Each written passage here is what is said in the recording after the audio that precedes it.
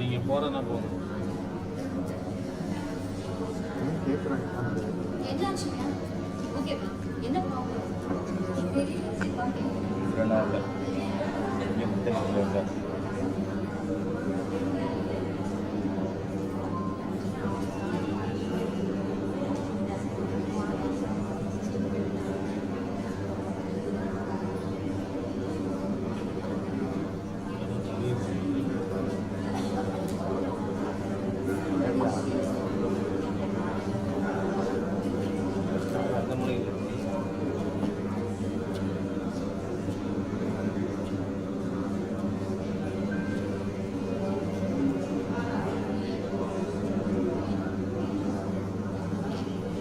இல்லைங்களா இல்லை நீங்கள் கொடுத்தது தான் வந்துருக்கு.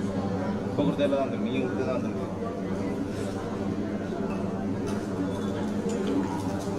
போங்கண்ணே, நீங்கள் போய் ஸ்டீல் போடுங்க.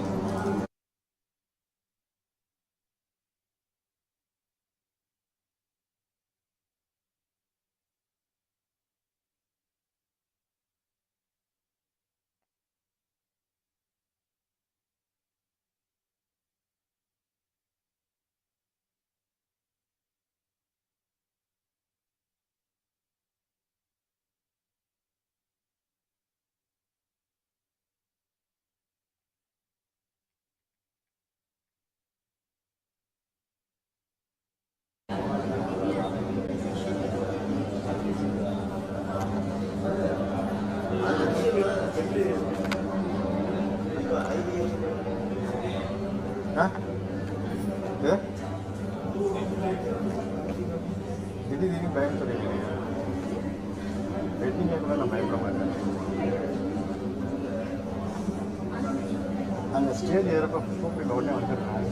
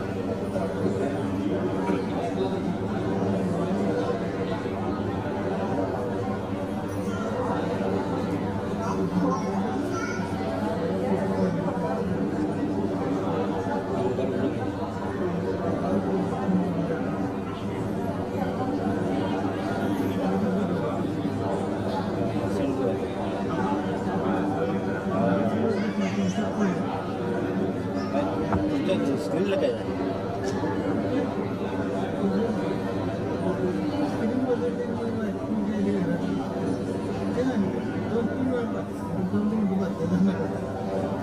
पूरी स्क्रीन नहीं का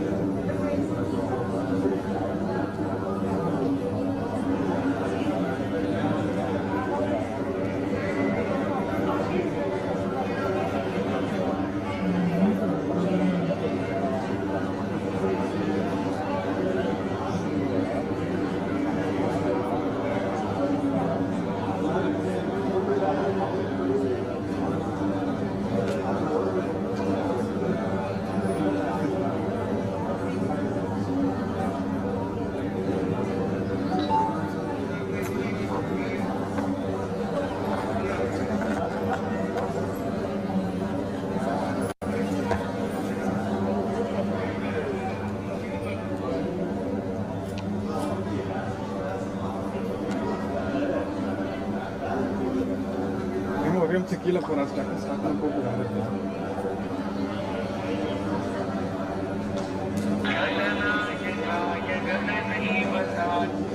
ஹலோ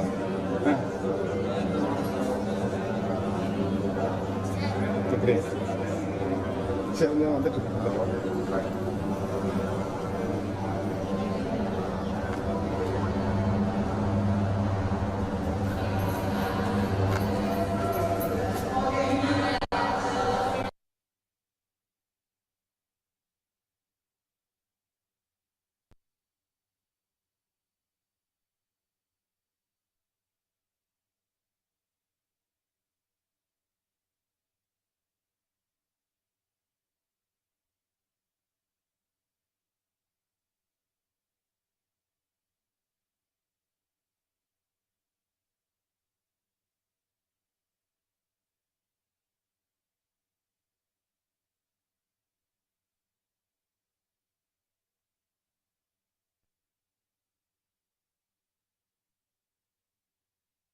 நீ எடு அந்த பேரண்ட்ஸ் வந்துட்டாங்க மேலே விட்டாங்க நான் எடுத்துகிட்டு இருக்கேன் ஸ்டார்ட் பண்ணும்போது உனக்கு கூப்பிட்றேம்மா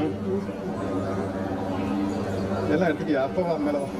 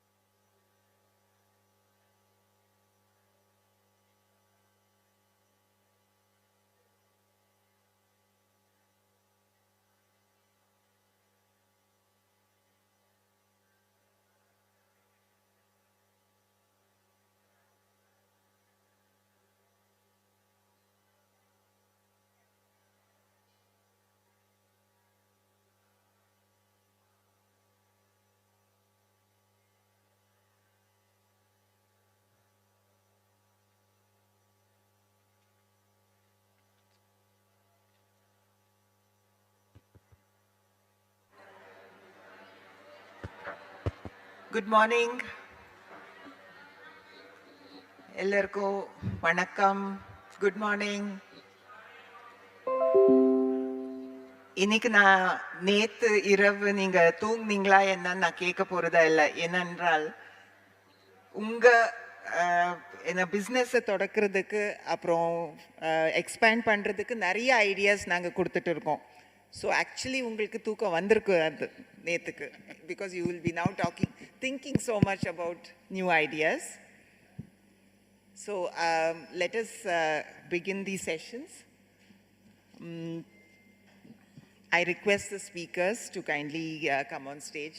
Sir, Professor Ravindranath and Vidyasagar sir, will you join us also? Please.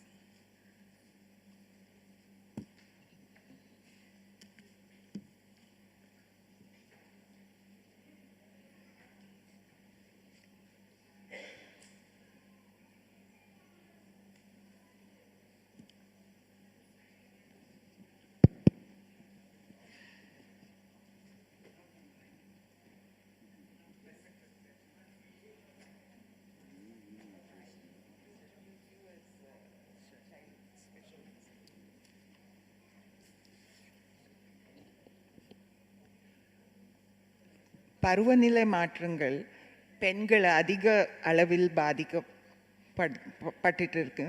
So அவங்கள எப்படி நம்ம அடாப்ட் செய்ய வைக்கிறது என்பது நமக்கு ஒரு சவாலாக இருக்குது. ஸோ அதை பற்றி நம்ம செஷன் இப்போ நம்ம ஆரம்பிக்க போகிறோம். I welcome to this master class on adaptation to climate change for resilience building among women through the invaluable work of civil society organizations. Today, we have the privilege of learning from esteemed scientists of India whose research and advocacy have contributed to groundbreaking national policies and approaches in climate change adaptation and resilience. This expert will discuss how adaptation strategies can be tailored to support and empower women, especially for those who are most affected by climate change. Welcome you, sir, for the session.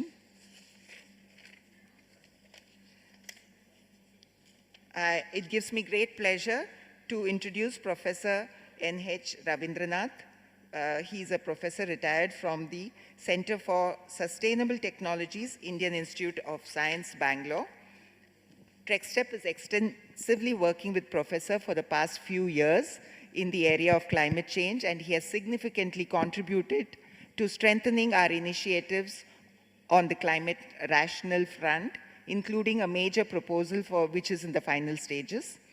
His research is focused on various dimensions of climate change, mitigation assessment in land use sectors, impact of climate change and vulnerability assessment in forests and agro-ecosystems, adaptation and climate resilience, and many more areas.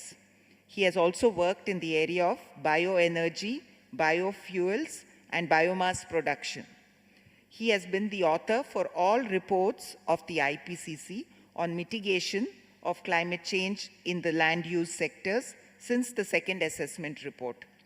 He has been associated as a member of the scientific and technical advisory panel of the Global Environment Facility and in the scientific advisory panel of UNEP for Global Environment Outlook.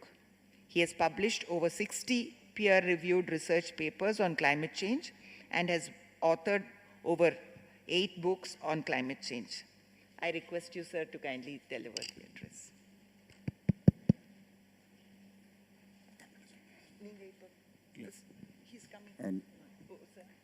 பேராசிரியர் ரவீந்திரநாத் அவர்களை அறிமுகப்படுத்துவதில் பெருமகிழ்ச்சி அடைகிறோம்.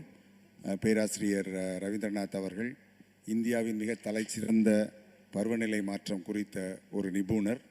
இந்திய அரசின் அறிவியல் தொழில்நுட்பத்துறையின் சார்பாக நமக்காக பரிந்துரைக்கப்பட்டவர். நம்முடைய பருவநிலை பற்றிய பல ஆராய்ச்சிகளை இந்திய அளவிலும் உலக அளவிலும் சிறப்பாக நடத்தி வருகிறவர். அவருடைய வழிகாட்டுதலின் பேரில் ட்ரெக்ஸ்டெப் இந்த திட்டத்தில் மட்டுமல்ல பல எதிர்கால திட்டங்களிலும் பேராசிரியரின் உதவியை கொண்டு சிறப்பாக நிறைவேற்றுவதற்கு முயல்கிறோம். குறிப்பாக தகவமைத்தல், அடாப்டேஷன் அண்ட் ரெசிலியன்ஸ், எதிர்ப்புணர்வு, எப்படி பருவநிலை மாற்றங்களுக்கு ஏற்ப நாம் பெண்கள் தொழில் முனைவுகள் தங்களை தகவமைத்துக் கொள்வது, அடாப்ட் பண்ணிக்கொள்வது, அண்ட் அது பருவநிலைக்கு ஏற்ப அதனுடைய பாதிப்புகளிலிருந்து எதிர்த்து நிற்கும் திறனை எப்படி பெறுவது, எதிர்ப்பு திறனை எப்படி பெறுவது, இந்த 2 துறைகளையும் பற்றி பேராசிரியரின் ஆராய்ச்சிகள் மிகவும் உலக புகழ் வாய்ந்தவை. அவரை பற்றி கூறுவதில் இப்பொழுது அவருடைய உரையை கேட்பதில் நமக்கு நிறைய வெளிச்சங்கள் ஏற்படலாம். Thank you, Professor. You can.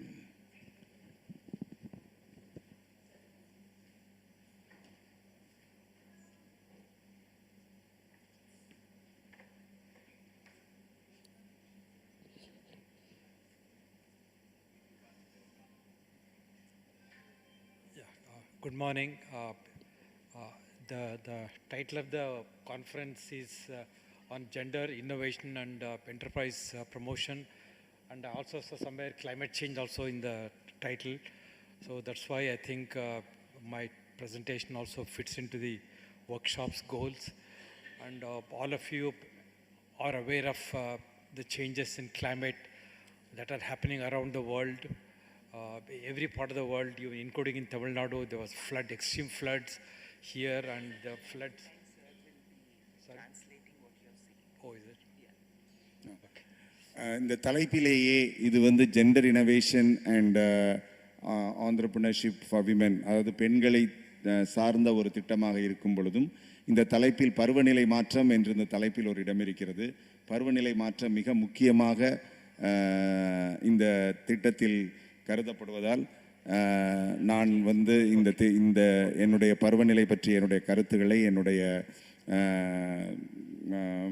பார்வைகளை உங்களுடன் பகிர்ந்து கொள்வதில்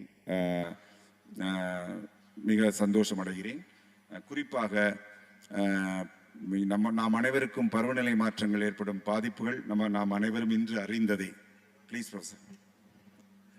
Sorry, I won't be able to speak in Tamil or Malayalam, or I can only speak in Kannada to some extent. But why we are worried about climate change? We are worried about climate change because of the adverse impacts, negative impacts of climate change on on food production, on water availability, on health, on infrastructure, all aspects. Climate change will have an adverse impact on humanity, on economy, on infrastructure. That's the reason we are worried about climate change, and that means we have to find a mechanism to cope with climate change. Climate change is happening. It's a global phenomena, and at a local level, at a village, city, town, or a block, district level, we have to adapt to climate change or cope with climate change. நாம் ஏன் பருவநிலை மாற்றம் என்று பேசுகிறோம்? பருவநிலை மாற்றத்தை பற்றி நாம் இன்று ஏன் பேச வேண்டியது இருக்கிறது என்றால், அது மோசமான விளைவுகளை, மிகவும் மோசமான விளைவுகளை நம்முடைய சமுதாயத்தின் மீது, நமது மக்களின் மீது, நமது மீது ஏற்படுத்துவதனால் நாம் பருவநிலை பற்றி பேச வேண்டியிருக்கு. குறிப்பாக பருவநிலை மாற்றம் வாழ்வாதாரங்களையும் வாழ்வதற்கான முறைகளையும் பாதிக்கின்றது. நம்முடைய இன்ஃப்ராஸ்ட்ரக்சர் துறைகளிலும் மிகுந்த பாதிப்பை ஏற்படுத்துவதனால் நாம் பருவநிலை மாற்றம் பற்றி சரியாக புரிந்து கொள்ள வேண்டியிருக்கிறது. அதை எதிர்த்து போராடுவதற்கான ஒரு கருவியை, ஒரு மெக்கானிசத்தை நாம் உருவாக்க வேண்டியுள்ளது. அதற்காக வேண்டிதான் நாம் பருவநிலை மாற்றத்தை பற்றி புரிந்து கொண்டு செயல்பட வேண்டியுள்ளது. Thank you. So now both Government of India and the state governments and also international agencies such as European Union or DFID or German GIZ, British DFID, and all international agencies, World Bank, Asian Development Bank, UN agencies, all of them are trying to help India and other developing countries in developing scientific approach, methods, tools to develop adaptation programs, projects, policies, and implement them. இன்று உலகளவில் இந்திய அரசு மட்டுமல்ல, மாநில அரசுகள் மட்டுமல்ல, உலகளாவிய நிறுவனங்களாகிய world bank, Asian development, உலக வங்கி, ஐக்கிய நாட்டு நிறுவனங்கள், இன்னும் மிக மிக மிக அதிகமான உலக நிறுவனங்கள் அனைத்துமே பருவநிலை மாற்றங்கள் குறித்து அதை எதிர்த்து எப்படி ஒரு விஞ்ஞான பூர்வமான ஒரு அணுகுமுறையை பருவநிலை மாற்றத்தை எதிர்கொள்வதற்கு ஒரு விஞ்ஞான பூர்வமான அணுகுமுறையை நாம் எடுக்க வேண்டியுள்ளது என்பதை ஆராய்ந்து அதன்படி தங்கள் நடவடிக்கைகளை தகவமைத்துக் கொள்கின்றனர். அப்படி நாம் செயல்பட்டால்தான் நாம் சிறப்பாக பருவநிலை மாற்றத்தை அதனுடைய மோசமான விளைவிலிருந்து நம்முடைய சமுதாயத்தை மக்களை ஒரு விஞ்ஞானபூர்வமான அணுகுமுறையின் மூலமே காக்க இயலும். I'll try to go through what's the scientific approach. So many NGOs, government departments, others are involved in preparing and developing and implementing adaptation projects or resilience projects. So I'm going to talk about some simple scientific approach to develop an adaptation plan or a resilience plan. It could be to village level for farmers or for fishermen or for coastal communities or for urban dwellers, no matter who, but the approach method will remain the same, and I'm going to talk about that in a simple way. இன்று அரசு சாராத நிறுவனங்களும் நான் governmental organisations NGOs அரசு நிறுவனங்களும் மேலும் பலரும் இந்த விஞ்ஞானபூர்வமான அணுகுமுறையின் மூலமாக தகவமைப்பு திட்டங்களை அடாப்டேஷன் பிளான்ஸ் தகவமைப்பு திட்டங்களை ரெசிலியன்ஸ் பிளான்ஸ் எதிர்ப்பு திறன் திட்டங்களை உருவாக்கி வருகின்றனர். இது போன்ற திட்டங்களை உருவாக்குவதன் மூலம் நமது கிராமங்களில் நமது விவசாயிகளை நமது மீனவர்களை நமது கீழ்த்தட்டு மக்களையும் மற்றவர்களையும் நாம் எப்படி ஒரு சரியான பாதையில் விஞ்ஞானபூர்வமான ஒரு பாதையில் எதிர்ப்பு திறன் பருவநிலை மாற்றங்களை நோக்கி எதிர்ப்பு திறனை நோக்கி எடுத்து செல்ல முடியும். So before getting into what are the steps and approach, we should know some basics. I thought being a professor, my job is to at least convey some basic concepts, explain the terms under climate change. Climate change is not what many of us think. First we should know whether is something, it's a show, what's the temperature today in Trichy or in Chennai or in Bangalore, or what was the rainfall in the last 1 week or last 1 month. Whether is some sort of a short-term changes, in temperature, rainfall. Climate is a long-term change in the state, and it's a long-term warming. Everyone knows that Earth is warming. That is climate change on a decadal scale. And climate variability is a variation, in temperature, rainfall, week to week, season to season. From Bangalore to Chennai, Chennai to Trichy and Coimbatore. So location to location, season to season, variation is climate variability. Climate change referred to a long-term change, in southern India. Is India warming? Is Indian Ocean warming? Is the Earth is warming? Is there a total trend change in the rainfall pattern on a long-term scale? So the climate change, when you say climate change, it's always on a decadal scale and long-term. Short-term is climate variability. This season, this year, this month, this week is climate variability. So we should know the difference between long-term climate change and short-term climate variations. Thank you. இந்த weather என்று அழைக்கப்படும் சீதோஷ்ண நிலைக்கும் climate என்று அழைக்கப்படும் பருவநிலைக்கும் இடையே நிறைய வித்தியாசங்கள் இருப்பதை நாம் புரிந்து கொள்ள வேண்டியிருக்கிறது.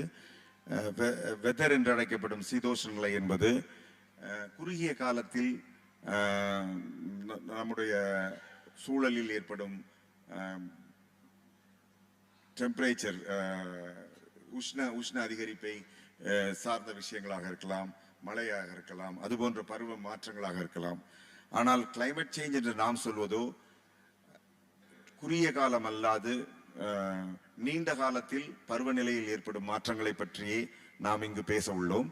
நீண்டகால மாற்றங்கள் என்பது எப்படி நம்முடைய சமுத்திரங்களின் நம்முடைய கடலின் உஷ்ணநிலை எப்படி அதிகரித்துள்ளது, மழை பெய்வதில் உள்ள மாறுதல்கள் எவ்வளவு தூரம் இருக்கின்றன, இது போன்ற நீண்டகால பருவநிலையில் ஏற்படும் வித்தியாசங்களை கிளைமேட் வேரியபிலிட்டி நீண்டகால வித்தியாசங்களையே நாம் கிளைமேட் சேஞ்ச் என்று அழைக்கின்றோம்.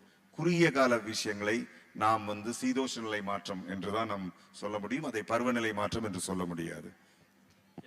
And of course there are, I'm not giving a talk on different definitions, but we should know what is vulnerability, what is risk, what is adaptation, what is resilience. So vulnerability you all understand, you know, during COVID we used to say old people are more vulnerable, weak people are more vulnerable to diseases. You all know that. That is simply vulnerability. Poor farmers are more vulnerable than rich irrigated farmers. That is vulnerability. And risk is, of course, what is the loss due to, say, drought or flood or hurricane. That is what is the risk of losing homes, cattle, or crops. That is a risk. Risk is a function of extreme rainfall, extreme drought, extreme hurricane, cyclone, exposure, who is exposed, and vulnerability. And these, people, everyone talks about if you want to write a proposal for adaptation or resilience, we should first demonstrate that the community or the region or the women or the fisher folk, they are vulnerable to climate change. They are exposed to risk of climate change. So we need to really develop an understanding of risk and vulnerability before you develop an adaptation plan, adaptation project. Vulnerability என்பதை பாதிப்படையக்கூடிய என்று சொல்லலாம். பாதிப்படையக்கூடிய விஷயங்கள் என்னென்ன இருக்கின்றன, அதை எப்படி நாம் பாதுகாப்பது, அது நம்முடைய பொருட்களாக இருக்கலாம், நம்முடைய மக்களாக இருக்கலாம், நம்முடைய வாழ்வாக இருக்கலாம், அதை எப்படி பாதுகாப்பது, அதில் எந்த மாதிரியான ஆபத்துகள், ரிஸ்க்குன்னே சொல்லலாம்னு நினைக்கிறேன் தமிழ்ல. இது டிக்ஷனரியில் பார்த்தா ஆபத்துன்னு போட்டிருக்காங்க, அது சரியான மொழிபெயர்ப்பு எனக்கு தெரியல. அதனால ரிஸ்க்னே சொல்லலாம். ஸோ எந்தெந்த மாதிரியான பருவநிலைகள்னால மக்களுக்கு எந்தெந்த மாதிரியான ரிஸ்க் ஏற்படுது, அந்த ரிஸ்க்னால அவங்க வந்து எப்படி பாதிப்படைய கூடும், எந்த மாதிரியான வல்னரபிலிட்டி அடையக்கூடும்னு முன்னாலேயே உணர்ந்து அதற்கேற்றபடியாக நடவடிக்கைகளை நம்முடைய விவசாயம் சார்ந்த மக்களுக்கு, கடல் சார்ந்த மீனவர்களுக்கு ஏற்படுத்தி கொடுப்பது ஒரு முக்கியமான கடமையாக பார்க்கப்படுகிறது. So the other two terms, one is resilience.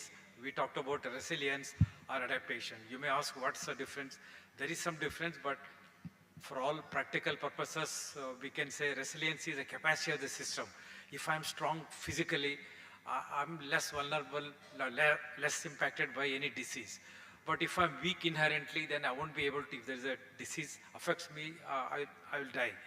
So that is my ability to cope with any stress. And adaptation is some sort of we know there's going to be a drought, then prepare for drought. Or we know a cyclone is coming, so we prepare for cyclone, we move the people or build houses so that at a higher level, so that hurricanes, flooding will not impact us. So resilience, adaptation, resilience is the inherent capacity of the cropping season. If it is a irrigated crop, then it's not like from groundwater, it's resilient. Even if there's drought, you can provide irrigation. But adaptation is like insurance is an adaptation. Okay, if crops fail, then banks will provide 80% of expected crop yield. So adaptation is what we do. Government programs, insurance, or alternate livelihoods, they're all adaptation programs. Resilience is the capacity of the soil, capacity of the women, in a society, or men, or farmers, or fishermen. That is, we need to build the resilience and also build adaptive capacity. Sorry, please மற்றவங்க கேட்கறதுக்கு வந்து கொஞ்சம் சைலண்டா நீங்க பேசுனீங்கன்னா மற்றவங்க வந்து கேட்க முடியாது. கேட்கறவங்க தயவு செய்து கொஞ்சம் சைலண்டா இருக்கிறபடி நான் கேட்டுக்கிறேன். ப்ரொஃபஸர் இப்பொழுது வந்து ரெண்டு முக்கியமான விஷயங்களை நம்மளுக்கு வந்து சொல்றாரு. அடாப்டேஷன்னா என்ன, ரெசிலியன்ஸ்னா என்ன, தகவமைப்புனா என்ன, எதிர்ப்பு திறன்னா என்ன. கிளைமேட் அது பருவநிலை மாற்றங்களில் ஈடுபடுற ஒவ்வொருத்தரும் இந்த வித்தியாசங்களை வந்து ரொம்ப தெளிவாக வந்து புரிந்து கொள்ள வேண்டியிருக்கு. இனிமேல் நம்மளுடைய தகவமைப்பு நம்ம இந்த பருவநிலை மாற்ற துறைகளில் சேர்ந்து தொடர்ந்து செயல்படணும்னா இந்த வித்தியாசங்களை நம்ம எவ்வளவு தெளிவாக நம்ம புரிந்து கொள்றோமோ அவ்வளவு தெளிவாக நம்முடைய முயற்சிகள் வந்து அமையும். அதனால தகவமைப்புனா என்ன, அதாவது அடாப்டேஷன்னா என்ன, வல்னரபிலிட்டினா என்னங்கிற வித்தியாசத்தை சொல்லும் பொழுது சாரி ரெசிலியன்ஸ்னா என்னங்கிற வித்தியாசம் சொல்லும்போது, ரெசிலியன்ஸுங்கிறது நம்ம வந்து அதை எதிர்த்து நிற்கிற திறன். நம்ம எப்படி வந்து எதிர்த்து நிற்க போறோம், அது வந்து பிசிக்கலாவோ இல்ல பாதிப்புகள் ஏற்பட்டுட்டு அந்த நெகட்டிவான இம்பாக்ட் வந்து, அதாவது மோசமான விளைவுகள் நம்மளுக்கு ஏற்பட்டுட்டு அந்த ஏற்பட்ட விளைவுகளை அது ஏற்படாம, அந்த பாதிப்புகள் ஏற்படாம நம்ம எப்படி தடுத்து நிறுத்துறோங்கிறது வந்து ரெசிலியன்ஸ், எதிர்ப்பு திறன். நம்மளை அதை எதிர்த்து நிற்கிற திறன். அது வந்து பிசிக்கலாக இருக்கலாம், அது வந்து பினான்சியலாக இருக்கலாம், அது வந்து பொருளாதார ரீதியாக இருக்கலாம். அதை எதிர்த்து நிற்கிற திறனை வந்து உயர்த்துறது. இன்னொன்று வந்து அடாப்டேஷனாக வந்து, இது நடக்க போது, ஒரு பஞ்சம் வரப்போகுது, ஒரு ட்ராட், ஒரு வறட்சி போகுது, இல்லை ஒரு பெரிய மழை வரப்போகுது அப்படின்னு நம்மளுக்கு தெரிஞ்சிருந்தா அதுக்கு ஏற்ற மாதிரி நம்ம எப்படி வந்து நம்ம வந்து தகவமைத்துக் கொள்றோம். அதுக்கு தேவைப்படுற காப்புறுதி, இன்சூரன்ஸ் எப்படி நம்ம எடுத்துக்கிறோம், அந்த மாதிரியான விஷயங்கள், அதுக்கு ஏற்றியான பயிற்சிகள் எப்படி எடுத்துக்கிறோம், அதுக்கு வேணுமான அக்ரிகல்ச்சராக இருந்தால் அதுக்கு ஏற்றமான நீர்நிலைகளை எப்படி மாற்றி அந்த வறட்சிக்கு நம்மளை தயார்படுத்திக்கிறோம். இது வந்து தகவமைப்புறது. ஸோ தகவமைப்புங்கிறது என்ன, எதிர்ப்புணர்வுங்கிறது என்ன, இது ரெண்டையும் நம்ம சேர்த்து நம்மளுடைய முயற்சிகளை வந்து நம்ம எப்படி அமைத்துக் கொள்வதுங்கிறது வந்து எதிர்காலத்தில் நம்மளுக்கு ரொம்ப உதவியாக இருக்கலாம். அதுவும் சிஎஸ்ஓக்கு வந்து அது ரொம்ப உதவியாக இருக்கலாம். Thank you professor. So, when we say climate change, climate variability means either it can be manifested in many ways. Firstly, there could be delay in arrival of monsoon, delay in monsoon coming in June or July. There could be dry spells. You may get good rain, in June, July, and there will be sometimes, August, September, no rain at all, or unseasonal rain. When the crop is ready for harvest, it's raining. Now, all over southern Karnataka, around Bangalore, it's raining heavily. So all the groundnut and all the fruits and vegetables are ready for harvest, and it's raining, destroying the whole groundnut crop, all the other vegetable crop. In fact, tomato, onions are 120, 150 rupees kg in Bangalore, simply because there was a rain in the last 1 or 2 weeks. It has destroyed all the fruits which are ready for harvest. Onions, tomatoes, other crops, groundnut and all. That is unseasonal rain. Other less rain, like drought in many years. Last year was a drought in many parts of southern India, and high intensity rainfall events causing floods and hurricanes in Chennai. Recently, there was flooding in Bangalore just 2 weeks ago. The flooding in Delhi, excessive rain leads to floods and heat stress. This year in summer, in many parts of, even in Bangalore, which is supposed to be a cooler city, we touched almost 38, 40 degrees, and schools were closed down, and so, like that, heat stress, and of course, hurricanes and cyclones. So due to climate change, all these events will become more frequent and stronger or more intense. பருவநிலை வித்தியாசங்களை பற்றி இப்போ என்ன நடந்துட்டு இருக்குங்கிறதுக்கு இந்த இந்த வழிகளில் நம்ம பார்க்க முடியுது. இன்னைக்கு குறிப்பாக வந்து மழை வந்து தாமதமாகலாம், மழை தாமதமாகிறத நம்ம பார்க்குறோம். மழை தாமதமாகும் பொழுது விவசாயிகளுக்கு அவர்களுக்கு வேணுங்கிற விளைபொருட்கள் கிடைக்காம போயிடலாம். அதே மாதிரி வந்து மழை பெய்ய வேண்டிய நேரத்தில் ரொம்ப நாள் மழை பெய்யாமல் இருந்து அதுக்கு பிறகு மழை பெய்யலாம். சரியான நேரத்தில் வந்து மழை பெய்ய வேண்டிய தேவை, விவசாயம் அதனால் பாதிக்கப்படலாம். அதாவது நேரம் கெட்ட நேரத்தில் மழை பெய்யுறது. முந்திலாம் மாதம் மும்மாறி பொழிந்துதான் கேட்பாங்க. இப்போ எப்போனாலும் மழை பெய்யலாம், எப்போ வேணாலும் மழை பெய்யாமல் இருக்கலாங்கும் போது விவசாயிகளுக்கு தங்களோட முயற்சிகளை, தங்களோட உழைப்பை வந்து அந்த பருவநிலை ஏற்ற மாதிரி பண்ண முடியாமல் போயிடலாம். அதனால நிறைய பாதிப்புகள் உருவாகும். குறிப்பாக இப்போ பார்த்தீங்கன்னா வந்து இப்போ பெங்களூரில் மழை பெஞ்சிட்டு இருக்கு. கடலை போட்டிருக்க விவசாயிகளுக்கெல்லாம் மிகப்பெரிய நஷ்டம். இப்போ நீங்கள் பார்த்தீங்கன்னா பெங்களூர்லேயும் மற்ற இடங்கள்லையும் வந்து தக்காளி, வெங்காயத்தினோட விலை வந்து 100 ரூபா, 125 ரூபா கிலோ வந்துருச்சு. அது காரணம்னா இதுக்கு முன்னால் பெய்த மழையில் வந்து ஏற்கனவே இருந்த தக்காளி, வெங்காயம் மாதிரியான பயிரினங்கள்லாம் வந்து முழுமையாக பாதிக்கப்பட்டு அதனுடைய அறுவடை குறைந்ததுனால இந்த விலை உயர்வு ஏற்படுது. அதே மாதிரி நீங்கள் பார்த்தீங்கன்னா சில சமயம் மழை பெய்யும், ஆனால் போதுமான அளவுக்கு மழை இல்லாமல் போயிடலாம். இது மாதிரி மழையிலேயே இன்னும் நிறைய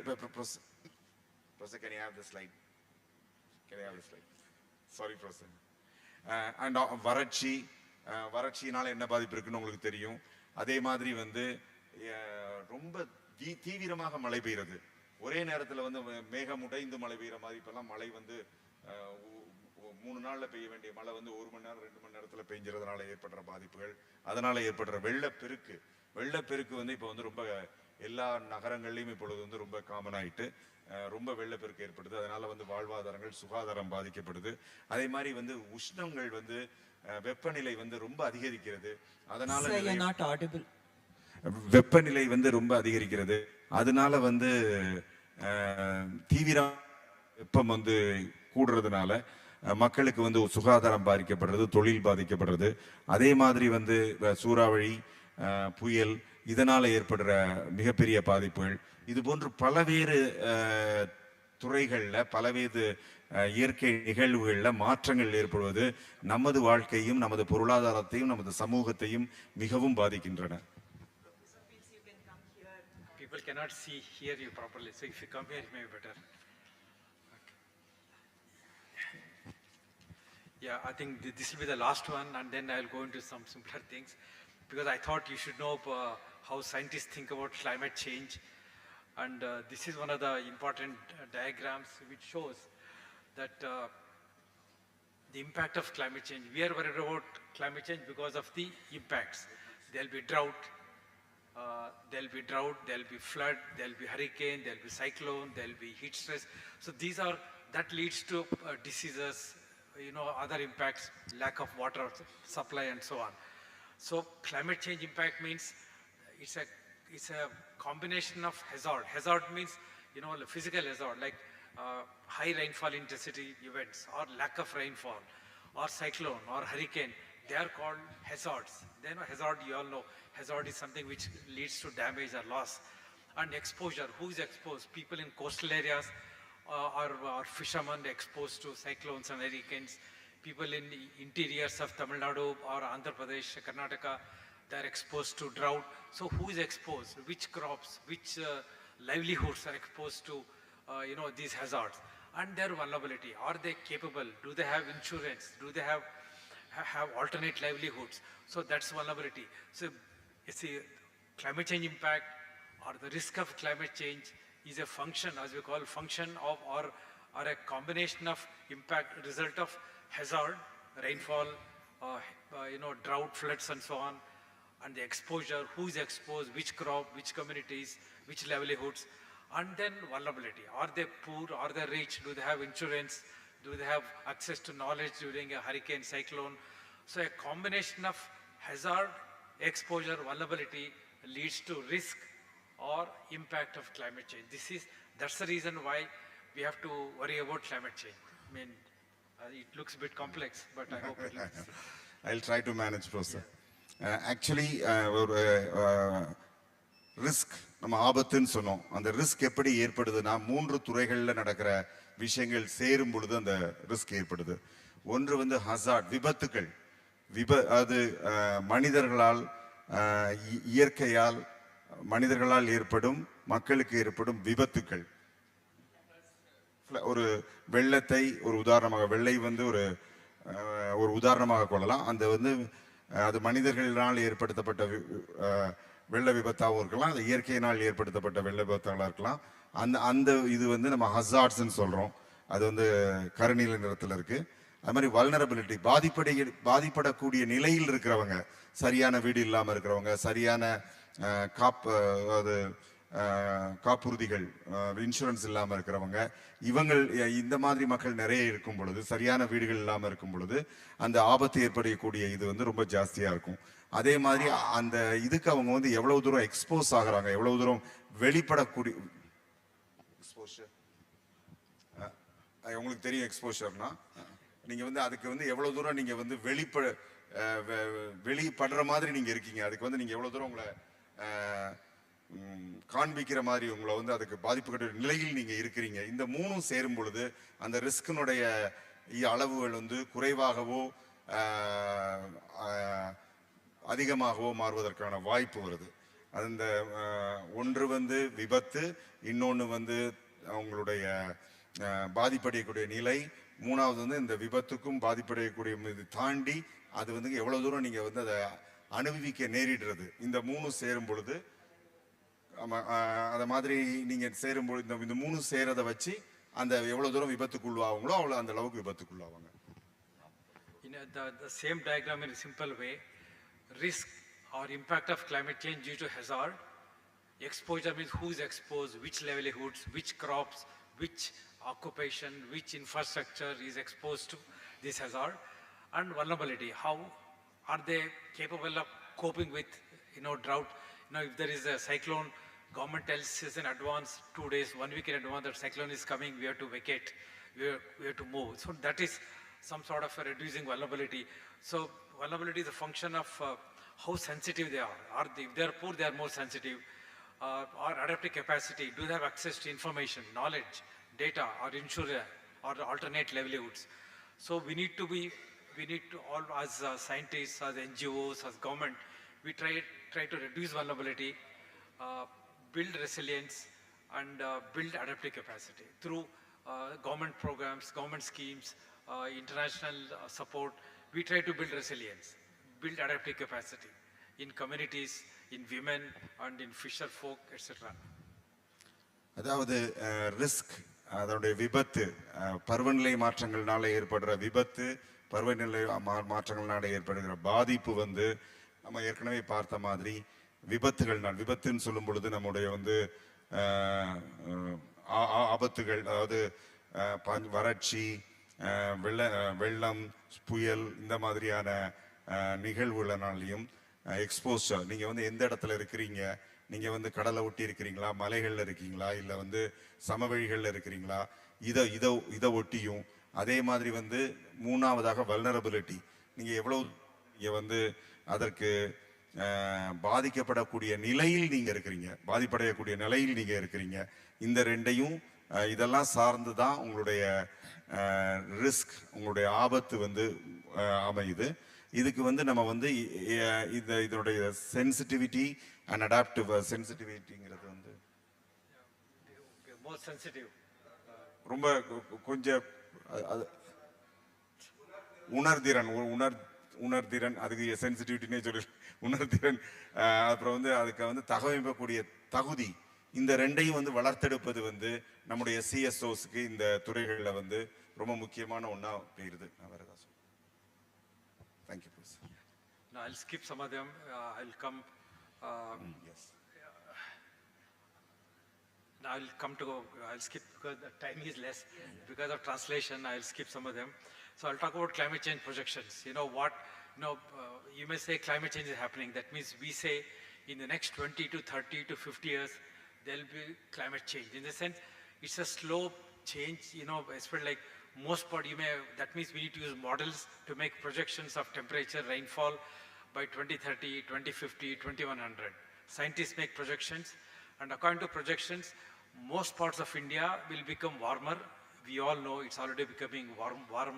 In every city in India is becoming hotter in the summer, also winters are hotter. And most districts, most parts of India will have more rain. This is two common factors of future projections. அதாவது climate change எப்படி நிகழப்போகிறது இந்தியாவில் என்று பார்த்தோம்னா,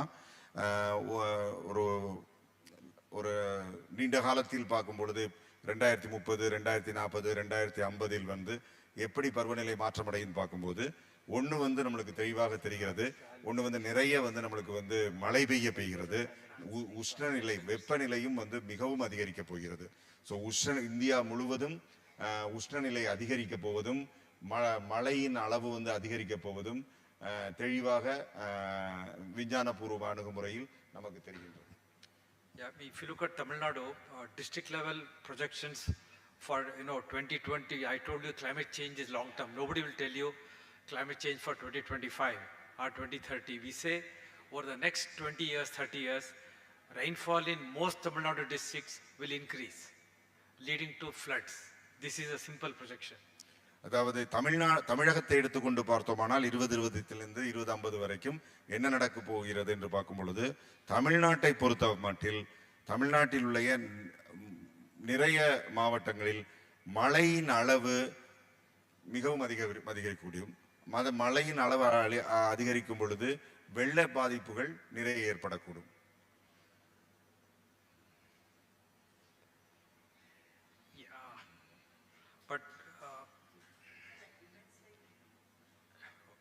No, climate change, I will not go, I mean, there's no time to go into the impact of climate change on agriculture, on health, on water availability, on biodiversity. There are a lot of sciences available, but because it's a women's conference, I will try to highlight how it will impact women. For example, women, especially the poorer women, they will be impacted more because they are more vulnerable to climate change.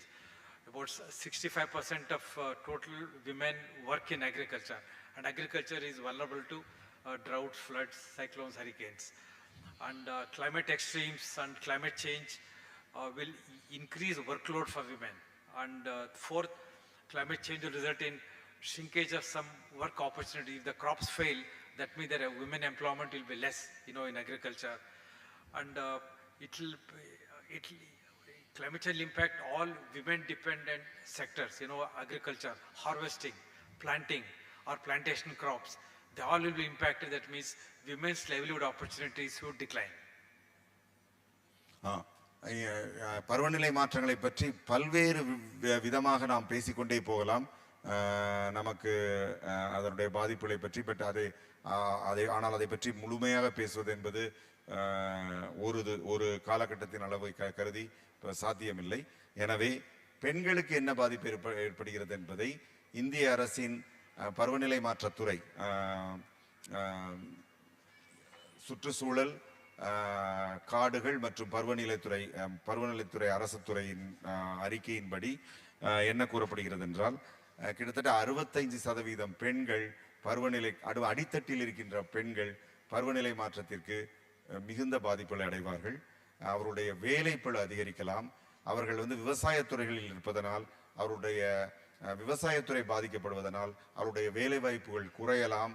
அதே சமயத்தில் அவருடைய வேலைப்பளுவும் அதிகரிக்கலாம். அவர்களுடைய சம்பாதிக்கும் திறனும் குறையலாம். எனவே பெண்கள் பருவநிலை மாற்றத்தினால் பெரிய பாதிப்புகளை அடைவதற்கு நிறைய வாய்ப்புகள் உள்ளது என்பதுதான் இந்திய அரசின் அறிக்கை மூலமாக நமக்கு தெரிய வருகிறது. Yeah, I'll conclude by showing the approach, how to develop an adaptation plan, a resilience plan. There are so many approaches available, but something which is common, approach suggested by United Nations, European Union, or UNDP, and many other international agencies. First, of course, is if you are developing an adaptation plan, you should define the location, the districts, the villages, or fishing communities you're going to cover, and understand the socio-economic situation, and then assess the climate change projections for that region, assess the vulnerability of women or fishermen or farmers to this climate change, and assess the impacts using modeling. Will it impact rice production, wheat production, tea production, coffee production, whichever crop, maize, cotton, how it will impact the crop yields, and how vulnerable are the communities, to what extent are they depending on these climate-dependent sectors, and then assess what is the objective of your project. Project is to reduce vulnerability, build resilience to risk among women, among fishermen, among farmers, among urban dwellers, and so on. And then based on this, our aim is to reduce vulnerability, build resilience, increase the adaptive capacity. That means we need some sort of adaptation. We need to identify what adaptation practices, whether it's crop insurance or whether providing irrigation or providing more information at the right time to farm fishermen and so on. So like that, develop, identify adaptation practices, and of course involve women in developing a package of adaptation practices, implement them and monitor using some indicators. Thank you, Professor. Beautiful, but let me take a little bit of time for explaining this slide, which I think is a very, very important slide for all the CSOs. இந்த slide, இந்த உருவப்படம் மிக மிக முக்கியமான அனைத்து சிஎஸ்ஓக்களுக்கும், அனைத்து இந்த துறையில் செயல்படும் தொண்டு நிறுவனங்களுக்கும் முக்கியமான ஒரு ஸ்லைடு என்று நினைக்கிறேன். ஏனென்றால் எப்படி பருவநிலை மாற்றத்தைக்கான திட்டங்களை தயாரித்து நாம் அரசுடைய உலகளாவிய நிறுவனங்களுடைய உதவியை பெறுவது என்பதை இந்த உருவப்படம் நம்மளுக்கு தெளிவாக உணர்த்துகிறது. முதலில் நாம் எந்த இடத்தில், எந்த லொகேஷன், எந்த இடத்தில், எந்த பூகோளத்தில், எந்த மாதிரியான திட்டத்தை எந்த காலகட்டத்தில் நாம் செய்ய போகிறோம் என்பதை நாம் உறுதி செய்து கொள்ள வேண்டும். அதை விளக்க வேண்டும். பின்னர் அந்த இடத்தில் எப்படி பருவநிலை மாற்றங்கள் பாதிப்புகளை ஏற்படுத்த போகின்றன, அதனால் எந்த மாதிரியான பாதிப்புகள், விளைவுகள் ஏற்படும், ஆபத்துகள் ஏற்படும் என்பதை பற்றி ஏற்கனவே இருக்கின்ற விஞ்ஞானபூர்வமான தரவுகளை, விஞ்ஞானபூர்வமான அறிக்கைகளை எடுத்து அதன் மூலமாக நம்முடைய எடுத்துக்கொண்ட பகுதியில் என்ன மாதிரியான பாதிப்புகள் ஏற்படக்கூடும் என்பதை பிரத்யேகமாக எந்த மாதிரியான பாதிப்புகள் ஏற்படக்கூடும், எந்த மாதிரியான ஆபத்துகள் ஏற்படக்கூடும் மக்களுக்கு என்பதை விளக்கி அதை பரிசீலனைக்குள்ளாக்குவது. அதன் பின்னர் இதை சரி செய்வதற்கான எந்த மாதிரியான தகவமைப்பு திட்டங்களை, தகவமைப்பு வியூகங்களை நாம் அமைக்க வேண்டும், அந்த வியூகங்களை எப்படி நாம் கண்டுகொள்வது என்பதை விளக்கி அதற்கு என்ன மாதிரியான தந்திரங்களை, எந்த மாதிரியான டாக்டிக்ஸ்களை நம்ம உருவாக்க வேண்டும், எந்த மாதிரியான ஸ்ட்ராட்டஜிஸ், வியூகங்களை நம்ம அமைக்க வேண்டும், எந்த மாதிரியான திட்டங்கள், பிளான்ஸ்களை நம்ம உருவாக்க வேண்டும் என்பதை சரி செய்து அதை எப்படி நாம் தொடர்ந்து பார்த்து எப்படி மானிட்டர் செய்து தொடர்ந்து அதை சரிபார்த்து கண்காணித்து அதற்கான அதை நாம் எப்படி தரவுகளாக மாற்றி அழிக்க போகிறோம் நம்மளுக்கு நிதியுதவி செய்வர்களுக்கு என்பதை குறித்து இதையெல்லாம் சேர்த்து திட்டங்களை தயாரிக்கும் பொழுது நம்மளது உலகளாவிய நிறுவனங்கள், இந்திய நிறுவனங்கள், புகழ்வாய்ந்த நிறுவனங்களுடைய நிதி உதவிகளை நாம் பெறுவது எளிதாகும். இந்த வரைவு இல்லாது நாம் திட்டங்களை தீட்டும் பொழுது உதவிகள் கிடைப்பது இயலாத காரியமாகிவிடும். ஸோ ஒரு விஞ்ஞானபூர்வமான அணுகுமுறை என்றால் இது போன்று இந்த அடிப்படையான படிநிலைகளை மூலமாக நாம் திட்டங்களை தயாரிக்கும் பொழுது நம்முடைய திட்டங்கள் எல்லோரோடும் ஏற்றுக்கொண்டு அதற்கான விஞ்ஞானபூர்வமான தரவுகளை வைத்து தயாரிக்கும் பொழுது நிதி உதவி உலக நிறுவனங்கள் மூலம் கிடைப்பது எளிதாகும். I think I have to conclude because time is coming to an end. Because of translation, it took more time. But basically, to conclude, climate change is already happening. It's going to impact health, water availability, fishing, agriculture, every aspect. So that means we need to really learn how to adapt to that, how to cope with climate change. Climate change is beyond. No Tamil Nadu government, government of Karnataka, government of India cannot do anything. It's a global factor. We are committed to climate change because of emission of greenhouse gases. So we have to, the only solution is we have to learn to cope with that. How to cope with that? There are some scientific approaches I try to present very briefly.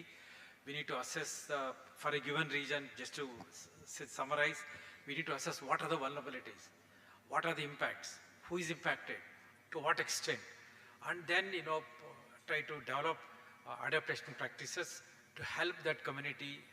It could be women, it could be fishermen, it could be farmers, or it could be urban dwellers.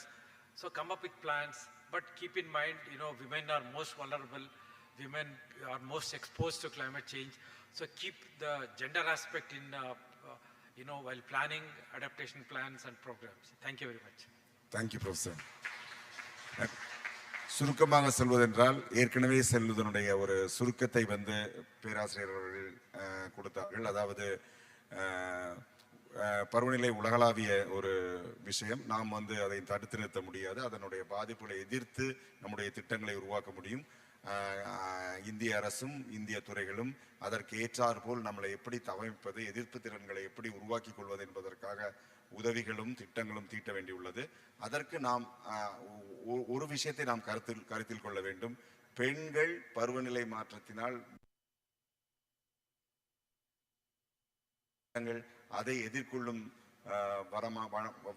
வண்ணமாக அமைய வேண்டும் என்று கேட்டுக்கொண்டு, குறிப்பாக விவசாயத்துறைகளில் நம்முடைய விவசாயிகளை, நம்முடைய மீனவர்களை, நம்முடைய தொழிலாளர்களை எப்படி நாம் பருவநிலை மாற்றத்திலிருந்து பாதிப்புகளிலிருந்து பாதுகாக்கப் போகிறோம் என்பதை சிஎஸ்ஓக்கள் பெண்களை முன்னிலைப்படுத்தி உணர்ந்து கொள்ள வேண்டும் என்று கேட்டுக்கொள்கிறேன். நன்றி. Thank you very much, Professor, and thank you, Jawahar sir, for the translation, excellent translation. Our next speaker today is Mr. Vidyasagar. He is a child protection specialist and a consultant with the UNICEF. Vidyasagar sir has rich research experience in child rights, women, and labor domain, and he has led several important research and studies in international organizations and government of India. So I request you, sir, to kindly give your speech.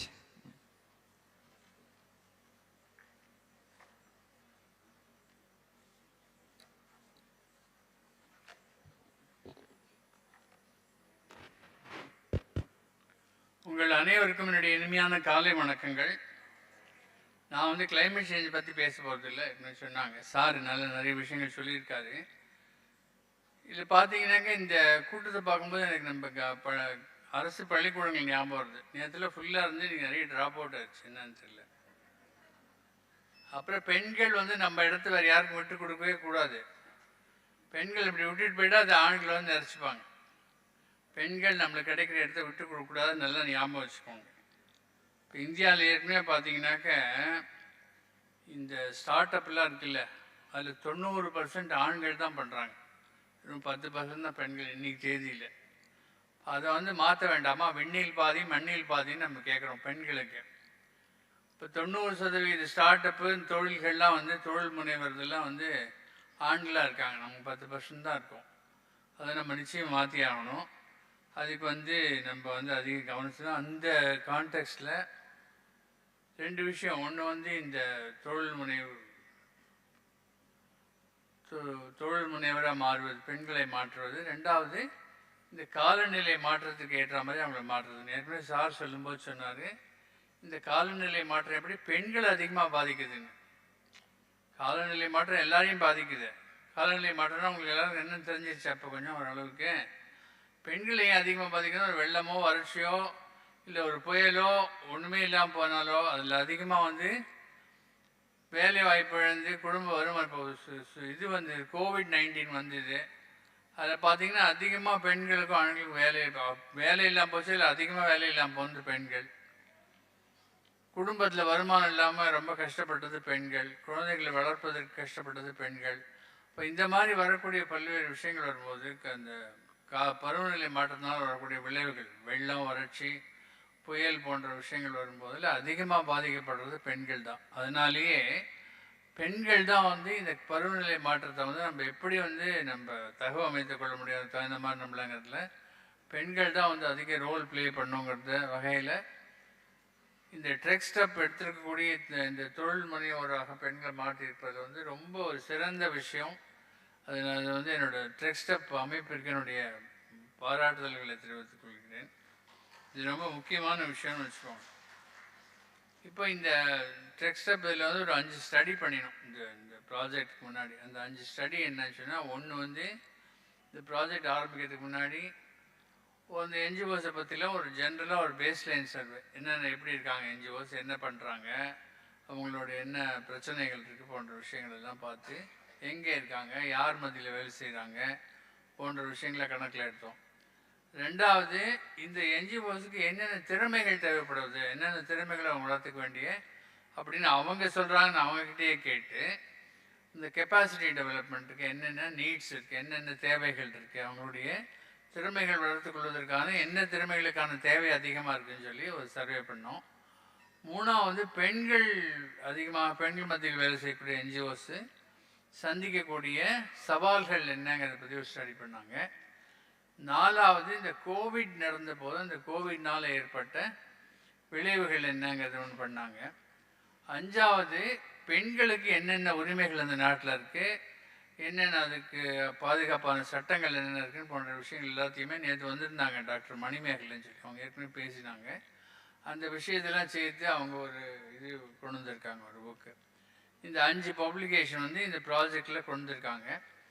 இதை பார்த்தீங்கன்னா இந்த மற்ற 4 studies வந்து இந்த என்ஜிஓஸை பற்றி தான். 4 ஸ்டடீஸ்லேயும் நிறைய விஷயங்கள் திருப்பி திருப்பி ஒரே மாதிரி தான் வந்ததுனால 4 ஸ்டடீஸ் தனித்தனியாக போய் சொல்ல முடியாது, மொத்தமாக சொல்லிடுற சில பாயிண்ட்ஸு. அதில் வந்து 4 விஷயங்கள் ரொம்ப முக்கியமானது. ஒன்று வந்து முக்கால்வாசி என்ஜிஓஸ்க்கு பெண்கள் மத்தியில் வேலை செஞ்சாலும் சரி, மற்ற எதுவாக இருந்தாலும் சரி, அதில் என்ன பிரச்சனைன்னு சொன்னால் நிதி ஆதாரங்களை திரட்டுவது என்பது கொஞ்சம் கஷ்டமான சேலஞ்சிங்கான விஷயமா இருக்குது. ரெண்டாவது நிதி ஆதாரம் திரட்டுவது ஒன்று, ரெண்டாவது நிதி மேலாண்மை, நிதியை மேனேஜ் பண்ணுறதுலேயே நிறைய அமைப்புகளுக்கு பிரச்சனைகள் இருக்குது, அதில் நிறைய ஸ்ட்ரென்தன் பண்ண வேண்டியது இருக்குதுன்னு சொல்லி நிறைய பேர் சொல்லியிருக்காங்க.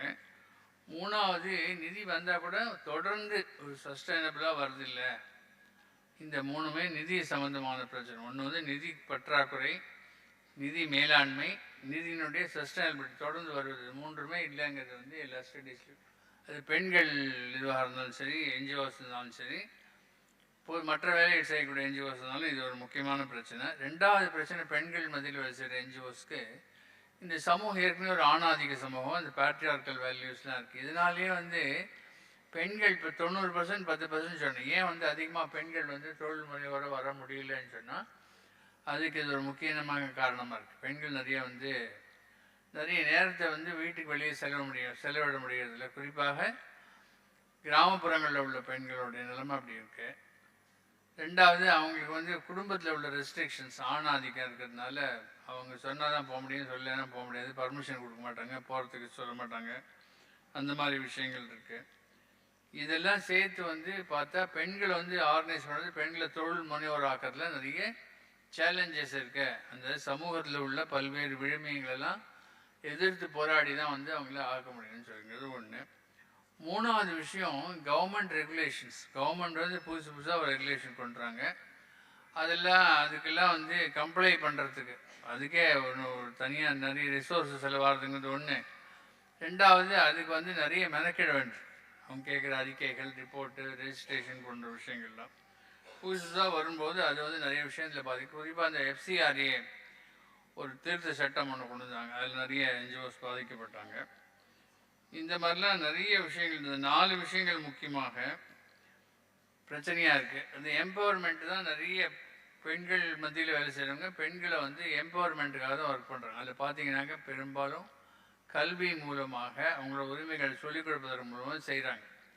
ஆனால் அவங்களெல்லாம் தொழில் முனைவர்களாக மாற்றுறது சில என்ஜிஓஸ் தான் செய்கிறாங்க. இப்போ தான் வந்து முதன்முறையாக இவ்வளோ என்ஜிஓஸ் வந்து இவ்வளோ வெஞ்சர்ஸ் ஏற்படுத்தி ட்ரெக் ஸ்டெப் மூலமாக நிறைய பேர் தொழில் முனைவராக மாற்றிருக்காங்க. இதுலேருந்து உங்களுக்கு என்ன புரியுதுன்னா, இந்த மொமெண்டமாக நீங்கள் கைப்பற்றணும், கையில் பிடிச்சிக்கணும் கெட்டியாக.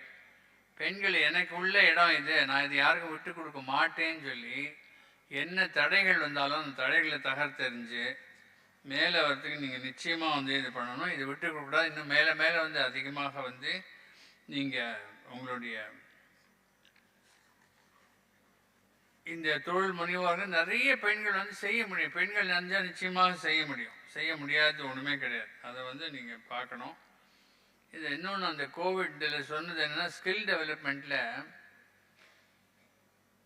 நிறைய அமைப்புகள் குறிப்பாக பெண்கள் மத்தியில் வேலை செய்யக்கூடிய என்ஜிஓஸ் என்ன சொல்லியிருக்காங்க, புதிய புதிய ஸ்கில்ஸ் எங்களுக்கு சொல்லிக் கொடுக்க முடியல. அவங்களுக்கு எல்லாம் வந்து ஒரு வழமையான டெய்லரிங்கு, இல்லை இந்த மாதிரி இப்போது வழமையற்ற எம்ப்ராய்டரி, இந்த மாதிரி பெண்களுக்குன்னு உள்ள சில விஷயங்கள் வச்சுருக்காங்கல்ல இந்த நாட்டில், அந்த விஷயங்கள்லாம் நிறைய ட்ரைனிங் கொடுக்குறாங்க பெண்களுக்கு. மற்ற பல்வேறு விஷயங்கள் இருக்குது. இன்றைக்கி வந்து செல்ஃபோன் சர்வீஸிங் இருக்குது, மற்ற எத்தனையோ வந்துருக்கு புதுசு புதுசாக.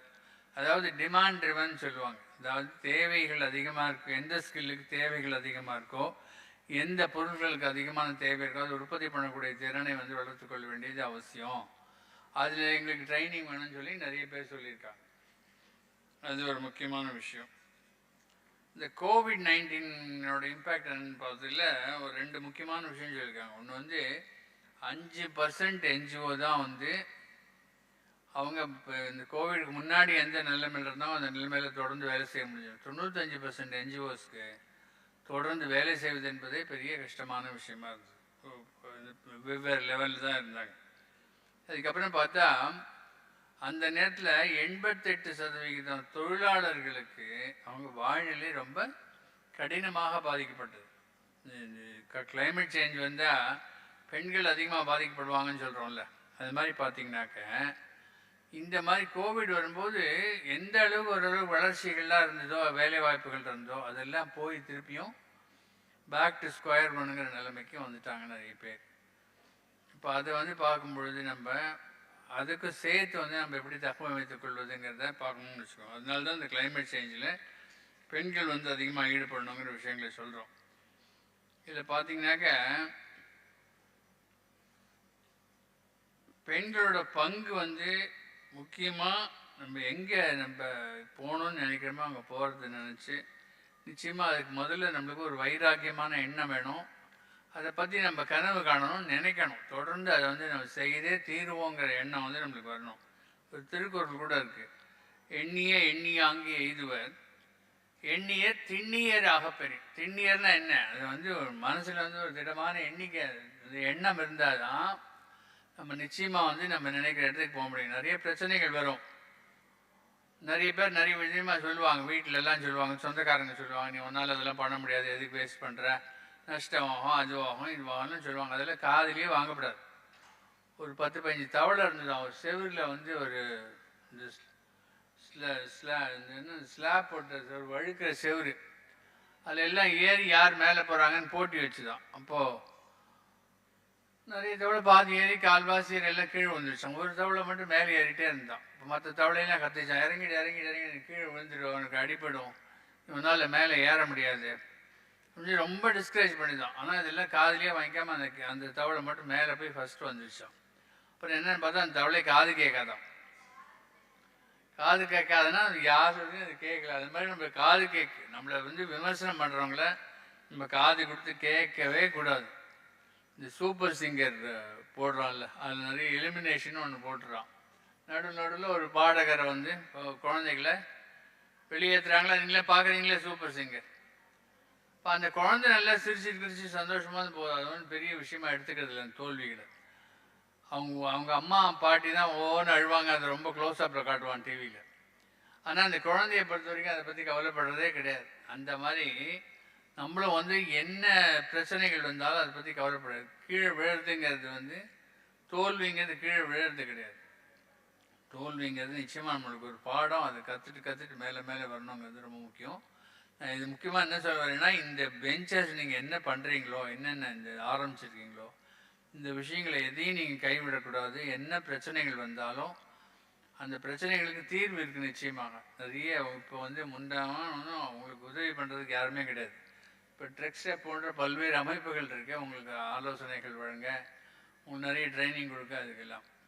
அதனால் இதெல்லாம் பயன்படுத்தி நீங்கள் எல்லாருமே வந்து தொடர்ந்து இந்த முயற்சியை கொண்டு வரணும். உங்கள் ஊரில் இருக்கக்கூடிய மற்ற பெண்களையும் நீங்கள் தான் கொண்டு வரணும்.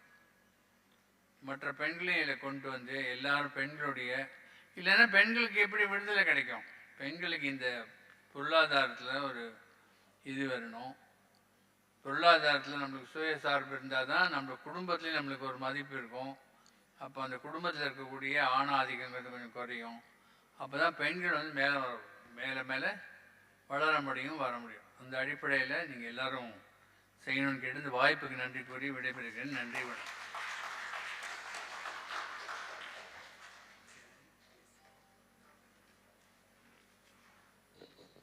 Thank you, sir, very much for the very inspiring speech and interesting anecdotes. இப்போ question and answer round. ஒரு 2 question வேணும்னா எடுத்துக்கலாம், 2-3.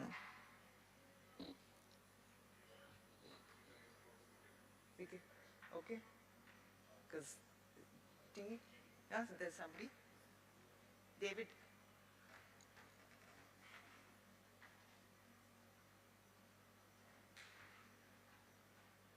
Azam.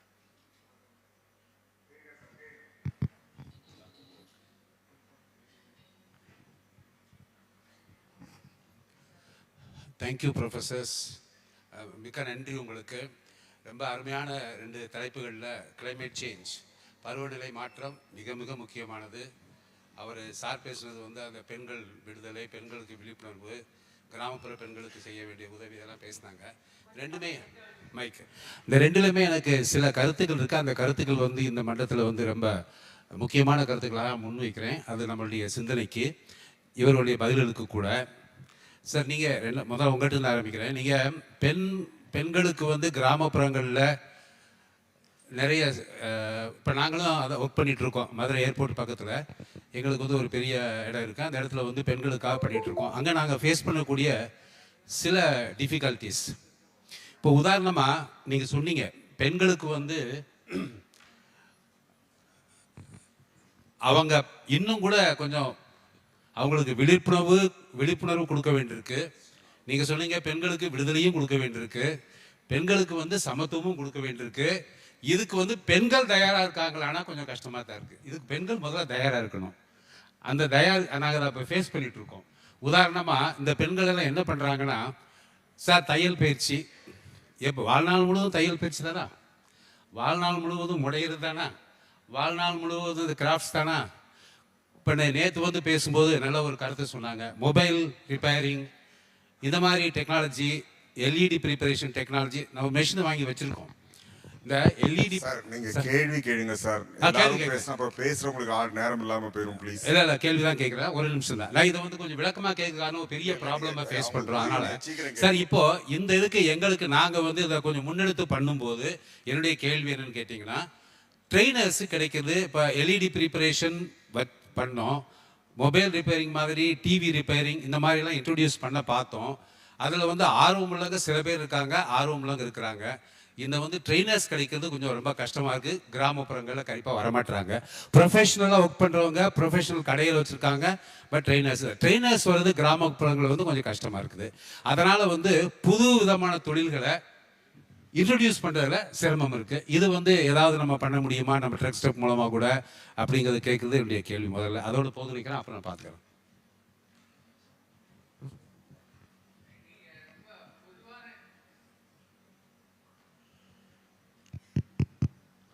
பொதுவான விஷயம் சொல்லியிருக்கீங்க. பெண்களுக்கு வந்து நீங்கள் வந்து அவங்க கேட்க மாட்டேங்கிறாங்க கொள்ள மாட்டேங்கிறதுலாம் இல்லை. இன்னைக்கு பெண்கள்லாம் எல்லாரும் கேட்க ஆரம்பிச்சிருக்காங்க.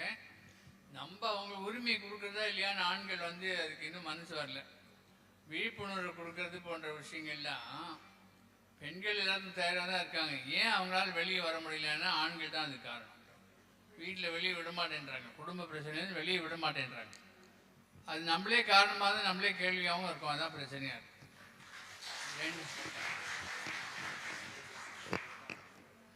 அதில் வந்து நீங்கள் சொன்ன இந்த ட்ரைனிங்லாம் இருக்குல்ல, இப்போ வந்து நிறைய இது வந்துருக்கு. ஒவ்வொரு மாவட்டத்துலேயும் ட்ரைனிங்காக 2-3 அமைப்பு இருக்குது. இவங்க ட்ரெக் ஸ்டாப் இருக்காங்க, இவங்களே பண்ணுறாங்க.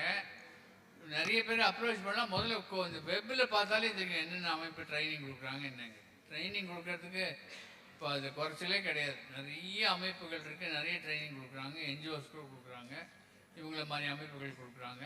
எதுன்னு பார்த்து அந்தந்த பகுதியில் கிராமப்புறத்துலேருந்து அவங்க வெளியில் வரமாட்டாங்கன்னு நீங்கள் சொல்கிறீங்க. ஆனால் வரவழைக்க முடியும். கிராமப்புறத்துலேயும் வெளியிலேயே போகிறது இல்லையா பெண்கள்? இப்போது தமிழ்நாட்டில் கிராமங்கள் ஒன்றுமே கிடையாது. திருச்சி மாவட்டம்னு எடுத்தால் திருச்சி மாவட்டத்தில் ஒவ்வொரு நூக்கன் கார்னரும் பஸ்ஸு கனெக்ஷன் இருக்குது. எல்லாம் டெய்லி ட்ராவல் பண்ணுறாங்க, பண்ணாதெல்லாம் கிடையாது. பெண்களும் பண்ணுறாங்க, ஆண்களும் பண்ணுறாங்க. அதெல்லாம் வரமாட்டாங்க நம்மளே நினச்சிக்கணும். நிச்சயமாக வருவாங்க. நிறைய ட்ரைனிங் பெண்கள் கொடுத்துருக்காங்க, வருவாங்க. ஆக்சுவலி யூரோப்பியன் யூனியன் ஸ்பான்சர் பண்ணக்கூடிய ஒரு ப்ராஜெக்ட்லேயே நாங்கள் காரைக்குடி மற்ற இடத்துலையும் 2010லேருந்து 2015க்கு அந்த இதே ட்ரைனிங் பண்ணியிருக்கோம். இன்ஃபேக்ட் மகாராஷ்டிராலையும் பண்ணியிருக்கோம், வெஸ்ட் பெங்கால்லையும் பண்ணியிருக்கோம். ஸோ அந்த இதில் எக்ஸ்க்ளூசிவ் விமென்ஸ் பேட்சஸும் நடத்தியிருக்கோம். ஸோ அந்த விஷயத்தில் ட்ரெக் ஸ்டெப் நிறைய ட்ரைனிங் பண்ணியிருக்காங்க அண்ட் மாஸ்டர் ட்ரெயினர்ஸையும் ட்ரெயின் பண்ணியிருக்காங்க. So next question please. Good morning sir. என்னுடைய கொஷின் வந்து ரவீந்திரநாத் அவங்ககிட்ட கேட்கணும். சொல்லுங்க சார். ஆக்சுவலி இப்போ நீங்கள் ஃபண்டை வந்து நம்ம இண்டிவிஜுவல் வந்து ப்ராஜெக்ட் ரிப்போர்ட் ரெடி பண்ணி யுனைடெட் நேஷன் அந்த மாதிரி ஒரு ஆர்கனைசேஷன் நம்ம இண்டிவிஜுவல் அனுப்ப முடியுமா project report? No, project, ideas irukku. No, as an individual you may not be able to. We can discuss this offline also. Okay, it has to be through an organization, not for profit usually. Next question, next one question. It's not a question. அவங்க கேட்ட சொல்லி நாங்கள் ட்ரைனிங்க்கு all Can we discuss this offline? Okay, because அடுத்த session definitely will give you a chance. Okay, thank you. Thank you.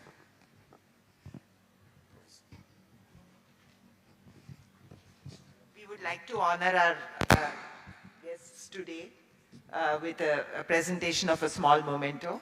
Thank you, sir, for coming here and honoring us with your presence.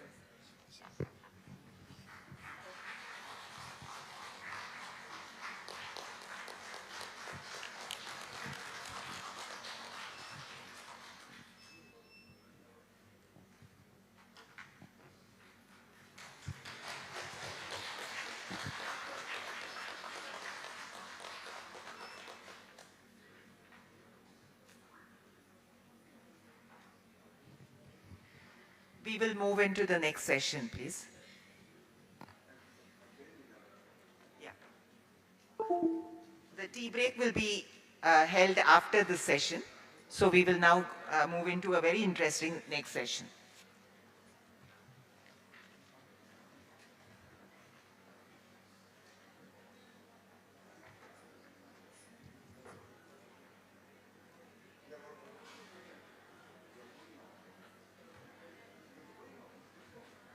I just now told them the tea break will be after this session, please. இப்போ இல்ல அடுத்த session இந்த session முடிஞ்சதுக்கு அப்புறம் tea break இருக்கும்.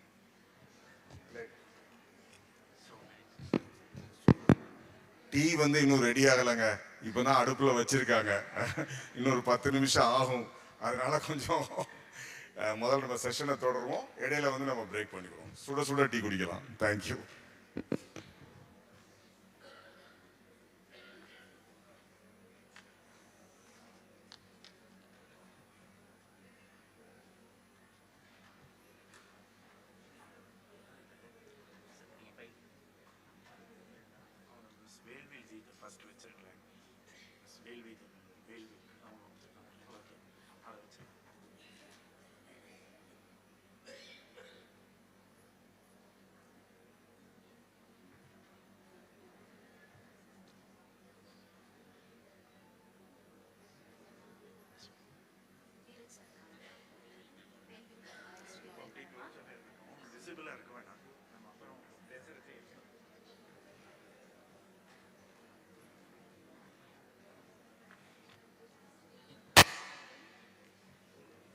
So good morning, and we will now move to the second session about breaking barriers through digital technology, adoption for women entrepreneurs. I kindly request Mr. Dheeraj Kumar, former Government Relations, Marketing and Strategy, ONDC, Dr. Vedvidi, Head of Fish for All Center, MS Swaminathan Foundation, and Ms. Divya Pandian, Senior Program Officer at HCL Foundation, to join us on stage for the next panel discussion. Welcome, ma'am. Welcome, sir.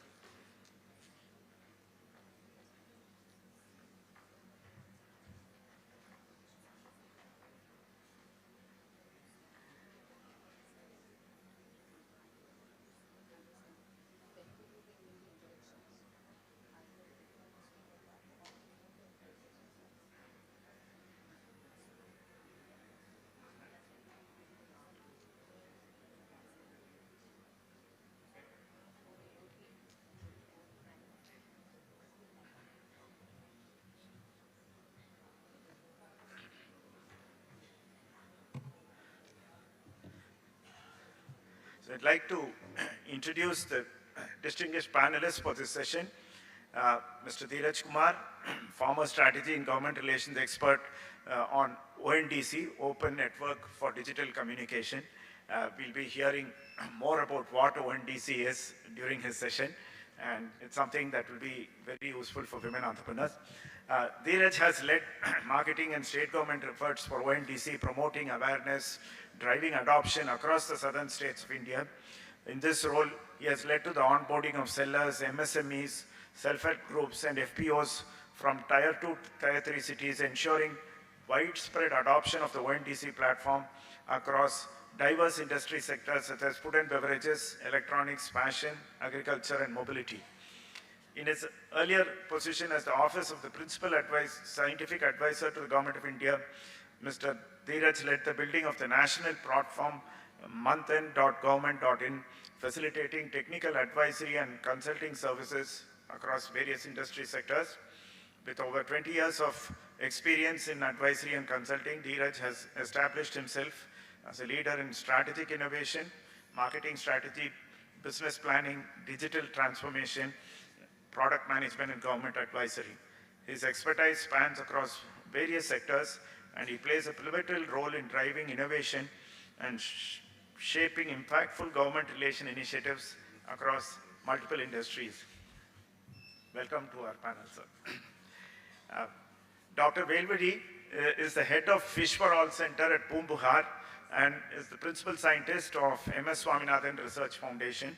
Dr. Velvedi is a PhD in marine biology and oceanography and works on ICT application for fisheries and focuses on fish processing techniques. She works for strengthening aquaculture value chains to improve the livelihood of self-help women groups. It is interesting to note that India's fishing zone covers nearly 2 million square meters of the Indian Ocean and generates about 4% of our GDP and employs nearly 14.5 million people, majority of whom are small-scale fishermen. One event significantly altered their lives, and that was the tsunami in 2004. Tidal waves hit Nagapattinam coastline and killed over 6,000 people in the district alone. After that disaster, Dr. Velvedi worked with single-minded focus on communicating science and introducing user-friendly technology to the fishing communities in the coastal areas. MS Swaminathan Research Foundation launched a fisher-friendly mobile application, and the app is used across several coastal districts of India and has won awards for the Global Resilience Partnership in London. Dr. Velvedi has trained over 23,000 people, including 17,000 women, to pursue allied livelihood options, follow sustainable fishing practices, and use technology to value add at the local level and improve linkages to the supply chain. These include workshops and demonstrations for women in post-harvesting technologies. She aims to promote sustainable fisheries while focusing on livelihood and resource management. Dr. Velvedi focuses on science for society and wants to make the lives of fisher folks better. Welcome to our session, ma'am. Ms. Divya Pandian, Senior Program Officer, HCL Foundation, is the CSR arm of HCL Technologies. Ms. Divya is a dedicated social worker with a passion for community development with over 10 years of experience in NGOs and government institutions. She holds a master's degree in integrated social work from Madras School of Social Work, has a strong background in research focusing on socioeconomic issues and challenges faced by marginal groups. In her current role, Ms. Divya is responsible for leading and implementing livelihood projects, collaborating with stakeholders to identify community needs, developing and executing project plans, and monitoring and evaluating project impacts. Ms. Divya has supported innovation and entrepreneurship initiatives, provided assistance to startups and SMEs. She was a faculty for women empowerment at the State Institute of Rural Development, has conducted capacity building training programs for women elected representatives across Tamil Nadu, and organized workshops on topics including entrepreneurship, financial literacy, and health. So we welcome all the three.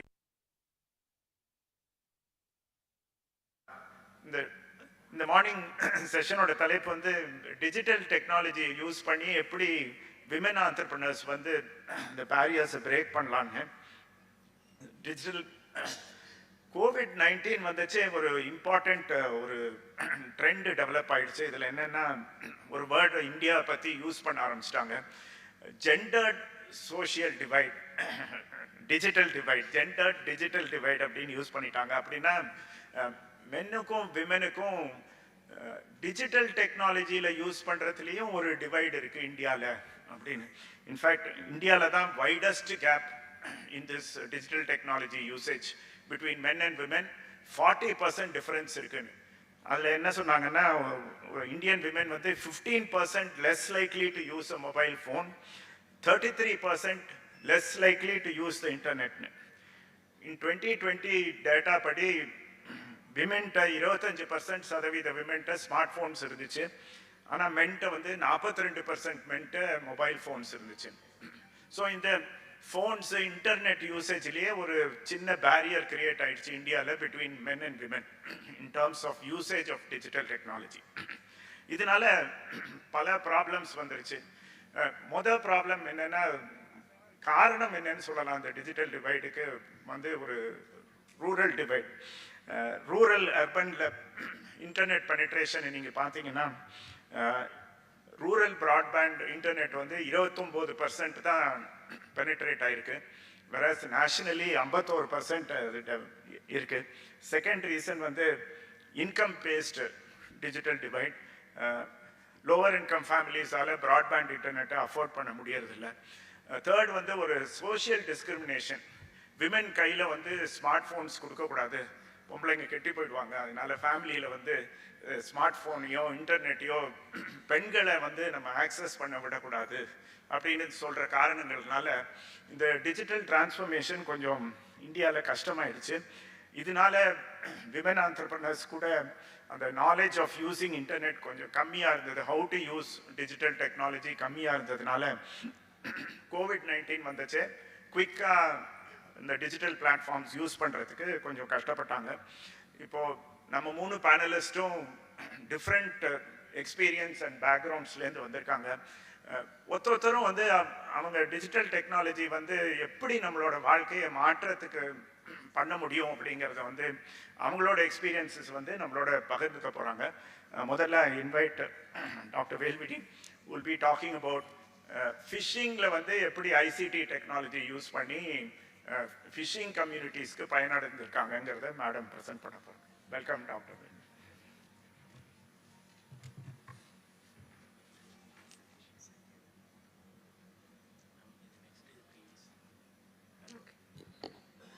Thank you, sir, for the nice introduction. Thank you, one and all. Thank you for the organizer to inviting us for this important workshop. So, எல்லாருக்கும் ரொம்ப வணக்கம். Yes. So என்ன சொல்லிட்டாங்க, என் பேர் வேல்விடி, நான் MS Swaminathan ஆராய்ச்சி நிறுவனத்திலேருந்து வந்திருக்கேன். எங்களோட சென்டர் வந்து MS சுவாமிநாதன் ஆராய்ச்சி நிறுவனம், ஹெட் ஆஃபீஸ் சென்னையில் இருக்குது. பட் நான் வந்து பூம்புகாரில் இருக்கக்கூடிய அனைவருக்கும் மீன் ஆராய்ச்சி மற்றும் பயிற்சி மையம்னு இருக்குது. ஸோ அது வந்து மீனவர்களுக்காக கடந்த 2004 சுனாமிக்கு பின்னர் ஆரம்பிக்கப்பட்ட ஒரு மையம். ஸோ மீனவர்களுக்கு, மீனவ மகளிருக்கு அவங்களுக்கு தேவையான தொழில்நுட்ப வசதிகளை ஐசிடி மூலமாகவும் ஐசிடி இல்லாமையும், அதாவது தகவல் தொழில்நுட்பம் ப்ளஸ் தகவல் தொழில்நுட்பம் இல்லாமையும் வந்து நிறைய வாழ்வாதார திட்டங்களை நம்ம அங்கே செயல்படுத்திட்டு வரோம். ஸோ அது எப்படி, அதில் குறிப்பாக இந்த வாழ்வாதார திட்டங்கள் அதுலேயும் வந்து நம்ம கிராமப்புறத்தில் இருக்கக்கூடிய வாழ்வாதார திட்டத்தை மேம்படுத்தும் பொழுது எப்படி இந்த தகவல் தொழில்நுட்பம் பயன்படுது, அந்த தகவல் தொழில்நுட்பத்தை பயன்படுத்துறதுல என்ன மாதிரி சிரமங்கள் இருந்தது, அந்த சிரமங்களை வந்து எப்படி வந்து நம்ம அதாவது தாங்கி அடுத்த கட்டத்துக்கு கொண்டு வந்தோம் அப்படிங்கிறத ஒரு கேஸ் ஸ்டடி மூலமாக தான் நான் உங்கள்கிட்ட வந்து சொல்ல போகிறேன். ஸோ ஏன்னா வந்து ஒரு லைவ் எக்ஸாம்பிள் நமக்கு வந்து அது உங்களுக்கு அது யூஸ்ஃபுல்லாக இருக்கும். எப்படி தகவல் தொழில்நுட்பம் மகளிருடைய இல்லை மீனவர்களுடைய வாழ்க்கை நிலையை வந்து உயர்த்துறதுக்கு பயன்பட்டுச்சு அப்படிங்கிறது. ஸோ நான் நேரவே போயிடுறேன். நிறைய இப்போ வந்து ஒரு வாழ்வாதார திட்டங்கள் இல்லை ஒரு தொழில்நுட்பம் அப்படின்னு பார்க்கும்பொழுது, காலையில் கூட ஃபஸ்ட்டு செஷனில் பேசினாங்க, நிறைய ஸ்டார்ட் அப்ஸ்லாம் வருது அப்படின்னு சொல்லியிருக்காங்க.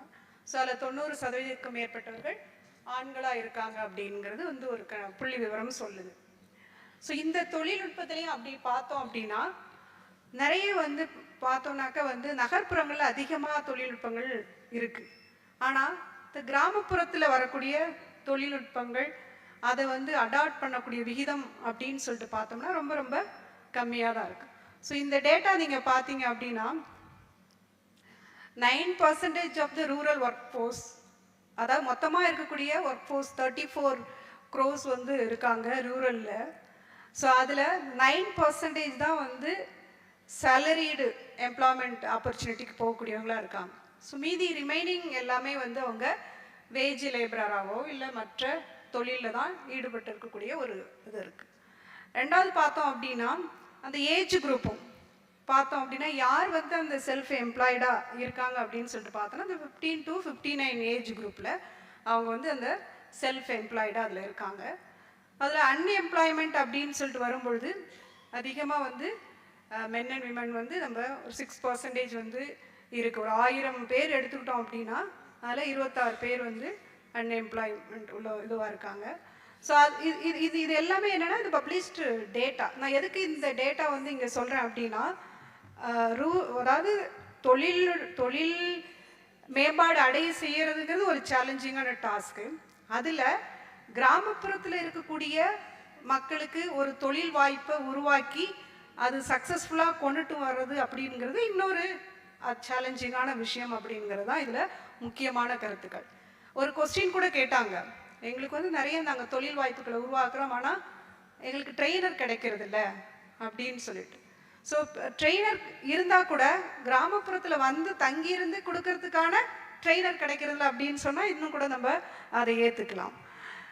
ஸோ இப்போ இதில் பார்த்தோம் அப்படின்னா இந்த ரூரல் என்டர்பிரைஸில் இன்னொன்று என்ன முக்கியமாக நம்ம பார்க்க வேண்டியது இருக்குது அப்படின்னா, எதுக்கு ஏன் MS சுவாமிநாதன் ஆராய்ச்சி நிறுவனம் போன்ற ஆர்கனைசேஷன்ஸ் இதில் நாங்கள் அதிகமாக ஃபோக்கஸ் பண்ணுறோம் அப்படின்னு சொல்லிட்டு பார்த்தோம் அப்படின்னா, நமக்கு வந்து இப்போ கிராமப்புறத்தில் இருக்கக்கூடியவங்களுக்கு எம்ப்ளாய்மெண்ட் தொழில் வாய்ப்புகளை ஏற்படுத்தணும். குறிப்பாக வந்து விமெனுக்கு வந்து நம்ம வேலை வாய்ப்புகளை வந்து உருவாக்கணும். அதுக்கு அடுத்தது இன்னைக்கு வந்து கிராமப்புறத்துலேருந்து அதிகமாக மைக்ரேஷன் இருக்குது. நிறைய பேர் வந்து அவங்க இடம்பெயரக்கூடிய ஒரு நிகழ்வு நடந்துட்டு இருக்கு. ஏன்னா சரியான வேலை வாய்ப்புகள் இல்லாத இருக்கிறதுனால. ஸோ அதை வந்து நம்ம குறைக்கணும். அதில் அதிகப்படியாக இளைஞர்கள் போகக்கூடிய ஒரு வாய்ப்பு இருக்குது. இன்னொன்று அவங்களுக்கு வந்து நிலையான வருமானம் தேவைப்படுறதுயா இருக்குது. ஸோ இப்போ இதுக்கெல்லாம் நமக்கு வந்து நல்ல ஒரு சஸ்டெயினான ஒரு தொழில் வாய்ப்பு கிராமத்தில் ஏற்படுத்தக்கூடிய தேவை வந்து இன்னைக்கு நாளுக்கு நாள் வந்து அதிகரிச்சுக்கிட்டே வருது. ஸோ இப்போ வந்து இந்த மாதிரி தொழில் வாய்ப்புகளை ஏற்படுத்தும் பொழுது என்ன மாதிரியான இன்டர்வென்ஷன் நம்ம பண்ணால் அந்த தொழில் வாய்ப்புகளை நல்லபடியாக ஏற்படுத்த முடியும் அப்படிங்கிறத நம்ம பார்க்க வேண்டியது இருக்குது. ஸோ அதில் பார்த்தோம் அப்படின்னா ஒரு எடுத்துக்காட்டு, ஒரு மீனவ பெண்கள் இருக்காங்க, இல்லை மீனவ ஆண்கள் இருக்காங்க அப்படின்னா அவங்களுடைய மீன் பிடித்தல் வந்து அவங்களுக்கு முக்கியமான ஒரு தொழிலாக இருக்குது. ஒரு விவசாயம் நபராக இருந்தால் விவசாயம் வந்து அவங்களுக்கு ஒரு முக்கியமான தொழிலாக இருக்குது. அப்போ ஏற்கனவே அவங்க செஞ்சுக்கிட்டு இருக்கக்கூடிய தொழில் வாய்ப்புகளில் என்ன கேப் இருக்குது? இப்போ ஒருத்தவங்க வந்து ஒரு கருவாடு தயாரிக்கிறாங்க, ஒரு மீன் விற்க ஒரு அம்மா வந்து மீன் விற்க போகிறாங்க அப்படின்னா, ஸோ அவங்க ஏற்கனவே செஞ்சுட்டு இருக்கக்கூடிய அந்த மீன் விற்பனையில் இல்லை இந்த கருவாடு தயாரிக்கிறதுல என்ன கேப் இருக்குது, அந்த கேப்பை வந்து நம்ம ஒரு பயிற்சி மூலமாகவோ அவங்களுக்கு வந்து ஒரு தொழில்நுட்பத்தை மூலமாகவோ இல்லை தகவல் தொழில்நுட்பம் மூலமாகவோ எப்படி நிவர்த்தி செய்கிறது அப்படிங்கிறது ஒரு வகையான நம்ம வந்து அவங்களுடைய வாழ்வாதாரத்தை மேம்படுத்தக்கூடிய ஒரு வகை. ரெண்டாவது வகை என்ன அப்படின்னு சொல்லிட்டு பார்த்தோம்னா, நம்ம வந்து அவங்கள வந்து அதாவது ஒரு குழுவாக உருவாக்கி இன்னைக்கு பார்த்தோம் அப்படின்னா, இன்னைக்கு நிறைய பேர் நீங்கள் கிராமத்துலேருந்து வந்திருக்கீங்க. சுய உதவி குழுக்கள்னு ஒரு காலகட்டத்தில் அது ரொம்ப அதிகமாக பிரபலம் அடைஞ்சது. இப்போ வந்து பார்த்தோம் அப்படின்னா ஃபெடரேஷன் வந்து பேரவைன்னு வந்தது. இப்போ பார்த்தீங்கன்னா ஃபார்மர் ப்ரொடியூசர் கம்பெனின்னு சொல்லிட்டு நிறைய வந்து வருது. அந்த ஃபார்மர் ப்ரொடியூசர் கம்பெனிலையும் விவசாயிகளுக்கும் இருக்குது, மீனவர்களுக்கும் வந்து இருக்குது. ஸோ இந்த மாதிரி ஒரு இன்ஸ்டிடியூஷனை உருவாக்கி அந்த இன்ஸ்டிடியூஷன் மூலமாக இந்த தொழில் வாய்ப்புகளை உருவாக்குறதும் இருக்குது. இந்த மாதிரி 2 வகையாக வந்து இந்த இது வந்து போயிட்டுருக்கு. ஸோ இப்போ இதில் பார்த்தோம் அப்படின்னா, இப்போ ஒரு இதெல்லாம் சில எக்ஸாம்பிள். ஏன்னா இந்த எக்ஸாம்பிளை சொல்லிவிட்டு நான் வந்து தகவல் தொழில்நுட்பத்தை சொன்னால் தான் உங்களுக்கு ஈஸியாக நீங்கள் அண்டர்ஸ்டாண்ட் பண்ணிக்கிறதுங்கிறதுனால நான் வந்து சொல்ல வரேன். இப்போ ஒரு எடுத்துக்காட்டு, இப்போ இது வந்து ஒரு கருவாடு தயாரிக்கக்கூடிய ஒரு இது. இப்போ நம்ம எல்லாரும் என்ன கேள்விப்பட்டிருக்கோம், கருவாடு அப்படின்னா அது வந்து ரொம்ப ஸ்மெல்லாக இருக்கும், அது வந்து நாத்தமாக இருக்கும், அது வந்து பஸ்ஸில் ஏற்ற முடியாது. ஸோ இந்த மாதிரி தான் அதுக்கு ஒரு கட்டமைப்பு இருக்குது. பட் அதை கொஞ்சம் நம்ம என்ன சொல்கிறோம், அந்த பெண்களுக்கு முறையான பயிற்சி கொடுத்து முறையான ஒரு கட்டட வசதியை கொடுத்து அவங்களுக்கு தேவையான தொடர்புகளை ஏற்படுத்தி அவங்கள வந்து நீங்கள் சுகாதார முறையில் நீங்கள் கருவாடு தயாரிங்க அப்படிங்கிறது நம்ம சொல்கிறோம். ஸோ இப்போ இது பார்த்தீங்கன்னா வெற்றிப்பாவை அப்படிங்கிற ஒரு ஃபிஷ் ஃபார்மர் ப்ரொடியூசர் கம்பெனி. கிட்டத்தட்ட அவங்க ஒரு 500 பெண்கள் எல்லாமே தலையில் மீனை எடுத்துகிட்டு போய் தெருவாக விற்கக்கூடிய அந்த ஸ்ட்ரீட் வெண்டாஸ்ன்னு சொல்லக்கூடிய அந்த பெண்கள். ஸோ அந்த பெண்களை நம்ம மொபிலைஸ் பண்ணி அவங்களுக்கு வந்து இந்த மாதிரியான ஒரு ஏற்பாடுகளை செஞ்சு இப்போ பண்ணும்பொழுது அவங்களுடைய சிரமங்கள் இனிஷியலாக ரொம்ப கஷ்டப்பட்டாங்க. ஏன்னா பெண்கள் வரமாட்டாங்க அப்படின்னு சொல்கிறாங்கல்ல, ஏன் வரமாட்டாங்க அப்படிங்கிறது வந்து நம்ம வந்து கொஞ்சம் ஆழமாக இப்போ பார்த்தா தான் அவங்களுக்கு இருக்கக்கூடிய அந்த சூழல் எதனால அவங்களால வர முடியல. ஒன்று குடும்ப சூழல் சரியில்லையா, இல்லை புற சூழல் அவங்கள வரத்துக்கு வழி விடலையா அப்படிங்கிறத பார்த்துட்டு அதை வந்து அட்ரஸ் பண்ணால் மட்டுமே தான் நம்ம இந்த மாதிரியான தொழில் வாய்ப்புகளை வந்து கிராமத்தில் உருவாக்க முடியும். ஸோ நாங்கள் இதை பண்ணும் பொழுதும் பெண்களுக்கு வந்து வர்றதுக்கு ரொம்ப ரொம்ப தயங்கினாங்க. தயக்கத்தில் வந்து அவங்க கேட்கும் பொழுது, இல்லை எங்கள் ஆண்கள் வந்து இந்த மாதிரிலாம் வெளியில் போய் பண்ணுறதுக்கு விட மாட்டாங்க, இந்த மாதிரி எடுத்துகிட்டு போக விட மாட்டாங்க. சரி, அப்புறமே வந்து ஆண்கள்ட்டையும் பேசி இதெல்லாம் செஞ்சு இப்போ வந்து அவங்க ஒரு ஆர்கனைஸ்டாக அவங்க வந்து சமுத்ரா அப்படிங்கிற ஒரு ப்ராடக்ட், இன்றைக்கி அவங்க ப்ராடக்ட் பார்த்திங்கன்னா இப்போ லாஸ்ட் மந்த் டெல்லியில் நடந்த உலக இந்தியா சார்பில் உலக உணவு திருவிழா வந்து நம்மள்ட்ட இங்கே தயாரிக்கக்கூடிய எல்லா உணவுப் பொருட்களையும் அங்கே வந்து டிஸ்பிளே பண்ணாங்க.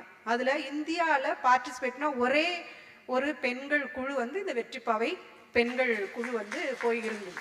ஸோ இவங்களை ஃபஸ்ட்டு நாங்கள் 2004 அணுகும் பொழுது அவங்க வெளியில் வரல, அவங்க ஆண்கள் வெளியில் விடலை.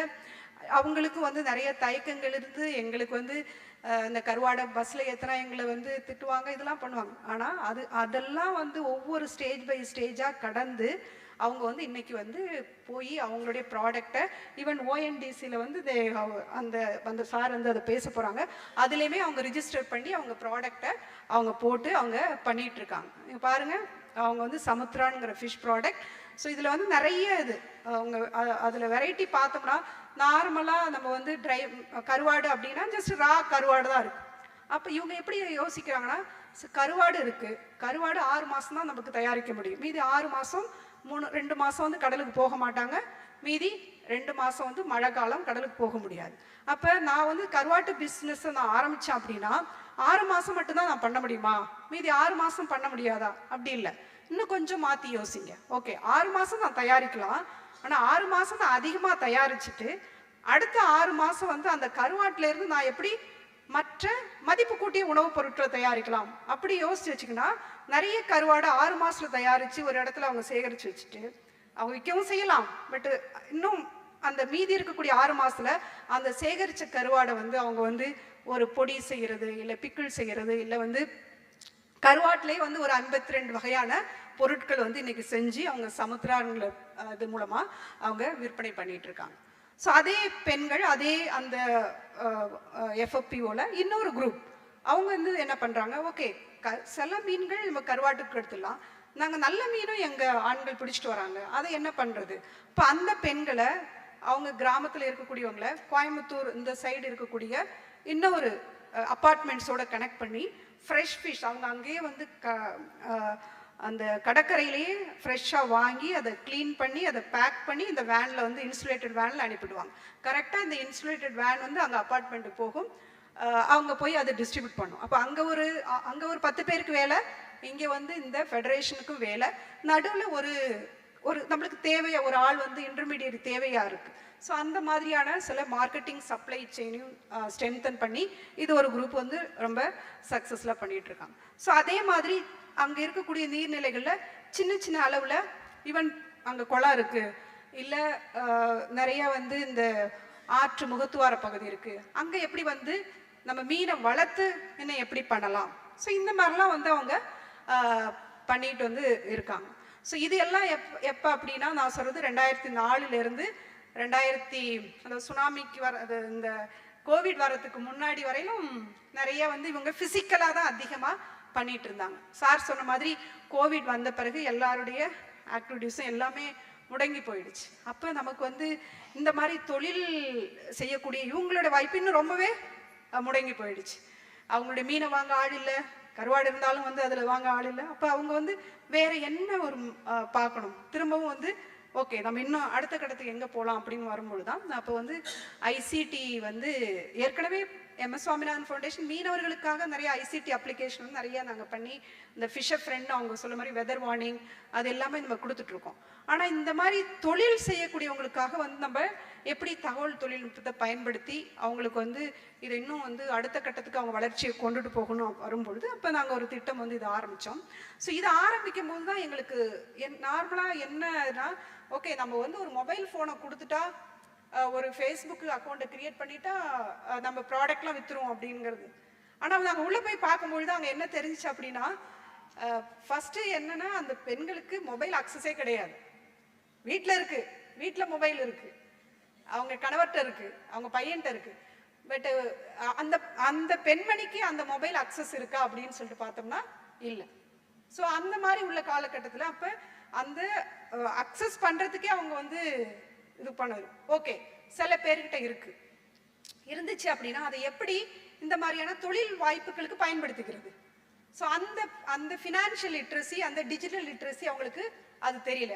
ஒரு வாட்ஸ்அப் வந்து மெசேஜ் அனுப்புகிறாங்க, வாய்ஸ் மெசேஜ் அனுப்புகிறாங்க. எல்லாருமே பார்த்தீங்கன்னா நிறைய பெண்கள் வந்து ரூரல் விமன் அதிகமாக இப்போ பண்ணுறது என்னன்னா, இந்த நான் சொல்கிறது யாரை சொல்கிறேன்னா, அந்த அந்த மீன் விற்க போகிறவங்களையும் கருவாடு விற்க போகிறவங்களையும் நான் சொல்லிட்டு இருக்கேன். ஸோ அவங்க என்னென்னா வாய்ஸ் மெசேஜ் அனுப்பிக்கிறாங்க வாட்ஸ்அப் மூலமாக. பட் அதை டைப் பண்ணி அதை வந்து அவங்களுடைய கருவாடு விற்கிறதுக்கு அந்த வாட்ஸ்அப் அக்கௌண்ட்டை பயன்படுத்துகிறாங்களான்னா இல்லை. அப்போ வாட்ஸ்அப் அக்கௌண்ட் எப்படி பயன்படுத்துறதுன்னு அவங்களுக்கு தெரியல. ஓகே, வாட்ஸ்அப் அக்கௌண்ட் வந்து அதுக்கு அப்படியே தெரிஞ்சால் கூட நான் வந்து நாகப்பட்டினத்தில் இருக்கேன், இல்லை பூம்புகாரில் இருக்கேன், நான் திருச்சியில் இருக்கக்கூடியவங்களுக்கு நான் விற்பனை செய்யணும். எப்படி வந்து நான் அனுப்புறது? கொரியர் மூலமாக அனுப்புறதா இல்லை என்ன அனுப்புறது? அவர் எப்படி எனக்கு பணம் கொடுத்தாரா அப்படிங்கிறது தெரிஞ்சுக்கணும். அப்படின்னாக்கா அவங்களுக்கு யூபிஐ அக்கௌண்ட்டை யாருக்குமே எதுவுமே அது தெரியல, அது எப்படி கிரியேட் பண்ணணும்னு தெரியல. ஸோ இந்த மாதிரி ஒவ்வொரு ஸ்டேஜாக போகும்பொழுது அங்கே வந்து ரொம்ப இன்டெப்த்தாக அதை வந்து மைனூட்டாக நம்ம ஸ்டடி பண்ணும்பொழுது தான் ஏன் வந்து ஒரு கிராமத்தில் இருக்கக்கூடிய ஒரு சாதாரண ஒரு மீனவ பெண்மணிக்கோ இல்லை விவசாய பெண்களுக்கோ அவங்களுக்கு வந்து ஒரு கையில் ஃபோன் இருந்தால் கூட அவங்க வந்து அந்த ஃபோனையோ இல்லை அவங்கள்ட்ட இருக்கக்கூடிய மற்ற டிஜிட்டல் டூலையோ வந்து அவங்களுடைய தொழில் வாய்ப்புக்கு பயன்படுத்த முடியல அப்படின்னா இந்த பின்னாடி இருக்கக்கூடிய அந்த இதெல்லாம் வந்து சொல்லக்கூடிய அதை பயன்படுத்தக்கூடிய தெரியல, அதை எப்படி கிரியேட் பண்ணணும்னு தெரியல. அவங்களுக்கு பேங்க் அக்கௌண்ட் லிங்க் ஆகி இல்லை, அப்படியே லிங்க் ஆகியிருந்தாலும் சில பேருக்கு பயம். அவங்க வீட்டுக்காரர் வந்து என்ன நீ எப்போ பார்த்தாலும் ஃபோன்லேயே உட்காந்துட்டு இருக்க, இது அந்த மாதிரி பயம். இல்லை வேற எதையாவது போய் அழுத்திட்டு அது எங்கேயாவது போயிடுச்சுன்னா வேற எதாவது ஆயிடும். ஸோ இந்த மாதிரி நிறைய ஃபோபியா வந்து அவங்களுக்கு அதிகமாக இருந்துச்சு. அப்போ அந்த பெண்களை இதுக்கு தயார்படுத்தணும் அப்படின்னா இந்த ஃபோபியாலெல்லாம் ஒழிச்சா மட்டுமே தான் நம்ம வந்து அடுத்த கட்டத்துக்கு போக முடியும் அப்படிங்கிறது பண்ணி கிட்டத்தட்ட அது ஒரு மிஷன் மோட்லேயே நாங்கள் வந்து அதை ஆரம்பித்தோம். அதில் பார்த்தோம்னா ஒரு 5 வகையான செயல்பாடுகள் ஆரம்பித்தோம். ஃபஸ்ட்டு ஒரு பைலட் ஸ்டேஜில் ஒரு 100 எஸ்ஹெச்ஜிஸை எடுத்து அதாவது 100 அந்த தலைச்சுமடு இருக்கக்கூடிய அந்த பெண்களை எடுத்து அவங்களுக்கு டிஜிட்டல் அந்த டூலை வந்து கொடுக்குறது. டேப், பெண்களுக்கு வந்து அந்த டேபு கொடுத்து அவங்களுக்கு ஃபுல்லாக அதை வந்து அந்த ட்ரைனிங்கும் வந்து அவங்களுக்கு வந்து நம்ம கொடுக்க ஆரம்பித்தோம். ஸோ அந்த ட்ரைனிங் கொடுக்க ஆரம்பித்த பிறகு வந்து அந்த ட்ரைனிங் பார்த்தோம்னா அவங்களுக்கு வந்து என்னென்னா நீங்கள் அதை சொல்லி இதெல்லாம் பண்ணாக்கா அவங்களுக்கு முடியும். சின்ன சின்ன வாட்ஸ்அப் வீடியோ இப்போ எப்படின்னா இணையம் எப்படி தேடுறது, இணையத்தில் போய் நீங்கள் என்ன மாதிரி வந்து சர்ச் பண்ணுறது எப்படி, அதுக்கு அடுத்தது நீங்கள் சர்ச் பண்ணும்போது தேவையில்லாத ஒரு பட்டனை தொடாமல் தவிர்க்கிறது எப்படி. ஸோ இந்த மாதிரி குட்டி குட்டியான சின்ன சின்ன வீடியோ, வாட்ஸ்அப் வீடியோவா, ஏன்னா அவங்க தான் வாட்ஸ்அப்பில் வந்து மெசேஜ் வாங்க தெரியுது, அதை பார்க்க தெரியுது.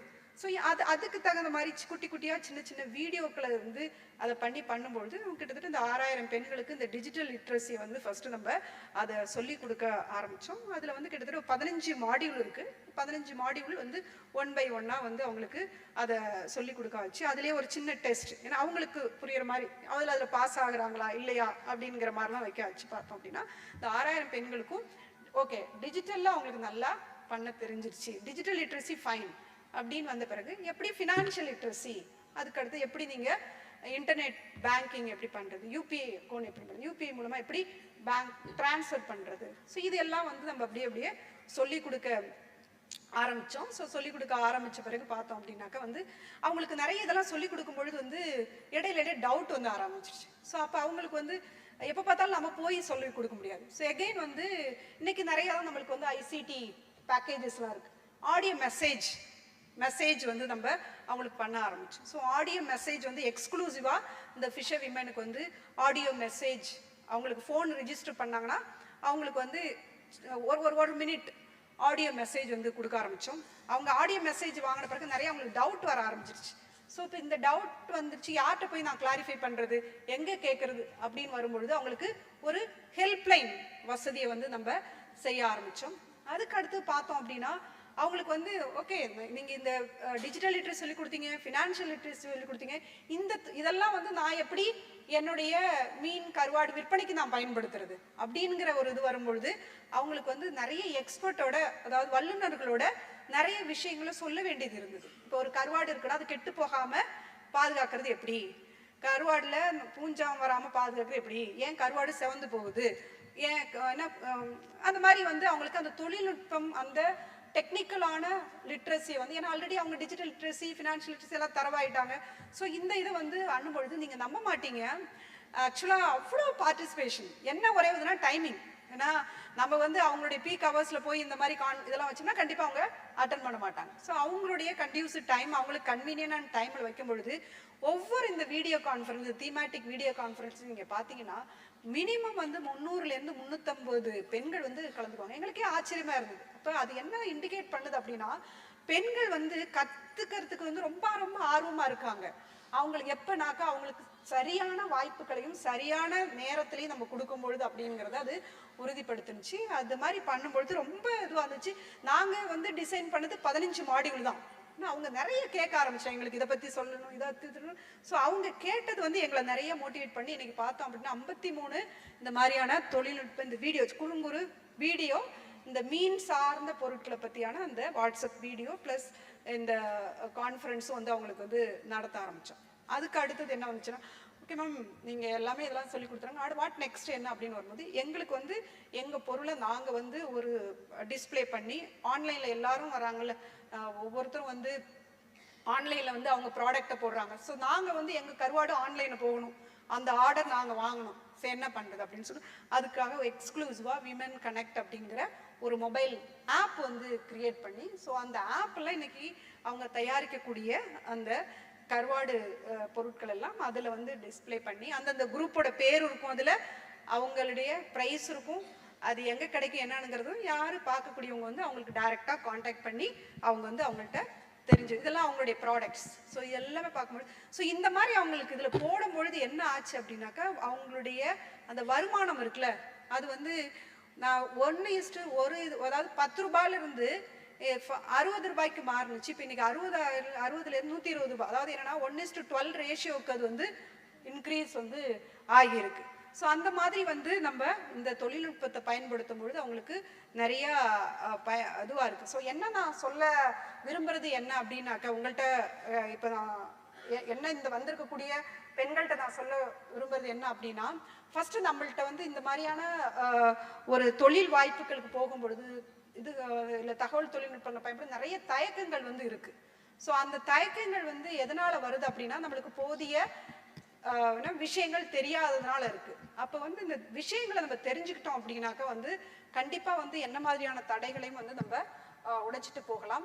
அதாவது வந்து நம்ம ஒரு நல்ல வெற்றியாளராக நல்ல வந்து ஒரு அவங்க சொன்னாங்கல்ல, ஸ்டார்ட் அப்பே பெண்களில் வரல அப்படின்னு சொல்லிட்டு, ஸ்டார்ட் அப் அதிகமாக வரணும்னா பெண்கள் வந்து நம்ம தகுதியை வந்து வளர்த்துக்கணும். தகுதி அப்படின்னு சொல்றது என்னன்னா நம்மளுடைய தன்னம்பிக்கை, நம்மளால முடியும், நம்மளால வந்து நம்ம வந்து கரெக்டான ஸ்டெப் எடுத்து வச்சோம்னா நிச்சயமா நம்மளால முடியும் அப்படிங்கிற தன்னம்பிக்கை வந்து நம்ம வளர்த்துக்கணும். அடுத்தது நம்ம என்னவா ஆகணும், இன்னைக்கு நம்ம என்னவா இருக்கிறோம், இன்னொரு 10 நாள் என்ன 10 வருஷத்துல நம்ம என்னவா இருக்கணும் அப்படிங்கிறத அந்த குறிக்கோளை வந்து நீங்க செட் பண்ணிக்கணும். தன்னம்பிக்கையும் குறிக்கோள் இருந்தால் மட்டும் பத்தாது, அதுக்கான திறனையும் வந்து நம்ம வளர்த்துக்கணும்.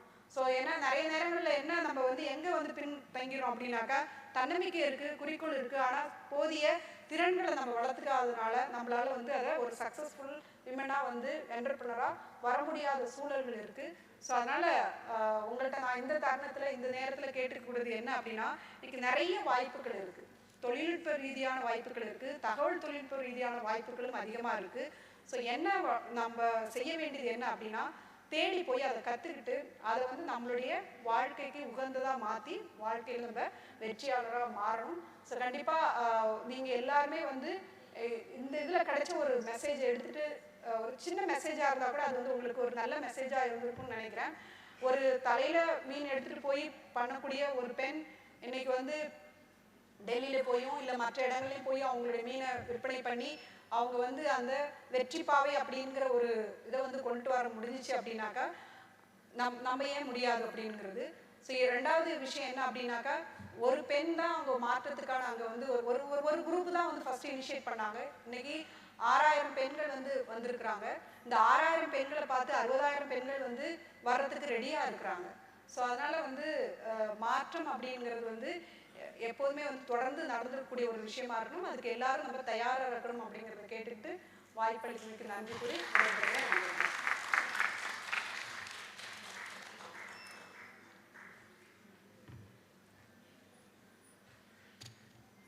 thank Dr. Velvedi for that inspiring story of the fishermen from Nagapattinam.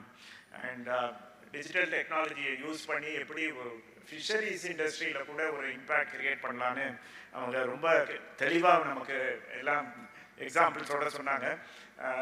I think ஆடியன்ஸ்லேருந்து questions இருக்கும். செஷனை நம்ம வந்து ஒரு பிரேக் டீ பிரேக் போகலாம். டீ பிரேக் செஷன் முடிஞ்சு அடுத்த 2 ஸ்பீக்கர்ஸ் கழிச்சு we will have a usual question answer session. We can proceed for tea. Thank you.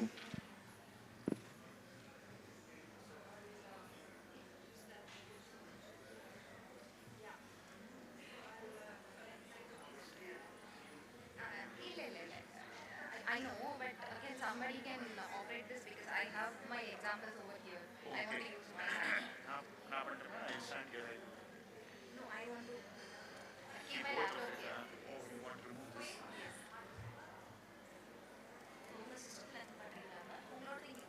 Connect பண்ண முடியாது என்னோட சிஸ்டம் ஏன்னா இது டொமைன் லேப்டாப். ஓகே, நான் பேர்ல படிக்கலாம். ஓகே. என்னோட லேப்டாப் நான் கனெக்ட் பண்ண வேண்டாம். இல்ல நீங்க இதுல இருந்து எனக்கு யாராவது ஒருத்தவங்க ஆபரேட் பண்ணுங்க. நான் இங்க என்னோட லேப்டாப் யூஸ் பண்றேன். இதை நீங்க எடுத்துக்கோங்க. எனக்கு இந்த லேப்டாப் ரெடி ஆகும். க்ளோஸ் பண்ணிட்டீங்க. அங்கே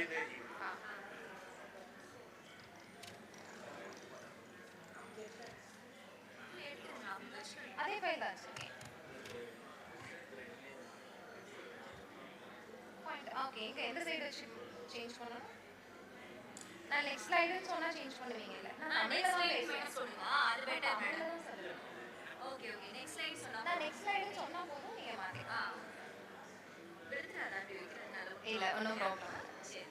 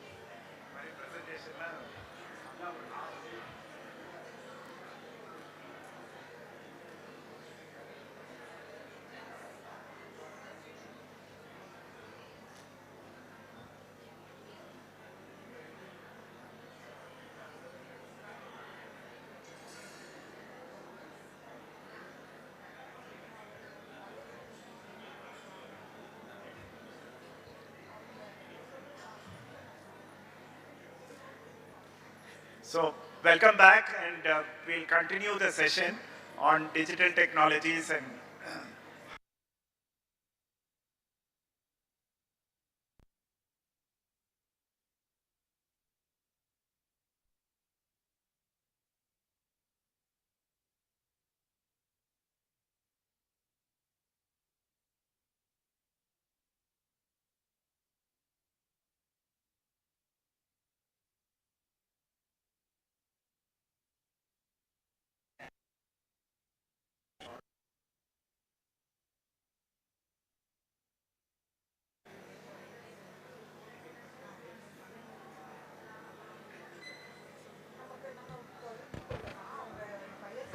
ஹலோ எல்லாருக்கும் வணக்கம். Good morning everyone. Thank you so much Tech Step team for the opportunity. Let me introduce myself. I'm Divya Pandian, a senior program officer from HCL Foundation, and I am the team lead for livelihood project in the Thoothukudi district.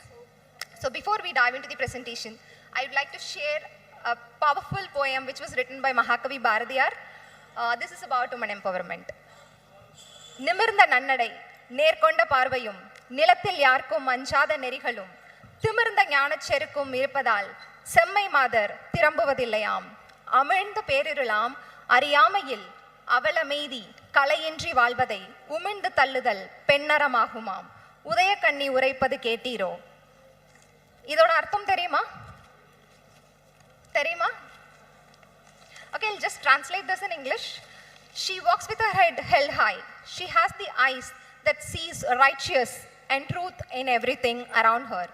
She is bold and is not afraid of anyone in this world. She does not have to be. for she does everything in the right way with morality and values. She is educated. Her thoughts and deeds reflects the knowledge and the humility bestowed by it. And the same knowledge gives her confidence and bravery. Illiteracy or being uneducated is darkness. If a woman is threatened to live in such darkness and ignorance without education, she opposes and fights for her right with courage, and that's a woman virtue. Hey beautiful woman out there, can you hear my words? So இது பாரதியார் சொன்னது. பெண்கள் வந்து எதுக்கும் பயப்படக்கூடாது, கரெக்டா? So இந்த போயமை திரும்ப போய் ஒரு தடவை படிச்சு பாருங்க, மேபி உங்களுக்கு கான்ஃபிடென்ஸ் இன்ஸ்பைரிங்லாம் இருக்கும். Okay, with this I start my presentation. Can you please go to the next slide? Yes. HCL foundation, a catalyst for change. HCL foundation எல்லாருக்குமே தெரிஞ்சிருக்கும். Established in 2000. It's dedicatedly, we are working to elevating poverty and addressing climate change. We always strive to create some impact in holistic and inclusive development, and our projects always will be sustainable. Can you please move on to the next slide? Sorry, back.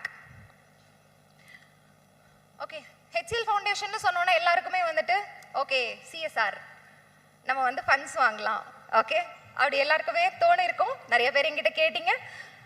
நான் just clarify பண்ண விரும்புகிறேன். HCL foundation it's an umbrella of HCL tech. ஓகேவா? So HCL foundation அப்படின்றதுக்கு கீழே நிறைய flagship programs and initiatives இருக்கு. So first one is Samuday, and second one is HCL grand,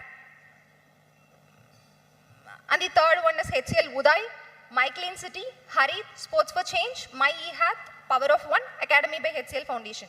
So சமுதாய் அப்படின்றது வந்து வெறும் ரூரல் பீப்புளுக்கு மட்டும் ஒர்க் பண்ற ஒரு ப்ராஜெக்ட், சரியா? Samuday program. Next HCL tech grant. So tech grant என்ன பண்ணுவோம் அப்படின்னா, we support NGOs, we provide some grant to NGOs who are working in social and environmental sectors. The NGOs who is working for social and environmental sectors, HCL will give grant to those NGOs. So the eligibility criteria will be there for the NGOs. We will evaluate and then we will provide funds. So that is HCL grant. Then HCL Uday. So HCL Uday வந்துட்டு வெறும் urban, it focuses only on urban development. So urban development na HCL tech offices எங்க இருக்கோ அங்க மட்டும் தான் HCL Uday work பண்ணுவோம். ஓகேவா? My Clean City. So My Clean City இது வெறும் நொய்டால மட்டும்தான் இருக்கு. They are working on waste management. Harit with focuses on conserving and restoring indigenous environmental systems. Sports for Change நம்ம வந்து யூத் கூட, அதாவது we are empowering youth through sports. My eHath, we are supporting local artisans with handicraft products. Power of One, இது வந்து ஒரு scholarship programs. நம்ம HCL வேலை பார்க்குற எம்ப்ளாயிஸ் கிட்டேருந்து ஃபண்ட்ஸ் வாங்கி அதை நம்ம ஸ்காலர்ஷிப்காக யூஸ் பண்ணுவோம் சில்ட்ரன் எஜுகேஷனுக்கு. அகாடமி பை HCL ஃபவுண்டேஷன், இது யார் வேணாலும் இந்த HCL அகாடமியில் வந்து என்ரோல் ஆகலாம். a global platform for learning and innovation. So யார் வேணாலும் இதில் என்ரோல் பண்ணலாம், சிஎஸ்ஆர் பற்றி நிறைய தெரிஞ்சுக்கிறதுக்கு. Can you please go back to third slide? Okay. இப்போ நான் வெறும் சமுதாய பற்றி தான் பேச போகிறேன், ஏன்னா நாங்கள் ஒர்க் பண்ணுறது வெறும் ரூரல் டெவலப்மெண்ட்டுக்காக. ஸோ ஃபர்ஸ்ட் ஒரு 2015 HCL ஃபவுண்டேஷன் சமுதாய ப்ரோக்ராம் ஸ்டார்ட் பண்ணோம். எங்கள் particular blocks or particular panchayats to demonstrate or to do research, how it works, how it goes. Then only we will replicate the model into different panchayats and different blocks. MOU 2015 sign பண்ணிட்டு வெறும் 10 பஞ்சாயத்தில் தான் ஹர்தோய் டிஸ்ட்ரிக்டில் work பண்ணோம். அதுக்கப்புறம் we scale up. In 2020 to 23 we covered approximately around 500 gram panchayat in Hardoi district. So in 2021 we have done a research, we have done a feasibility study in Thoothukudi district. So now Samudaya is working in Tamil Nadu, that too in Thoothukudi district. So we have, when we were doing the feasibility study in 2021, so in Thoothukudi we have around 12 blocks. So we have done the assessment in all the 12 blocks, and we have found that Pudur and Vilatikulam blocks are most backward blocks in terms of all the sectors. So we have selected Pudur and Vilatikulam block in Thoothukudi district, and we are working in all the sectors of those blocks. Next slide. Okay. In 2023, we have signed an MOU with Tamil Nadu government. Amuda ma'am, she was the former additional chief secretary, and பக்கத்துல இருக்கிறது Shikhar Malhotra sir, Roshini மேமோட husband. So in Vilathikulam Pudur பார்த்துக்கிட்டிங்கன்னா விளாத்திக்குளம்ல 51 gram panchayats and புதூரில் we have 44 gram panchayats. We are working for 95 gram panchayats with 253 habitations with approximately around 1.4 lakh people. So HCL Foundation 1.4 lakh people and the both blocks-ல இருக்கிற எல்லாரையும் cover பண்ண போறது கிடையாது. Okay, we are only concentrating on the for the underprivileged people. Like PIP category எல்லாருக்கும் தெரியுமா? இங்க வந்திருக்கிறது நிறைய பேர் SHG women. PIP category, participatory identification of poor. So TNSRLM departmentல சொல்லுவாங்க மிகவும் ரொம்ப வந்துட்டு இன்கம் வந்து கம்மியா இருக்கிற மக்கள் அவங்களுக்கு மட்டும் தான் HCL Foundation வேலை பார்க்குறோம். 5th slide. எந்தெந்த செக்டார்ஸ்ல ஒர்க் பண்றோம் அப்படின்னா agriculture, environment, livelihood, education, nutrition and wellbeing, clean and green energy. So இந்த 8 செக்டார்ஸ்ல இந்த 2 பிளாக்ஸ்ல ஒர்க் பண்றோம். Next slide please.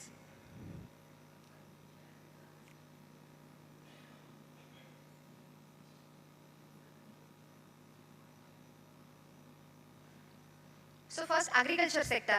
We have introduced climate smart agriculture, irrigation source development, capacity building, technology adoption, agri-marketing, and FBO collaboration. So FPO, we have around 6 FPOs in both the blocks. We have done all the research, we have mapped all the buildings, we have done everything like on the ground. So we have introduced these projects to strengthen the farmer ecosystem. So we have reached around 500 plus farmers in 2 years, and also we have improved their agriculture practices. So in our project area, like some of the areas are rain-fed and some of the areas are irrigated. So we need to we need to do research on like how can we help the people on agriculture sector, like which project will work for them, because we should not introduce the project which will not be sustainable. So that's our main motto on agriculture. We are also strengthening FPOs, farmer producer organizations, the existing FPOs, and also like we have done the drone training. So we have given drone training for SHG women, so for the sustainable part. And then regarding, so next slide please. This is education, learning outcome improvement. So the first project is learning outcome improvement, happy school program, coding and STEM education, infrastructure development. So we have reached around 7,000 students, and we are working with 203 primary schools in both the blocks, and we have covered 26 secondary schools in both the blocks. And we are now we have distributed TV, chairs, smart panels. Smart panels, they can do everything. Children can learn everything through that smart panel. We have distributed these smart panels to 203 schools.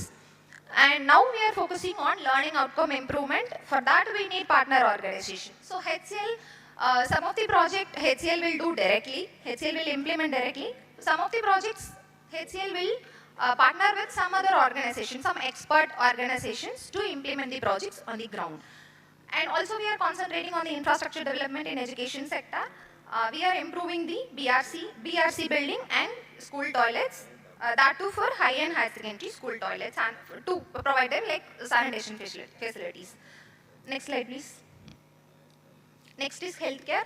We are focusing on non-communicable disease and management, child malnutrition management, Anganwadi upgradation, accessibility healthcare. So நம்ம அங்கன்வாடிஸ்க்கு ஒரு 40 anganwadis 40 model anganwadis நம்ம இந்த 2 பிளாக்ஸ்ல establish பண்ணியிருக்கோம். அந்த 40 model அங்கன்வாடிஸ்க்கும் நிறைய materials கொடுத்துருக்கோம். Now we are focusing on the learning outcome of the children, and also we are working for the malnourished children. இப்போ நிறைய குழந்தைங்களுக்கு malnourished இருக்கும், அவங்களுக்கு ஏதாவது சப்ளிமெண்ட் கொடுத்து அந்த malnourished கம்மி பண்ண முடியுமா அப்படின்றதுல we are concentrating now. Next slide please. Next, environmental sustainability. இப்போ நாங்க செலக்ட் பண்ணியிருக்க ஏரியாவை பார்த்தீங்கன்னா ப்ராசிஃபஸ் ஜூலிஃப்ளோரா. ப்ராசிஃபஸ் ஜூலிஃப்ளோரானா தெரியுமா? கருவேல மரம். ஸோ அந்த கருவேல மரம் எங்களோட ஏரியாவில் நாங்கள் ஒர்க் பண்ணுற ஏரியாவில் நிறைய இருக்குது. ஸோ அதை ரிமூவ் பண்ணி நேட்டிவ் ஸ்பீஷீஸான நீம் ட்ரீ, புங்கை மரம் அந்த மாதிரி விஷயங்களை பிளான் பண்ணுறதுக்கு we are planning that. And also we have got 20 acres land from Parambok land from government. So now we are planning to plant some native species in that land. Clean and green villages, seawater ingression mitigation, groundwater recharge, improved sanitation and hygiene, and urani rejuvenation. So இந்த ரெண்டு பிளாக்ஸ்ல இந்த projects எல்லாமே environmental செக்டாருக்கு கீழே பண்ணிட்டு இருக்கோம். Next லைவ்லிஹுட்ல நம்ம கிராமப்புறங்கள்ல பாத்தீங்க அப்படின்னா என்ன மேஜரான லைவ்லிஹுட் இருக்கும், என்ன மாதிரியான வாழ்வாதாரம் இருக்கும்? Life stock. Okay, next. எதுவுமே இல்லையா? அக்ரிகல்ச்சர். ஓகே. ஸோ நாங்கள் எங்களோட ப்ராஜெக்ட் ஏரியாவில் ஒர்க் பண்ணும்போது நாங்கள் கண்டுபிடிச்சது என்னன்னா, நம்ம ஒரு கொஸ்டின் கேட்கும் போது நீங்கள் என்ன வேலை பார்க்குறீங்க அப்படின்னா, நாங்கள் ஃபார்மர்னு சொல்லுவாங்க. They are not farmers, they are agriculture labourers. நம்ம கிட்ட லேண்ட் இல்லை அப்படின்னா அவங்க அக்ரிகல்ச்சர் லேபரர்ஸ். அங்கே பார்த்தீங்கன்னா நிறைய பேர்கிட்ட லேண்ட் இருக்காது, லீஸ்க்கு வாங்கி நிறைய லேண்ட்ஸில் அவங்க கல்டிவேட் பண்ணி ஒரு 2 years 3 years லீஸ்க்கு வாங்கி ஒர்க் பண்ணுவாங்க. பட் ஃபார்மர்ஸ் அந்த 5 acres 10 acres 30 acres land own பண்ணுறவங்க பார்த்தீங்கன்னா ரொம்ப கம்மி, like 2% to 5%. That's very minimal. So what we are planning, இந்த லைஃப் ஸ்டாக் வந்து பார்த்தீங்கன்னா 20 years பேக் எங்களோட ப்ராஜெக்ட் ஏரியாவில் ஆடு மாடு கோழி வச்சிருக்கிறவங்க நிறைய பேர் இருந்தாங்க. ஆனால் இப்போ பார்த்தீங்கன்னா ஐ திங்க் ஒரு 5% கூட சுத்தமாக கிடையாது. விளாத்திக்குளம் பிளாக்ல சுத்தமாக கிடையாது, புதூர் பிளாக்ல கொஞ்சம் பண்ணிட்டு இருக்காங்க because of the fodder availability. So Vilathikulam பார்த்தீங்கன்னா கம்ப்ளீட்டாக நாட்டு மாடு தான் நிறைய பேர் வச்சிருக்காங்க, லைக் 2 liters இல்லை 3 liters மட்டும்தான் பால் கொடுக்கும். ஸோ நம்ம என்ன ப்ராஜெக்ட் ப்ரப்போஸ் பண்ணியிருக்கோம் அப்படின்னா, இன்புட் காஸ்ட்டை ரெடியூஸ் பண்ணால் ஃபார்மர்ஸ் டைரி ஃபார்மர்ஸோட இன்கம் வந்து அதிகமாகும். ஸோ அப்போ இன்புட் காஸ்ட்டுக்கு நம்ம ப்ரோட்டீன் சப்ளிமெண்ட்ஸ் நம்ம HCL சைட்லேருந்து சப்போர்ட் பண்ணி அவங்களோட இன்கம்மை ஜென்ரேட் பண்ண வைக்கிறதுக்கு animal ஹஸ்பண்ட்ரியில் we are working on dairy, and also we are planning to provide poultry farming to SHG groups. We are not working with the individuals, we always work with the groups. And also we are planning to provide goat to the PIP category people. And skill development we are working. So for that we are like planning to have 2 NGOs who has a knowledge on skill training. So na skill training அப்படினு சொன்னோனவே training யார் வேணாலும் கொடுக்கலாம். But அதை எப்படி நீங்கள் next லெவலுக்கு job placement கொண்டுட்டு போவீங்க? 100 பேர் உங்ககிட்ட ட்ரைனிங் வராங்கன்னா எத்தனை பேர், எவ்வளோ ரேஷியோ நீங்கள் சொல்லுவீங்க? இங்கே நிறைய NGOs இருக்கீங்க, ஸ்கில் ட்ரைனிங் NGOs இருக்கீங்க, 100 பேருக்கு நீங்கள் ட்ரெயின் பண்ணியிருப்பீங்க, எத்தனை பேர் ஜாப் பிளேஸ்மெண்ட்டுக்கு போயிருப்பாங்க? 25%. ஓ வாவ், 25%. வாவ். 75%. வாவ். ஓகே, எத்தனை மாசத்துக்கு அவங்க வேலைக்கு போவாங்க? எவ்வளோ நாள் நீங்கள் அவங்கள ட்ராக் பண்ணுவீங்க? 1 மாதம். Okay, good. வேற யாராவது? 1 மாசத்துல தெரிஞ்சிருமா அவங்க கண்டினியூஸாக வேலைக்கு போகிறாங்களான்னு? ஓகே.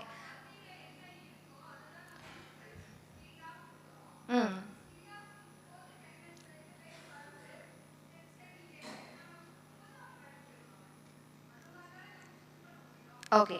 ஸோ கண்டிப்பா இதுதான் சொல்ல வந்தேன். ஸோ ஸ்கில் ட்ரைனிங்கில் நம்மளோட ப்ராஜெக்ட் ஏரியாவில் பார்த்தீங்கன்னா இப்போ தூத்துக்குடி டிஸ்ட்ரிக்டில் ட்ரேட் ஃபேர் நடந்துச்சு, உங்களுக்கு தெரியும். அதில் ஒரு 4-5 பெரிய ஆர்கனைசேஷன்ஸ் உள்ளே வர போகிறாங்க, டாடா, வெஹிக்கிள்ஸ் அந்த மாதிரி.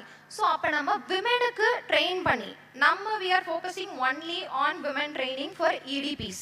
ஸோ உங்களுக்கு ஆட்டோ ரிக்ஷா ட்ரைனிங் கொடுக்கறது, ப்ளஸ் ட்ரோன் ட்ரைனிங் கொடுக்கறது, ப்ளஸ் இந்த மாதிரி டெக்னாலஜி வைஸ் ட்ரைனிங் கொடுக்கறது, டேலி, கம்ப்யூட்டர். ஸோ இதெல்லாம் சஸ்டைனபிளாக இருக்கும். நம்ம எப்போவுமே என்ன பண்ணுவோம், tailoring, we concentrate only on tailoring, embroidery, only we are concentrating on traditional livelihoods. So இந்த livelihood ஒரு 3 parts-ஆ பிரிக்கலாம், traditional, non-traditional and alternate livelihood. In our project area we have traditional livelihood which is agriculture, and HCL wanted to introduce non-traditional livelihood which is e-rickshaw training, computer training, tally training, and some technology training, that too for women's. So எங்கள் Roshini ma'am எப்போவுமே சொல்லுவாங்க, எப்போவுமே tailoring இந்த மாதிரி ட்ரெடிஷ்னலான ஜாபை வந்துட்டு லேடிஸ்க்கு கொடுக்காதீங்க. லேடிஸ்னால என்ன நம்மளுக்கு பொதுவாக லேடிஸ்னா ஞாபகத்துக்கு வரும்? என்ன பண்ணுவோம் லேடிஸ்னா? சமையல். ஓகே, சமையல் பண்ணுவோம், வீட்டு வேலை பார்ப்போம். ஓகே, அவ்வளோதான். அவ்வளோதான் அவங்களோட கெப்பாசிட்டி. நம்ம மைண்டை ஃபிக்ஸ் பண்ணி வச்சுருக்கோம். So our ma'am wanted to, CEO wanted to like break this stereotype. நாங்கள் இந்த ட்ரைனிங்ஸ்லாம் பிளான் பண்ணியாச்சு. We wanted to onboard an NGO for that, those who provide training like EDP trainings. Sorry sir. Okay, so in the EDP trainings மூலியமா women வந்து நாங்க empower பண்ண போறோம். Also we are closely working with SSG people. So ஏன் நாங்க SSG people கூட work பண்றோம் அப்படின்னா, SSG I don't want to say it's a failure model, but we are not utilizing them properly, that I could say. We are not identifying them like நம்ம கரெக்டான ஒரு SSG identify பண்ணுறது கிடையாது. So நம்மளோட SSG எம்பவர்மெண்ட்டில் we have procured 285 tablets and also we have developed one application. To empower them digitally. Okay, digital literacy, மார்னிங்லேருந்து digital literacy, financial literacy நிறைய பேசிகிட்டு இருக்கோம். டிஜிட்டல் லிட்ரஸின்னா என்ன? Woman entrepreneurs. டிஜிட்டல் லிட்ரஸின்னா என்ன? கேள்வி கேட்டுட்டே இருக்கேனா? ஓகே, நாங்க பேசுறது கேட்டா போர் அடிக்கிறது தான் கேள்வி கேட்கிறேன். ஓகே, அப்படின்னா என்னன்னு கேட்கிறேன். என்ன நீங்க அண்டர்ஸ்டாண்டிங், உங்க அண்டர்ஸ்டாண்டிங்?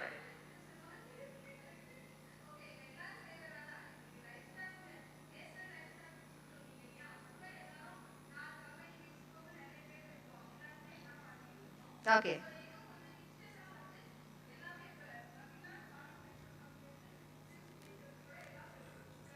ஓகே. டெக்ஸ்ட் ஸ்டெப் உங்களுக்கு அது லாஸ்ட் வரேன். நான் லாஸ்ட் வரேன் அந்த இதுக்கு. ஓகே, ஸோ டிஜிட்டல் லிட்ரஸி நிறைய பேர் வந்து தப்பாக புரிஞ்சுட்டு இருக்கீங்க. ஸோ அது வந்துட்டு டெக்ஸ்ட் ஸ்டெப் நிறைய உங்களுக்கு ட்ரைனிங் கொடுத்துருக்காங்க. I know that. Digital literacy நீங்கள் வந்து உங்களோட ஃபோன் யூஸ் பண்ணுறீங்க, உங்களோட இன்டர்நெட் யூஸ் பண்ணுறீங்க, உங்களோட ஃபோன்பே யூஸ் பண்ணுறீங்க. இது ஏன் நான் கேட்க வந்தேன் அப்படின்னா, நாங்கள் 285 டேப்லெட்ஸ் ப்ரொக்யூர் பண்ணியாச்சு எங்கள் சைட்ல. இந்த procurement is not a problem. Tablets வாங்குறது ப்ராப்ளம் கிடையாது.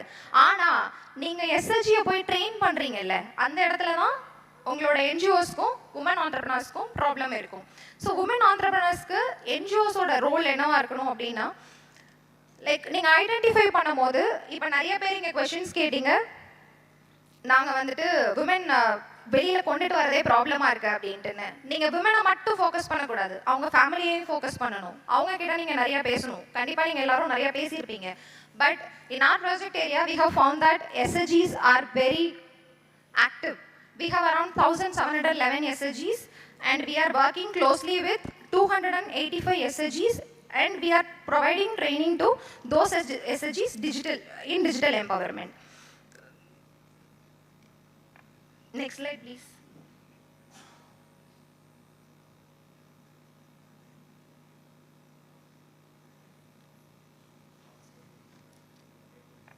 Yes sir. ஸோ நான் சின்ன ஸ்டோரியோட ஸ்டாப் பண்ணிக்கிறேங்க. எங்கள் ப்ராஜெக்ட் ஏரியாவில் டிஜிட்டல் லிட்ரஸி நாங்கள் இன்ட்ரடியூஸ் பண்ணணும் அப்படின்னு நினைக்கும் போது, ஒரு எங்கள் ஆஃபீஸில் ஒரு மெய்டாக ஒருத்தவங்க ஒர்க் பண்ணாங்க. ஓகேவா? ஸோ அவங்க நல்லா சமைப்பாங்க, ரொம்ப நல்லாவே சமைப்பாங்க. ஸோ ஆனால் அவங்களுக்கு வந்துட்டு ஒரு குக் ஆகணும் அப்படின்றது ஆசை. அவங்கள நாங்கள் எம்எஸ்எம்இல ரெஜிஸ்டர் பண்ணி அவங்களுக்கு பேங்க் அக்கௌண்ட்ஸ் ஓப்பன் பண்ணி அவங்கள இப்போது எங்களோட ட்ரைனிங் ப்ரோக்ராம்ஸ்க்கான எல்லா, ஏன்னா we are conducting a lot of training programs like in a week we are conducting around 3 to 4 training sessions. So அதுக்கு அவங்க தான் எங்களுக்கு இப்போது எல்லாமே சப்ளை பண்ணுறாங்க, ஃபுட் மெட்டீரியல்ஸ். ஸோ அவங்க இது வரைக்கும் அவங்க ஆதார் கார்டை கூட பார்த்தது கிடையாது. அவங்க எல்லாமே அவங்க அண்ணனை தான் டிபெண்ட் பண்ணி இருப்பாங்க. இப்போ அவங்க கிட்ட பேசி அவங்கள வந்துட்டு டிஜிட்டல், அதாவது அவங்க மொபைலில் எப்படி ஃபோன்பே யூஸ் பண்ணணும், பேங்க் அக்கௌண்ட் எப்படி யூஸ் பண்ணணும், இது எல்லாமே it took around 6 months for us to train her. So that's a difficult task which NGOs are doing and also women entrepreneurs are like very நீங்கள் எல்லாருமே கோஆப்ரேட் பண்ணுறீங்க NGOஸ்க்கு. I'm so proud that நீங்கள் எல்லாரும் வந்துட்டு இவ்வளோ 2 நாள் ட்ரைனிங்க்கு வந்திருக்கீங்க அப்படின்றதே எனக்கு ரொம்ப வந்து ஷாக்காக இருக்குது ஆக்சுவலாக. ஏன்னா நாங்கள் ஒரு ட்ரைனிங் சொன்னோம், ஒரு 1 hour சொன்னோம்னா எங்கள் வீட்டில் எனக்கு வேலை இருக்குது மேம், சமைக்கணும், குழந்தைங்கள பார்த்துக்கணும், குழந்தைங்க ஸ்கூல் விட்டு வந்துடுவாங்க. I'm so happy that you people are like very empowered through TechStep. I'm really thank you very much for the opportunity given. I think I have covered about HCL Foundation. Thank you so much for the opportunity and thank you for listening to me.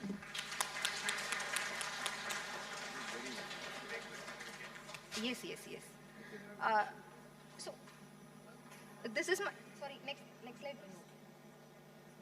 If you have any queries on CSR funds or CSR, you can write to us at this mail ID.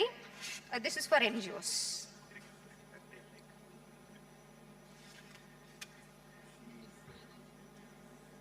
HCL Foundation பற்றி ஏதாவது queriesனா அந்த email divyapandian@hcltech.com நீங்கள் mail பண்ணலாம்.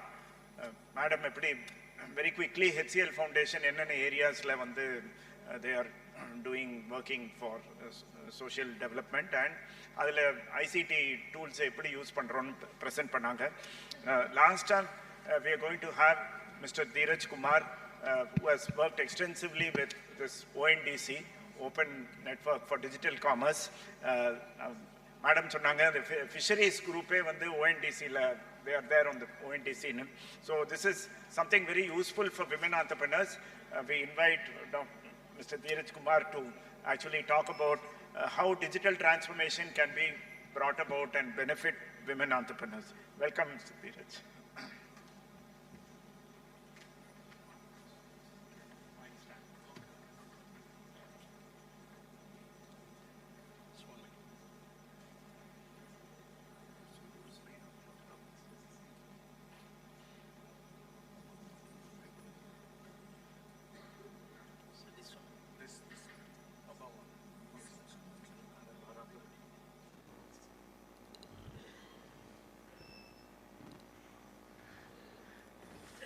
Thank you so much for inviting me to attend this session, and congratulations to all TechStep members and all dignitaries present here, all entrepreneurs here to attend this and organize this wonderful conference. So I will speak in very less. I have just single slide to show you.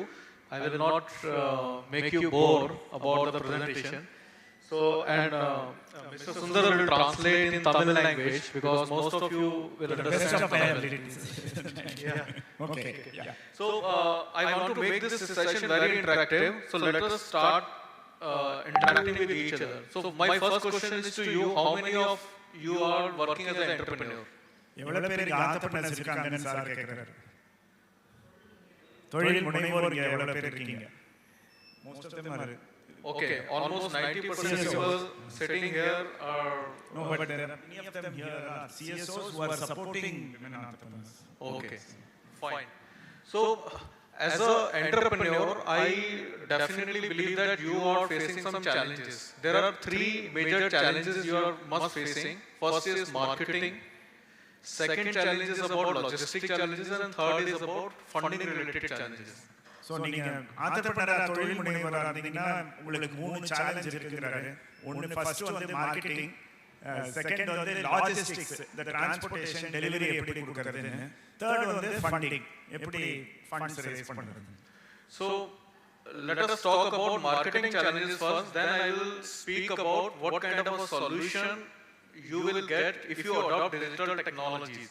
So this is definite that you, whether you are building or manufacturing any product in Trichy or 60 kilometers, 70 kilometers away from Trichy, you want to make a market of your product. And for that market, you need to go physically to meet with your new customer. Even your expectation is that your business should grow and it is reaches to at a scale level where you can send your product to across India. So இதில் நீங்கள் digital marketing இல்லாமல் நீங்கள் பண்ணா நீங்களாவே உங்கள் ப்ராடக்ட்டை எடுத்துகிட்டு போய் ஃபிசிக்கலாக மூவ் பண்ண வேண்டியிருக்கு. ஸோ இவர் ஒரு மார்க்கெட்டிங்கில் ஒரு சொல்யூஷன் தரேங்கிறாரு. எப்படி நீங்கள் ஒரே ஊரில் இருந்துட்டு அக்ராஸ் இந்தியா எப்படி உங்கள் ப்ராடக்ட்ஸை விற்பனை செய்யலாங்கிறத பற்றி சார் ப்ரெசென்ட் பண்ண போகிறோம். So my next question is to you: how many of you are selling your product on any of the e-commerce platform? எவ்வளவு பேர் e-commerce platform Amazon, Flipkart, Meesho இல்லையா விக்கிறவங்க எவ்வளவு பேர் இருக்காங்க? யாராவது யூஸ் பண்ணுறீங்களா? Yesterday there were some 2-3 people who said they were using. Okay, so in this entire hall, only 4 or 5% are selling their product online. If you are not selling your product online, that means you are definitely losing an opportunity to scale up your business. So sir சொல்கிறது என்னன்னா, நீங்கள் ஆன்லைனில் போய் உங்கள் விற்பனை பண்ணலைன்னா ஒரு நல்ல ஆப்பர்ச்சுனிட்டியை மிஸ் பண்ணுறீங்க. உங்கள் ப்ராடக்ட் வந்து கண்டிப்பாக அதனால் அவரோட மெசேஜ் வந்து ஆன்லைனில் எடுத்துகிட்டு போய் வியாபாரம் பண்ணணும். Okay. Now next question is, how many of you are using UPI as a for financial transaction?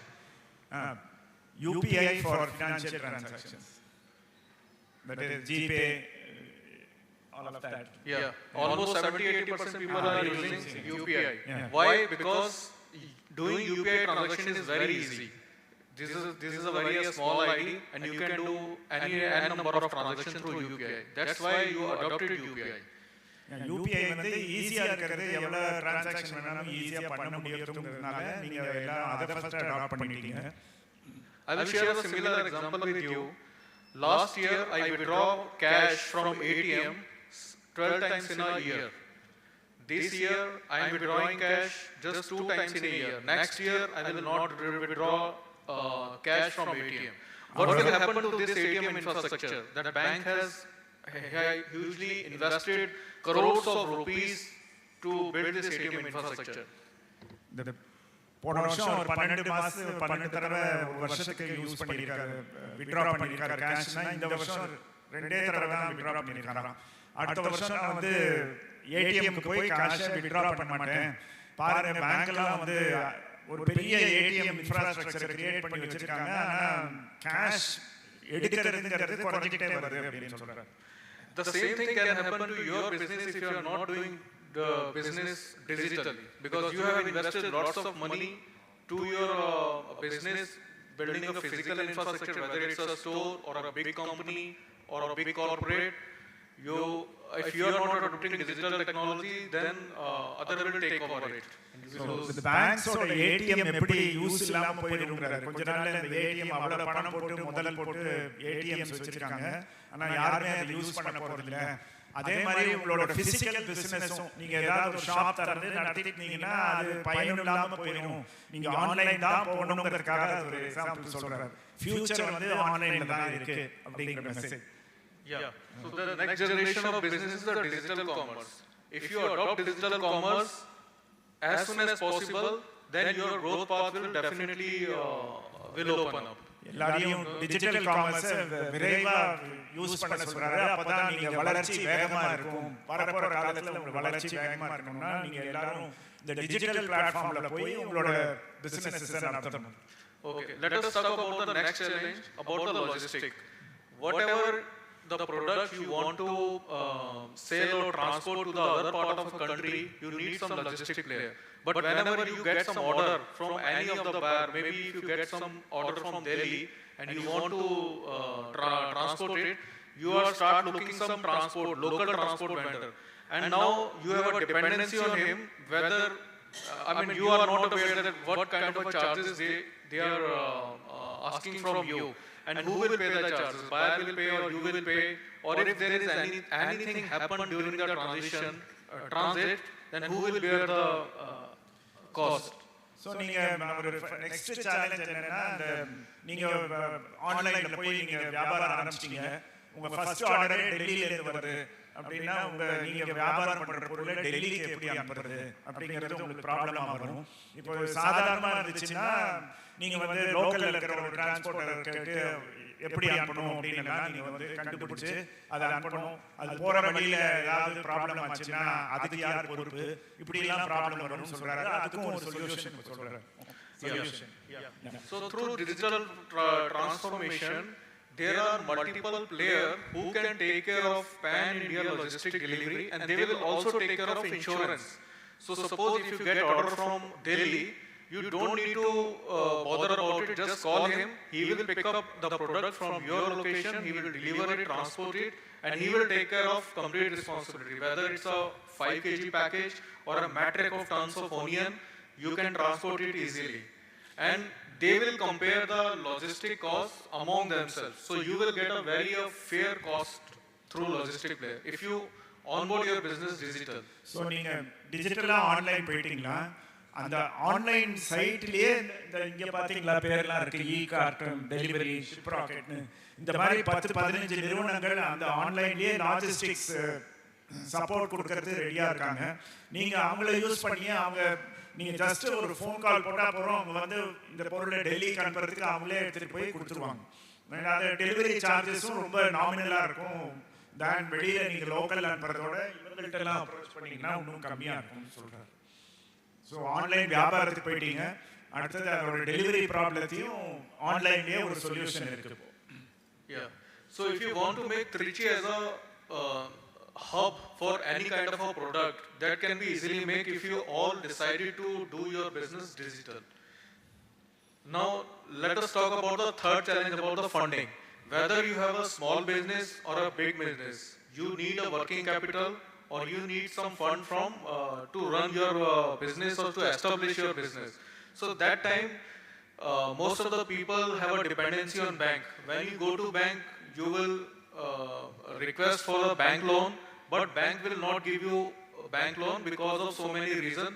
Special the first and foremost challenge is the assessment report. So you don't have any assessment report to show to the bank. This problem and challenge is happening to many of the micro and nano level entrepreneurs. In India, 95% entrepreneurs belong to nano and micro entrepreneur. So only 5% are industry belong to large scale industry. So bank is not able to provide loan to everyone. So that's why, because of this unorganized and unprivileged sector, nano entrepreneur will not able to get loan. But if you are digitally enabled, that means you have a good record or transaction statement, and you can show this transaction statement to bank, and bank will give you easily loan. So there are people online who give, they will see that. And yeah. So sir என்ன சொல்றாரு, இப்போ யூஸ்வலாக நீங்கள் business பண்ணுறச்ச mostly எல்லாம் சிறு தொழில் micro தொழில் பண்ணுறவங்களா தான் இருக்காங்க ஆண்டர்பிரினர்ஸ் எல்லாம். அவங்களுக்கு லோன்ஸ் கொடுக்கறதுக்கு பேங்க் தயாராக இல்லை. 95% விமன் பண்ணுற தொழில்கள்லாம் குறு தொழில் சிறு தொழிலாகவே இருக்குது. அவங்க வந்து பெரிய பார்வர்ஸ்க்கு தான் கொடுக்க ரெடியாக இருக்காங்க. பேங்க் அப்ரோச் பண்ணுறதே அவங்களுக்கு கொடுக்க விருப்பம் இல்லை. எதனாலன்னா நீங்கள் எவ்வளோ பிஸ்னஸ் பண்ணுறீங்கன்னு அவங்களுக்கு ஆக்சுவலாக தெரியல. பட் நவ் நீங்கள் வந்து ஆன்லைன் போய் உங்கள் டிரான்சாக்ஷன்ஸ் எல்லாம் நீங்கள் வந்து கஸ்டமர்ஸ் விற்கிறது வாங்குறது எல்லாம் ஒரு ரெக்கார்டு ஆன்லைன்லேயே இருக்குது. அப்போ நீங்கள் இந்த ரெக்கார்டை கொண்டு போய் இந்த மாதிரி போன மாதம் போன வருஷம் என்னோட டர்ன் ஓவர் ஆன் திஸ் ஓஎன்டிசியில் என்னோட பிளாட்ஃபார்ம் இருக்குது, நான் இது மூலமாக நான் வந்து ஒரு 5 லட்ச ரூபா வியாபாரம் பண்ணியிருக்கேன், இந்த பாருங்கள் ரெக்கார்டுன்னு அந்த ஓஎன்டிசி ரெக்கார்டை எடுத்து கொடுத்துட்டிங்கன்னா பேங்க்ஸ்லாம் ரெடியாக இருப்பாங்க. ஏன்னா நீங்கள் எல்லா டிரான்சாக்ஷனும் அப்படியே தெளிவாக டிரான்ஸ்பரண்டாக இருக்குது for the bank. Yeah. So the real business transformation change will occur when you don't need to go bank. Bank should come to you. Bank உங்கள்கிட்ட வரணுங்கிறாரு. இந்த ஆக்சுவலாக பேங்க்ஸும் ஆன்லைனில் இருக்காங்க. அவங்க அதை பார்த்துட்டு உங்களை வந்து அப்ரோச் பண்ணிடுவாங்க. ஓ இந்த இந்த கிளைண்ட் வந்து நல்லா வியாபாரம் செய்கிறார் ஓஎன்டிசியில், நம்ம அவருக்கு போய் நம்ம கடன் கொடுக்கலாம் தைரியமான்னு சொல்லி அவங்க வந்து உங்களை அப்ரோச் பண்ணுவாங்க கடன் கொடுக்கறதுக்குன்னு சொல்கிறாரு. Yeah, so these are the basic 3 challenges. You can overcome these 3 challenges if you adopt digital technology and transformation. And through digital transformation, now I'm telling you the reason why only 4 people are selling online. Why 95% are not selling online? The first reason is big e-commerce players. They think they are operated only in major cities, metro cities. They are not operating in rural and district level area, because they think there are some certain operational challenges. That's why they are not came there. And the second reason is the high commission fees. If you onboard your product, almost 25% to 40% commission fees they charge. That's why you are not adopting this kind of platforms. இன்னும் பெரிய players தான் Amazon, Flipkart போல இதில் தொழில்கள் enter பண்ணுறாங்க online வியாபாரத்துக்கு. எதனாலன்னா ஒன்று கனெக்டிவிட்டி கிராமப்புறங்களுக்கெல்லாம் இன்னும் அவங்க சரியாக தரல. ரெண்டாவது நீங்கள் பிஸ்னஸ் அங்கே பண்ணி 25% to 40% அவங்களே கமிஷன் கேட்பாங்க. Yeah. Solution is, yeah. So solution is, how many of you are using smartphone? I think everybody. Smartphone எல்லாத்தையும் இருக்கான்னு கேட்குறாரு. 100% people are using smartphone. Yeah. This is the only tool you want to make your business transform. This is the only tool you need. You don't need to make any website, you don't need any you don't need to spend any expenses, only this smartphone, free of cost, your business can be onboarded. Only smart phone தேவைங்கிறாரு business onboard பண்றதுக்கு எதுவுமே வேண்டாம் website வேண்டாம் எதுவும் வேண்டாம் I will show you how it is possible now. So in this network there are 75 seller applications at below. They will help you to onboard your business. They have made a seller application interface. You just need to log in into it, make a catalog, upload your photo, just click photo from your phone, add some description, and it will immediately onboard it. அவ்வளவுதான். நீங்க இந்த கீழே கொடுத்துருக்கிற பேர்ல எந்த அந்த ONDC-க்குள்ள போய் அவங்களை யாரை வேணாலும் கிளிக் பண்ணி உங்க கேட்டலாக் அங்கே அப்லோட் பண்ணி ப்ராடக்ட் டிஸ்கிரிப்ஷன் கொடுத்து ப்ரைஸை போட்டால் நீங்கள் ரெடியா செல் பண்ணுறதுக்கு நீங்கள் ரெடி, ஆன்லைன் செல் பண்ணுறதுக்கு ரெடி. இது வந்து ஒரு கவர்மெண்ட் இனிஷியேட்டிவ், கவர்மெண்ட் ஆஃப் இந்தியாவோட initiative. No charges for this. Yeah, no charges. Even some platforms are not charging. No charges at all. நீங்க Amazon, Flipkart மாதிரி சார்ஜ் பண்ண மாட்டாங்க. So please, website is ondc.org. Site note பண்ணிக்கோங்க. எல்லாரும் போய் அதை check பண்ணுங்க என்ன மாதிரி ஃபெசிலிட்டிஸ் அங்கே இருக்குன்னு. அங்கே ஸ்ட்ரைட்டாகவே உங்கள் தொழில் ஆரம்பிக்கலாம் அப்படிங்கிறார் ஆன்லைனில். அந்த ஃபீஸ் எல்லாம் நீங்கள் எதுவுமே தர வேண்டாம். அமேசான், ஃப்ளிப்கார்ட் கமிஷன் கொடுக்குறாப்புல ONDC-ல என்ன ஃபீஸும் இருக்காது. Okay. I will tell you some of the government schemes you can avail from for your business growth. One scheme is about the team trade enablement scheme that is initiated by Ministry of MSME. NSDC is a partner for that. What is the scheme is all about? You first of all, to make your business digitally enabled, you need to make a catalog, digital catalog, and there is professional expertise required. So up to 5,000 rupees, you will get subsidy or funding from this MSME with the help of this partner. So they will get the direct funding from MSME department, and your catalog, they will help you to make a catalog. So அந்த MSME department மூலமாக உங்கள் catalogue பண்ணுறதுக்கும் ஒரு 5,000 ரூபாய் subsidy கிடைக்குமா? இந்த ஏதாவது ஒரு பார்ட்னரோட நீங்கள் போனீங்கன்னா அவங்க வந்து அந்த கேட்டலாகையும் அந்த டிஜிட்டல் கேட்டலாகையும் உங்களுக்கே பண்ணி தருவாங்க. அதில் ஒரு சப்சிடியும் அவங்களுக்கு கிடைக்கும்னு சொல்கிறாரு. அதனால நமக்கு கன்செஷனல் ரேட்டில் பண்ணி தர வாய்ப்பு இருக்குது. Plus, so to enable such kind of a businesses, 95% businesses are not digital enabled, and to enable them, there are new kind of opportunities for women entrepreneurs. You can also learn how to make digital catalog and can help other business to make digital catalog. I will give you some simple example.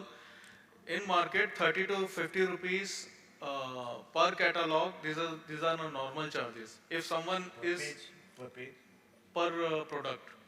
Per product. Okay. Suppose if some store is having 100 product, then 5,000 rupees state opportunity. And if any woman entrepreneur tap or convert 100 stores or 100 entrepreneurs in a month, then 5 lakh rupees is a straightforward opportunity for women entrepreneur. So you can even more than that you can earn. You're saying you ask them to make the digital catalog. To make digital catalog. சரி, அவர் என்ன சொல்றாரு, நீங்க இந்த digital catalogue பண்றதும் ஒரு business அப்படிங்கிறாரு. ஒரு ப்ராடக்டை வந்து டிஜிட்டலாக பண்ணுறதுக்கு 30 ரூபா தருவாங்க. யாரோ ஒரு ஆண்டர்பிரனர் இருக்காரு, அவருக்கு 100 ப்ராடக்ட்ஸை வந்து டிஜிட்டலாக ஒரு கேட்டலாக் பண்ணணும்னா அதில் 3000 ரூபா கிடைக்கும். அந்த மாதிரி டிஜிட்டல் கேட்டலாக் பண்ணி தரதே ஒரு பிஸ்னஸ் அப்படின்னு அவர் விமன் ஆண்டர்பிரனர்ஸ் அதையும் பண்ணலாம்.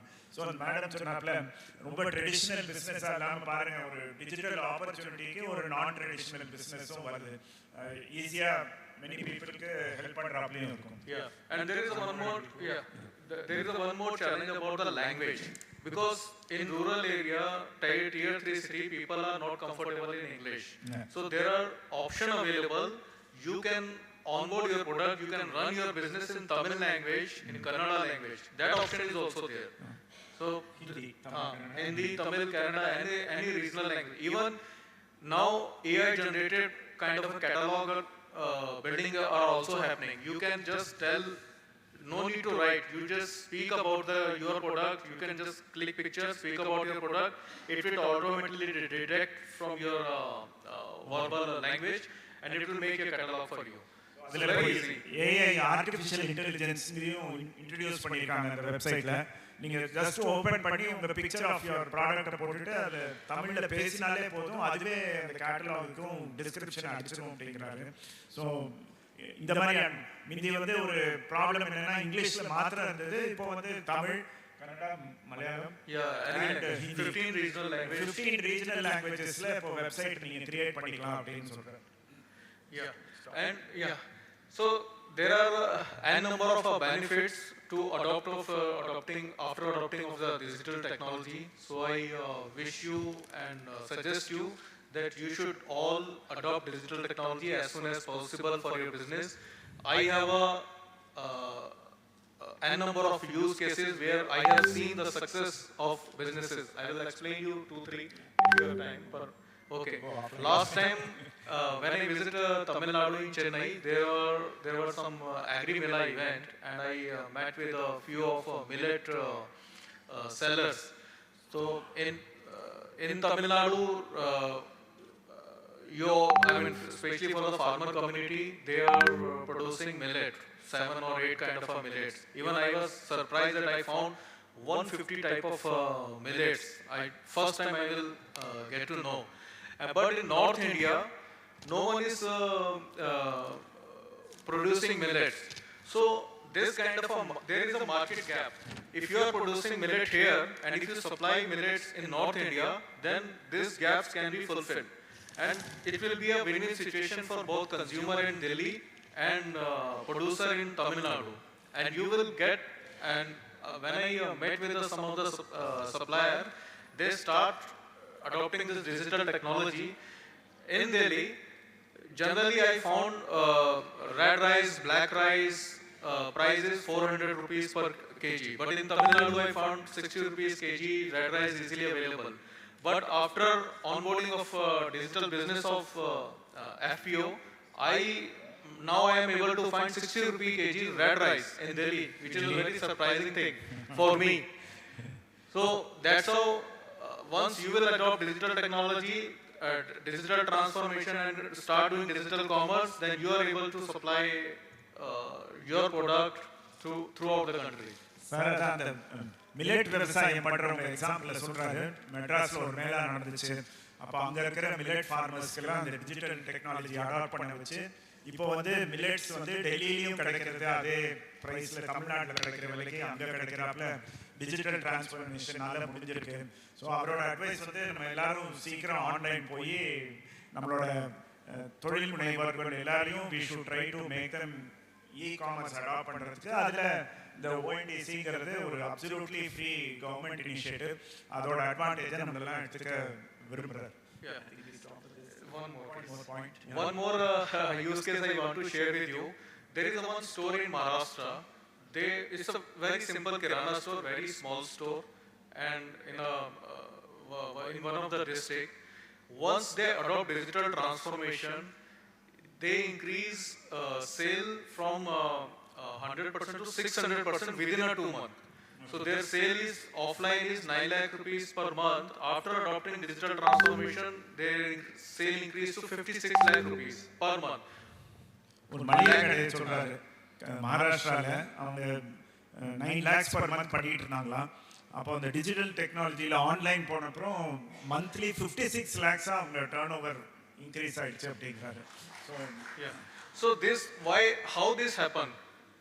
The simple example is whenever you purchase anything from any kirana store, the kirana store shopkeeper don't bother about to get your information. They don't ask for phone number, your email ID or your purchase behavior. But with the help of this software solution, shopkeeper can understand what kind of a purchasing behavior a buyer will have.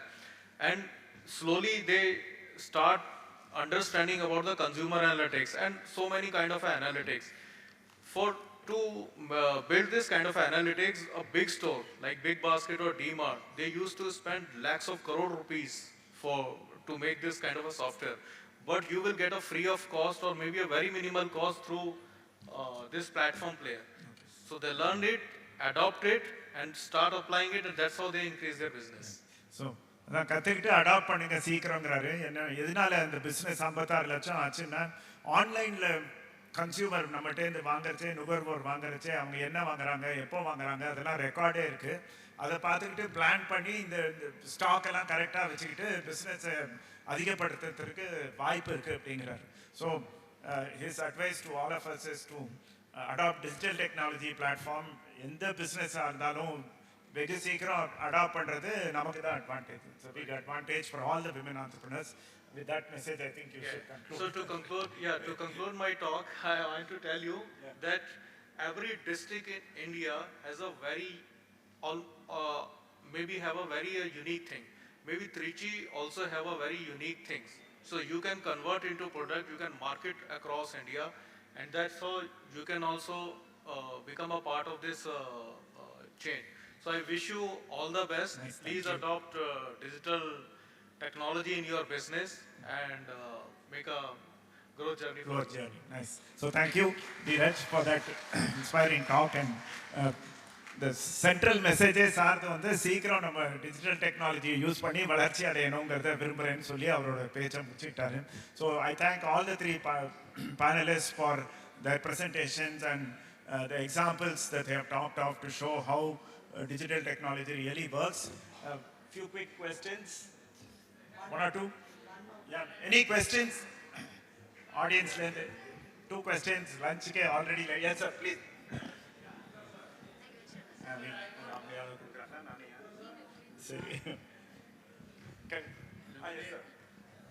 In the digital market, who will do the marketing? Who will get the orders? Orders are automatic or what? There is so much you said about the supply side. How about the demand side? Okay. How do we generate demand in this? Okay. Of course, you are told about the brochure and all. Apart from that, how do we promote demand for our product on the other end? Okay. So if your question is related to ONDC network, so to increase the demand, suppose your product is onboarded through any of the seller application. Now, after onboarding, your product will be visible to all 24 buyer application. So there are almost 50 crore buyers already are visible there. But if you want to increase your demand, so this buyer application will help you to make a digital catalog. And in this digital catalog, you can directly place your deep link. Whenever anyone click on the link, it will directly come to your store through this network. And then you will get to know that who order product and from which side they have ordered product. Then after getting order, this platform player will help you to do order fulfillment.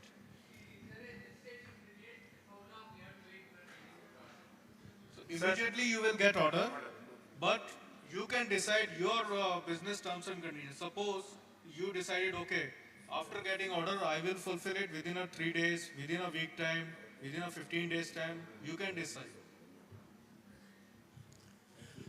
Sir, excuse me, in connection with this, in addition to these questions, my question is, suppose I am a millet trader.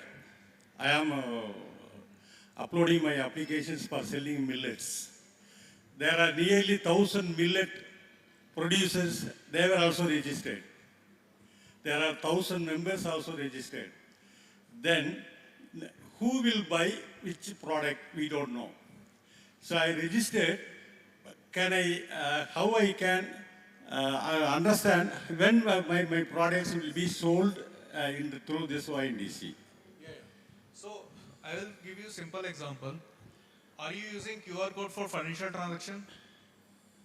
You are doing it, right? QR code.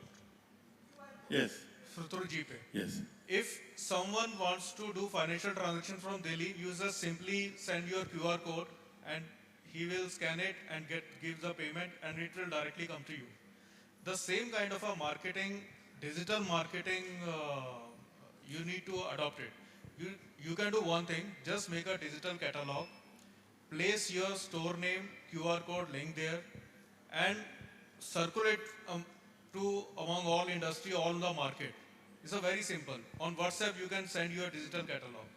whosoever will wants to buy your millet product, he will simply click on it, scan through QR code, and you will get information on your phone that someone has ordered your product. My question is, there are thousand. அமேசான்ல இருந்தாலும் இதே தான். நீங்கள் அமேசானில் thousands of resellers இருக்காங்க. அப்போ நீங்கள் அமேசானில் வந்துட்டு நீங்கள் அமேசானில் இருக்கீங்கிறத டிஜிட்டல் மார்க்கெட்டிங் மூலமாக மார்க்கெட்டில் பிரபலப்படுத்தணும். அதுக்கு கொஞ்சம் செலவு இருக்குது. ஆட்டோமேட்டிக்காக வரவங்க சில பேர் இருப்பாங்க, அந்த சைட்டில் போய் விசிபிளாக இருப்பீங்க, ஆர்டர் போடுவாங்க. பட் ஒன்ஸ் யூர் ஆன்லைன், நம்ம அந்த ஆன்லைனில் இருக்கோங்கிற ப்ரெசன்ஸையும் நம்ம கஸ்டமருக்கு தெரிவிக்க வேண்டியது நம்ம பொறுப்பு தான். அது திருப்பி டிஜிட்டல் மார்க்கெட்டிங் சேனல்ஸ் மூலமாக நம்ம அந்த சார் சொன்னாப்புல ஒரு QR கோட் போட்டு எங்கெல்லாம் நமக்கு கான்டாக்ட் இருக்காங்களோ அவங்க காமிச்சிட்டே இருந்து ஸ்லோவாக பிஸ்னஸ் வளர்ச்சிக்கு ஃபியூச்சர் அதில் தாங்கிறது சார் திட்டமாக இருக்காரு. ஸோ நம்ம நம்மளும் அதில் முயற்சி எடுக்கணுங்கிறது தான் அவரோட message.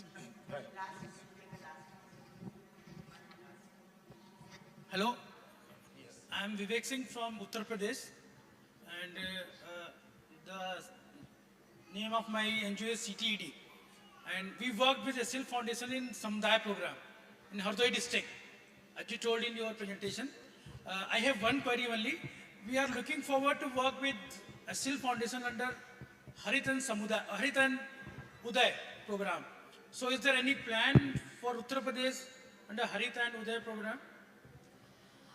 Sir, as I have already mentioned, HCL Uday only focuses on the urban development, where HCL Tech Office has a presence.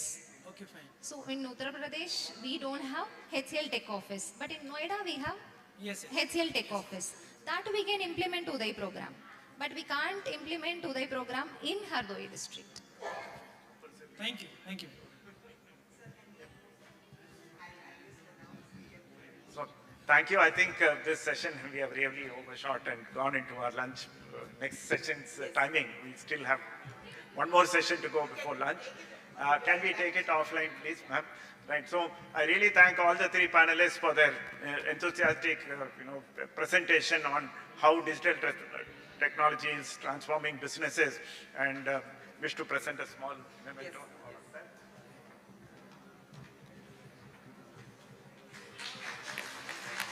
We thank you all for your presence today and the valuable inputs that you have provided. Thank you.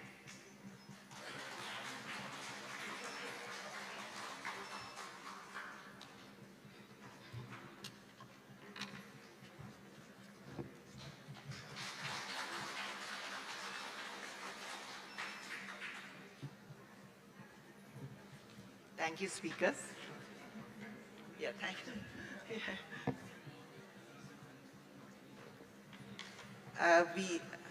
I don't want to hold lunch, so அடுத்த ப்ரோக்ராம்க்கு நாங்கள் உடனடியாக போவோம்.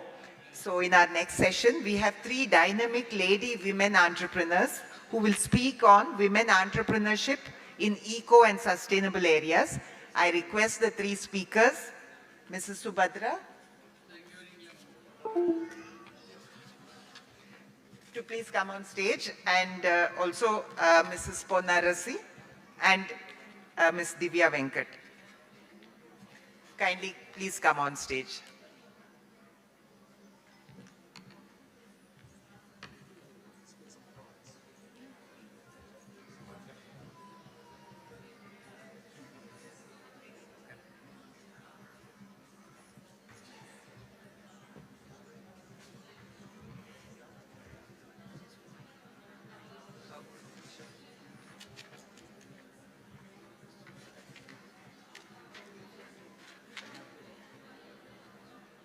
Let me introduce the first speaker for today. I would like to introduce Ms. Ponnarasi, Arasi Moringa Products. Ponnarasi, she started her moringa farming in her 10-acre farm in Karur. Now she is doing value addition in moringa-based products and extensively uses social media platforms, we just saw it in the previous session, to market her products across India and also internationally. She regularly supplies to large hotel chains. So I request you, madam, you can deliver yours.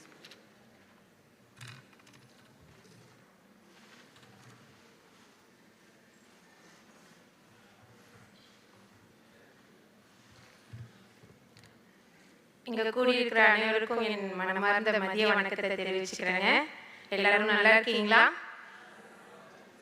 இல்லாட்டி ஒரு சின்ன வேண்டுகோள், நான் கிராமத்துல இருந்து வந்திருக்கேன். என்னோட உச்சரிப்பிலோ பேச்சிலோ ஏதாவது தவறு இருந்தால்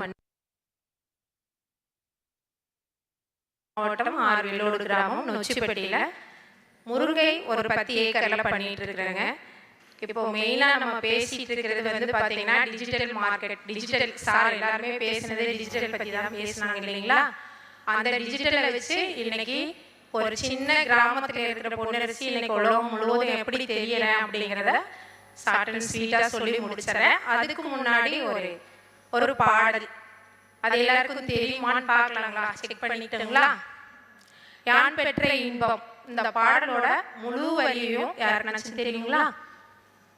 யார் எழுதுனது, யார் பாடுனது, எந்த காலத்துல பாடுனது?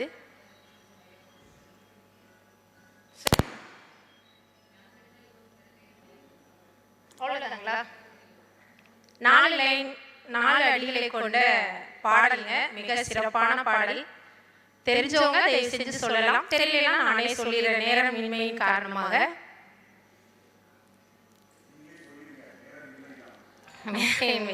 சரிங்க, நான் அதுக்கு இந்த பாடலோட வரிகள் ஏன் இப்ப சொல்ல வந்தேன் அப்படிங்கிறத லாஸ்ட் உங்களுக்கு சொல்லி காமிச்சிடுறேன்.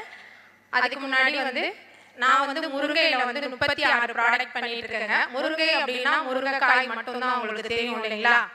முருங்கைக்கீரை மோஸ்ட்லி முருங்கைக்காய் மட்டும்தான் நீங்க பார்த்துருப்பீங்க, யூஸ் பண்ணியிருப்பீங்க.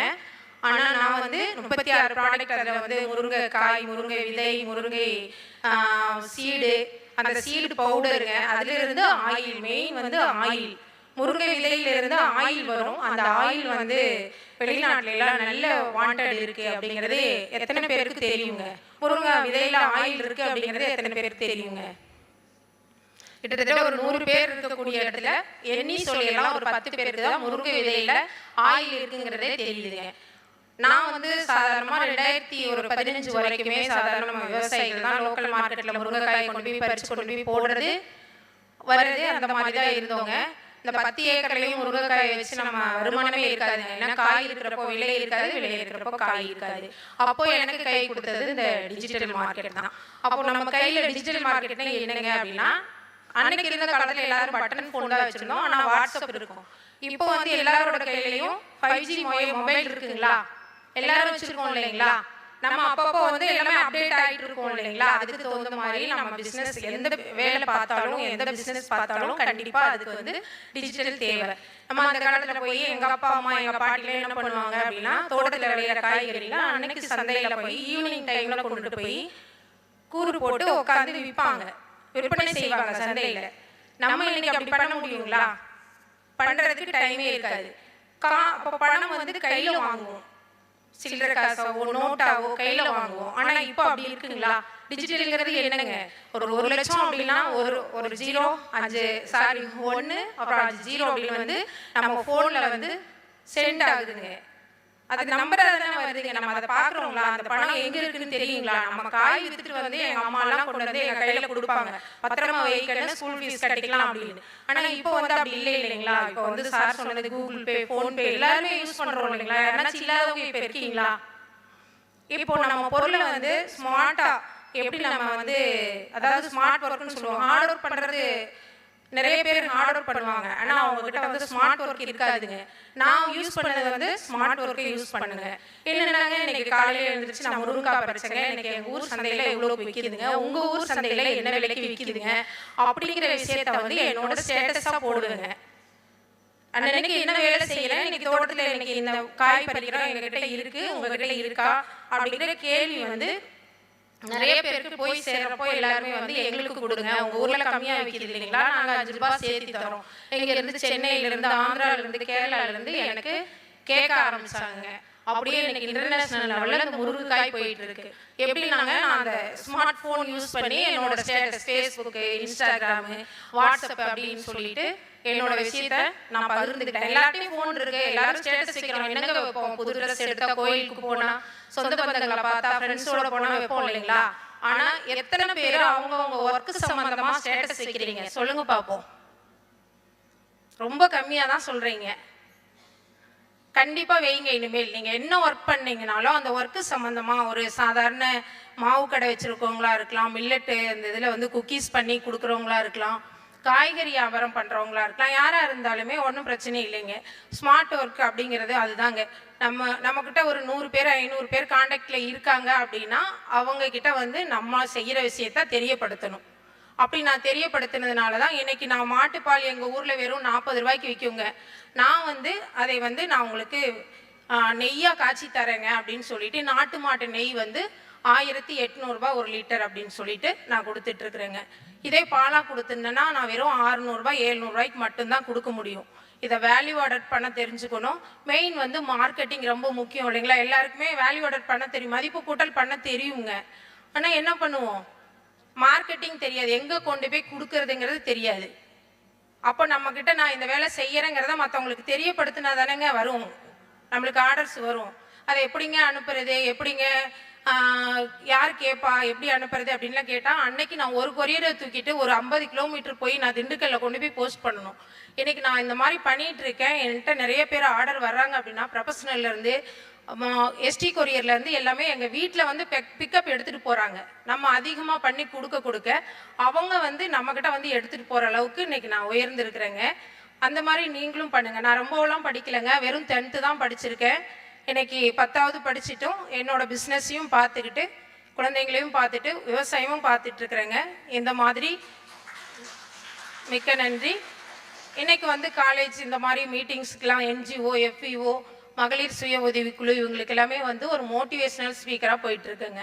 எப்படின்னாங்க இதுதாங்க, இந்த இதை வந்து நம்ம வந்து நமக்கு தெரிஞ்ச விஷயத்த 4 பேருக்கு சொல்லி கொடுக்குறது மூலமாகவும் நம்மளோட தொழில் வந்து வளர்ச்சி ஆகும் இல்லைங்களா? எனக்கு தெரிஞ்சது இவ்வளோதாங்க. நான் வந்து இப்போ ஏன் கேட்டேன்னு சொன்னீங்கன்னா, இப்போ இந்த யான் பெற்ற இன்பம் பெருக இவ்வையகம் அது வந்து திருமூலர் 2ஆம் நூற்றாண்டில் எழுதின பாடல். எதுக்காக இதை வந்து சொல்கிறேன்னா, அந்த சிவனை நோக்கி அவர் வந்து தவம் இருந்தால் அவர் பெற்ற அந்த அருள் அந்த சாமிகிட்ட கிடைச்ச ஒரு இதெல்லாமே வந்து தவம் நான் இருந்தேன், இந்த மாதிரி சிவன் பெருமாள்கிட்ட இருந்து எனக்கு இப்படி இதெல்லாம் அருள் வந்து எனக்கு கிடைச்சிது, அதே மாதிரியாக நீங்களும் பண்ணுங்க அப்படின்னு சொல்லிட்டு அவர் வந்து திருமூலர் வந்து ஒரு அழகா பாடலில் எழுதியிருக்காருங்க.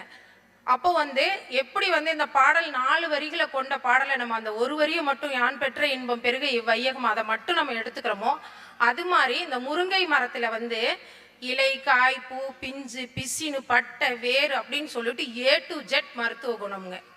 எல்லாமே மருத்துவ குணம் இருக்கு. அந்த மாதிரி தான் அந்த பாடலோட ஒரு வரியை மட்டும் எடுத்துக்கிற மாதிரி முருங்கையில் இருக்கிற முருங்கைக்காய் மட்டும் அதையும் எடுத்தால் சிலர் பேர் அது சிலர் நக்கலை கூட சொல்லுவாங்க, முருங்கைக்காயெல்லாம் வந்து முந்தாணி முடிச்சு படத்தில் வந்தது தாங்க அப்படின்னு சொல்லுவாங்க.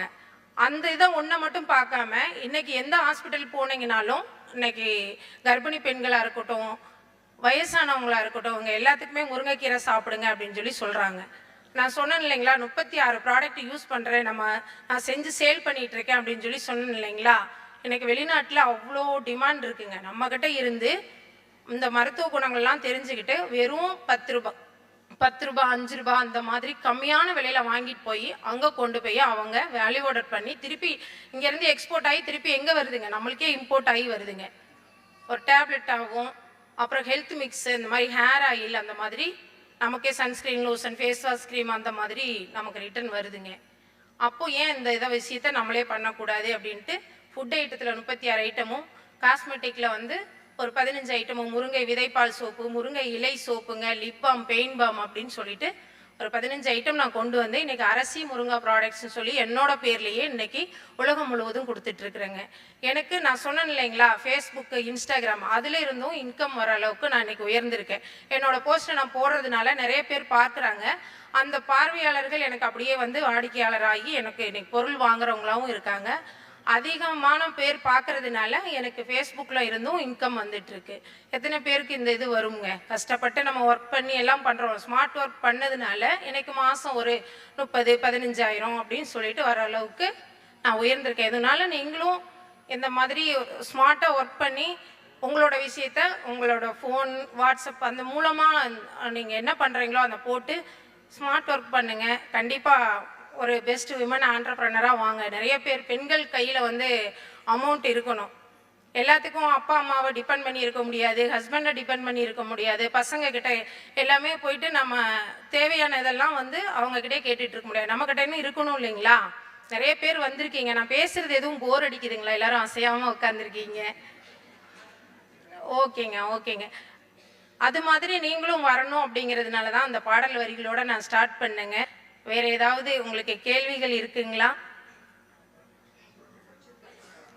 சரிங்க சரிங்க, ஓகேங்க. இதோட நான் பேசுனது உங்களுக்கு யூஸ்ஃபுல்லாக இருக்கும்னு நினைக்கிறேங்க. வாய்ப்பளித்த அனைவருக்கும் நன்றிங்க.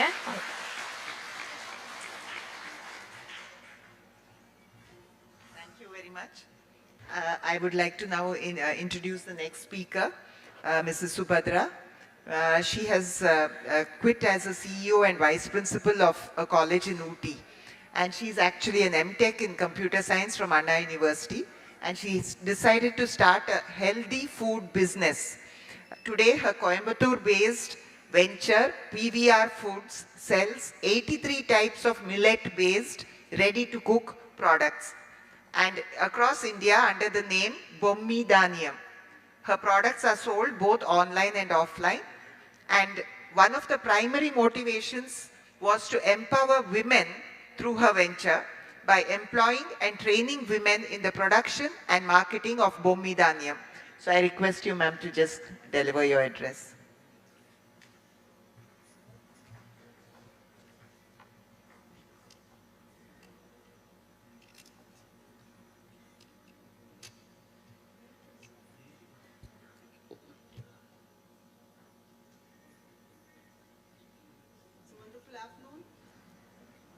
அனைவருக்கும் மதிய வணக்கம்.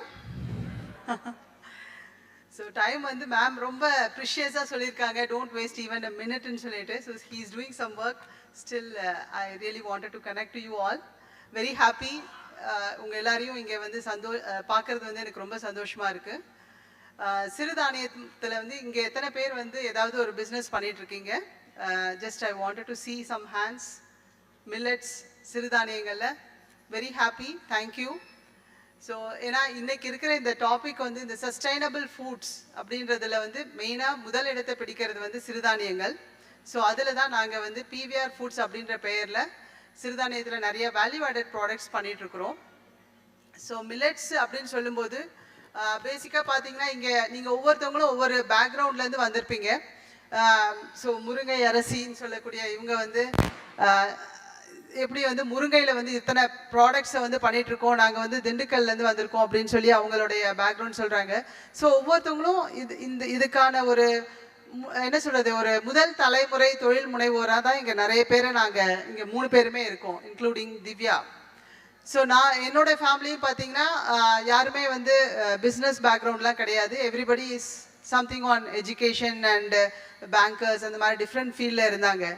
ஸோ நான் வந்து ஒரு காலேஜில் ப்ரொஃபஸராக அப்படி இருக்கும்போது எனக்கு என்ன மைண்டில் எப்போவுமே இருக்கும்னா என்னோட students, because I was serving in the engineering colleges. So students நிறைய பேர் வந்து அந்த டைமில் வந்து ஐ சே பிட்வீன் 2000 to 2014 ப்ராப்ளி. ஸோ அந்த டைம் பீரியடில் நிறைய ஸ்டூடெண்ட்ஸ் கிட்ட பேசும்போது என்ன தோணுன்னா, அவங்களுக்கு வந்து நிறைய வேலை தேடுபவராக மட்டும் இல்லாமல் நீங்கள் வேலை கொடுப்பவராக மாறலாம் அப்படின்னு சொல்லிட்டு அவங்களுக்கு நான் நிறையா ப்ரீச்சிங் கொடுப்பேன். பிகாஸ் அவங்களுடைய டிஃப்ரெண்ட் ஸ்கில் செட்ஸை பேஸ் பண்ணி இன்ஜினியரிங் தான் அவங்க எப்படியோ முடிச்சிட்டாலும் அதில் அவங்க ஷைன் பண்ண முடியாட்டி கூட வேறு வேறு ஃபீல்டில் போக முடியும்னு சொல்லிட்டு. So at the end of the day எனக்கே மைண்டில் தோணும், சரி வை நாட் நான் அதுக்கான ஸ்கோப் ஏன் பண்ணக்கூடாது, வேலைவாய்ப்பை ஏன் நம்ம சைட்லேருந்து நம்ம உருவாக்கக்கூடாது அப்படின்றது ஒன்று. செகண்ட் வந்து எனக்கு வந்து கொஞ்சம் ஹெல்த் இஷ்யூஸ் இருந்தது, லைக் தைராய்டு அந்த மாதிரி ப்ராப்ளம் எல்லாம் இருந்தது. ஸோ அந்த ப்ராப்ளத்துக்காக நான் வந்து நிறையா ரிசர்ச் பண்ணேன், like why I am getting into this kind of an issues, எதனால் எனக்கு இந்த பிரச்சனை வந்திருக்குன்னு பார்க்கும்போது I understood it is because of the food. மெயினாக வந்து நம்ம சாப்பிட்ற உணவுனால நம்ம நிறைய பாதிக்கப்படுறோம், நம்மளுடைய ஹெல்த்தில் ஹார்மோனல் இம்பேலன்சஸ் எல்லாம் நிறைய நடக்குது அப்படின்றத என்னால் உணர முடிஞ்சிச்சு. ஸோ உணவே மருந்து அப்படின்ற ஒரு தீர்வில் எனக்கு சிறுதானியங்கள் தான் என்னோட கையில் என் கண்ணில் வந்து ஒரு தீர்வாக பட்டுச்சு. நிறைய சிறுதானியங்களை வந்து நம்ம ஆக்சுவலி ரொம்ப வருஷமாக நம்ம சாப்பிட்டுட்டு இருந்தது. கவர்மெண்ட்டோட இந்த பிடிஎஸ் சிஸ்டம் வந்து கொஞ்சம் இந்த சேஞ்சஸை கொண்டு வந்துட்டாங்க. லைக் இந்த பக்கம் சவுத்தில் ஃபுல்லாக ரைஸும் நார்த்தில் வந்து வீட்டும் வந்து ஜாஸ்தியாக நம்ம கன்சியூம் பண்ண ஆரம்பிச்சிட்டோம். By the way the cultivation process எல்லாமே மாறிடுச்சு. ஸோ இது எல்லாத்தையுமே நிறையா ஸ்டடி பண்ண பின்னாடி ஐ தாட் இந்த சிறுதானியத்தில் நம்ம வந்து ஒரு ப்ராடக்ட்ஸ் வந்து கமர்ஷியலாக நான் யூஸ் பண்ணுறதே எனக்கு ரொம்ப சேலஞ்சிங்காக இருந்தது. ஸோ நாங்கள் டெய்லி காலேஜ் போயிட்டு ஒர்க் பண்ணிவிட்டு பேரலாக இந்த மாதிரி உணவை தயார் பண்ணணுன்றதே ஒரு சேலஞ்சாக இருந்துச்சு. ஸோ ஐ தாட் ஓகே இதை வந்து நம்ம ஏன் ஒரு கமர்ஷியல் ப்ராடக்டாக கொண்டு வர வைக்கலாமே அப்படின்னு ஒரு மைண்ட் செட் இருந்தது. ஸோ ஃபஸ்ட்டு நாங்கள் வந்து தயார் பண்ணலான்னு நினச்சது வந்து மில்லட்டில் இட்லி தோசை பேட்டர், சிறுதானிய இட்லி தோசை மாவை வந்து பண்ணணும் அப்படின்னு சொல்லிட்டு. ஸோ யோசிச்சு பாருங்க, நான் வந்து ஒரு காலேஜில் வந்து ஒர்க் பண்ணிகிட்ருக்கிறேன். நான் வேலையை வந்து குவிட் பண்ணிவிட்டு ஜாபை ரிசைன் பண்ணிவிட்டு நான் வந்து இந்த மாதிரி ஒரு ப்ராடக்டை பண்ணணும்னு சொல்லிட்டு நான் என்னோடய ஃபேமிலியில் நான் சொல்கிறேன். பிகாஸ் இங்கே எல்லாருக்குமே நம்மளுக்கு நல்ல சேலஞ்சஸ் வந்து பேசிக்கலி ஆஸ் எ விமனாக வந்து நம்ம ஒரு விஷயத்தை பண்ணணும்னு போது நம்மளோட ஃபேமிலியோட கன்சர்ன், அவங்களோட சப்போர்ட் எல்லாமே நம்மளுக்கு வேணும். ஸோ அதை சொல்லி தான் நம்மளால் அடுத்த ஸ்டேஜுக்கு போக முடியும். ஸோ அப்படி சொன்னப்போ ஃபர்ஸ்ட் ஆஃப் ஆல் என்னோட அப்பா, my father was a school HM. So I had a real challenge. Sorry, அப்பா நான் எங்கள் வீட்டுக்கு வந்து ஒரு ஃபர்ஸ்ட் டாட்டர்.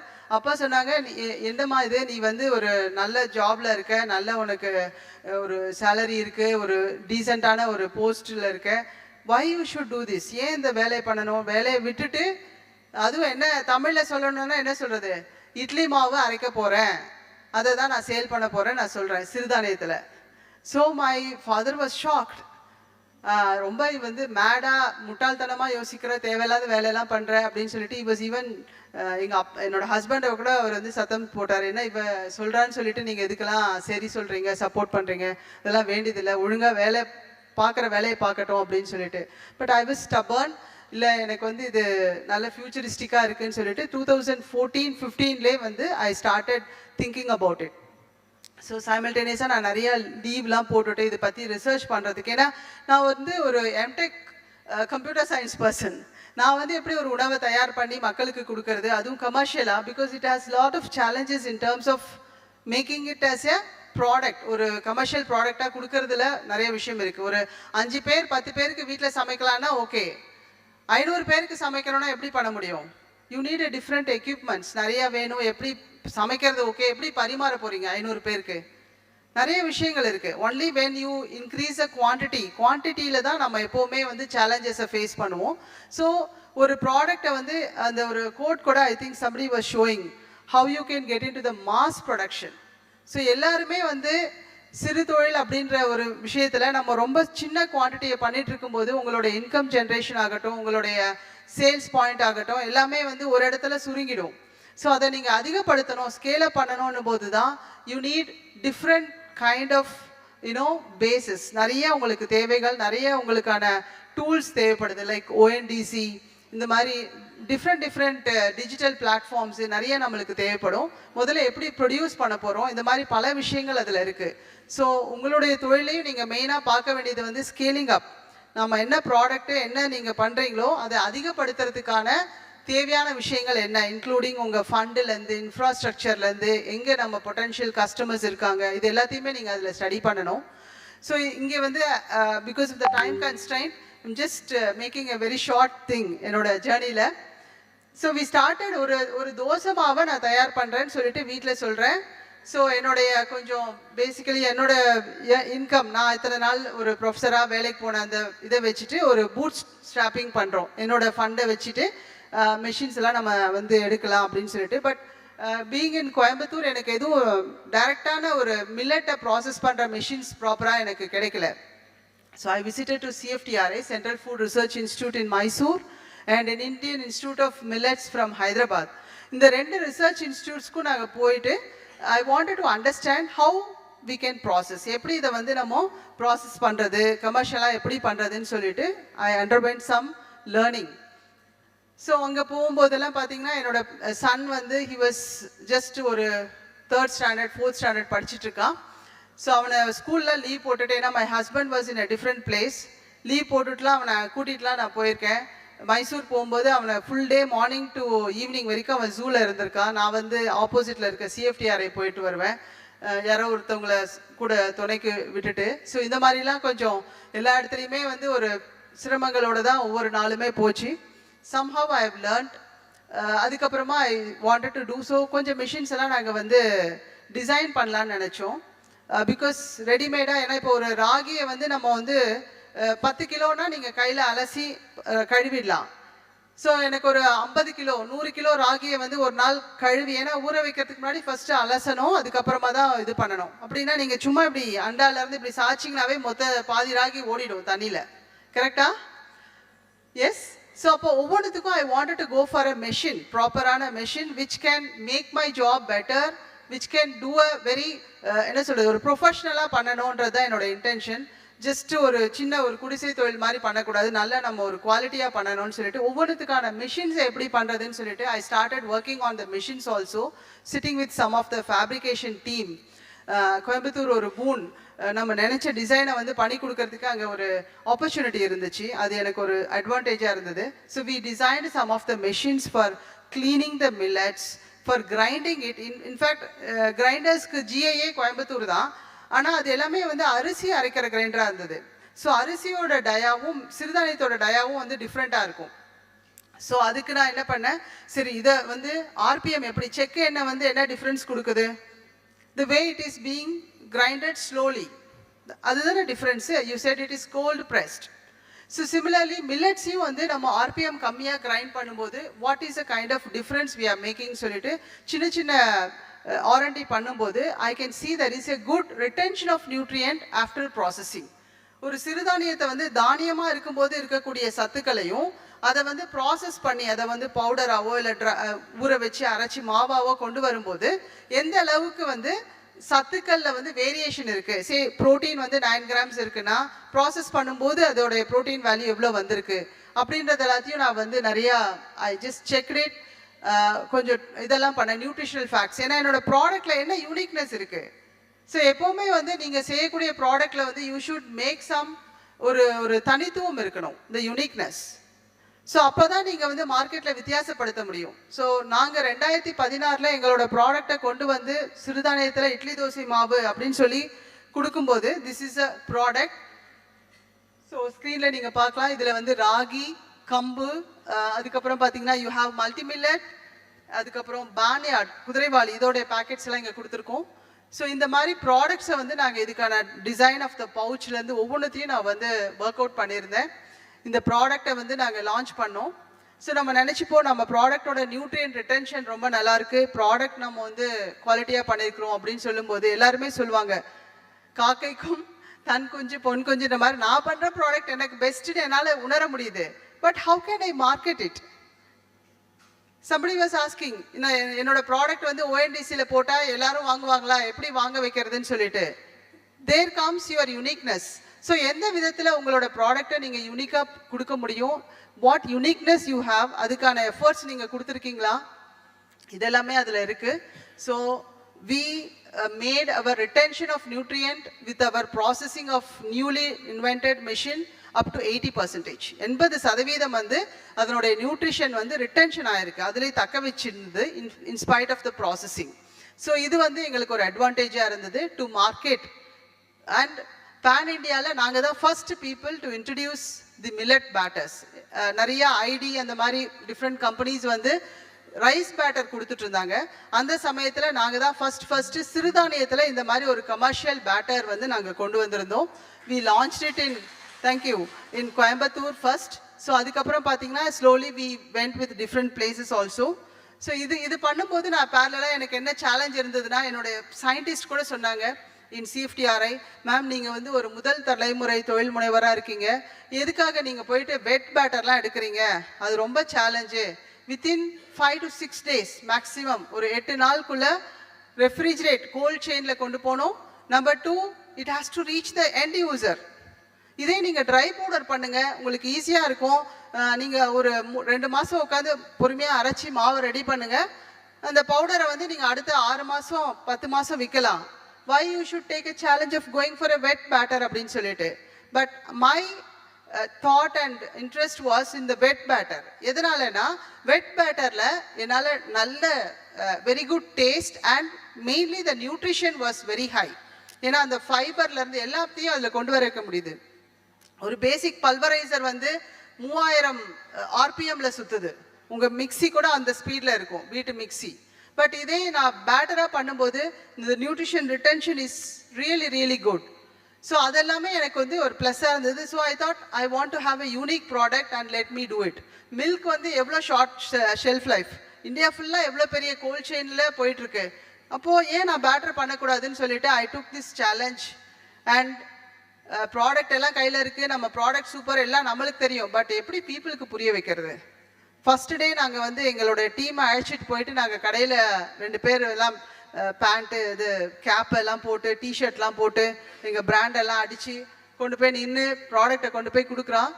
க்யூரியாசிட்டியில் நானும் கூட போய் கொஞ்சம் டிஸ்டன்ஸ்லேருந்து அப்சர்வ் பண்ணிட்டுருக்கிறேன். கடைக்காரர் எங்கள் ப்ராடக்ட் எடுத்து பார்க்குறாரு. என்னப்பா இது ப்ராடக்ட் எல்லாம் கலர் கலராக மாவு பேக்கெட் வச்சுருக்கீங்க என்னன்னு கேட்குறாரு. அவங்க வந்து சார் இது வந்து ராகி மாவு சார், இது வந்து கம்புல இட்லி தோசை மாவுங்கன்னு சொல்லிட்டு எங்கள் மார்க்கெட்டிங் பர்சன் வந்து சொல்கிறான். இந்த பையன் கடைக்காரர் என்ன சொல்கிறாரு, இட்லி மாவுனா முதல்ல வெள்ளை கலராக இருக்கணும்ப்பா, நீ என்ன கலர் கலராக கொண்டு வந்திருக்க, இதெல்லாம் இட்லி மாவுன்னு சொன்னால் யாரும் வாங்க மாட்டாங்க. This was the comment not just from one shop person, more than ஒரு அன்னைக்கு போன ஒரு 15 கடையில் ஒரு 8 கடைக்கார் வந்து மாவு பேக்கெட்டை முதல்ல வாங்கி ஃப்ரிட்ஜிலே வைக்க மாட்டேன்னு சொல்லிட்டாரு. I was really shocked. ஏன்னா எனக்கு வந்து நான் ஒரு காலேஜில் வந்து ரொம்ப ஒரு நல்ல போஸ்ட்டில் இருந்துட்டு நான் என்ன நினச்சேன், நம்ம ப்ராடக்ட் தயார் பண்ணுறோம், நல்ல ப்ராடக்ட்டு, நியூட்ரிஷன் சர்டிஃபிகேட் சூப்பராக இருக்குது, கொண்டு போனால் எல்லாம் வாங்கி கடையில் வச்சுருவாங்க, இமீடியட்டாக நம்மளுக்கு சேல் ஆகிடும்னு சொல்லிட்டு நான் நினச்சேன். But you know it was really painful. என்னால் போய் ஒரு கடையில் சரி நம்மளும் போவோம், நம்மளுக்கு ஒரு ஃபேஸ் வேல்யூக்காவது ஒரு ப்ராடக்ட் வாங்குவான்னு போய் நின்றுட்டு ஒரு கடையில் நானும் கூட போய் நிற்கிறேன். ஒரு 10 நிமிஷமாக திரும்பி கூட பார்க்கல. அவர் பாட்டுக்கு பொட்டுக்கடலை இருந்தாப்பா தேங்காய் விற்கிறாரு எல்லாம் விற்கிறாரே தவிர அவர் கஸ்டமர் தான் முக்கியம், நான் வந்து அங்கே செல்லர் தான். So he didn't respect me. அப்போமா சொல்கிறாங்க இட்லி மாவுனா முதல்ல வந்து மல்லிகைப்பூ இட்லியாக இருக்கணுங்க, குஷ்பு இட்லி சொல்லுங்கள், இது என்னங்க ராகி இட்லி கம்பு இட்லி சொல்கிறீங்க, இதெல்லாம் வந்து ஃப்ரிட்ஜ் வேணா வேணுன்றீங்க, ஃப்ரிட்ஜ் வேணா நீங்கள் கொடுங்க, உங்கள் ஃப்ரிட்ஜு கொடுத்தீங்கன்னா நான் வைக்கிறேன் அப்படின்னு கேட்குறாரு. எனக்கு என்ன ஆன்சர் பண்ணுறதுன்னு தெரில. We made a very small attempt with a very budgeted இன்கமில் எப்படி பண்ணுறதுன்னு சொல்லி ஒர்க் அவுட் பண்ணியிருக்கிறோம். ஃப்ரிட்ஜெல்லாம் கொடுத்து விற்கிற அளவுக்குலாம் we are not so prepared. So I had a real challenge. என்னால் விற்கவே முடியல. என்னோடய ப்ரொடக்ஷன் கெப்பாசிட்டி ஒரு நாளைக்கு ஒரு அட்லீஸ்ட் ஒரு 800 பேக்கெட்ஸ் பண்ணுற அளவுக்கு நான் வந்து மிஷின் எல்லாம் ரெடி பண்ணி வச்சுருக்கேன். கவர் வந்து ஒரு கவர் உங்களுக்கு தெரியும், இந்த மாதிரி கவர் பிரிண்ட் பண்ணணும்னா மினிமம் ஒரு 20,000 கவர் ஆர்டர் கொடுக்காட்டினா அவன் பிரிண்டிங்கே எடுத்துக்க மாட்டான். கவர் பார்த்தா நாங்கள் 4-5 வெரைட்டி 1,00,000 கவர் இருக்குது. என்னால் 10 பேக்கெட் கூட கடையில் விற்க முடியல. Everywhere we are giving free samples, try பண்ணி பாருங்கன்னு சொல்லிட்டு. But it turn back. People started calling me saying that ரொம்ப நல்லா இருந்ததுங்க, எங்கள் பாட்டி வந்து செய்யும்போது வர வாசனை வந்து இந்த கம்பு தோசை சுடும்போது வந்துச்சு, சரி கொண்டு வாங்க 2 பேக்கெட் கொடுங்க, சேல் ஆச்சுன்னா பணம் தரோம் அப்படின்னு சொல்லிட்டு slowly we penetrated. This was happened before pandemic 2016 17 almost I will say 17 and 18. Time is up. So this is a kind of a phase in which we have done. Then slowly we penetrated.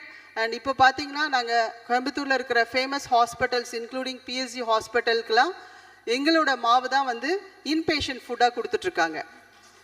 And very happy to share we are also now taken a lot of space with different other industries also. நிறைய இண்டஸ்ட்ரீஸில் வந்து நாங்கள் நிறைய penetration பண்ணியிருக்கோம். அவங்க வந்து நாங்கள் பேசியிருக்கோம். Blue collar job இருக்கிற ஒரு 2000 பேர் ஒரு 800 பேர் வேலை பார்க்குற இண்டஸ்ட்ரியில் வந்து அவங்களுக்கான உணவு வந்து கேன்டீனில் என்ன கொடுக்குறீங்கன்னு கேட்கும்போது மோஸ்ட்லி சப்பாத்தி பரோட்டா இப்படி கொடுக்குறோம்.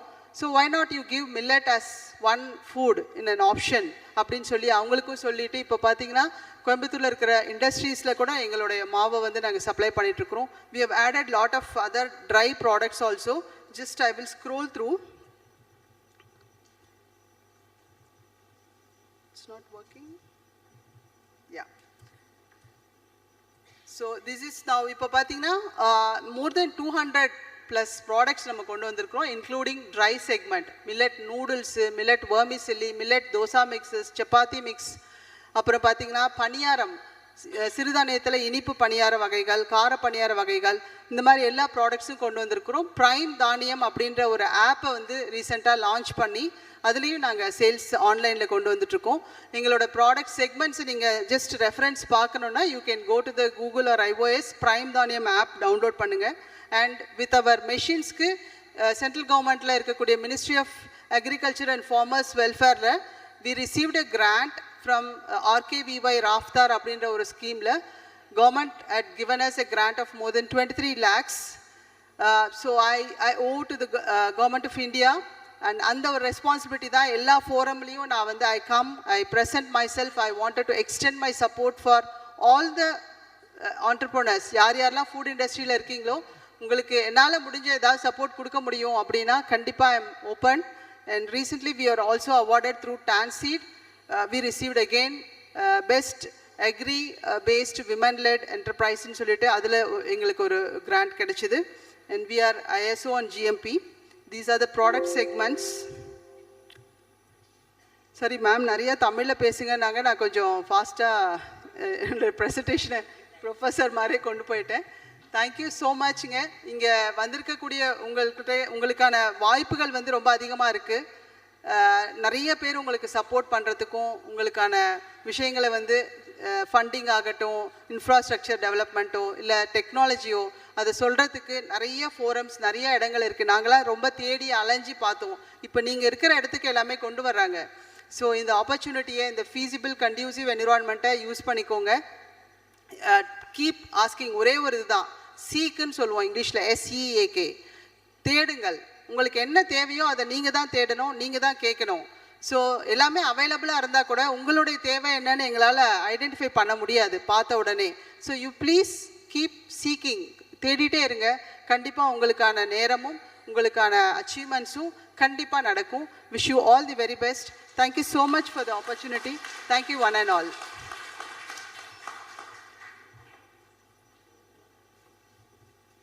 Thank you so much. It was a very useful speech. We move to the last speaker. I'd like to introduce Ms. Divya Venkat, founder of Viday Recycling. She's a very visionary entrepreneur and passionate advocate for social impact and environment sustainability. She has been recognized in several forums for the work that she does as an environment champion, as an innovator in responsible recycling, and has an inclusive network of over 400 informal waste collectors. She's a youth and community educator, and I request you to please come and give your.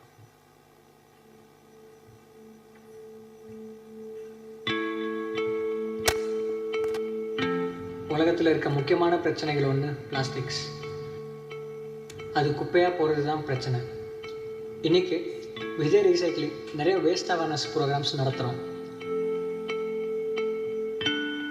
இதில் குப்பைகளை குறைத்து வாழ்வாதாரத்தை உயர்த்தும் பொருளாக பள்ளிகளுக்கே plastic வேஸ்ட்டில் recycle பண்ண benches கொடுக்குறோம். So இதுதான் எங்கள் ரீசைக்கிள்டு பிளாஸ்டிக் பெஞ்சஸ்ன்னும் போது ஒரு இன்ஸ்டன்ஸ் ஞாபகங்க. சுந்தர சோழாவரம். நான் சுந்தர சோழாவரம் ஊராட்சி ஒன்றிய தொடக்கப்பள்ளியின் தலைமை ஆசிரியர் ஆர் விஜயலட்சுமி. எங்களது பள்ளி வந்து 1958ஆம் ஆண்டுலேருந்து செயல்பட்டுருக்கு. எங்கள் பள்ளியில் 450 மாணவர்கள் சுமார் படிக்கிறாங்க. கற்றல் கற்பித்தலில் குறைபாடு இல்லாத ஆசிரியர்கள் மாணவர்களும் இருக்கிறாங்க. ஒரே ஒரு குறைபாடு தான் இருந்தது. அது என்னென்னா பசங்க உட்கார்றது பெஞ்ச் இல்லாமல் இருந்தது. அந்த குறைபாடு இப்போ விதை ரீசைக்ளிங் மூலமாக நிறைவேறிடுச்சு. அதனால் நாங்கள் எல்லாரும் அவங்களுக்கு மனமார்ந்த நன்றியை மகிழ்ச்சியோடு தெரிவிச்சுக்கோம். இது வரைக்கும் ஒரு 25 ஸ்கூல்ஸ் கிட்ட நம்ம பெஞ்சஸ் போய் சேர்ந்துருக்கு. ஒரு பெஞ்சுக்கான லைஃப்னு பார்த்தீங்கன்னா 10 வருஷத்துக்கும் மேலே. உதாரணத்துக்கு ஒரு பெஞ்சுக்கு 3 மாணவர்கள்னாலும் 1000 பெஞ்சுகளுக்கு 3000 மாணவர்களுக்கான வசதி கிடையாது. இது 30,000க்கும் மேற்பட்ட மாணவர்களோட வசதி.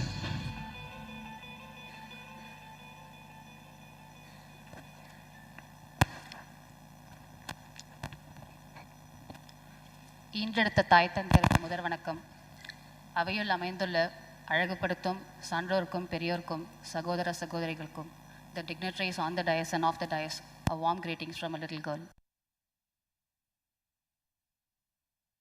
நான் திவ்யா வெங்கட் உங்களோட ஒரு சில பகிர்வுகளை பகிர்ந்ததுக்காக வந்திருக்கேன். எப்பயுமே எனக்கு மட்டும் இந்த இக்கட்டான சூழ்நிலைங்க, சாப்பிட போகிறதுக்கு முன்னாடி தான் ஸ்லாட் கிடைக்கும். எல்லாம் பசியோடு உட்காந்துருப்பீங்க. So as per your request ma'am, I'm going to finish it fast and quick. எப்பயும் ஆரம்பிக்கும் போது ஒரு திருக்குறளோட ஆரம்பிக்கிறது வழக்கம். உச்சரிப்பில் தவறு இருந்தால் மன்னிச்சுக்கோங்க. உள்ளுவதெல்லாம் உயர்வுள்ளல், மற்றது தள்ளினும் தள்ளாமை நீர்த்து. For people who don't understand Tamil, I'm translating it in English. Let your thoughts always be great and grand. Though they fail, their virtues stand. This was given by a poet, Thiruvalluvar. இன்னி எண்ணம் எப்பயுமே உயர்வாக இருக்கணும் அப்படின்றதுல மிகுந்த நம்பிக்கை கொண்ட ஒரு பர்சன் தான். இங்கே உங்கள் அத்தனை பேர் முன்னாடியும் நிற்கும் போதும் பயங்கர பூரிப்பாக இருக்குங்க. ரீசன் பார்த்தீங்கன்னா, அந்த கதவை தாண்டி உள்ளே வர ஒவ்வொருத்தருக்குமே ஒரு ஹிஸ்ட்ரி இருக்கும். பல தடைகள், பல இடையூறுகள், பல பிரச்சனைகள், பல அவமானங்கள், இது எல்லாத்தையும் தாண்டி நான் சாதித்தே தீருவேன் அப்படின்னு சொல்லி வந்திருக்கிற பெண்மணிகளை தான் இங்கே ஒவ்வொருத்தரையுமே நான் பார்க்குறேன். பெண்மணின்னு சொல்லும்போது முக்கியமான வார்த்தையை சொல்லணும்னு நினச்சிட்டே இருந்தேன். உங்கள் அத்தனை பேருமே நான் ஒரு சிங்க பெண்ணாக தான் நான் பார்க்குறேன். உங்கள் முன்னாடி உங்கள் கூட இப்படி ஒரு இடத்துல நிற்கிறதுல கிடைக்கிற பூரிப்பு எனக்கு வேறு எதுலேயும் கிடைக்காதுன்னு நினைக்கிறேன். ஸோ சினம் தாழ்த்தி பாராட்டுக்கள் உங்கள் அத்தனை பேருக்கும் to have come to this level. And at this moment, I would also like to take the opportunity to thank Trichy for giving me this opportunity to share this room with all of you. Mike. Okay. சிங்கப்பெண்களே, இன்னொரு 5 minutes பொறுத்துக்க தயாரா? Alright. பூரிப்பு எப்பெல்லாம் வரும் அப்படின்னா, மாதர்கள் உங்கள் அத்தனை பேருக்கும் ஃபஸ்ட்டு குழந்தைய பார்க்கும்போது வரும். எனக்கு நேஷ்னல் ஆந்தம் கேட்கும்போது வரும். தமிழ்தாய் வாழ்த்து பாடும்போது வரும். இந்த வீடியோ இங்கே ப்ளே பண்ணும்போது வந்துச்சு. இன்றைக்கி உங்கள் கூட இப்படி நிற்கும் போது வருது. அதில் பார்த்தீங்க இல்லையா, ஒரு 6 மாதம் தாங்க, 6 மாதத்தில் 15,000 கிலோ பிளாஸ்டிக் பேக்கேஜிங் கழிவுகளை திரட்டி மறுசுழற்சி செய்து சென்னையை சுற்றில இருக்க ஸ்கூல்ஸில் எந்த இடத்துல மேஜைகளே இல்லையோ, பெஞ்சஸே இல்லையோ, அந்த ஸ்கூல்ஸை கண்டுபிடிச்சி அங்கே இருக்கிற பசங்களோட சுயமரியாதையை உயர்த்தி அவங்கள அந்த மேஜையில் உட்கார வச்சு அவங்க கிளாஸ் கவனிக்கும் போது அவங்க முகத்தில் இருக்கிற புன்னகையை பார்க்கும்போது பூரிப்பு இல்லாமல் இருக்குமான்னு அந்த அந்த அந்த பூரிப்போடு நான் உரைய தொடங்குறேன். ஒரு கேள்வியோட. நேற்று நான் கவனித்தேன், நிறைய பேர் கேள்வியே கேட்கல. இன்னைக்கு காலையிலேருந்து வந்தவங்கெல்லாம் கேள்வியை கேட்டுட்டு இருக்காங்க. திட்டாதீங்க. பட் எத்தனை பேர் ஏன் மில்லட்டை பற்றி இவ்வளோ ஸ்ட்ராங்காக பேசுகிறாங்க, ஏன் திடீர்னு மில்லட்டுக்கான இவ்வளோ ஒரு பூம் அப்படின்னு சொல்லி ஏதாச்சும் ஒரு ஐடியா இருக்குங்களா? Millet introduction of the millets அப்படின்னு சொல்கிறாங்க, இன்டர்நேஷ்னல் இயர் ஆஃப் த மில்லட்ஸ்ன்னு சொல்கிறாங்க, சிறுதானியம் சிறுதானியம் அப்படின்னு சொல்லிட்டு நிறைய பேசிகிட்டே இருக்காங்க இந்த வருஷத்துலேருந்து. ப்ளீஸ்.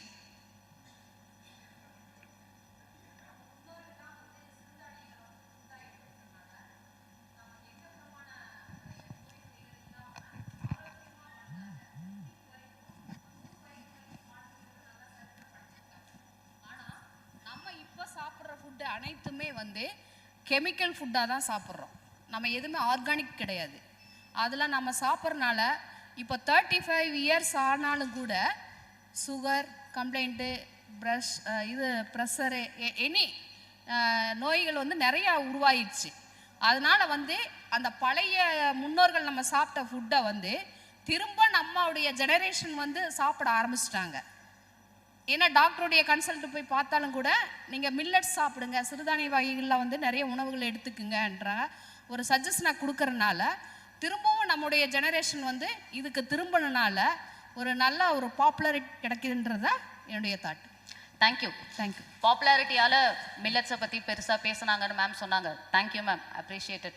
ஆனால் திடீர்னு நம்ம அரசாங்கம் இன்டர்நேஷ்னல் இயர் ஆஃப் மில்லட்ஸ்னு அனௌன்ஸ் பண்ணதும் உங்கள் அத்தனை பேரையும் இங்கே கூட்டிகிட்டு ஒருங்கிணைச்சு ஒரு கிளைமேட் வெஞ்சர்ஸ் அப்படின்னு சொல்லி அதுக்குள்ளே உங்கள் எல்லாரையும் ஒரு அமைப்பாக சேர்த்ததுக்கான காரணம் என்னைக்காவது யோசிச்சு பார்த்துருக்கீங்களா? இதில் பேர் எடுத்து கொடுக்கும்போது எதுக்காக திடீர்னு இதை பற்றி எல்லாம் பேசுகிறாங்கன்ட்டு.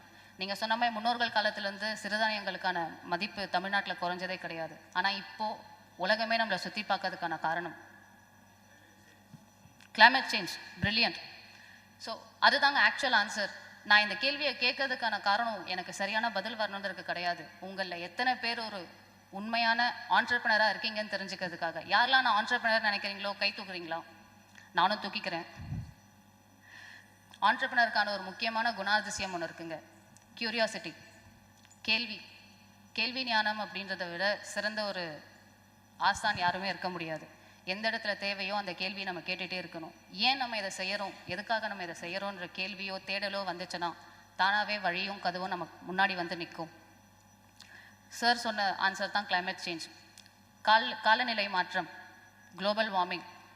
பிளாஸ்டிக்ஸ் யூஸ் பண்ணாதீங்க, பேப்பர் யூஸ் பண்ணாதீங்க, மரம் வெட்டாதீங்க, இந்த உடை உடுத்துங்க, அந்த உடை உடுத்தாதீங்க, பிளாஸ்டிக் பிளேட்டில் சாப்பிடாதீங்க. அந்த மாதிரி ஆயிரக்கணக்கான பேர் ஆயிரக்கணக்கான விஷயங்களை பேசுறதுக்கான ஒரே ரீசன் நம்ம எல்லாமே நம்மளோட பிஹேவியரை மாற்றிக்கலை அப்படின்னு சொன்னால் இந்த உலகத்தோட அழிவுலேருந்து நம்ம தப்பிக்க முடியாதுன்ற ஒரே காரணம். அவ்வளோதான். சரி, ஓகே, ஒத்துக்கிறேன் கிளைமேட் சேஞ்ச். ஆனால் மில்லட்ஸ் ஏன்? வை மில்லட்ஸ்? அரிசி இருக்குது, கோதுமை இருக்குது, ஆனால் மில்லட்ஸ் ஏன்? எஸ், அவங்க அங்கேருந்து நிற்கிறாங்க. So I would like to hear from her. சத்தமாக சொல்லுங்கள்.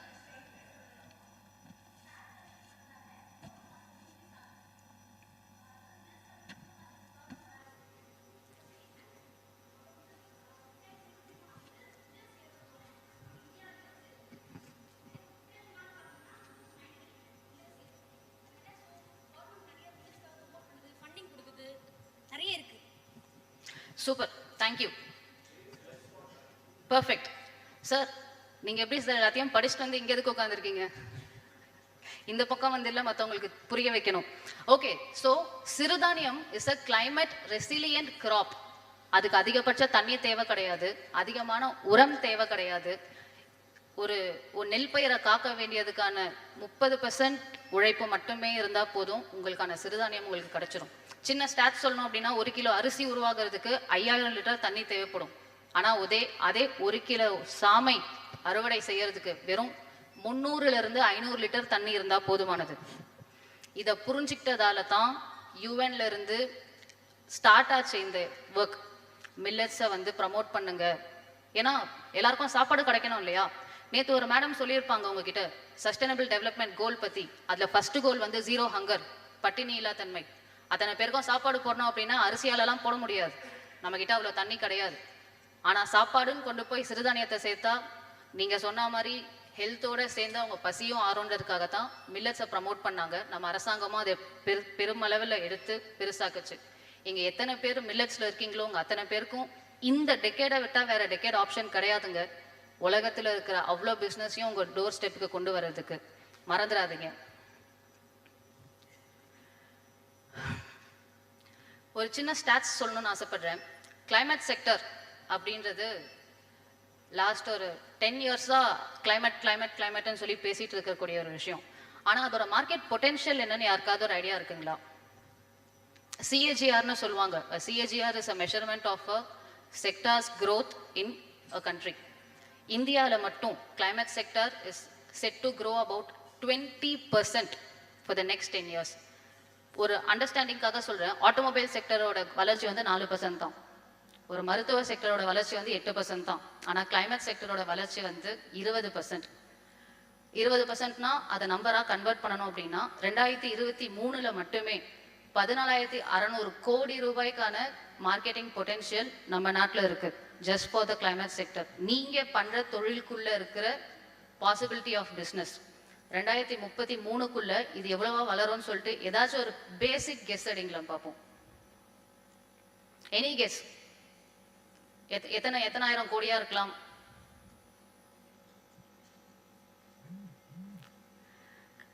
$2,80,000 கோடி ரூபாய். அவ்வளோ ரூபாய்க்கு ஒரு டிமாண்டும் இருக்க போது, ஒரு சப்ளையும் இருக்க போகுது. இப்போ இந்த ரூம்ல இருக்கிறவங்க 100 பேரால அதுல இருந்து எவ்வளோ ஷேர் எடுத்துக்க முடியும்?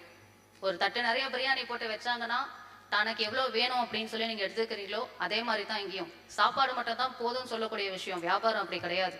எடுக்க சந்தோஷமா இருந்துகிட்டே தான் இருக்கும்.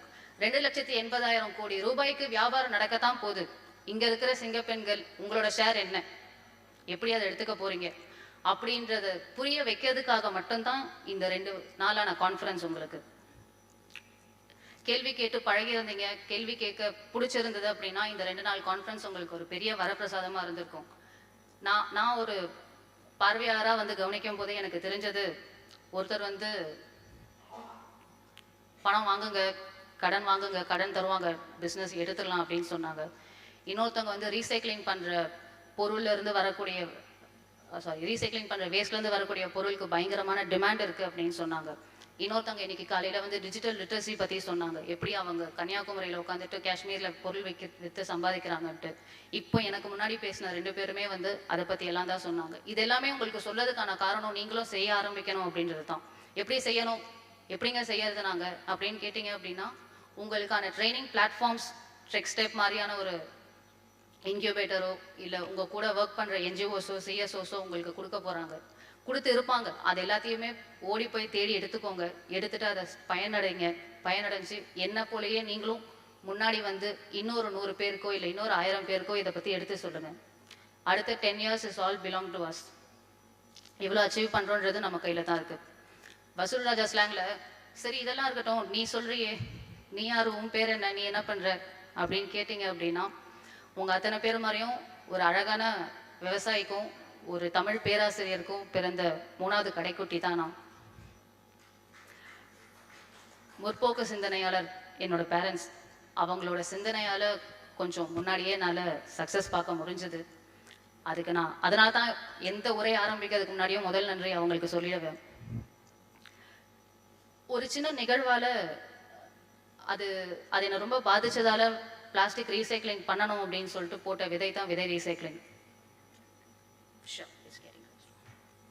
விதை ரீசைக்ளிங் அப்படின்ற கம்பெனி 10 வருஷத்துக்கு முன்னாடி நாங்கள் ஸ்டார்ட் பண்ணும்போது ப்ளூ காலர் லேபர் பீப்புளுக்கு அவங்களோட டிக்னிட்டி ஆஃப் லேபரை ரீஸ்டோர் பண்ணணும் அப்படின்றதுக்காக ஆரம்பித்தோம். திரும்பி பார்த்தா 10 வருஷம் ஆயிடுச்சு. ஒரு 10,000 மெட்ரிக் டன்ஸ் ஆஃப் பிளாஸ்டிக் வேஸ்ட்டை நாங்கள் ரீசைக்கிள் பண்ணியிருப்போம். பூமியிலேருந்து மாசுபடாமல் கடலில் போய் கலக்காமல் எடுத்து அதை ரீசைக்கிள் பண்ணியிருப்போம். இப்போது ரீசெண்டாக நாங்கள் பண்ண அச்சீவ்மெண்ட் என்னென்னு பார்த்தீங்கன்னா, உங்களை மாதிரியான மைக்ரோ ஆண்டர்பிரினர்ஸ்க்கு, உங்களை மாதிரியான என்ஜிஓஸ் அண்ட் சிஎஸ்ஓஸ்க்காக ஒரு மைக்ரோ ஃபேக்ட்ரி செட்டப்பை கொண்டு வந்திருக்கோம். அந்த மைக்ரோ ஃபேக்ட்ரி செட்டப் மூலயமா எங்களை மாதிரி ஒரு பெரிய ஃபேக்ட்ரி வச்சுருக்கிறவங்க ஒரு நாளைக்கு 1000 டன்ஸ் ரீசைக்கிள் பண்ணுறோம் அப்படின்னா, மைக்ரோ ஃபேக்ட்ரி வச்சுருக்கிறவங்க 50 கிலோ வேஸ்ட்டை தான் கலெக்ட் பண்ணி ரீசைக்கிள் பண்ண முடியும் அப்படின்னாலும் அவங்க பண்ணலாம். அதுக்கான ப்ராடக்ட்ஸ் உங்களுக்கு தெரியணும் அப்படின்றதுக்காக இங்கே கொண்டு வந்து டேபிளில் வச்சுருக்கோம். நீங்கள் சாப்பிட போகும்போது அதை பார்த்துட்டு போகலாம். இது எதுக்கு சொல்கிறேன் அப்படின்னா, alternates to food, beauty products, அந்த மாதிரி இத்தனை முறை பேசிட்டு வந்தவங்களும் நிறைய சொன்னாங்க இல்லையா. பெண்கள் அப்படின்னா சமைக்கிறது, பலகாரம் சுட்டு கொடுக்கறது, பியூட்டி ப்ராடக்ட்ஸ் பண்ணுறது, ஹெல்த் மிக்ஸ் பண்ணுறது, இது எல்லாத்தையும் தாண்டி நானும் மேனுஃபேக்சரிங்குள்ளே வரணும், நானும் டிஃப்ரெண்ட்டாக ஏதாச்சும் பண்ணணும், எனக்கு ஸ்கோப் இருக்கா அப்படின்னு கேட்டிங்க அப்படின்னா, அந்த ஸ்கோப் இருக்குதுன்னு சொல்லி காட்டுறதுக்காக தான் உங்களுக்கு இந்த ப்ராடக்ட்ஸ் காட்டுறோம். Any small micro entrepreneur who wants to do this, we are all the way happy to support you, handhold you. We are also setting up a foundation where we will buy back the products manufactured by these micro entrepreneurs so that they don't have to go search for a marketplace.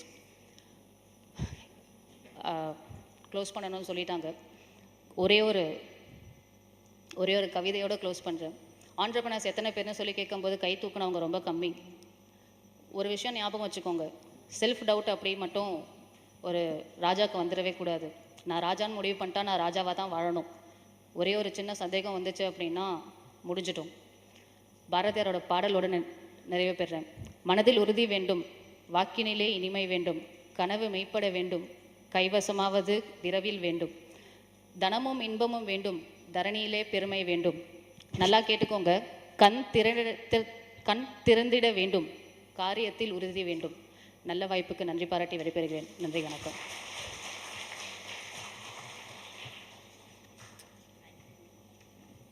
Thanks so much. I'm actually a villain out here, trying to stop you all from the top. So,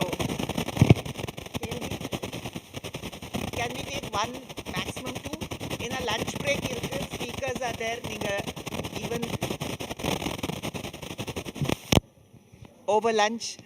Yeah, over lunch also we can discuss. We'll go for one question and then break for lunch.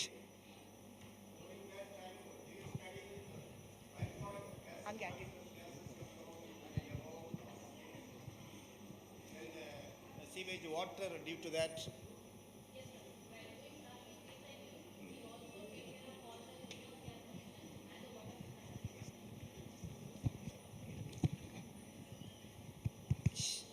Shall we break for lunch? Because it's, I think, we can discuss. Once somebody wants to ask? Yeah. Before they leave, of course, we have to honor our speakers, and I would wish to give them a small memento.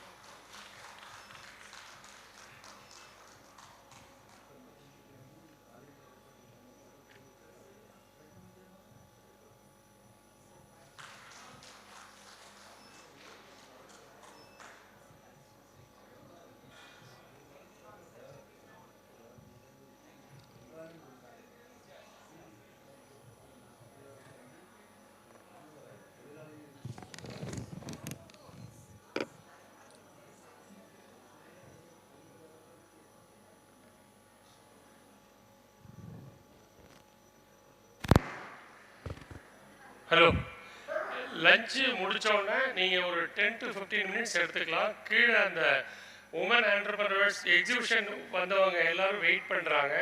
So you can make your purchases there, you can make your enquiries there. After that you can come back. I think now it is 2 o'clock. We can come back at 2:45. After finishing lunch, please go to the exhibition. Please make your purchases and then you can come back. 2:45, please.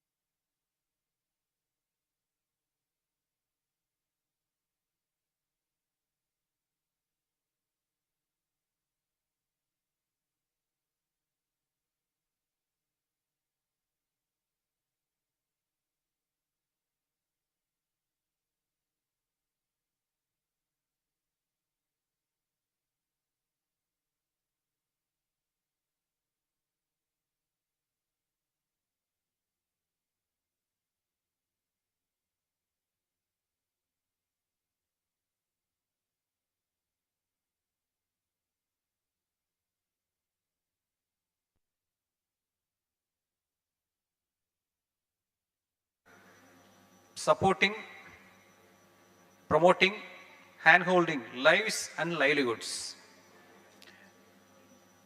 வறுமையில் இருக்கக்கூடிய ஏழை, மிகவும் ஏழை, நலிவுற்றோர், மாற்றுத்திறனாளி, சமூகத்தில் யாரெல்லாம் கைவிடப்பட்டார்களோ அவர்களெல்லாம் ஒன்று திரட்டி, அணி திரட்டி அவர்களுடைய வாழ்வையும் வாழ்வாதாரத்தையும் மேம்படுத்துவதுதான் இந்த பிரதான பணியாக செய்து வருகின்றோம். சுருக்கமாக சொன்னோம்னா, அண்ணல் அம்பேத்கர் சொன்னதையும் நான் இங்கே நினைவுபடுத்த விரும்புகின்றேன். அவர்களை ஒன்று சேர்க்கின்றோம் ஒரு குழுக்களாக. அந்த குழுக்கள் 12 முதல் உங்களுக்கு எல்லாம் தெரியும், 60, 20 வரைக்கும் உள்ள மெம்பர்ஸ்லாம் இருப்பாங்க. அதோடு மட்டுமல்லாது 18 60 வயது உள்ள அந்த உறுப்பினர்கள் தான் அந்த குழுவில் இருக்க முடியும். அவர்களுக்கு ஒன்று சேர்த்து ஒரு குழுவாக அமைத்து நாங்கள் பயிற்சி அளிக்கின்றோம், கற்பிக்கின்றோம். என்ன கற்பிக்கின்றோம் சொன்னால், மகளிர் குழுவை எப்படி நடத்துவது, உறுப்பினருக்கான பயிற்சி, தலைமைத்துவ பயிற்சி, நிதி சார்ந்த பயிற்சி, இதெல்லாம் அளித்து அவர்களை கெப்பாசிட்டி பில்டிங் ட்ரைனிங்லாம் கொடுத்து அவர்களை வலுப்படுத்துகின்றோம். ஒரு குழு எப்படி செம்மையாக நடக்கணும்ன்ற, ஒரு குழு சிறப்பாக நடப்பதற்கு 5 மிக முக்கியமான பஞ்சசூத்ரா என்று சொல்லுவாங்க. அது மிக மிக அவசியம், உங்களுக்கெல்லாம் தெரிந்தது தான். என்றாலும் நான் மீண்டும் நினைவுபடுத்துவதில் மகிழ்ச்சி அடைகின்றேன். Regular meetings, regular attendance, regular savings, regular internal lending, regular repayment, proper accounting, இந்த 5 தான் பஞ்ச தந்திரம், பஞ்ச சூத்திரம் என்று அழைக்கப்படுகிறது. இது சிறப்பாக இருந்தோம் என்று சொன்னால் அந்த குழு சிறப்பாக இருக்கும், தலைக்கும் செழிக்கும், வளரும், ஆலமரமாக விருட்சமாக வளரும். இதுதான் ஒரு குழுவினுடைய வெற்றி துவக்கம். ஒரு மகளிர் எப்படி தொழில் முனைவோராக மாறுகின்றார் என்று சொன்னால், அந்த குழுவை சரியான முறையில் அவர்களுக்கு இந்த பஞ்ச தந்திரத்தை, சூத்திரத்தை கடைப்பிடிக்கின்ற பொழுது அவர்கள் மிகப்பெரிய வெற்றியாளர்களாக வருவதற்கு மிக முக்கியமான காரணம் அந்த பஞ்ச சூத்திரங்கள். இதைத்தான் வங்கிகளும் விரும்புகின்றார்கள். வங்கிக்கு நாங்கள் பார்த்தீங்கன்னா வங்கி கடன் பெறுவதற்கும் இதுதான் மிக அடிப்படை ஆதாரம், இதுதான் மிக மூலதனமானது. அடுத்ததாக இது ஒன்று சேர்த்து விட்டோம், கற்பித்தோம், பயிற்சி அளித்தோம். அவர்களுக்கு திறன் மேம்பாட்டு பயிற்சி, ஸ்கில் டெவலப்மெண்ட் ட்ரைனிங்லாம் கொடுக்குறோம். அவர்களுக்கு அடுத்ததாக என்ன செய்கிறோம்னா, அந்த குழு 6 மாதம் போன அப்புறம் after 6 months we are lending, we are sanctioning revolving fund to the tune of rupees 15,000, 15,000 ரூபாய் அவங்களுக்கு சுழல் நிதி வழங்குகின்றோம். அதன் பின்பு அவர்களுக்கு 6 மாதம் கழிந்து சமுதாய முதலீட்டு நிதி, கம்யூனிட்டி இன்வெஸ்ட்மெண்ட் ஃபண்ட், இந்த ஃபண்ட் நிதியும் கொடுக்கின்றோம். மிக குறைந்த வட்டியில் வெரி லோயஸ்ட் இன்ட்ரெஸ்ட் ரேட் கொடுக்குறோம். அதுக்கப்புறம் 1 வருஷம் கழித்து அவர்களுக்கு வங்கிகள் மூலமாக நாங்கள் கடன் வழங்குகின்றோம். இந்த அவர்களுக்கு சேமித்திருக்கக்கூடிய அந்த கார்பஸ் ஃபண்டில் 7 times மோர் தன் த கார்பஸ் ஃபண்ட், அதை வைத்து வங்கிகள் மூலமாக, தேசியமயமாக்கப்பட்ட வங்கிகள் மூலமாக அவர்களுக்கு வங்கி கடன் கொடுத்து அவர்கள் தொழில் முனைவோராக ஆவதற்கு பயிற்சி ஏற்கனவே கொடுத்துருக்கின்றோம். கெப்பாசிட்டி பில்டிங் ட்ரைனிங் கொடுத்துருக்கோம், ஸ்கில் ட்ரைனிங் கொடுத்துருக்கோம். அந்த பயிற்சியின் மூலமாக என்ன செய்கிறோம், இவர்களுக்கு அவர் விரும்பிய தொழிலை செய்வதற்கு நாங்கள் ஒரு வழிகாட்டுகின்றோம். ஆர்கனைஸ்டு டீச்சிங் பண்ணியாச்சு. இப்போ now they are going to make a revolution, ஒரு புரட்சி செய்ய போகின்றார்கள். என்ன புரட்சி? அது விவசாயத்தில் செய்யக்கூடிய பண்ணை சார்ந்த புரட்சியாக இருக்கலாம், பண்ணை சாராத புரட்சியாக இருக்கலாம். அதான் இன்னைக்கு தமிழ்நாட்டில் சிறப்பாக செஞ்சிட்டு இருக்காங்க. தமிழ்நாட்டில் பார்த்தீங்கன்னா மிக முக்கியமாக என்னென்னு சொல்லணும்னு போனால், மற்ற மாநிலங்களை ஒப்பிடுகின்ற பொழுது தமிழ்நாட்டில் மகளிர் குழுக்களுக்கு கிடைக்கின்ற வங்கி கடன் இணைப்பு ஒரு சராசரியாக ஒரு குழுவிற்கு ரூபாய் 6.87 லட்சம் இன்னைக்கு நமக்கு வங்கிகள் லெண்டிங் பண்ணுறாங்க. இதுவும் நம்முடைய குழுக்களுக்கு வெற்றி. இந்த மகளிர் திட்டம் எப்படின்னு பார்த்தீங்கன்னா, மற்ற மாநிலங்களுக்கு ஒரு பயோனியரிங் ஸ்கீமாக தமிழ்நாடு விளங்குகிறது. அப்படின்னு சொன்னால் 1989 மறைந்த முதல்வர் டாக்டர் முத்தமிழறிஞர் டாக்டர் கலைஞர்களுடைய வழிகாட்டுதலில் தான் இந்த மகளிர் திட்டம் என்ற அமைப்பு கொண்டு வரப்படுகிறது. அனைத்து மாவட்டங்களுக்கு விரிவாக்கம் செய்யப்பட்டு அவருடைய சமூக பொருளாதார மேம்பாட்டை, சோஷியோ எக்கனாமிக் அப்லிப்மெண்ட், உமன் எம்பவர்மெண்ட், மகளிர் உரிமை, அதிகாரம் அளித்தல், அதையும் தாண்டி தற்பொழுது தொழில் முனைவராக இன்றைக்கு மிகப்பெரிய அளவில் வெற்றி நடை போட்டு கொண்டிருக்கின்றார்கள்.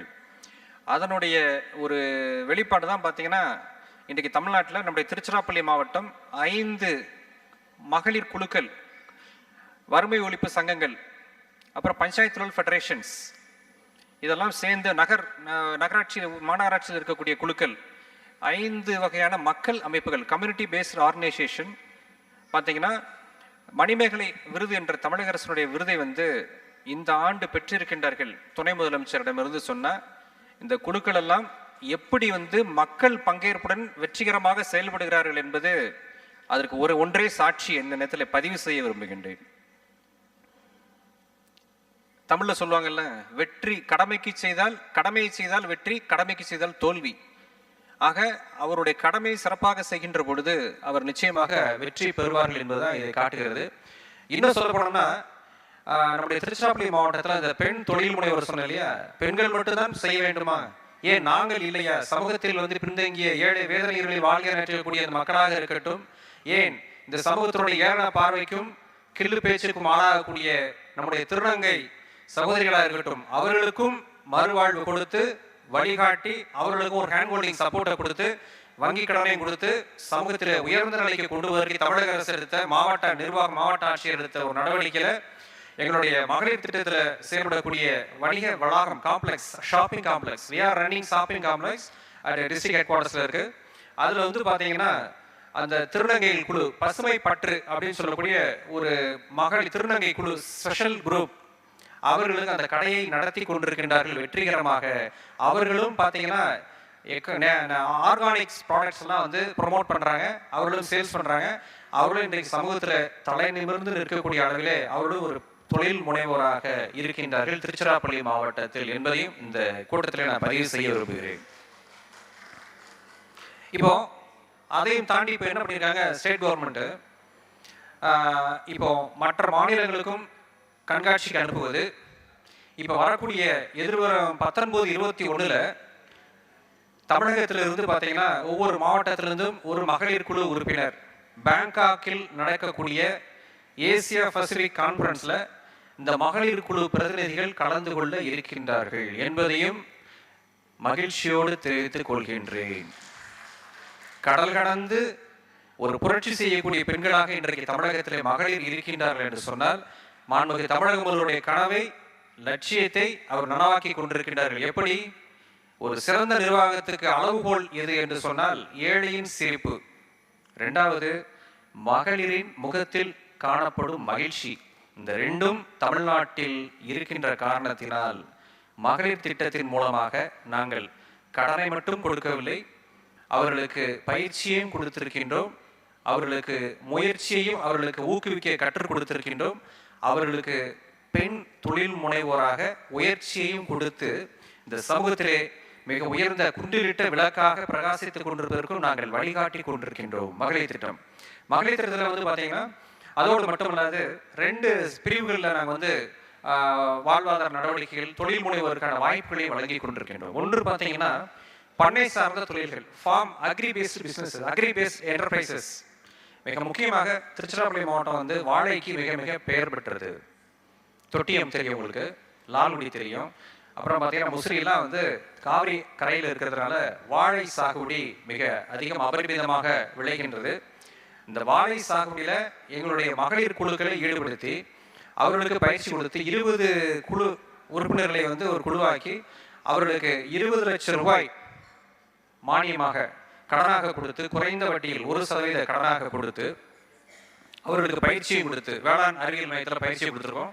அவர்களுக்கு அந்த வாழை சாகுபடி எப்படி செய்வது, அந்த வாழை சாகுபடி செய்து அதன் மூலமாக வரக்கூடிய உற்பத்தியை பெருக்குவது, அதில் வேல்யூ அடிஷன் எல்லாம் செஞ்சு அவருடைய வாழ்வாதாரத்தை உயர்த்துவதற்கும் தரிசு நிலத்தை மேம்படுத்துவதற்கும் அந்த பகுதியில் அவங்களும் தலைநிமிர்ந்து வாழ்வதற்கும் இந்த பணியை நாங்கள் சிறப்பாக செய்து கொண்டிருக்கின்றோம். தொட்டியத்தில் அந்த பணி இப்போ ஆரம்பிக்க இருக்கின்ற 2 பஞ்சாயத்தில். அடுத்ததா மருங்காவரி பார்த்தீங்கன்னா நம்முடைய மாவட்டம் தமிழகம் பார்த்தீங்கன்னா கால்நடை வளர்ப்பில் மிக முன்னணியான ஒரு மாவட்டமாக இருக்கிறது. கால்நடை வளர்ப்பில் குறுகிய காலத்தில் அதிகமான ஒரு லாபம் தரக்கூடிய ஒரு தொழில் அப்படின்னு கேட்டிங்கன்னா ஆடு வளர்ப்பு. நடமாடும் ஏடிஎம், புவர் மேன்ஸ் கவ், கோட். அந்த பகுதியில் பசுமை சூழ்ந்த ஒரு இயற்கையான சூழ்நிலை இருக்கிறது, மேய்ச்சல் தரைக்கும் ரொம்ப அதிகமாக இருக்கிறது. ஆக அப்படி இருக்கக்கூடிய பகுதியில் மக்களுடைய லைவ்லிஹுட் வாழ்வாதாரத்துக்கு ஒரு பாதுகாப்பான ஒரு நடவடிக்கைன்னு பார்த்தீங்கன்னா இந்த ஆடு வெள்ளாடு வளர்ப்பு. அதுலேயும் பார்த்தீங்கன்னா ஒரு கிளஸ்டர் பேஸ்ட் ஆக்டிவிட்டி, ஒரு கிளஸ்டர் தொகுப்பு 20 குழுக்களை எல்லாம் ஒன்று சேர்த்து அவர்களுக்கு அந்த வெள்ளாடு வாங்குவதற்கு அவர்களுக்கும் பார்த்தீங்கன்னா 20 லட்சம் ரூபாய் கடனாக கொடுத்து ஒரு குழு அமைத்து அதை ஆடு உற்பத்தியை பெருக்கி அந்த பகுதியில் பார்த்தீங்கன்னா கால்நடை வளர்ப்பையும் நாங்கள் மேம்படுத்தி இதன் மூலமாக வரக்கூடிய உபப்பொருட்கள் மீட்டு, மில்க்கு, ஸ்கின்னு, ஹைட் எல்லாத்தையும் வந்து அவங்க வந்து பை ப்ராடக்ட்ஸ்லாம் வந்து வேல்யூடேஷன் பண்ணி விற்கிறதுக்கும் இதன் மூலமாக ஒரு வழியை வகுத்திருக்கின்ற தமிழக அரசு மகளிர் திட்டத்தின் மூலமாக அந்த பணியும் துவங்க இருக்கிறது. அடுத்ததா அக்ரி செக்டரில் அதே பார்த்தீங்கன்னா ஃபார்மிங், அதில் பார்த்தீங்கன்னா லால்குடி பிளாக்கும் புள்ளம்பாடின்னு ஒரு ஒன்றியம் இருக்குது, பிளாக் பஞ்சாயத்து யூனியன்ஸ். அங்கே நாங்கள் என்ன செஞ்சுருக்கோம்னா செய்ய போகிறோம் அப்படின்னா பல்சஸ், அந்த பகுதி வந்து famous for pulses, it's a rainfed area. So அதில் என்ன செய்யறோம்னா அதிலே வந்து ஒரு 20 மாதிரி குரூப்பை கிளஸ்டர் மாதிரி ரெடி பண்ணி தொகுப்பு ரெடி பண்ணி அந்த விவசாயிகள்லாம் வந்து பயிற்சி கொடுத்து அதை வந்து சாகுபடி பரப்பை அதிகரித்து அவர்களுக்கு இடுபொருட்களை எல்லாம் வழங்கி அவர்களுக்கு சிறந்த உயர்தரமான ஹை ஈல்டிங் வெரைட்டிஸில் உள்ள ஒரு பல்சஸ் எல்லாம் கொடுத்து அதை ப்ரொமோட் பண்ணி அதை விற்று அதையும் அவர்களுக்கு வருமானம் பெறுவதற்கான வழிகளையும் நாங்கள் ஏற்படுத்த இருக்கின்றோம். அது ஒன்று. அப்புறம் கோகனட் நர்சரி, தென்னை நர்சரி, தென்னை நாற்றங்கால், அதுவும் பார்த்தீங்கன்னா ஒரு பிளாக்ல நம்ம துறையூர் உப்பிலியாவரத்தில் செய்ய போகிறோம். இதுக்கும் பயிற்சி கொடுத்து ஒரு குழு தான், இல்லை கிளஸ்டர் பேஸ்ட் ஆக்டிவிட்டி. பாரதி சொன்னது போல தையலை உயர்வு செய், அதான் சிம்பிள் வந்து பார்த்தீங்கன்னா தமிழக அரசு அதான் செய்து கொண்டிருக்கின்றார்கள். அந்த தையலை உயர்வு செய்வதற்கு ஃபார்மிங் செக்டர், நான் ஃபார்மிங் செக்டர் மட்டும் அல்லாது வங்கியும் இணைந்து அரசு நிர்வாகம் இணைந்து இந்த பணியை வந்து இந்த புனிதமான பணியை செய்து வருகின்றோம். அதுக்கப்புறம் பார்த்தீங்கன்னா உப்பிலியாபுரம் அந்த பிளாக்ல வந்து பார்த்தீங்கன்னா தேன் வளர்ப்பு அந்த பணியும் செய்து வருகின்றோம். அதுக்கு ட்ரைனிங் கொடுக்க போகிறோம். அதுலேயும் ஒரு கிளஸ்டர் பேஸ்ட் ஆக்டிவிட்டி, தேன்லேருந்து வரக்கூடிய தேன் மெழுகு, அதுக்கப்புறம் வந்து பீ வேக்ஸு, அதுக்கப்புறம் தேன், அப்புறம் பை ப்ராடக்ட்ஸ்லாம் எடுத்து சேல்ஸ் பண்ணுறதுக்கும் நடவடிக்கை எடுத்து அவருடைய லைவ்லிஹுட்ஸ் வாழ்வாதாரத்தை உயர்த்துவதற்கு திட்டமிட்டு அந்த பணிகள் நடைபெற்று கொண்டிருக்கிறது. அதே நேரத்தில் நான் குறிப்பிட விரும்புகிறேன். இதோடு மட்டும் இல்லை, நான் ஃபார்மிங் செக்டரில் கம்யூனிட்டி ஸ்கில் ஸ்கூல்ஸ், சமுதாய பயிற்சி பள்ளிகள், ஒரு பகுதியில் பெண்கள் தையல் தொழிலில் சிறந்து விளங்குவார்கள். 20 பெண்கள் இருந்தாலும் அவர்களை ஒன்றிணைத்து வங்கி கடன் கொடுத்து அவர்கள் அந்த தையல் தொழிலை மேம்படுத்துவதற்கும், அதுக்கப்புறம் பார்த்தீங்கன்னா அந்த ஆரி ஒர்க்கு, அதுக்கப்புறம் அந்த மாதிரியான பணிகளையும் பார்த்தீங்கன்னா நாங்கள் ட்ரைனிங் கொடுத்து அவர்களுடைய வாழ்வாதாரத்தை மேம்படுத்துவதற்கும் வங்கி கடன் இணைப்பும் பெற்று தருகின்றோம். அந்த ட்ரைனிங் வந்து will be imparted by the RCT, Rural Self Employment Training Institute, run by IOB, Indian Overseas Bank. This is a lead bank of Trichy. அவர்கள் வந்து அந்த பயிற்சியை வந்து குறுகிய கால பயிற்சியாக 10 நாள் பயிற்சியாக அல்லது 15 நாள் பயிற்சியாக அவர் வழங்கி வருகின்றார்கள். இதன் மூலம் அவருடைய மகளிர் வந்து ஒரு தொழிலை கற்றுக்கொண்டு அவர்கள் சிறுக கட்டி பெருக வாழ் என்பது போல அவருடைய வாழ்வாதாரம் உயர்வதற்கும், தனி நபர் உயர்வதற்கும், அதன் மூலம் அந்த குடும்பம் மேம்படுவதற்கும், சமுதாயம் மேம்படுவதற்கும் இந்த பணியெல்லாம் நாங்கள் செய்து வருகின்றோம் என்ற நேரத்தில் மகிழ்ச்சியோடு தெரிவித்துக் கொள்கின்றேன். அதையும் தாண்டி புனிதமாக நீங்கள் எல்லாம் கேள்விப்பட்டிருப்பீங்க, மக்களை தேடி மருத்துவம். மக்களை தேடி மருத்துவத்தில் தன்னார்வலர்கள், உமன் ஹெல்த் வாலண்டியர்ஸ், அவர்கள் யார் என்று சொன்னால் நம்மில் ஒருவராக, நமக்காக ஒருவராக இருந்து உடல் நலத்தையும் மனநலத்தையும் காக்கின்ற வேங்கைகளாக, வீராங்கனைகளாக எல்லா கிராமத்துக்கும் வர்றாங்க, பார்த்துருப்பீங்க. இதனால என்ன இம்பேக்ட் அப்படின்னு கேட்டீங்கன்னா, நான் கம்யூனிகபிள் டிசீஸ், தொற்றா நோய்கள், வருமுன் காப்பது தொற்று நோய், வந்தபின் காப்பது மற்ற நோய்னு சொல்லுவாங்கல்ல, அது மாதிரி இன்றைக்கு பார்த்தீங்கன்னா கிராமத்தில் ஒரு சாம்பிள் போய் பாருங்க, அதிகமாக பாதிக்கப்படுவது ஹைப்பர் டென்ஷன், இரத்த கொதிப்பு. 2வது வாழ்வியல் நடைமுறைகளால், வாழ்க்கை சார்ந்த பிரச்சனைகளால் வருது பார்த்தீங்கன்னா டயபெட்டிஸ் மெலிட்டஸ், சுகர், நீரிழிவு. 3வது கேன்சர் பேஷண்ட்ஸ் இருக்காங்க. அதுக்கப்புறம் பார்த்தீங்கன்னா மனநலம் பாதிக்கப்பட்டவர்கள் இருக்கின்றார்கள். பல்வேறு தொற்றாத நோய்களில் பாதிக்கப்பட்ட வயதானவர்கள், அப்புறம் இளையோர்கள், இவங்க நிறைய இருக்காங்க. இவர்களுக்கு அரசுலேருந்து என்ன பண்ணுறாங்க, அரசாங்கத்திலேருந்து அரசு மருத்துவமனையில் ஆரம்ப சோதனை மூலமாக அவர்களை அட்டாச் பண்ணி அவர்களுக்கு தொடர் கண்காணிப்பு செய்து அவங்க டயபெட்டிஸை செக் பண்ணுறாங்க. குளுக்கோமீட்டர் வச்சு வாரம் ஒரு முறை அல்லது மாதம் ஒரு முறை அவர்களுக்கு பிபியை வந்து செக் பண்ணுறாங்க.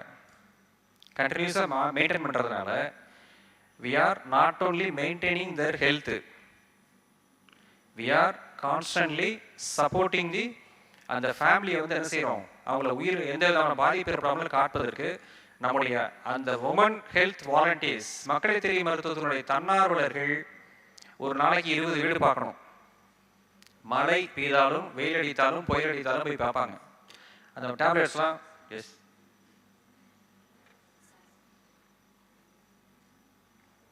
ஓகே. அந்த மாதிரி வந்து பார்த்துக்கிட்டு இருக்காங்க.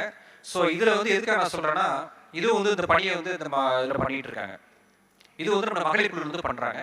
ஸோ இந்த பெண் தொழில் முனைவராக ஆவதற்கு நம்முடைய மகளிர் திட்டத்தின் மூலமாக பயிற்சி, அவங்களுக்கு என்ன பயிற்சி வேணும்னு சொல்லிட்டு கிராமத்திலேயே வந்து நம்ம தீர்மானித்து, பண்ணை சார்ந்த பயிற்சி வேணுமா, பண்ணை சாராத பயிற்சி வேணுமா என்று அதெல்லாம் வந்து அவருடைய கேட்டு அவரிடமிருந்து கருத்துக்களை பெற்று எங்களுக்கு இந்த பயிற்சி வேணும், ஆடு வளர்ப்பு, மாடு வளர்ப்பு, கறவை மாடு வளர்ப்பு அந்த பயிற்சி, வெள்ளாடு வளர்ப்பு பயிற்சி, கோழி வளர்ப்பு பயிற்சி, தேனி வளர்ப்பு பயிற்சியெல்லாம் அது தனியாக பிரிச்சிடறோம்.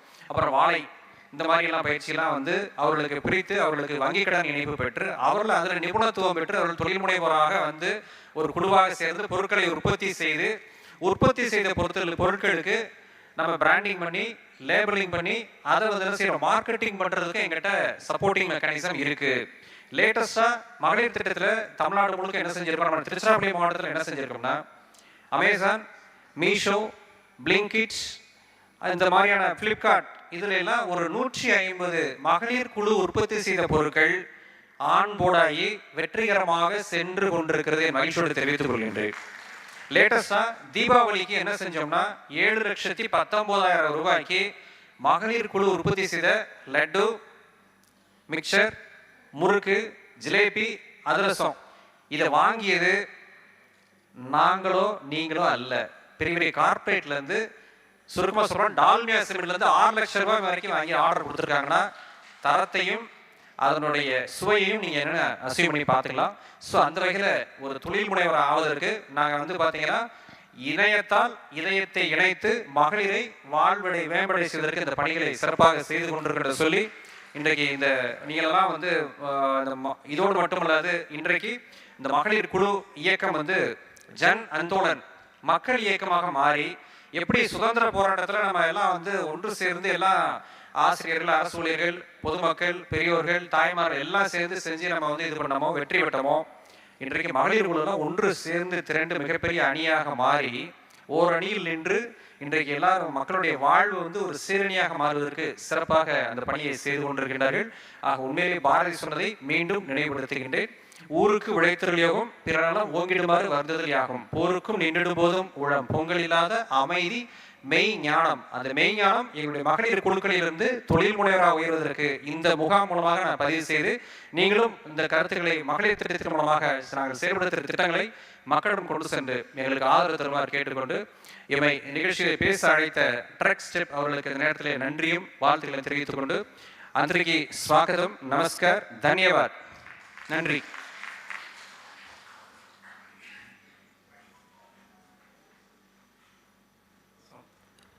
Thank you, Dr. Suresh, for that brief explanation of what is the activities that Mahilar Thittam is doing. நான் இங்கே இருந்த எல்லா எஸ்ஹெச்இஸும் இவங்க செய்கிற திட்டங்கள் இதெல்லாம் நோட் பண்ணியிருப்பீங்கன்னு நினைக்கிறேன். அவங்க ட்ரைனிங் கொடுக்குறாங்க, ஃபினான்ஸும் கொடுக்குறாங்க, உங்களை பிஸ்னஸ் இயக்கிறதுக்கும் ஹெல்ப் பண்ணுறேன்னு சொல்கிறாங்க. ஸோ நம்ம எல்லாரும் எப்படி நம்ம ஆண்டர்பிரினர்ஸ் வந்து மகளிர் திட்டம் மூலமாக வளர்ச்சி அடைய வைக்கலாங்கிறத நீங்கள் செயல் பண்ணுறதுக்கு பார்க்கணும். அடுத்தது நான் வந்து வாழ்ந்து காட்டுவோம் இன்னொரு திட்டம் Tamil Nadu government. Mister Jayaprakash is here to explain the schemes of another scheme from Tamil Nadu government by name வாழ்ந்து காட்டுவோம்.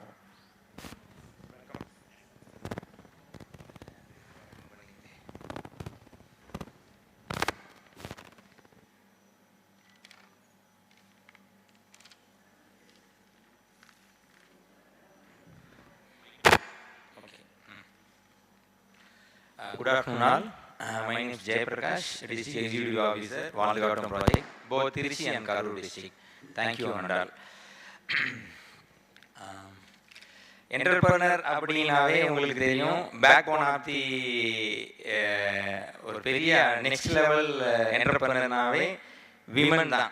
அதுக்கு தான் நம்ம வாழ்காட்டும் திட்டத்தினுடைய ஸ்பெஷல் ஸ்கீம்ஸ் நிறையா வந்திருக்கு.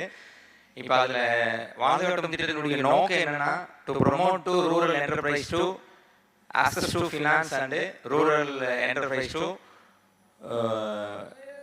continue employment and income generation program. Control of World Bank team. So இதை நம்ம பார்க்கும்பொழுது நம்ம தமிழ்நாட்டில் 31 மாவட்டங்களில் 31 டிஸ்ட்ரிக்ஸில் நம்ம வாழ்காட்டும் ப்ராஜெக்ட் வந்து இம்ப்ளிமெண்டேஷன்ஸ் இருக்குது. 120 பிளாக்ஸ் வந்து நம்ம கவர் பண்ணுறோம். 3999 வில்லேஜ் பஞ்சாயத்தை நம்ம கவர் பண்ணுறோம். ஸோ இது எல்லாமே ஃபுல் அண்ட் ஃபுல் விமன் என்டர்பிரனரை ஃபோக்கஸ் பண்ணி இந்த வாழ்காட்டும் ப்ராஜெக்ட் வந்து மெர்ஜ் ஆகிருக்கு, இம்ப்ளிமெண்டேஷன் ஆகிருக்கு. இதில் பார்த்தீங்கன்னா திருச்சி மாவட்டத்தில் நம்ம ஒரு அவுட் ஆஃப் 14 பிளாக்ஸ் 14 பிளாக்ஸில் 404 வில்லேஜ் பஞ்சாயத்தில் 5 பிளாக்ஸ் வந்து நம்ம கவர் பண்ணுறோம். அதில் 135 வில்லேஜ் பஞ்சாயத்து நம்ம கவர் பண்ணுறோம். இதில் மெயினாக நம்ம என்ன கான்செப்டில் நம்ம ஒர்க் பண்ணுறோம்னா, இந்த 135 வில்லேஜ் பஞ்சாயத்தில் இண்டிவிஜுவல் என்டர்பிரனர்ஸ் எல்லாம் யாராவது இருக்காங்களோ அவங்கள என்டர்பிரைஸ் ஆக்டிவிட்டியாக ப்ரொமோட் பண்ணுறோம் ஃபஸ்ட்டு. தென் இண்டிவிஜுவல்ஸ் ஃபார்மர்ஸ் எல்லாம் யாராவது இருக்காங்களோ அவங்கள குரூப் ப்ரொடியூசர் குரூப்பாக வந்து ப்ரொமோட் பண்ணியிருக்கோம். தென் இண்டிவிஜுவல் யூத் யாரெல்லாம் இருக்காங்களோ அவங்கள ட்ரைனிங் நம்ம அந்த வில்லேஜ் லெவல்லே ட்ரைனிங் நம்ம கொடுத்து அவங்களுக்கு ப்ராப்பர் கம்பெனிஸோட டைப் பண்ணி அவங்களுக்கு ப்ராப்பராக basic level training. For example two wheeler மெக்கானிக்கு, அப்போ அதனுடைய ஸ்பெஷலைஸ்டு பர்சன்ஸ் யாருன்னு பார்த்து வில்லேஜுக்கே டைரெக்டாக அவங்கள ஐடென்டிஃபை பண்ணி அங்கே இருக்கக்கூடிய rural women 18 to 35 village age limit இருக்கக்கூடிய ரூரல் விமன் யூத்தை வந்து ஐடென்டிஃபை பண்ணி அவங்க ஷார்ட் லிஸ்ட் பண்ணி அவங்களுடைய பேசிக் லெவல் என்ன பண்ணுறதுங்கிறத அங்கேயே 2-வீலர் மெக்கானிக்கல் டெக்னிக்கல் சொல்லி கொடுத்து நியர்பை 2-வீலர் ஷோரூமோட டைப் பண்ணி அவங்களுக்கு ஒரு எம்ப்ளாய்மெண்ட் நம்ம பண்ணி தரதுக்கான ஆப்பர்ச்சுனிட்டியை விகேபி வாழ்காட்டும் ப்ராஜெக்ட் நம்ம பண்ணிட்டு இருக்கோம். நெக்ஸ்ட் பார்த்தீங்கன்னா இந்த என்டர்பிரைஸ் குரூப் அவங்கள நம்ம ஸ்பெஷலாக ஃபோக்கஸ் பண்ணி அவங்களுக்கு அடுத்த லெவலில் பிஸ்னஸ் ப்ரொமோஷன் ஆகட்டும், பிஸ்னஸ் பிளான் ஆகட்டும், பேங்க் மூலிமா டைப் பண்ணுறதுக்கு நம்ம அடுத்த லெவல் அப்ரோச் வந்து நம்ம வாழ்காட்டும் திட்டத்தில் நம்ம பண்ணிட்டு இருக்கோம். அதுவும் ஃபார் எக்ஸாம்பிள் ஒரு ஆஸ்பைரிங் விமன் இருக்காங்கன்னா அவங்களுக்கு பேங்க்கோட அவங்களுக்கு ஒரு கனெக்டிவிட்டி இருக்காது, பிஸ்னஸ் பிளான் எப்படி நம்ம பண்ணணுங்கிற ஒரு பேசிக் ஐடியாஸ் இருக்காது. ஸோ அவங்களோட என்ன இன்ஃபர்மேஷன் அவங்களுக்கு நம்ம இன்ஃபர்மேஷன் என்ன கொடுக்கணுங்கிறத பேசிக் லெவலில் நம்ம கொடுத்து அவங்களுக்கு business plan, bank type, CIBIL score and other MSME certificate, FSI certificate அதெல்லாமே வந்து நம்ம விகேபியில் ஒன் ஸ்டாப் சென்டர்னு ஒரு ஏஜென்சி ஒரு சென்டர் இருக்குது. அதில் வந்து நம்ம இந்த basic level A to Z சர்வீஸை நம்ம ப்ரொமோட் பண்ணுறோம். பிளைண்டாக ஒரு என்டர்பிரனர் வந்து நான் என்ன பண்ணுறது அப்படின்னு கேட்டால் நம்ம வாழ்காட்டும் திட்டத்தில் ஒன் ஸ்டாப் ஃபெசிலிட்டி சென்டரில் A to Z அவங்களுக்கு கைட் பண்ணுறதுக்கு ரெடியாக இருக்கும். ஸோ அதில் ஒரு 2 ஸ்டாஃப் அப்பாயின்மெண்ட் பண்ணியிருக்கோம். First staff entrepreneur development officer, enterprise finance officer. இந்த 2 பேருடைய ரோலே என்னென்னா, ஒரு பெஸ்ட் என்டர்பிரனர் யார் வில்லேஜில் இருக்காங்க, இல்லை பேசிக் லெவல் ஐடியாஸ் இருக்கும், பட் அதை இம்ப்ளிமெண்ட் பண்ணக்கூடிய அளவுக்கு அவங்களால எக்ஸிக்யூட் பண்ணக்கூடிய அளவுக்கு அவங்களால யாரை அப்ரோச் பண்ணணும், எப்படி பண்ணணுங்கிறத அந்த ஐடியாஸை நம்ம ஒன் ஸ்டாப் ஃபெசிலிட்டி சென்டர் நம்ம ப்ரொமோட் பண்ணுறோம். ஸோ இது நம்ம வாழ்காட்டும் திட்டத்தில் ஸ்பெஷல் ஸ்கீமாக நம்ம இம்ப்ளிமெண்ட் பண்ணுறோம். அடுத்த scheme matching grant program, MGP matching grant program for women entrepreneur. இதனுடைய கான்செப்டே பார்த்தீங்கன்னா 30% of Vazhkattum matching grant program, அதாவது சப்சிடி, 10% ஆஃப் ஓவரால் ப்ராஜெக்ட் காஸ்ட்டில் margin for entrepreneur, remaining 60% of loan amount for bankers. So for example 1 lakh அந்த என்டர்பிரனருக்கு தேவைன்னா 30,000 subsidy for Vazhkattum project, 1 lakh 10,000 10% for own contribution, 10,000 rupees for entrepreneur contribution, remaining 60% for bank type. So நாங்கள் ஒரு 15 பேங்க்ஸில் MOU sign பண்ணியிருக்கோம். All over Tamil Nadu 15 banks. அந்த பேங்க்ஸில் நாங்கள் டைரெக்டாக MOU போட்டுருக்கனால இந்த 30% சப்சிடி பண்ணி டைரெக்டாக பேங்க்குக்கு நம்ம அனுப்பிடுவோம். ஸோ இதுக்கு என்ன ப்ராசஸ்னா, என்டர்பிரனர் ஐடென்டிஃபை பண்ணிடுறோம், அவங்க என்ன பிஸ்னஸ் பிளான் பண்ணுறாங்கிறத கைட் பண்ணுறோம், அவங்களை போர்ட்டலில் அப்டேட் பண்ணுறோம், தென் பேங்க்கோட டைப் பண்ணி கொடுக்குறோம், தென் அவங்களுக்கு என்ன பிஸ்னஸுக்கு அடுத்த லெவலுக்கு ப்ரொமோட் பண்ணுறதுக்கு என்ன ஐடியாஸ் வேணும், இல்லை என்னென்ன சர்டிஃபிகேட்ஸ் வேணும், GST ஆகட்டும், பேன் ஆகட்டும், டேன் ஆகட்டும், தென் ஃபுட் சம்மந்தமான பிஸ்னஸ் பிளானாக இருந்தால் அதுக்கு ஃபுட் சம்மந்தமான என்டர்பிரைஸாக இருந்தால் அதுக்கு FSI certificate, MSME certificate, A to Z நம்ம சர்வீஸ் சென்டர்லேயே நம்ம அவங்களுக்கு ப்ரொவைட் பண்ணி அடுத்த லெவலுக்கு நம்ம கொண்டு போகிறோம். ஸோ நெக்ஸ்ட் லெவலில் அந்தந்த இந்த வில்லேஜ் பஞ்சாயத்தில் இருக்கக்கூடிய நம்ம என்டர்பிரைஸ் கம்யூனிட்டி ப்ரொஃபஷனல் வந்து ஒரு பஞ்சாயத்தில் ஒருத்தர் இருக்காங்க. அவங்கள அந்த என்டர்பிரனர் அப்ரோச் பண்ணும் பொழுது அவங்க தாராளமாக வந்து அவங்களுடைய பேசிக் ப்ரொஃபைல் எல்லாமே வாங்கி சிபில் ஸ்கோர் ஆதார் லிங்க் எல்லாமே பண்ணி அவங்களுக்கு பிஸ்னஸ் பிளான் நம்ம பண்ணி தந்துடுறோம். அடுத்தது பேங்க்ல அப்ரோச் பண்ணும்பொழுது பேங்க் மூலிமா சாங்ஷன் ஆர்டர் நம்ம வாங்கி தரதுக்கு கைட் பண்ணிடுறோம். ரீஜனல் ஆர்ஓ ஹெச்ஓட்ட அப்ரோச் பண்ணி எல்டிஎம்ஐட்ட அப்ரோச் பண்ணி அந்த கன்சர்ன் பேங்க் சீனியர் மேனேஜர்ட்ட அப்ரோச் பண்ணி சாங்ஷன் ஆர்டர் நாங்கள் ப்ரொவைட் பண்ணுறதுக்கு சப்போர்ட் பண்ணிடுறோம். ஸோ அந்த இருக்கக்கூடிய அமௌண்ட்டு அந்த கன்சர்ன் என்டர்பிரனருக்கு த்ரூ பேங்க் மூலிமா வெண்டர்ஸுக்கு போயிடும். யாருமே cash on hand cash on amount அவங்க த்ரூ என்டர்பிரனருக்கு போகாது. ஸோ இந்த ப்ராசஸை நம்ம வாழ்காட்டும் திட்டம் பண்ணிட்டு இருக்கோம். இப்போ கிட்டத்தட்ட திருச்சி மாவட்டத்திலிருந்து ஒரு 300 பேருக்கு நம்ம இந்த சப்போர்ட் நம்ம பண்ணி கொடுத்துருக்கோம். 300 மெம்பர்ஸ் பெனிஃபிட்டட். ஸோ இதில் எல்லாருமே பார்த்தீங்கன்னா ஃபார் எக்ஸாம்பிள் அந்தநல்லூர் பிளாக்ல ஒரு விமன் என்டர்பிரனர் சப்பாத்தி மேக்கிங் அந்த மிஷினரி வந்து ப்ராஜெக்ட் காஸ்ட் 4,95,000. ஸோ அதில் கிட்டத்தட்ட நம்ம விகேபி கான்ட்ரிபியூஷன் ஒரு 1,50,000, 45,000 for entrepreneur, remaining bank linkage பண்ணி பெருகமணி பஞ்சாயத்தில் அவங்க சப்பாத்தி ரெடி பண்ணிட்டு இருக்காங்க.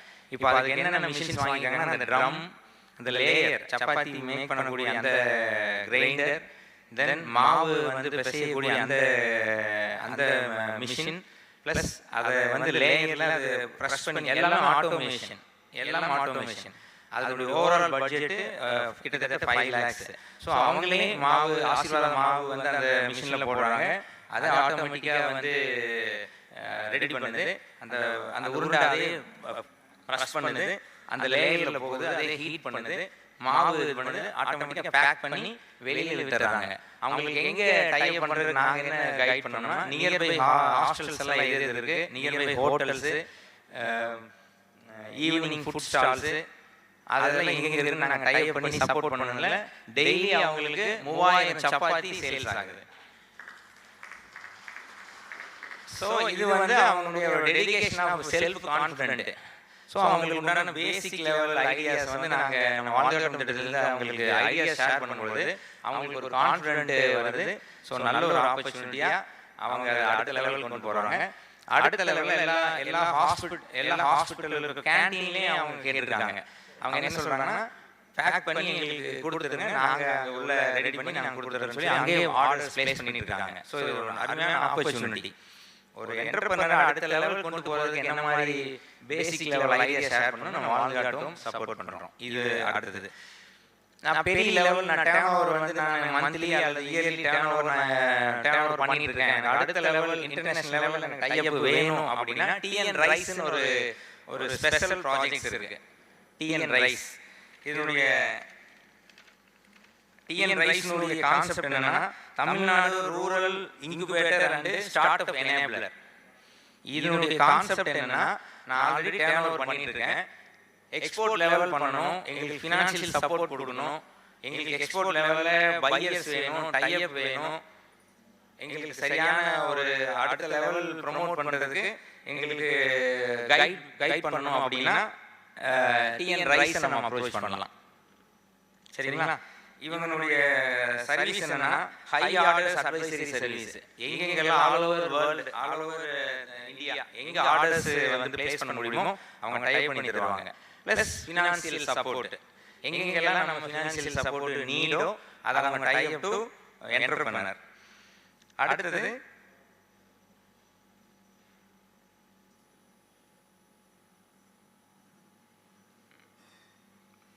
நல்ல ஒரு பையர்ஸோ ஒரு செல்லர்ஸோ கனெக்டிவிட்டி. அதுக்கு நம்ம என்ன பண்ணுறோம் அப்படின்னா, பையர் செல் மீட் நம்ம வாழ்காட்டும் திட்டத்திலிருந்து monthly once pier sell meet வந்து நம்ம கண்டக்ட் பண்ணுறோம். எந்த என்டர்பிரனர் அல்லது எந்த ஸ்பெசிஃபிக்காக ஒரு மெட்டீரியலை சேல்ஸ் பண்ணணும் இல்லை அப்படிங்கிற ஐடியாஸ் இருந்துச்சுன்னா அந்த பையர் செல் மீட்டில் கனெக்ட் பண்ணி அவங்க அந்த சேல்ஸ் பண்ணுறதுக்கு சப்போர்ட் பண்ணிக்கலாம். ஸோ அதுவும் வாழ்காட்டும் திட்டத்தில் buyer sell meet for entrepreneurs. So இதில் நம்ம திருச்சியில் வந்து நம்ம ஒரு 10 பையர்ஸ் வந்து நம்ம டைப் பண்ணியிருக்கோம். இப்போ கார்மெண்ட்ஸ் வந்து இஜி கிளஸ்டர் கார்மெண்ட்ஸ் நாங்கள் ஒரு 5 கார்மெண்ட்ஸ் கிளஸ்டர் நம்ம ஃபார்ம் பண்ணியிருக்கோம். இவங்க இப்போ ஜாப் ஆர்டர் பேஸ் பண்ணிட்டு இருக்காங்க. இங்கே நியர்பை துறையூரில் ஒரு 4-5 கார்மெண்ட்ஸ் கம்பெனிஸ் இருக்குது. ஸோ அந்த women based EG cluster for training tailoring வந்து அவங்களோட கனெக்ட் பண்ணி டவல், யூனிஃபார்ம்ஸ், நைட்டி, அந்த விமன் ஐட்டம்ஸ் என்னென்ன இருக்கோ எல்லாமே பண்ணிட்டு இருக்காங்க.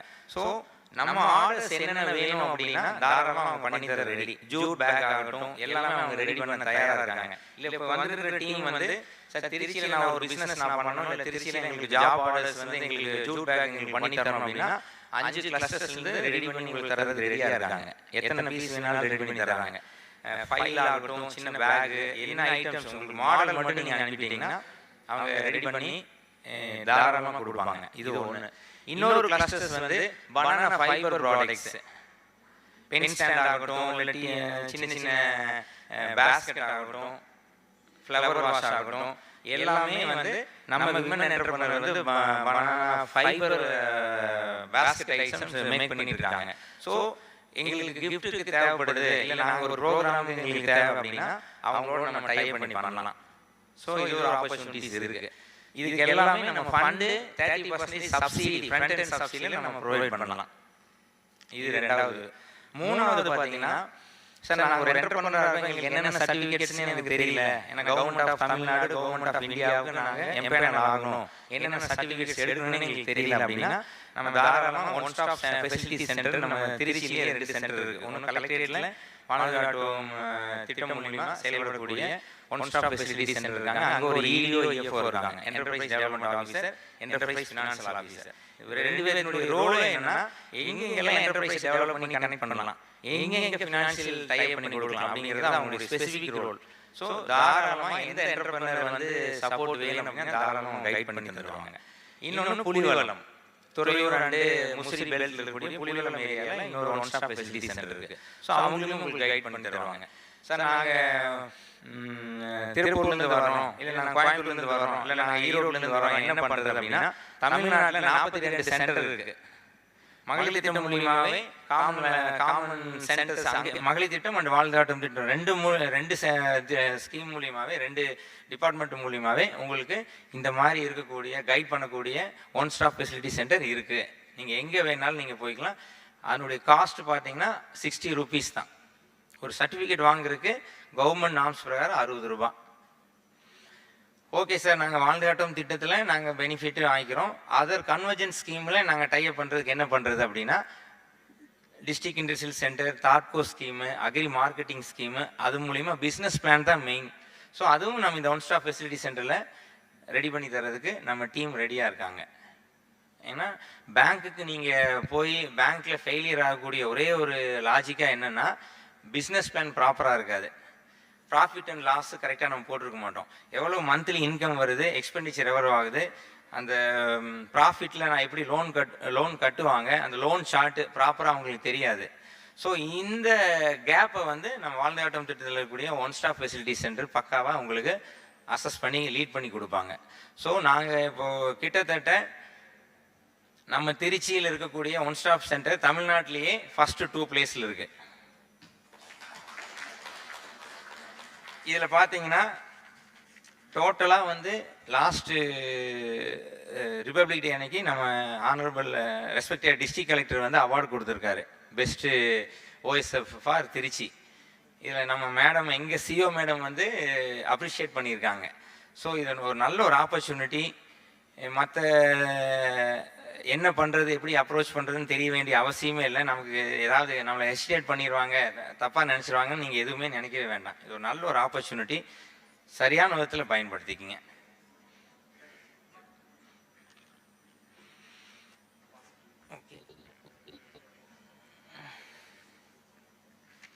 ஸோ இதுதான் பேசிக் லாஜிக். அதாவது வாழ்ந்தாட்டம் திட்டத்தினுடைய நோக்கமே ரூரல் விமன் என்டர்பிரனர் ப்ரொமோட் பண்ணுறோம், அவங்களுக்கு தேவையான கைடன்ஸ் அண்ட் கேரியர் நம்ம சப்போர்ட் பண்ணி தரலாம், ஆல் சர்வீஸ் சர்டிஃபிகேட்ஸை நம்ம ரெடி பண்ணி கொடுக்கலாம், தென் பேங்க் டைஅப் பண்ணி தரலாம், then other promotion of other tie up of buyer seller ஆக்டிவிட்டியை நம்ம ப்ரொமோட் பண்ணி கொடுக்கலாம், then financial support with 30% of subsidy support வந்து விகேபியில் பண்ணி தரலாம். ஸோ இதுதான் வந்து நம்ம பேசிக் கான்செப்ட் ஆஃப் விகேபி. நீங்கள் நம்ம www.tnrtp.org வெப்சைட்டில் எவ்ரிதிங் கவர்டு. நீங்கள் வெப்சைட் அட்ரஸ் கூட நோட் பண்ணிக்கிங்க. www.tnrtp.org. இந்த வெப்சைட்டில் ஆல் கவர்டு, என்னென்ன சர்வீஸ் அண்ட் ப்ரொவைட் பண்ணுறோம், என்னென்ன சப்போர்ட்டு கொடுக்குறோம், என்னென்ன ஸ்கீம்ஸ் கவர்ட் ஆகுது, எங்கே அப்ரோச் பண்ணோம், இன்க்ளூடிங் ஸ்டாஃப் டீட்டெயில்ஸ் இருக்கும், கான்டாக்ட் நம்பர்ஸ் இருக்கும், அட்ரஸ் இருக்கும். ஸோ நீங்கள் அதில் எவ்ரிதிங் கவர்டு. ஸோ நீங்கள் www.tnrtp Tamil Nadu rural transformation project tnrtp.org.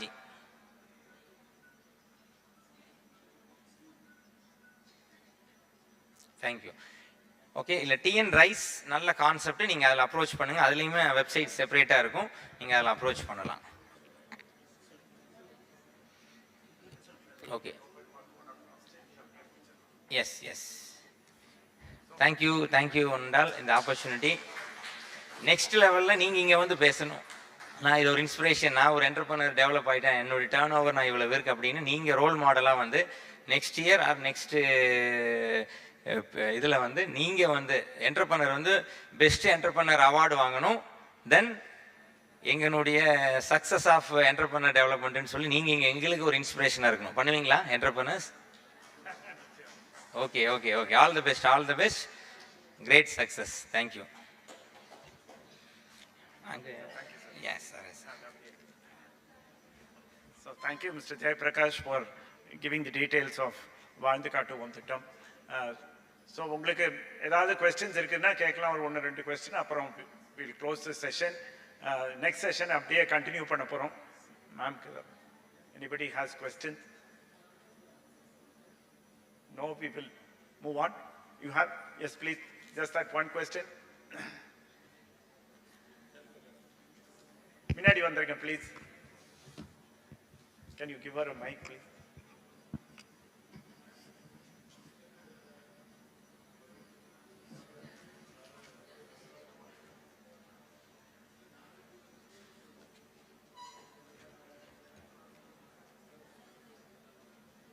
கேளுங்க.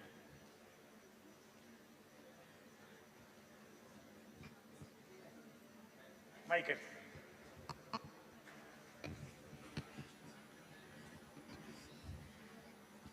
வணிக வளாகம் இருக்குல்ல சார், அதில் வந்து இப்போது ஒரு ஷாப் நம்ம வந்து எடுக்கணும்னா அதுக்கு வந்து குவாலிஃபிகேஷன் என்ன ஃபஸ்ட்டு? நான் ஆர்டர் பண்ண ரெடி, நான் போயிட்டு அப்ரோச் பண்ணலாமா இல்லை ஒரு நம்ம செல்ஃப் குரூப்பில் இருக்கணுமா? குரூப்பில் இருக்கு. குரூப்பில் இல்லை என்ன பண்ணுறது சார்? குரூப்பில் சேர்த்துக்கலாம் என்ன பண்ணுறது? பாங்க இல்லை சேர்க்கல. எந்த பிளாக்? விழுப்புரமா? கண்டிப்பாக சேர்க்கணும். உங்களுக்கு சேர்றதுக்கான ரைட்ஸ் இருக்கு. You have individual rights. Nobody can deny your entry. யாரும் உங்களை மறுக்கவும் முடியாது, உங்கள் வளர்ச்சியை மறக்கவும் முடியாது. சேரலாம். நீங்க என்ன கொடுங்க, நான் வந்து பேசிட்டு உடனே சேர்ப்பதற்கு நடவடிக்கை எடுக்கின்றோம். சரிங்களா? நல்லா பேசுங்க. செல்ஃப் ஹெல்ப் குரூப்ல கண்டிப்பா சேரணுமா கேக்குறாங்க. கண்டிப்பா சேர்ந்தா தான் பெனிஃபிட்ஸ்லாம் கிடைக்கும். சேர்த்து விடுறேன், ஹெல்ப் பண்றேன். எந்த பிளாக் மேடம்? எந்த பஞ்சாயத்து? கோடியூர் பிளாக். கோடியூர் பிளாக் இருக்கும். அதில் ரூரல் காம்ப்ளெக்ஸ் இருக்கு, டிஸ்ட்ரிக்ட் காம்ப்ளெக்ஸ் இருக்கு. நீங்கள் என்ன பண்ணுங்க, அதில் சேர்றதுக்கு எந்த விதமான இது கிடையாது. நீங்களே வந்து ப்ளீஸ் நீங்கள் அதை அப்ளிகேஷன் பண்ணி நீங்கள் வந்து குழுவில் சேருங்க. குழுவில் என்ன காரணத்துக்காக சேர்க்கலாம்னு சொல்கிறாங்க? குழு ஃபுல்லாக இருக்குது சொல்கிறாங்க சார். ஃபுல்லாக ஆயிடுச்சுன்னு சொல்கிறாங்க. நான் ஃபுல்லாக ஆகலை, ஒரு 15 பேர் அதுக்கு கம்மியாக தான் இருக்காங்க. சேர்க்கலாம். சேமிப்பு இல்லைன்னு சொல்கிறாங்க. நம்ம ஃபஸ்ட் டைம் போடுறதுக்கு சேமிப்பு நம்ம கொடுக்கணும் அவங்க நினைக்கிறாங்க. நான் சொன்னால் இருக்குது அப்படின்னு சொன்னாலும் சேர்க்க மாட்டாங்க. அவங்களுடைய பயமாக இருக்குது, அவங்க பயப்படுறாங்க. அதெல்லாம் ஒன்றும் இல்லை. இந்த ஒரு டிஜிட்டல் யுகத்தில் உங்களை மறுக்கிறது வந்து ரொம்ப ஒரு வினோதமாக இருக்குது. நிச்சயம் நடவடிக்கை எடுக்கிறோம். உங்கள் முகவரி பேரெல்லாம் கொடுங்க. நான் மாவட்ட ஆட்சியர் நேரில் பேசி உடனடியாக சேர்த்து ஒரு சிறந்த பெண் பாரதி கண்ட புதுமை பெண்ணாக தொழில் முனைவராக வருவதற்கு முதல் அடியை இந்த அரங்கிலிருந்து உங்களை ஆரம்பிக்கிறோம். சரியா?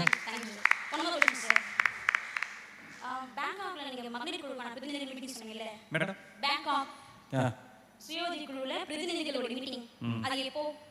அது வந்து 19, 21 இந்த மாதம் நவம்பரில் நடக்குது. அதுக்கு வந்து 2 வருஷம் மகளிர் குழுவில் இருக்கணும். அவர்கள் வந்து பார்த்தீங்கன்னா வந்து 2 மொழியில், ஒரு மொழியில் வந்து அவருடைய உள்ளூர் மொழியில் பேச தெரிந்தவராக இருக்க வேண்டும். குழுவில் 2 வருஷம் கடந்தவராக இருக்கணும். அதான் தகுதி. அது வந்து செலக்ஷன் பண்ணி அனுப்புவாங்க. வருங்காலத்தில் நீங்களும் போவதற்கு வாய்ப்புகள் அதிகம். ஊக்கம் வந்து கைவிடேல்.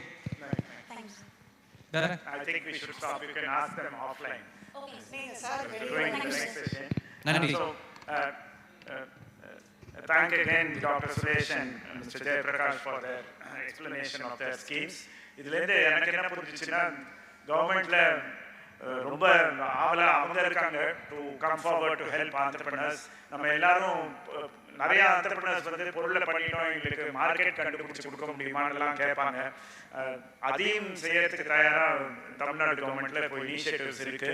ஸோ அந்த ஒரு எக்ஸாம்பிள் ஆஃப் அந்த சப்பாத்தி மேக்கர் மிஷின் வாங்கினதோட நிறுத்தாமல் உங்களுக்கு எந்த ஹோட்டல்ஸில் வைக்கலாம், எந்த ஹாஸ்டல்ஸில் வைக்கலாங்கிற அளவுக்கு ஒரு கவர்மெண்ட்ல ஒரு இனிஷியேட்டிவ் இருக்குன்னா நிறைய மாற்றங்கள் இருக்கு. ஸோ நீங்க எல்லாரும் கவர்மெண்ட் பழைய மாதிரி இருக்கும், ரொம்ப ஸ்லோவா மூவ் ஆகும் அப்படின்னு நினைக்காம கவர்மெண்ட் ஒரு ஹெல்ப்ஃபுல் கவர்மெண்டா இருக்கும். எல்லாம் அந்த வெப்சைட் சார் சொன்னதெல்லாம் ரெஃபர் பண்ணி அவங்க ஸ்கீம்ஸ் எல்லாம் பார்த்து அதையும் என்ரோல் பண்ணி பயனடையுமாறு நான் வேண்டிக் கொள்கிறேன். Thank you so much both of you for helping.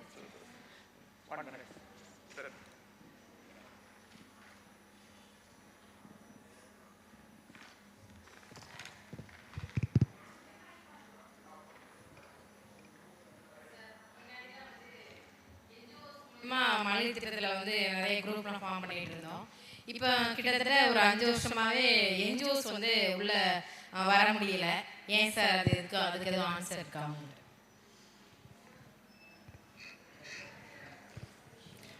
இது வந்து பார்த்தீங்கன்னா 2011 இருந்து அரசு எடுத்த ஒரு கொள்கை முடிவு.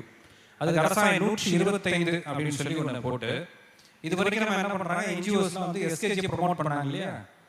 இப்போ என்ன பண்ணுறாங்க, அந்த பணியை பஞ்சாயத்து லெவல் ஃபெடரேஷன் அப்படின்னு சொல்லிட்டு ஒவ்வொரு ஊராட்சியிலையும் வந்து ஒரு குடையின் கீழ் அந்த பஞ்சாயத்து லெவல் ஃபெடரேஷன் அப்படின்றது எல்லா குழுக்களையும் ஒருங்கிணைத்த ஒரு அமைப்பு. அந்த அமைப்பில் நிர்வாக குழு செயற்குழுலாம் இருக்காங்க. ஸோ அந்த பணியை நீங்கள் செய்யக்கூடிய பணியை அந்த பஞ்சாயத்து லெவல் ஃபெடரேஷன் செய்கிறது. மக்கள் அமைப்புகளுக்கு எம்பவர்மெண்ட் கொடுக்கறது, அதிகாரம் அளித்தல், அவர்களை வந்து பார்த்தீங்கன்னா மக்களோட அந்த இது பண்ணுறதுக்காக அரசாங்கம் 125 2011 அரசு எடுத்த கொள்கை முடிவு.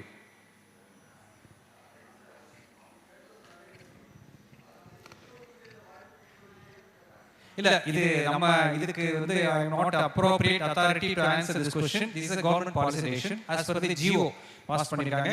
இருந்தாலும் வந்து இன்றைக்கு மக்கள் பிரச்சனைகளை நீங்களும் வந்து செஞ்சுட்டு இருக்கீங்க, சிறப்பாக செஞ்சுட்டு இருக்கீங்க. உங்கள் பணியை வந்து சிறக்க வாழ்த்துக்கள். Thank you. அடுத்த क्वेश्चंस நீங்க டைரக்டா கேட்கலாம். ஏன்னா நெக்ஸ்ட் ஸ்பீக்கர் வெயிட் பண்றாங்க. Thank you. மக்களால் மக்களுக்காக மக்களே.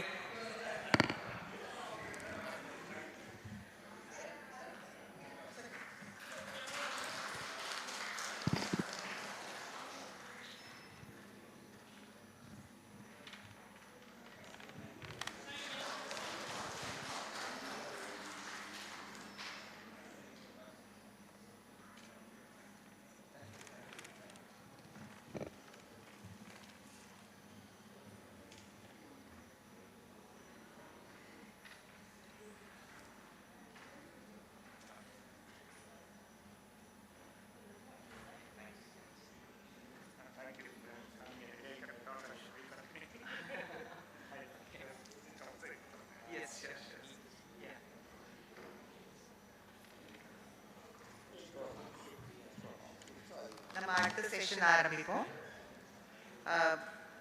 இந்த செஷனில் ஆக்சுவலி நாங்கள் நிறைய தடவை உங்களுக்கு நாங்கள் சொல்லியிருக்கோம் நெட்வொர்க்கிங்கோட இம்பார்ட்டன்ஸ். ஒரு குரூப்பாக நம்ம சேர்ந்து we can do much more. So we have a women's, the session is going to be on women entrepreneurs leverage. Yeah, okay. ஏன்னா இங்க இப்போதானே சாப்பிட்டுருக்கோம். So can we have the tea after the session. So women entrepreneurs leverage through the power of networks. இது நம்ம எல்லாருமே புரிந்து கொள்ள வேண்டியது நெட்வொர்க்ஸோட importance. So we have a excellent speaker here with us and I request miss Mahalakshmi Saravanan, who's the founder of Women Entrepreneurs India Forum, to kindly join on the stage.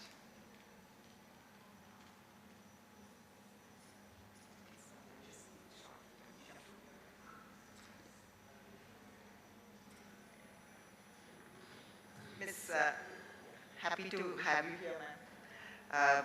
Mrs. Mahalakshmi Saravanan is an internationally recognized first-generation social entrepreneur and a TEDx speaker who founded the Women Entrepreneurs India Forum, which supports women who are looking to start a business. Started in the year 2013, the Women Entrepreneurs India educates, trains, supports and motivates women entrepreneurs from all over India through innovative business ideas, startup funding avenues, marketing support and mentor connects. Today, Women Entrepreneurs India has become the best ecosystem for women in business with a pan-India presence. Mrs. Mahalakshmi Saravanan is passionate about creating better opportunities for women and has been encouraging budding entrepreneurs. With her indomitable optimism and can-do spirit, she has become a role model for thousands of aspiring women entrepreneurs today. So she has given plenty of talks and touched over 1 lakh of people, including government officials and others. So we request you now, ma'am, to kindly deliver your address.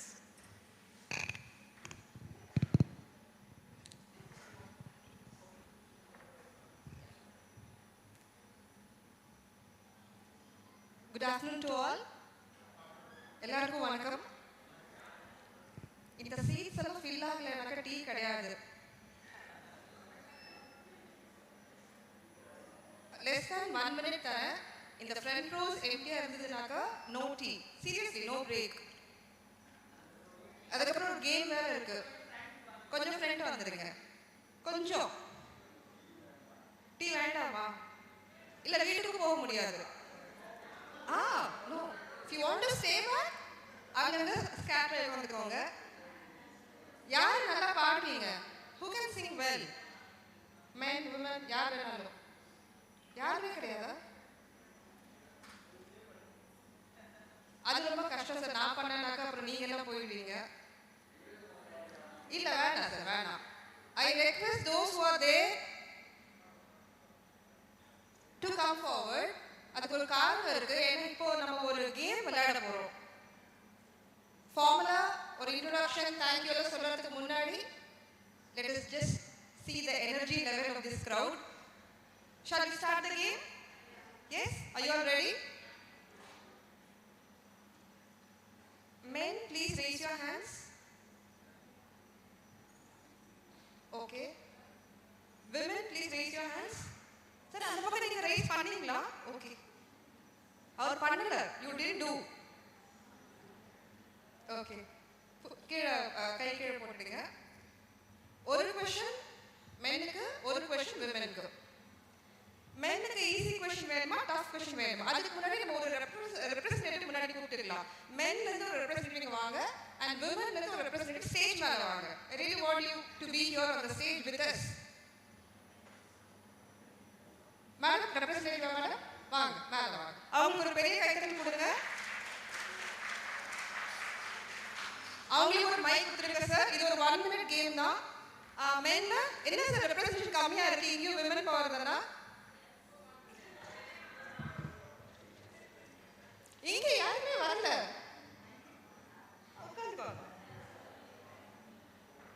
நீங்களா sir? அவருக்கு ஒரு பெரிய கைத்தட்டல் கொடுத்துருங்க. நான் மறைக்கல, நான் உங்களுக்கு இல்லை, கேமராமேன் கேட்டேன். நேற்று யாரெல்லாம் வீட்டுக்கு போன பின்னாடி உங்களுடைய யூடியூப்ல நீங்க பேசினதோ இல்ல இந்த இவெண்டோ பாத்தீங்க? யாரெல்லாம் பாத்தீங்க? இது யூடியூப்ல லைவ் ஆகுற விஷயம் தெரியுமா தெரியாதா உங்களுக்கு? தெரியாது. பாருங்க எவ்வளவு பேருக்கு தெரியாது. நேத்துல இருந்து I have been watching the show continuously. எல்லா செஷன்ஸும் பார்த்தேன். ரொம்ப நல்லா இருந்தது. அதை பத்தி நான் வரேன், அந்த டாபிக் வரேன். கேம் எல்லாம் முடிச்சிடலாம். சார் நீங்க மென்னை ரெப்ரசென்ட் பண்றீங்க, நீங்க வந்து பெண்களை ரெப்ரசென்ட் பண்றீங்க, சரிங்களா? உங்களுக்கு ஈஸி क्वेश्चन வேணுமா, டஃப் क्वेश्चन வேணுமா? எதுவும் தயார். சரி, நம்ம எதுவும் தயார்னு சொல்லும்போது நம்ம ஈஸி क्वेश्चन கொடுப்போம். ஆல்ரைட் மேன், அவர் ஆன்சர் பண்ணல, நீங்க எல்லாம் அவருக்கு சப்போர்ட் பண்ணணும். ரெடியா? Alright. Women's day, international women's day எப்போ கொண்டாடுறாங்க? டேட், மந்த் நீங்க சொல்லக்கூடாது. Only men can answer. March 8. March 8. ஒரு பெரிய கைத்தட்டல் கொடுத்துடுங்க. Thank you sir. நீங்கள் போகலாம், நீங்கள் போயிடலாம், என்ன நீங்கள் முடிச்சிட்டீங்க. எப்படி இருக்கு இந்த ஃபீல்? நீங்க வந்து உட்கார்ந்து அவங்கள பார்த்து சொல்றது. ஆனா லேட்டா வந்தீங்க இல்லையா? இல்ல அதர்ஸ்க்கு ஆப்பர்ச்சுனிட்டி கொடுக்கலான்னு பார்த்து ரொம்ப நேரம் பார்த்தது. எல்லாமே பெண்களே முன்னாடி அனுப்பி எங்களுக்கு அது ஒரு எக்ஸ்பீரியன்ஸ் ஆயிடுச்சு. அதனால இதுக்கப்புறம் எப்படி இருக்கும்னு கேட்டீங்கன்னா ஃபியூச்சர்ல மென் ஃபர்ஸ்ட், இப்போலாம் லேடிஸ் ஃபர்ஸ்ட் போயிட்டு இருக்கு. கொஞ்சம் காலத்துக்கு அப்புறம் மென் ஃபர்ஸ்ட் நிலைமை வரும். அது வர வேண்டாம். Because we both coexist. ஆண் இல்லாம பெண் இல்ல, பெண் இல்லாம ஆண் இல்ல. Thank you so much. Thank you so much. இன்னும் கேம் முடியல. மேடம் இங்க இருக்காங்க. மேடம் உங்க பேரு? வின்னர்ஸ் மைக்கேல். வின்னரசி மல்லிகா. உங்களுக்கு ஈஸி क्वेश्चन வேணுமா, டஃப் क्वेश्चन வேணுமா? எதுனாலும் ஓகே தான். எதுனாலும் ஓகே தான். சரி, உங்களுக்கு நான் ரெண்டு क्वेश्चन கேட்பேன். ஒரு क्वेश्चन யாருமே வந்து கூகுள் பண்ண கூடாது. ஃபர்ஸ்ட் திங் உங்க மொபைல் எல்லாம் விட்டுடுங்க. ஓகே, ஹானஸ்டா பண்ணுவோம் நம்ம. இல்ல ready women in the turn. Alright. So ma'am நீங்க வந்து உங்க டீம்ல இருந்து ஹெல்ப் கேட்டுக்கலாம். சரிங்களா? உட்கார்ந்து ஒன்றும் பிரச்சனை இல்லை. உங்களுக்கு ரெண்டு क्वेश्चन, ஒரு ஈஸி क्वेश्चन, ஒரு டஃப் क्वेश्चन. ஏன்னா விமன் வந்து ரிஸ்க் டேக்கர்ஸ், மல்டி டாஸ்கர்ஸ், சாதனையாளர்கள் நிறைய பேர் இருக்காங்க இல்லையா? மென் கொடுக்கலாமா இந்த ரெண்டு क्वेश्चन அவங்களுக்கு? விமனுக்கு தாராளமா கொடுக்கல. They very happy. எங்களுக்கு ஈஸியான क्वेश्चन வந்துடுச்சு, நாங்க ஆன்சர் பண்ணி வந்துட்டோம். எனிவே விமன் வந்து ஆன்சர் பண்ணுவாங்களா பண்ண மாட்டாங்கன்னு பார்ப்போம். ரைட்? ஸோ மேடம், எப்போ வந்து இன்டர்நேஷனல் மென்ஸ் டே கொண்டாடுறாங்க? அப்படி போடுங்க. யாரும் ஹெல்ப் பண்ணக்கூடாது. No one should help. யாரும் ஹெல்ப் பண்ணக்கூடாது. No googling. கூகுள் பண்ணாதீங்க. இல்ல ஹானஸ்டா நான் சொல்றேன், எனக்கு தெரியாது. தெரியாது. அவங்க ஒரு பெரிய கையெழுத்து தெரிஞ்சா சொல்லுங்க. ஏன்னா அவங்க வந்து யாருமே தெரியாது. சரி, நான் சொல்றேன். ஆனா அவங்க உண்மையா ஐ கம் டு யூ. உண்மையா வந்து இருந்ததுக்கு சொன்னதுக்கு நம்ம பெரிய கையெழுத்து கொடுக்கணும். ஏன்னா இந்த காலத்துல ஒரு தொழில் நல்லபடியா நடக்கணும்னாக்கா அங்க உண்மை, நேர்மை, உழைப்பு, நம்பிக்கை, ட்ரஸ்ட் எல்லாமே வேணும் இல்லைங்களா? Thank you so much madam. நீங்க பண்ணலாம். இல்ல இன்னொரு क्वेश्चन என்ன கை தட்டிட்டீங்க? ஆமா, இதுக்கு ஆன்சர் நீங்க சொல்லுங்க. செகண்ட் क्वेश्चनக்கு ஆன்சர் வந்த பின்னாடி நான் சொல்றேன். ஓகே, ரெண்டு क्वेश्चन சொன்னேன்ல விமனுக்கு. இதுவும் யார் கூகுள் பண்ணாதீங்க, நமக்கு தெரியும் சொன்னாங்க. யா ப்ளீஸ்.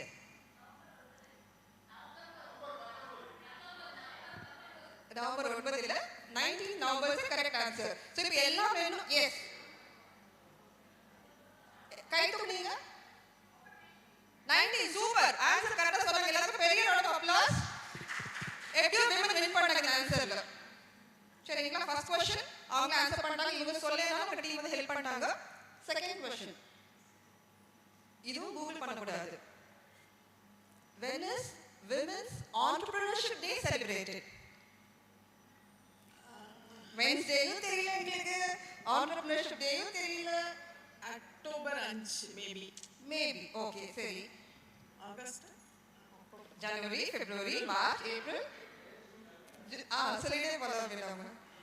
5 செகண்ட் தான் தர, 5 செகண்ட் நீங்க சொல்லிடுங்க. ஏன்னா என் செஷன் இருக்கு, நான் நிறைய பேருக்கு தேங்க் பண்ணணும். எனக்கு தெரிஞ்ச விஷயத்தை உங்களோட பகிர்ந்துக்கணும்னு நினைக்கிறேன். மக்களே கொஞ்சம் சப்போர்ட் பண்ணுங்க. See, and I really appreciate her because நிறைய பேர் கேட்க மாட்டாங்க, ஹெல்ப் பண்ணுங்க கேட்க மாட்டாங்க. She has asked for help. Yes. சொல்லுங்க. நீங்க சொல்லக்கூடாது. women cancer நீங்க சப்போர்ட் பண்றீங்க. men கவனிங்க, they are supporting women. சொல்லுங்க மேடம். நவம்பர் 19 தான் கரெக்ட் ஆன்சர். இது என்ன தெரியுது?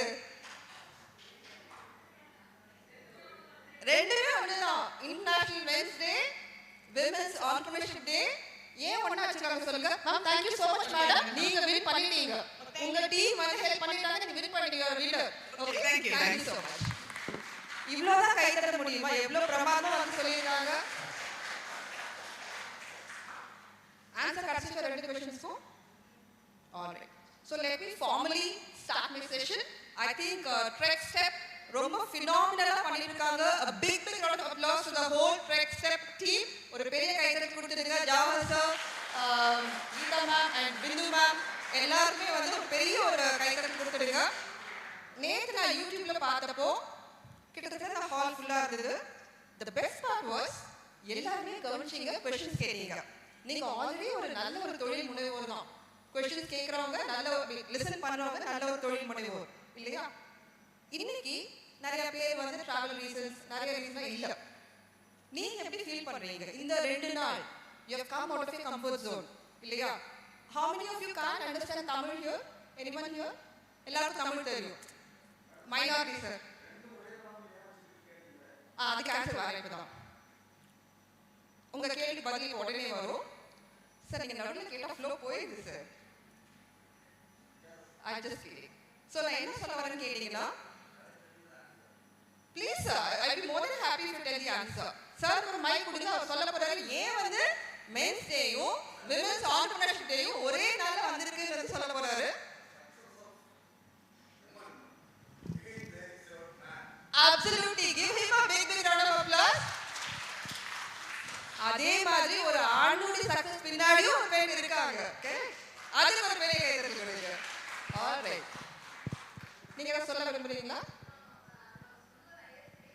கட்டாயமா என்னுடைய குட்டி ஸ்டோரியோட ஒரு 2 minutes என்னுடைய இன்ட்ரோடக்ஷன் அண்ட் 15 minutes நம்ம செஷன்ல போயிடலாம். அதுக்கப்புறம் 5 minutes கொஸ்டின் கேட்கலாம். சரிங்களா? ஸோ நான் வந்து என்னை பற்றி முன்னாடி கேள்விப்பட்டிருக்கீங்களா? இல்லை. கேள்விப்பட்டிருக்கீங்களான்னு கேட்டேன். இல்லை. நான் வந்து ஊட்டி தெரியும் இல்லையா?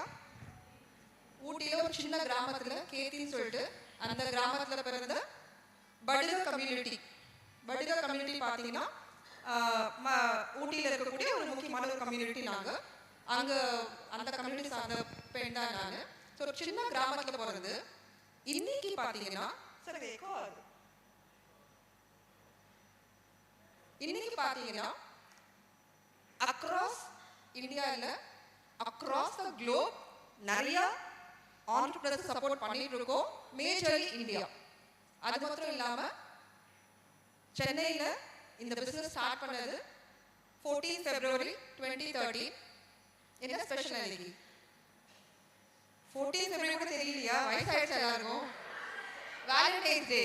ஸோ அந்த நாளில் வந்து எனக்கு தோணுச்சு இது பண்ணணும்னு சொல்லிட்டு அந்த ஜேர்னி நான் சொல்கிறேன். இதில் மிக சிறப்பான ஒரு விஷயம், நான் ஸ்டார்ட் பண்ணது பெரிய விஷயம் கிடையாது. ஒரு பேன் இந்தியா லெவல் ஒரு நெட்வொர்க் கிரியேட் பண்ணது பெரிய விஷயம் கிடையாது. நல்ல ஒரு இன்டர்நெட்டோட ஸ்டார்ட் பண்ணது எல்லாம் ஓகே. தி பெஸ்ட் பார்ட் என்னன்னா, நானும் ஸ்டேட் அவார்ட் வாங்கின என்னுடைய மாமியாரும் தான் இதில் பங்குதாரர்கள். இந்த மாதிரி ஒரு காம்பினேஷன் வந்து நீங்க இதுக்கப்புறம் நிறைய கேள்விப்படலாம். பட் ஒரு 10 வருஷம் முன்னாடினாக்கா யாருமே பண்ணல. சென்னை பொறுத்த வரைக்கும் யாருமே பண்ணல. அவங்க பார்த்தீங்கன்னா கிட்டத்தட்ட 20க்கும் மேற்பட்ட புக்ஸ் எழுதியிருக்காங்க. அப்துல் கலாம் பிரசிடென்டா இருக்கும்போது என்னுடைய மாமியார் வந்து ஒரு டீச்சராக ஒர்க் பண்ணிருந்தாங்க ஊட்டி கவர்மெண்ட் ஸ்கூல்ல. அவ்வளோ டைம் எடுத்து பர்சனலாக லெட்டர் எழுதியிருக்காங்க அவங்க எழுதின கவிதையை பாராட்டி. ஸோ அவங்க எழுதின கவிதை பார்த்தீங்கன்னா, சாதனை என்பது கடலை மலையாக்குவதோ மலையை கடலாக்குவதோ அல்ல, கலங்கிய மனதை திடமாக்குவதே. எல்லா மனங்கள் பார்த்தீங்கன்னா அவ்வளோ குழப்பங்கள் இருக்கும். நீங்க நிறைய பேர் வந்து இங்க நிறைய ஒரு கேள்வியோட வந்திருப்பீங்க. ஒரு சில விஷயத்துக்கு ஆன்சர் கிடைச்சிருக்கும், ஆனா ஒரு சில விஷயத்துக்கு ஆன்சர் கிடைச்சிருக்காது இல்லையா? ஸோ இந்த மாதிரி ஆன்சர் கிடைக்காம இந்த தேடல் நிறைய பேருக்குள்ள இருக்கு. அந்த ஹோப் வந்து நாங்கள் கொடுக்குறோம். அண்ட் பெண்களுக்கு தேவையான எல்லா சப்போர்ட்டும் நம்ம வந்து கொடுத்துட்டு இருக்கோம் அக்ராஸ் இந்தியா. இப்போ மெயினாக பார்த்தீங்கன்னா பெண்களுக்கு எது ஒரு பெரிய தடை நீங்க நினைக்கிறீங்க? ஃபண்டிங்கா? Okay, yes no. மார்க்கெட்டிங்கா? Yes no. டெக்னாலஜியா? என்ன சார்? புரியல. ஆண்கள் தான் தடை. அப்போ நம்ம பெண்கள் வந்து இன்னொருத்தருக்கு மேல பழி போடலே இருக்காங்க. ஒரு தொழில் முனைவோரா இருக்கிறவங்க வந்து இன்னொருத்தருக்கு மேல தப்பு பண்ணிருக்கோம். அந்த அக்கௌண்டபிலிட்டி வந்து விமனுக்கு வேணும். சரிங்களா? என்னென்ன சேலஞ்சஸ்? ஃபண்டிங்கா? மார்க்கெட்டிங்கா? டெக்னாலஜியா? மென்டரிங்கா? இல்ல பிசினஸ் ரெஜிஸ்ட்ரேஷனா? இல்ல பேட்டன்ட்டா? இல்ல எஃப்எஸ்எஸ்ஏயா? இல்ல ஜிஎஸ்டியா? என்ன தடைகள் நினைக்கிறீங்க? என்ன தடை நினைக்கிறீங்க? பயம். இன்னுமா பயப்படுறீங்க? பெண் வளர்ச்சி அடைந்தால் பயமா?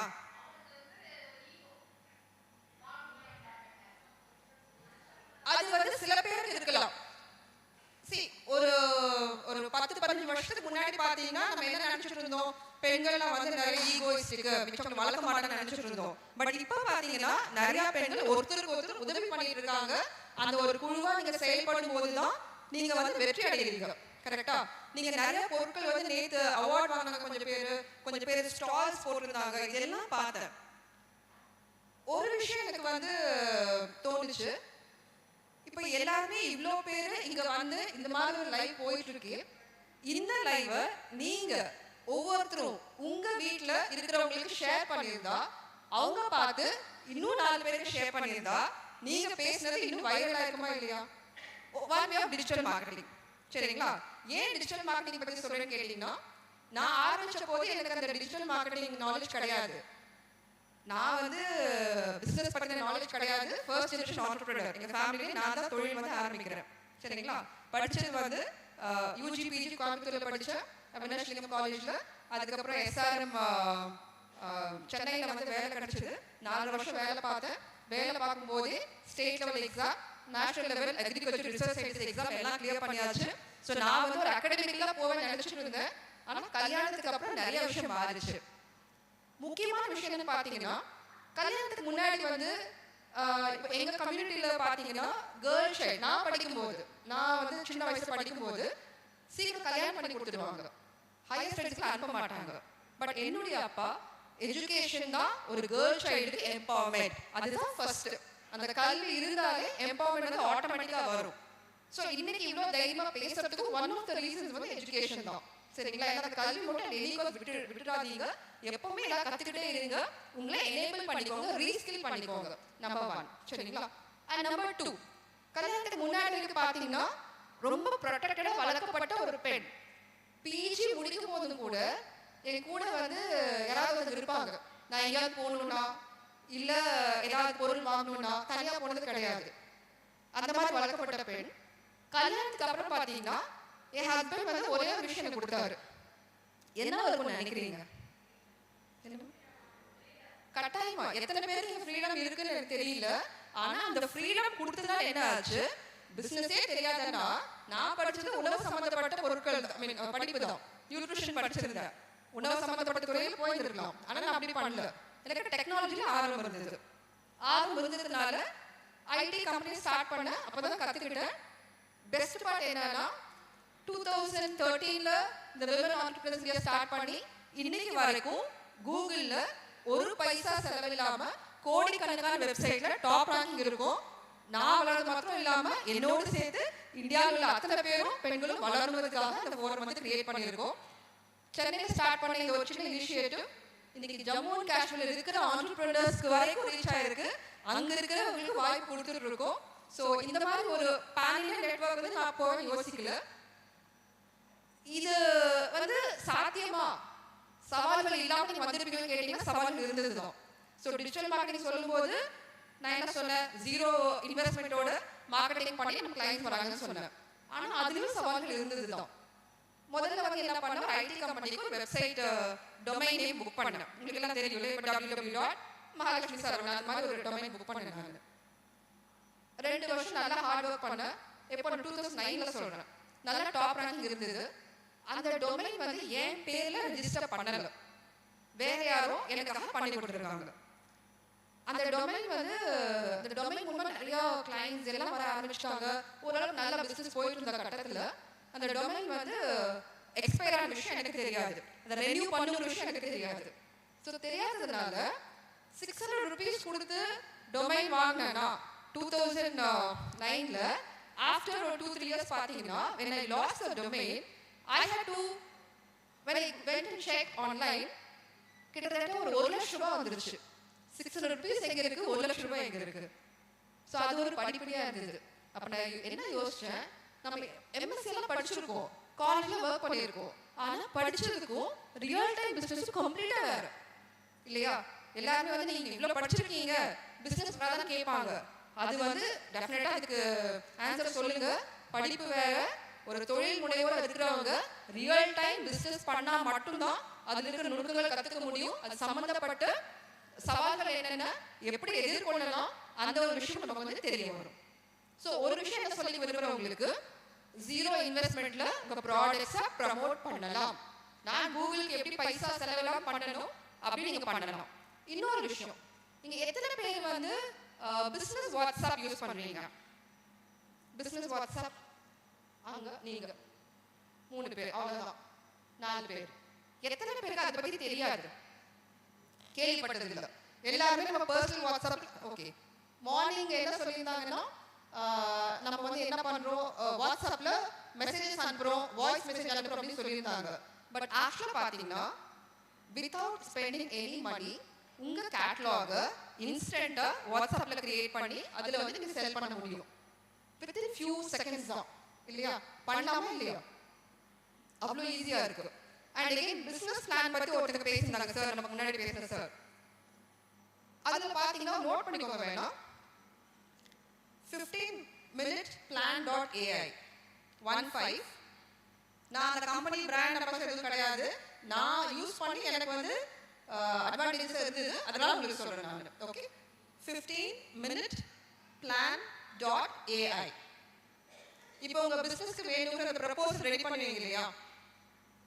Name of the organisation and என்ன மாதிரி ஸ்ட்ரக்சர், எவ்வளோ ஒர்க்கிங் கேபிட்டல் வேணும் அண்ட் ஃபினான்ஷியல்ஸ் எல்லாம் போடுவீங்க இல்லையா?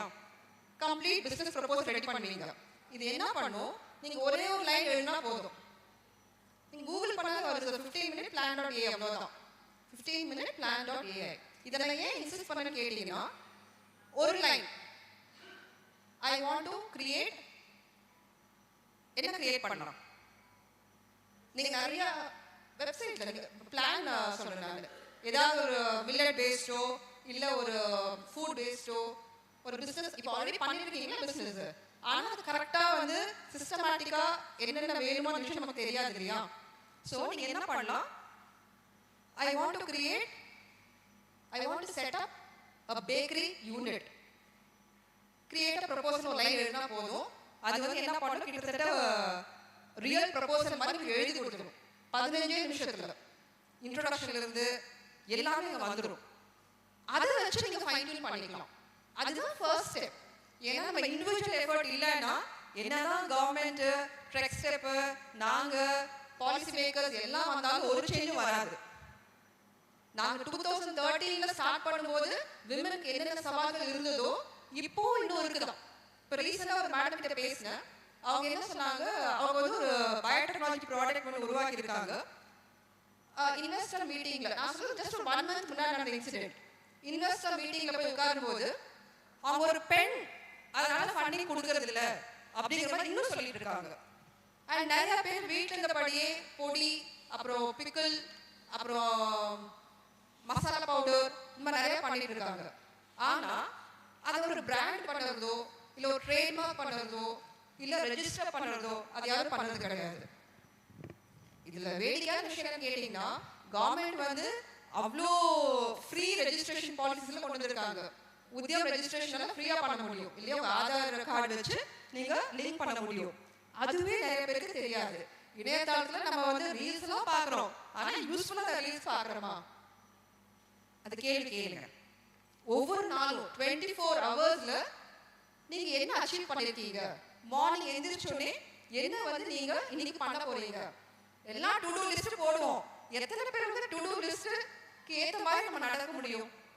பிராக்டிகல் சேலஞ்சஸ் இருக்கு. ஏன்னா வீட்டையும் பார்த்துக்கணும், நம்ம பிசினஸையும் பார்த்துக்கணும் விமனுக்கு இல்லையா? ஒரு சின்ன சஜஷன் சொல்றேன். நம்ம வீட்ல வந்து ஒரு ஹெல்தி அட்மாஸ்பியர் இருக்கு, உங்களுக்கு பிசினஸ் சப்போர்ட் பண்றாங்கன்னா ஆட்டோமேட்டிக்கா அந்த பிசினஸ் வந்து grow ஆகும்.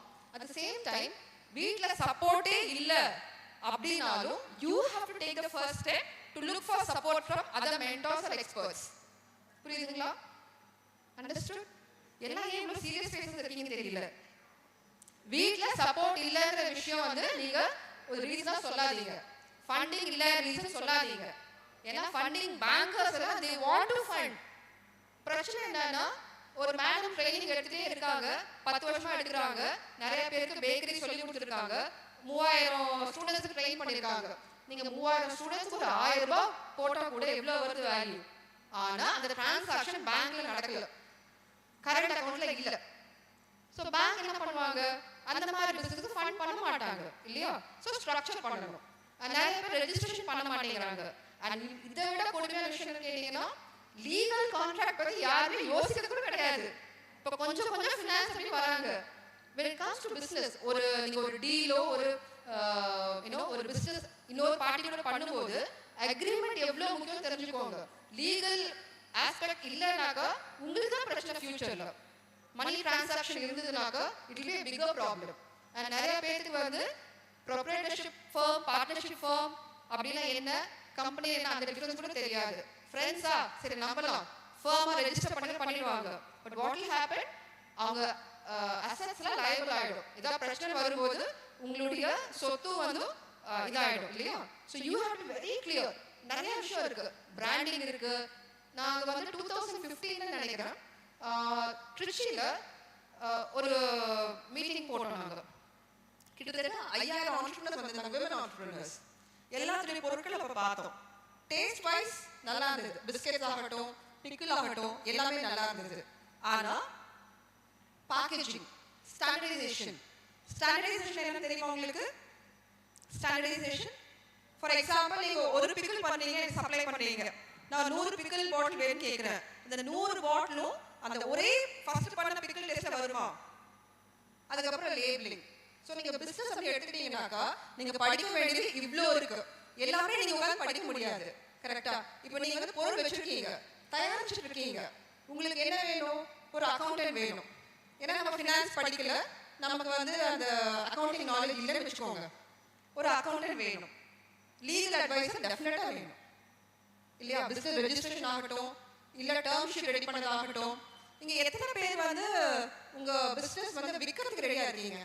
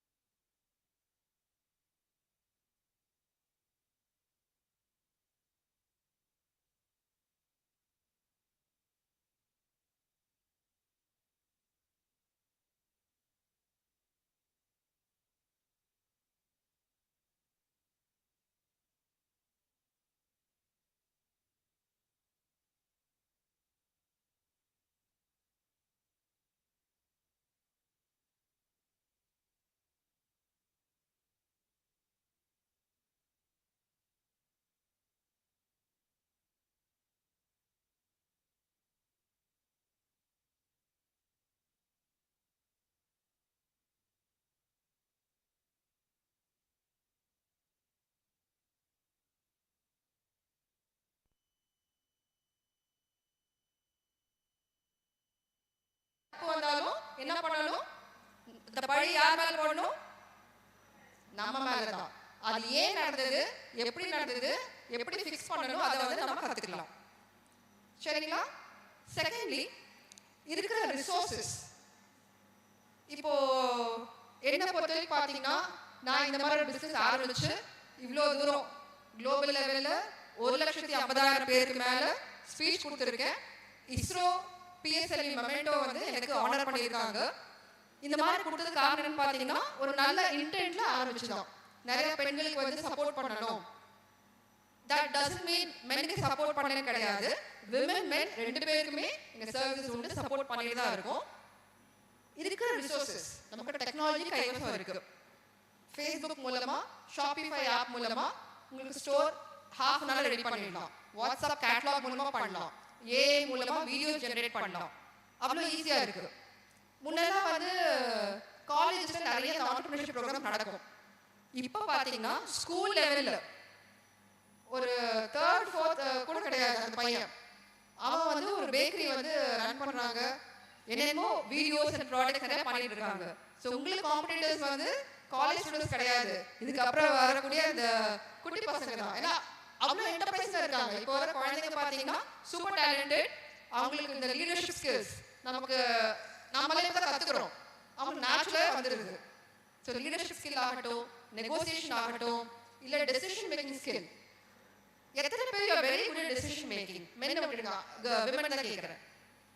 எப்போவுமே ஹஸ்பண்டை கேட்கணும். எங்ககிட்ட வர கால்ஸ் அப்படிதான் ஈகராக வருவாங்க, மேம் பிஸ்னஸ் ஸ்டார்ட் பண்ணோம், சரி நம்ம எல்லா ஐடியாஸ்லாம் கொடுத்துடுவோம், வீட்டுக்கு போயிடுவாங்க. அடுத்த நாள் கால் பண்ணி, மேம் நான் ஹஸ்பண்டை கேட்டேன் வேணாம்னு சொல்லிட்டாரு. So when are you going to start making the decisions? இல்லையா? இந்த டெசிஷன் மேக்கிங் நீங்க பண்ண ஆரம்பிங்க. தப்பானாலும் பரவாயில்ல, அப்பதான் நீங்க கத்துப்பீங்க. எப்போ நீங்க தப்பு பண்ணாம கரெக்டாவே போகணும்னு நினைக்கிறீங்களோ அப்ப நீங்க வளர மாட்டீங்க. Okay? So firstly make use of, first உங்க தடையிலிருந்து வெளில வாங்க. பெண்கள் தான் தடைன்னு சொன்ன, அது வெளியில வரதுக்கு மைண்ட் செட்டை சேஞ்ச் பண்ணுங்க. என்னாலையும் பண்ண முடியும், உங்க மேல நம்பிக்கை வைங்க. உலகம் பூரா என்ன வேணா சொல்றேன் என்னை பத்தி, எனக்கு தெரியும் எந்த பாதையில போறேன், என்னால என்ன பண்ண முடியும், எவ்வளவு தூரம் போக முடியும், இது ஒர்க் அவுட் ஆகலையா இன்னொரு பிசினஸ் கூட ஸ்டார்ட் பண்ணுங்கிற அந்த தாட் வரணும். அண்ட் இந்த பிசினஸ் ரெடி டு சேலா இருக்கா, நான் அதை வித்து கூட இன்னொரு பிசினஸ் பண்ணுவேங்கிற அந்த தாட் வரணும். ஓகே? செகண்ட்லி இருக்கிற ரிசோர்ஸஸ் பயன்படுத்துங்க. வீட்டில் இருக்கிற ரிசோர்ஸஸ் பயன்படுத்துங்க. இப்போ எங்களில் பார்த்தீங்கன்னா என்னுடைய மாமியார், மாமனார், என்னுடைய குழந்தை, என் ஹஸ்பண்ட், என் பேரண்ட்ஸ் எல்லாமே சேர்ந்து 11 வருஷம் சப்போர்ட் பண்ணிட்டு இருக்காங்க. அந்த கமிட்மெண்ட், சரிங்களா? அந்த சப்போர்ட்டிவ் என்விரான்மெண்ட் என்ன காரணம் கேட்டீங்கன்னா, அவங்களுக்கு தெரியுது நான் என்ன பண்றேன் சொல்றேன் நான் அவங்க கிட்ட. அந்த கம்யூனிகேஷன், இந்த வீட்டில் இருக்கிற கம்யூனிகேஷன் வந்துட்டு நீங்க க்ரோ பண்ணிக்கணும். Okay? And then business knowledge ரொம்ப ரொம்ப முக்கியம். தயவு செஞ்சு இன்டர்நெட்ல அவ்வளோ பிசினஸ் ஐடியாஸ் இருக்கு, அதை பார்த்து ஒரு 10 லிஸ்ட் பண்ணி அதுல ஒரு 3 பிசினஸ் ஐடியாஸ் பிடிச்ச பிசினஸ் எடுத்து அதுல ஒரு பிசினஸ் ஷார்ட் லிஸ்ட் பண்ணி ஸ்டார்ட் பண்ணுங்க. சில பேர் ஒரே பிசினஸ் மட்டும் தான் பண்ணுவாங்க, ஆனா அந்த பிசினஸ் டல் ஆயிட்டானா உங்களுக்கு வந்து அடி வாங்கும் இல்லையா, ரெவென்யூ வராது. நிறைய பேர் என்ன பண்ணுவாங்க, கிட்டத்தட்ட 50-60 பிசினஸ் கூட பண்ணவங்க இருக்காங்க. there are people who do 50 to 60 plus businesses அப்ராட்ல பண்ணிருக்காங்க. நாம என்ன நினைச்சிட்டு இருக்கோம், ஒரு பிசினஸா அதுலயே போவோம், அதை தாண்டி யோசிக்க மாட்டோம். ஸோ இந்த கோவிட் மாதிரி இந்த மாதிரி இடத்துல வரும்போது நம்ம கஷ்டப்படுவோம் இல்லையா? So think of starting diversified businesses and ஒரு மென்டார் வச்சுக்கோங்க என்னைக்குமே. ஏன் மென்டார்னா, ஃபார் எக்ஸாம்பிள் எனக்கு வந்து கார்பரேட்ல என்ன கேட்குறாங்க கம்பெனிஸ்ல, இதுக்கப்புறம் நிறைய கம்பெனிஸ் வந்து 10% ப்ராடக்ட்ஸ் வந்து விமன் ஆண்டர்பிரினர்ஸ் கிட்ட வாங்க போறாங்க. ஒரு கார்பரேட்டுக்கு என்னென்ன தேவையோ, என்னென்ன தேவைப்படும், பென், பேப்பர், டிஷ்யூஸ், ஒரு கார்பரேட் கம்பெனிக்கு என்னென்ன தேவைப்படும் எசென்ஷியல் ப்ராடக்ட்ஸ், பென்சில், நோட்புக் எல்லாம் தேவை இல்லையா, மேட்டு, இந்த மாதிரி கார்பரேட் கனெக்ஷன் மென்டார்ஸ் மூலமா உங்களுக்கு ஈஸியா கிடைக்கும். ஸோ இப்போ ட்ரெக் ஸ்டெப்ல எவ்வளோ மென்டார்ஸ் இருக்காங்களோ அதே மாதிரி ஏகப்பட்ட மென்டார்ஸ் வந்து இருக்காங்க. இப்போ எனக்கு நீட் இருக்கு, எனக்கு கிளைண்ட் வந்து கேட்குறாங்க, விமன் ஆண்டர்பிரினர் சர்வீஸ் இருந்தாலும் சரி, ப்ராடக்ட்ஸ் லைன் இருந்தாலும் சரி, அவங்களே நீங்க அனுப்புங்கன்னு சொல்றாங்க. ஆனா நீங்க ரெஜிஸ்டர் பண்ணிருக்கீங்களா, ஜிஎஸ்டி இருக்கா, அந்த கேபிலிட்டி இருக்கா, இந்த கொஸ்டின்ஸ் எல்லாம் கேட்டுக்கோங்க. ஓகே? உங்களை ஃபர்ஸ்ட் நம்புங்க, மைண்ட் செட்டை சேஞ்ச் பண்ணுங்க, ஸ்கில் செட்டை வளர்த்துக்கோங்க, ஒரு நெட்வொர்க்கை பில்ட் பண்ணிக்கோங்க. இந்த 3 பண்ணாலே உங்களுக்கு வந்து பிசினஸ் சக்சஸ்ஃபுல்லா அமையும். Open to questions. அப்புறம் கை தட்டிக்கலாம், क्वेश्चंस கேட்கலாம். Okay, sure definitely. So tea முடிச்சு நம்ம அதை கேட்கலாம். Sure. Thank you so much for listening to me patiently, and thank you Java sir, Trek Step team for the wonderful opportunity. எல்லாரும் best wishes. Thank you so much.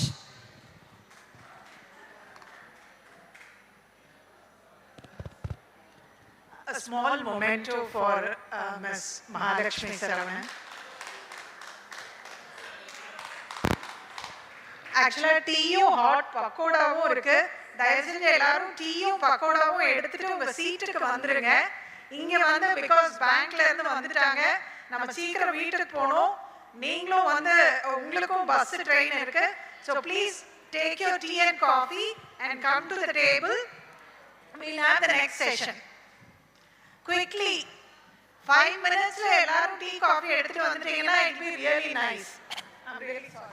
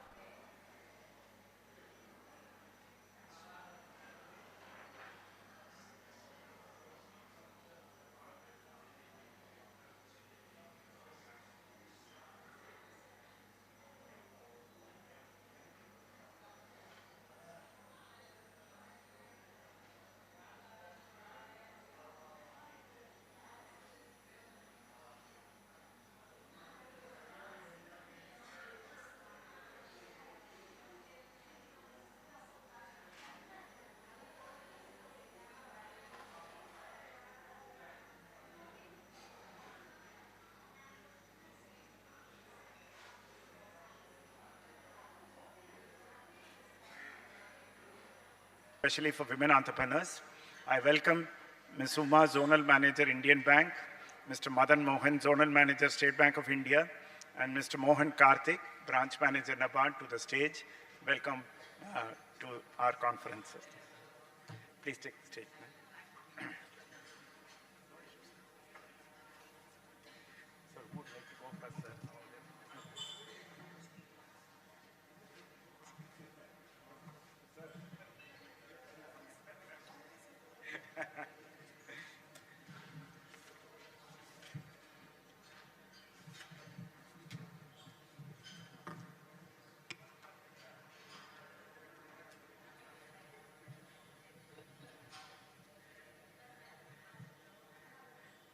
So, we all know that many of our entrepreneurs, when they develop an interest to become self-employed and want to start their own business, they attend a number of training programs, courses, they interact with subject matter experts, and then come to the stage where they are willing to start their own business after identifying a good, viable, profitable opportunity, smoothly to access finance. Although many schemes are available with the bankers. I think today we have 3 banking professionals who will help to demystify this entire process of accessing finance for business. I request Mr. Madan Mohan, Zonal Manager, State Bank of India, to come to the stage and talk about schemes offered by his bank. Welcome, sir, Mr. Madan Mohan.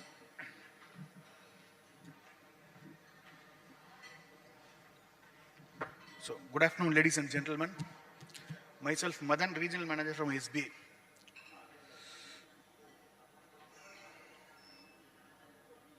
If we have to start a business, ஒரு தொழில் தொடங்கணும்னா பெரிய issue என்ன? Finance. Okay, right. அப்போ பேங்கரோட role இதில் என்ன இருக்கும்? உங்களுடைய அந்த கேப் இன் ஃபினான்ஸை பிரிட்ஜ் பண்ணுறதா இருக்கும். ஸோ ஒரு பேங்கர் என்ன எதிர்பார்ப்பார்?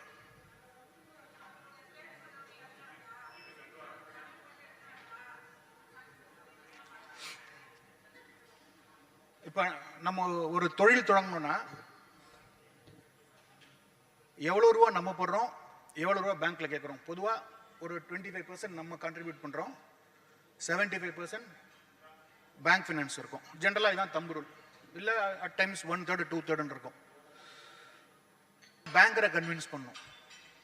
உங்களை வந்து பேங்கர் வந்து உங்களுடைய ப்ராஜெக்டில் கேள்வி கேட்குறான்னா அது சந்தேகமோ இல்லை உங்களோட ப்ராஜெக்டை திருப்பி கொடுக்கணுங்கிறதோ எண்ணம் கிடையாது. The banker wants to understand and banker wants to get convinced that this project is going to generate cash surplus. So இதுதான் முக்கியமான பாயிண்ட். நம்ம பொதுவாக வந்து என்ன பண்ணுவோம், ஒரு ப்ராஜெக்ட் ரிப்போர்ட் கொடுப்போம். அந்த ப்ராஜெக்ட் ரிப்போர்ட் கொடுக்கறத வச்சு பேங்க் அப்படியே அந்த ப்ராஜெக்ட் ரிப்போர்ட்டில் உள்ளதை ஒரு ப்ரொபோசலாக கொண்டு வரணும், லோனை சேங்ஷன் பண்ணி எதிர்பார்ப்போம். பட் இந்த ப்ராசஸில் banker wants to get convinced. Let us understand this. So first of all நீங்கள் ஒரு புது ப்ராஜெக்டோட பேங்க்குக்கு போகிறீங்கன்னா நீங்கள் வந்து பேங்கரை கன்வின்ஸ் பண்ணுங்கிற மைண்ட் செட்டில் போகணும். ஜஸ்ட் ஈஸியாக கேக் வாக் மாதிரி நம்ம ப்ரொபோசல் கொடுத்ததுக்கப்புறம் பேங்கர் வில் சேங்ஷன் லோன்ற மைண்ட் செட்டில் போனீங்கன்னா ரெண்டு பேரோட எக்ஸ்பெக்டேஷன்லும் there is a gap. So நீங்கள் கன்வின்ஸ் பண்ணுங்கிற மைண்ட் செட்டோட போங்க, things will happen smoothly. So இப்போ கவர்மெண்ட் வந்து என்னென்ன சப்போர்ட் கொடுக்குது ஃபார் விமன் என்டர்பிரினர்? சரி, நான் பேங்க் வந்து லோன் தரேன்னு முடிவு பண்ணிட்டாங்க. அடுத்த பிரச்சனை என்ன வரும்? CIBIL score. அது ஒன்றும் பண்ண முடியாது. ஏன்னா bank is not printing its own money இல்லையா? யாரோ டெபாசிட் போடுறாங்க, அந்த பணத்தை நாங்கள் கேதர் பண்ணி யாருக்கு தேவை இருக்கோ அவங்களுக்கு கொடுக்குறோம். இவங்க திருப்பி கொடுத்தா தான் நாங்கள் டெபாசிட்ஸ் திருப்பி கொடுக்க முடியும். அதனால யாருக்கு வந்து ரீபேமெண்ட் ட்ராக் ரெக்கார்ட் நல்லா இருக்கோ அவங்களுக்கு தான் கொடுப்போங்கிற இந்த மாற்று கருத்தும் கிடையாது. அடுத்த பிரச்சனை என்ன?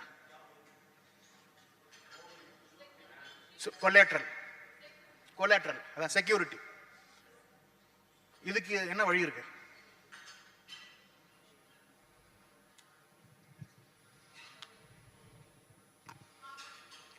ப்ராப்பர்ட்டி இல்லாம எவ்வளவு வரைக்கும் லோன் வாங்கலாம்? 5 lakhs. ஓகே, 5 lakhs ஒரு பதில் வந்திருக்கு. நான் 5 lakhs சொல்லல. அப்புறம் வேற ஏதாவது ஆன்சர்ஸ்? 1 lakh, 9 lakhs. Okay. ஆக்சுவலாக இன்னைக்கு இருக்கிற சட்டத்திட்டங்களுக்கு படி 5 கோடி ரூபா வரைக்கும் கொலாட்டரல் இல்லாமல் வாங்கலாம். ஓகே. சிஜிடிஎம்எஸ்சின்னு ஒரு ஸ்கீம் இருக்கு. பேசிக்கலாக அவங்க யாருன்னா அவங்க ஒரு டிஃபால்ட் இன்சூரன்ஸ் ப்ரொவைடர், ஒரு கவர்மெண்ட் பாடி. அது அவங்க இந்த ப்ராஜெக்ட் பிரகாரம் எல்லாமே நடந்திருந்தா அப்படியும் அந்த அக்கௌண்ட் வந்து வராக்கடனா போச்சுன்னா பேங்க்கருக்கு நான் இத்தனை பர்சன்டேஜ் கொடுக்குறேன்னு அவங்க வந்து கிரெடிட் டிஃபால்ட் இன்சூரன்ஸ் கொடுக்குறாங்க பேங்க்குக்கு. So if you have a very successful project and if you have உங்கள் கையில் மார்ஜினும் இருந்ததுன்னா 5 கோடி ரூபா லோன் வரைக்கும் செக்யூரிட்டி இல்லாமல் பேங்க் அப்ரோச் பண்ணலாம். Okay, that is gender agnostic. அது மேல் ஆண்டர்பிரனர் இருந்தாலும் சரி, ஃபீமேல் ஆண்டர்பிரனர் இருந்தாலும் சரி. There is a specific scheme called stand up India. அந்த ஸ்டாண்ட் அப் இந்தியாங்கிற ஸ்கீமில் வந்து விமன் ஆண்டர்பிரனர்ஸ் மற்றும் ஷெட்யூல் காஸ்ட் ஷெட்யூல் ட்ரைப் சேர்ந்த ஆண்டர்பிரனர்ஸ்க்கு க்ரீன்ஃபீல்டு ப்ராஜெக்ட்டுக்கு பேங்கர் சப்போர்ட் பண்ணணும். அதில் மார்ஜினும் கம்மி. ஜென்ரலாக சிஜிடிஎம்எஸ்சியில் 5 கோடி வரைக்கும் இருக்குது. அப்புறம் இதுக்கு ஸ்டாண்ட் அப் இந்தியான்னு ஒரு ஸ்கீம்னா ரெண்டுலேயும் மார்ஜின் ரிக்வயர்மெண்ட் வேறையாக இருக்கும். சிஜிடிஎம்எஸ்சி வந்து எக்ஸிஸ்டிங் ஆண்டர்பிரனருக்கு உண்டு, புது ஆண்டர்பிரனருக்கு உண்டு. இந்த ஸ்டாண்ட் அப் இந்தியாங்கிற ஸ்கீம் வந்து ஒன்லி புது project, that to women entrepreneur and schedule caste schedule tribe ஆண்டர்பிரனருக்கு மட்டும்தான் இருக்குது. ஸோ இந்த ஸ்கீம் இருக்குது. அதுக்கடுத்தது இன்னொரு பெரிய இஷ்யூ என்ன வரும்னா, நம்மக்கிட்ட எக்ஸ்பர்டைஸ் இருக்கும், நமக்கு அந்த தொழில் எப்படி செய்யணும்னு தெரியும். நம்ம கொலாட்டர் இல்லாமல் பேங்கர் வந்து லோன் கொடுக்கறதுக்கு ரெடி. ஆனால் பேங்கர் என்ன சொல்லுவார், உங்கள் மார்ஜின் இருக்கணும்னு. கரெக்டாக 1 கோடி ரூபாய்க்கு ஒரு ப்ராஜெக்ட்னா பேங்கர் என்ன சொல்லுவார், நீ 25 லட்ச ரூபா நீங்கள் கொண்டு வாங்க, 75 லட்ச ரூபா நான் தரேன். இல்லை நீங்கள் 30 லட்சம் கொண்டு வாங்க, நான் 70 லட்சம் கடன் கொடுக்குறேன் அப்படின்னு சொல்லுவாங்க. அப்போ அந்த 25 லட்சம் கேப்பை நம்ம எப்படி பிரிட்ஜ் பண்ணுறோன்னா அதுக்கு சில ஸ்கீம்ஸ் இருக்குது. கவர்மெண்ட்டோட சப்சிடி ஸ்கீம்ஸ் இருக்குது. பிஎம்இஜிபி, யூஐஇஜிபி, இன்னைக்கு டேட்டில் வந்து அக்ரி இன்ஃப்ராஸ்ட்ரக்சர் ஃபண்டு, ஏஹெச்ஐடிஎஃப், நிறைய ஸ்கீம்ஸில் நிறைய சப்சிடிஸ் இருக்குது. ஸோ அந்த சப்சிடைஸ் ஸ்கீம்ஸை நம்ம யூஸ் பண்ணி நம்ம மார்ஜின் ரெக்குயர்மெண்ட்டை மீட் பண்ணிக்கலாம். So I will stop here. Because of our experience in banking 1 மணி நேரம் வேணாலும் எங்களால் பேச முடியும். ஆனால் அந்த 1 மணி நேரம் நான் பேசுகிறது உங்களுக்கு யூஸ்ஃபுல்லாக இருக்காங்கிறது எனக்கு தெரியாது. அதனால் இந்த இடத்துல நான் ஸ்டாப் பண்ணிக்கிறேன். இஃப் உங்களுக்கு ஏதாவது ப்ராக்டிக்கல் டவுட்ஸ் இருந்ததுன்னா கேளுங்க. என்னால் முடிஞ்சதுக்கு இங்கே பதில் சொல்கிறேன், முடியாததுக்கு உங்கள் நம்பர் வாங்கிட்டு போயிட்டு அப்புறமா கிளாரிஃபை பண்ணுறேன். Yes sir,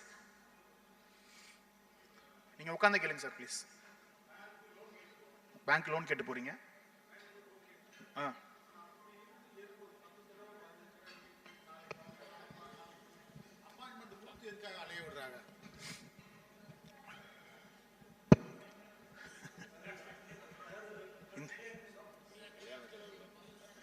please. ஐயா, நான் கமர்ஷியல் பேங்கர் கிடையாது. அதாவது அவங்க தனிநபருக்கு கடன் கொடுக்குற மாதிரி நான் நபார்டு டிடிஎம்ங்க, அந்த மாதிரி கிடையாது. சரிங்களா? ஒவ்வொரு பிரான்ச்சுக்கும் நான் அங்கே இருக்கிறப்ப பேசலாம்னு நினச்சேன். இந்த கேள்வி நீங்கள் இப்பயே கேட்டதுனால சொல்கிறேன். அந்த பிரான்ச் மேனேஜருக்கும் உங்களை 10 தடவை வர சொன்னால் அவருக்கும் 10 நாளில் 10 நிமிஷம் அவருக்கும் வேஸ்ட், இல்லைன்னு சொல்லலை. ஆனால் நீங்கள் எல்லா டாக்குமெண்ட்ஸையும் கரெக்டாக கொண்டு வந்திருக்கீங்களாங்கிறது ஒரு பிரச்சனை இருக்கும் அந்த ஃபர்ஸ்ட் இடத்துல. சரிங்களா? 2வது விஷயம், அந்த ஒவ்வொரு விஷயம் இப்போ ஒரு பேச்சுக்கு சொல்கிறேன்னா ஏதோ ஒரு கார்டு, பேன் கார்டு, அதர் ஒரு ஃபஸ்ட் டைம் போகிறப்பயே இதெல்லாம் ரெக்குயர்மெண்ட்ஸ், இதெல்லாம் செக்லிஸ்ட்டில் வேணும் அப்படின்னு நீங்கள் எடுத்துகிட்டு போயிட்டு டைரெக்டாக கொடுக்குறப்ப, ஏன்னா நான் திருச்சி மாவட்டத்தில் நான் 5 வருஷம், இது 5வது வருஷம் இருக்கேன். நான் போன இடங்கள்ல முதல்ல ஒரு 10 பேர், ஒரு 50 பேர் இருக்காங்கன்னா முதல்ல ஒரு ஆள் போய் என்ன டீட்டெயில்ஸ்னு வாங்கிட்டு வாங்க. அது எல்லாத்தையும் எடுத்துகிட்டு போயிட்டு அவங்க லைக், ஏன்னா எல்லாரும் ஒழுங்காக 5 வரணும் ஒரே மாதிரி இருக்காது. பட் மோஸ்ட் ஆஃப் த பேங்கர்ஸ்க்கு அவங்களுக்கும் அது தலைவலி. உங்களை திருப்பி வர சொல்கிறதுனால அவங்க மகிழ்ச்சி அடைய போகிறதில்ல. ஆனால் இந்த மாதிரி விஷயங்களை கொஞ்சம் குறைக்கிறதுக்கு ஃபஸ்ட் டைமே போய் இந்த டாக்குமெண்ட்ஸ் வேணும்னு நம்ம தெரிஞ்சுக்கிட்டு வந்துட்டா அவங்களுக்கும் அந்த பிரச்சனை கொடுக்க போகிறதில்ல, நமக்கும் அந்த பிரச்சனைகள் வராது. நம்ம கொடுக்கவே கூடாதுன்னு நினைச்சிட்டு இழுக்கடிக்கிறது வேற கதை. பட் நான் சொல்றது கொடுக்குறேன். நான் விவாதம் அவங்க கிட்ட பேசல. ஒரு விஷயம் என்னன்னா, நம்ம எல்லா டாக்குமெண்ட் பக்காவாக கொடுத்தாச்சு. அவர் லோன் ப்ராசஸ் தான் பண்ணணும். இப்போ இதனால என்ன பேங்குக்கோ நாங்கள் லோன் வாங்குறவங்களுக்கு என்ன பிரச்சனை வருதுன்னா, இப்படி ஒரு லோன் தேவையான்றது மனநிலைக்குள்ள உள்ள வந்துட்டு கடைசியில் 10-20 நாள் கழித்து ஃபஸ்ட் இன்ஸ்டால்மெண்ட் ரிலீஸ் பண்ணுறாங்க. இதுதான் இப்போ நம்ம கேட்க வேண்டியது. இது ஏதாவது சைக்காலஜிக்கலாக மேனேஜர்கிட்ட வந்து ஏதாவது இது மாதிரி ஏதாவது இருக்கா அப்படின்றக்காக நான் கேட்குறேன். வேற ஒன்று எங்கள் மேனேஜர்கிட்ட நான் போய் கேட்க முடியாது, ஏங்க 10 நாள் அலைய விடுறீங்க. சரி, இப்போல்லாம் அதுக்கு தனியாக போர்ட்டல் வந்துருச்சு. அந்த போர்ட்டலில் லாகின் பண்ணிங்கன்னா அதுலேருந்து இத்தனை நாளுக்குள்ளே கொடுக்கணும் அப்படின்னு இருக்குது. அதுக்கு டிஃப்ரெண்ட் லெவல்ஸ் ஆஃப் ஃபாலோ அப்பும் இருக்குது. பிரான்ச் லெவலில், அதுக்கப்புறம் ஜோனல் லெவலில், அதுக்கப்புறமா FGM லெவலில், அதுக்கப்புறம் கார்ப்பரேட் லெவல்லன்னு ஒவ்வொரு பேங்க்லேயும் அதிலோட ஃபாலோ அப் இருக்குது. அதனால 7 நாளை தாண்டிச்சுனாலே எங்களுக்கும் வந்து அது ஏன் இன்னும் ப்ராசஸ் பண்ணலன்ற ப்ரெஷர் வரும். அதனால போர்ட்டல் எல்லா பேங்க்ஸ்லேயும் இருக்குது சார். அதில் வந்து லாகின் பண்ணிங்கன்னா இந்த டேட்டு குறையும். நாங்கள் பண்ணணுமா இல்லை நீங்கள் பண்ணுவீங்களா போர்ட்டலில்? நீங்களே பண்ணலாங்க, நாங்களே கஸ்டமர்ஸே பண்ணலாம். தேங்க்யூ. PMEGP இந்த மாதிரி கவர்மெண்ட் ஸ்கீம்ஸ்லாம் சொன்னேன்ல, அதெல்லாம் நீங்கள் போர்ட்டல் அப்ளை பண்ணி தான் வரணும். அப்போ போர்ட்டலில் வரும்போது என்ன ஆகும், டிஜிட்டலாக அந்த அப்ளிகேஷன் போய் ஹெட் ஆஃபீஸில் லேண்ட் ஆகும், அடுத்து பிரான்ச்சுக்கு லேண்ட் ஆகும். அடுத்து பிரான்ச் 7 நாளில், நான் வந்து ஒரு ரீஜனல் ஆஃபீஸ்லேருந்து வரேன், என் கீழே ஒரு 50 பிரான்ச் இருக்குது.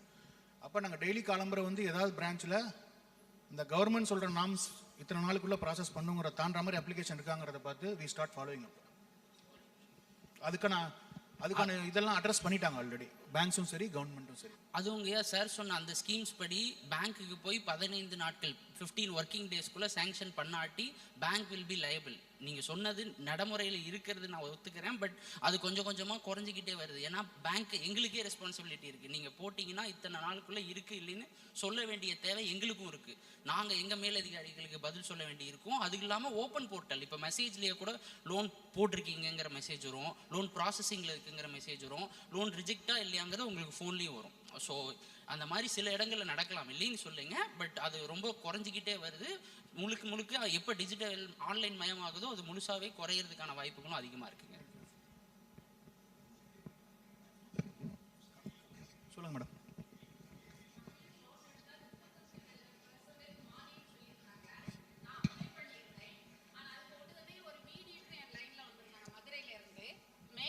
எனக்கு கன்னியாகுமரி மாவட்டம். நான் ஸ்டேட் பேங்க் ஆஃப் இந்தியாவில் ஹவுசிங் லோன்லாம் எடுத்தனால என்னுடைய சிபில்லாம் நல்லா தான் இருந்து, அவர் என்னட்ட வந்து எங்கள் பேங்க்லேருந்து எங்களை அனுப்பிவிட்டாங்கன்னு எங்களை சந்தித்தாங்க. நாகர்கோவில் பிரான்ச்லேருந்து என்னுடைய ஹனி அந்த இதெல்லாம் வந்து பார்த்தாங்க, எல்லாமே செய்தாங்க. சேர்ந்து ஹெட் ஆஃபீஸ் மதுரையில் தான் உங்களுக்கு சேங்ஷன் பண்ணுவாங்கன்னு சொல்லி எங்களோட ஆஃபீஸுக்கு நான் 3 முறை வந்திருந்தேன். அப்புறம் அந்த மீடியேட்டர் வந்து இத்தனை % எங்களுக்கு தரணும் அப்படின்லாம் என்கிட்ட ரொம்ப பேசினாங்க. அப்போ நம்ம இது டைரெக்டாக பண்ணி அவருக்கு எதுக்கு கொடுக்க போகிறோன்னு சொல்லிட்டு நாங்கள் வந்து பிரேக்கப் ஆனேன். அதனால எனக்கு இன்னைக்கு வரைக்கும் அந்த லோன் சேங்ஷன் ஆகலை. எங்கள்கிட்ட இருந்து ஹனி வாங்கி இன்னொரு அம்மா பண்ணுறாங்க மதுரையில். அவங்களுக்கு தோட்டமே கிடையாது, அவங்களுக்கு சிபில் வந்து ரொம்ப குறைவு. அவங்களுக்கு இந்த மீடியேட்டர் வழியாக போனால் சிபில் ப்ராப்ளம் இருந்தாலும் நான் சமாளிச்சிருவேன் மேடம், ஆனால் நீங்கள் ஃபர்ஸ்ட் அந்த % அமௌண்ட்டை எனக்கு தந்துடணும். நாங்கள் நினைச்சோம் லோன் கிடைச்ச பிறகு நீங்கள் எடுத்துட்டு கொடுங்கன்னா அது முடியாது, ஃபர்ஸ்டே நீ எனக்கு கொடுத்துறோன்னு சொன்னனால தான் நான் வந்து இவர் ஏமாத்திட்டு போயிடக்கூடாதுன்னு சொல்லி கொடுக்கல. அந்த அம்மா அந்த லோனை வாங்கி 3 டேனாட்டு கொடுத்துருக்குறாங்க, வாங்கியிருக்காங்க, இன்னைக்கு வரைக்கும் லோன் கட்டலை. அப்போ இப்படி ஒரு மீடியேட்டர்லாம் நீங்கள் வைக்கிறனால தான் பேங்க்ல வந்து நான் பேங்குக்கே வந்தேன் சார், என்ன அங்கே வந்தாலே தெரியும். அதனால நேர்மையாக நாங்கள் போர்ட்டலில் பண்ணாலும் கூட எங்களுக்கு கிடைக்கல. அதாவது இந்த மாதிரியான குறைகள்லாம் களையறதுக்காக தான் ஆன்லைன் போர்ட்டல்ஸ்லாம் இன்ட்ரடியூஸ் பண்ணியிருக்காங்க, பேங்க்கும் சரி கவர்மெண்ட்டும் சரி. ஸோ நம்ம வந்து ஆன்லைன் போர்ட்டல் அப்ளை பண்ணும்போது ஆட்டோமேட்டிக்காக அப்ளிகேஷன் வந்து இங்கே லேண்ட் ஆகும், பேங்க் வந்து உங்களை ஃபாலோ பண்ண ஆரம்பிச்சிடுவாங்க என்ன ஆச்சுங்கிறது. பேங்க்ஸுக்கு வந்து எந்த பேங்க்குமே மீடியேட்டர்ஸ் வச்சுக்கவே மாட்டோம், கிடையவே கிடையாது.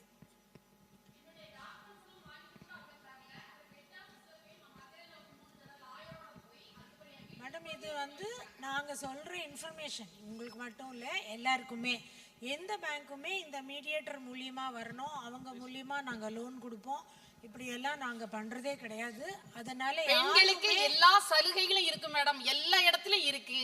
ஆனால் அதுக்குன்னு வந்து நம்ம போகும்போது அலைச்சல், மன உளைச்சல், எனக்கு செலவு இதெல்லாம் பார்க்கறதுல நான் ஒரு மனநோயாளியாகவே மாறிட்டேன். இந்த லோனே வேண்டாம், சம்பாதிக்கிற காசுல வாழலாம் நிலைமைக்கு நான் வந்துட்டேன்.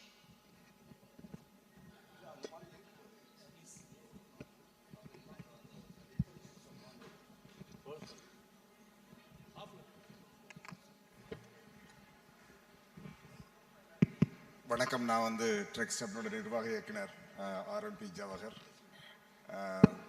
முதல்ல வந்து நம்ம ஒரு விஷயத்தை, நாங்கள் வந்து இந்த லோன் வாங்குறது, லோன் கொடுக்கறதுலேருந்து 1989 ட்ரெக்ஸ்டப் ஆரம்பித்த காலங்கள்லேருந்து நாங்கள் வந்து கிட்டத்தட்ட ஒரு 500 ஸ்டார்ட் அப்ஸ் என்று சொல்லப்படுகிற ஒரு குறு முயற்சிகளில் கொஞ்சம் படித்த பிடெக் எம்டெக் படித்த பசங்க அவங்க ப்ரமோட் பண்ணுற இண்டஸ்ட்ரீஸுக்கு லோன் வாங்கி கொடுக்கணும். அப்போல்லாம் என்ன பண்ணுவாங்கன்னா Indian Bank, State Bank of India, அப்போல்லாம் கொஞ்சம் எனக்கு தலையிலலாம் முடியிருந்தது, நான் வருடமாக எங்கே இருந்தேன். அப்போ அவங்களாம் என்ன சொல்லுவாங்கன்னா ஆந்திரப்ரனரை ப்ரமோட் பண்ணணும் நிறைய கேம்புக்கெலாம் அவங்க ஆந்திரப்ரனர்ஷிப் கேம்ப்லாம் அவங்களே நடத்துவாங்க. அவங்க எங்கள் கூட சேர்ந்து நிறைய initiatives, State Bank of India, Indian Bank, இவங்கெல்லாம் எல்லாம் எங்களோட இதுக்கெலாம் நிறைய ப்ரோக்ராம் பண்ணுவாங்க எங்க கூட சேர்ந்து. அப்போ வந்து நாங்கள் வந்து இதே நடக்கும். நீங்கள் இப்போ சொல்கிறது வந்து 1989 நடக்கும். நாங்கள் அந்த ஆந்திரப்ரனர்ஸை கூட்டிகிட்டு போவோம். இவங்கெல்லாம் வந்து நல்ல கம்பெனியில் அமெரிக்காவுக்கு போயிருக்க வேண்டிய பசங்க, என்ஐடியில் ஐஐடியில் படிக்கிற பசங்களாம் தேவையில்லாமல் வந்து நாங்கள் ஆந்திரப்ரனர் கூப்பிட்டு வந்து அவங்க வந்து நல்ல ப்ரப்போசல், நல்ல டெக்னாலஜி ஐடியாஸை வச்சு அவங்க ப்ரமோட் பண்ணி ஒரு ப்ரப்போசலை ரெடி பண்ணி பேங்க்கிட்ட கொண்டு போவோம். பேங்க்கிட்ட கொண்டு போனால் இவங்க அந்த இது வேணும் இந்த இது வேணும்னு இவங்க வந்து அவனை வந்து டிஸ்கரேஜ் பண்ணி விட்ருவாங்க. இதை நாங்கள் எல்லா கான்ஃபரன்ஸ், நீங்கள் எப்படி சண்டை போடுறீங்களோ இதே மாதிரி 1989 நாங்கள் எங்களை மாதிரி இருக்கிற மேனேஜராக நாங்கள் சண்டை போடுவோம். நீங்களாவது சின்ன லோனுக்கு சொல்கிறீங்க, நாங்கள் அப்போ 10 லட்ச ரூபா 20 லட்ச ரூபா அப்படி அந்த இதுக்கு, இப்போ வந்து அதனால் 1 கோடி 2 கோடி ரூபா இதுக்கு நாங்கள் சண்டை போடுவோம். இப்போ கடைசியில் என்ன முடிவு பண்ணாங்கன்னா ட்ரெக்ஸ்டப்லேருந்து வர்ற ஆந்திரப்ரனர்ஸுக்கு நம்ம வந்து கொலாட்ரல் இல்லாமல், மார்ஜின் மணி இல்லாமல் நம்ம ஃபண்டு கொடுக்கலான்னு ஸ்டேட் பேங்க் ஆஃப் இந்தியா முடிவு பண்ணாங்க. 15 ஆந்திரப்ரனர்ஸ் கொடுத்தாங்க. ட்ரெக்ஸ்டப்லேருந்து ப்ரப்போசல் வந்துருச்சுன்னா அது டெக்னாலஜி ஐடியாஸ், ரொம்ப படித்த பசங்க, அந்த 15 ஆந்திரப்ரனர்ஸுக்கு நம்ம வந்து லோன் கொடுத்துருவோம்.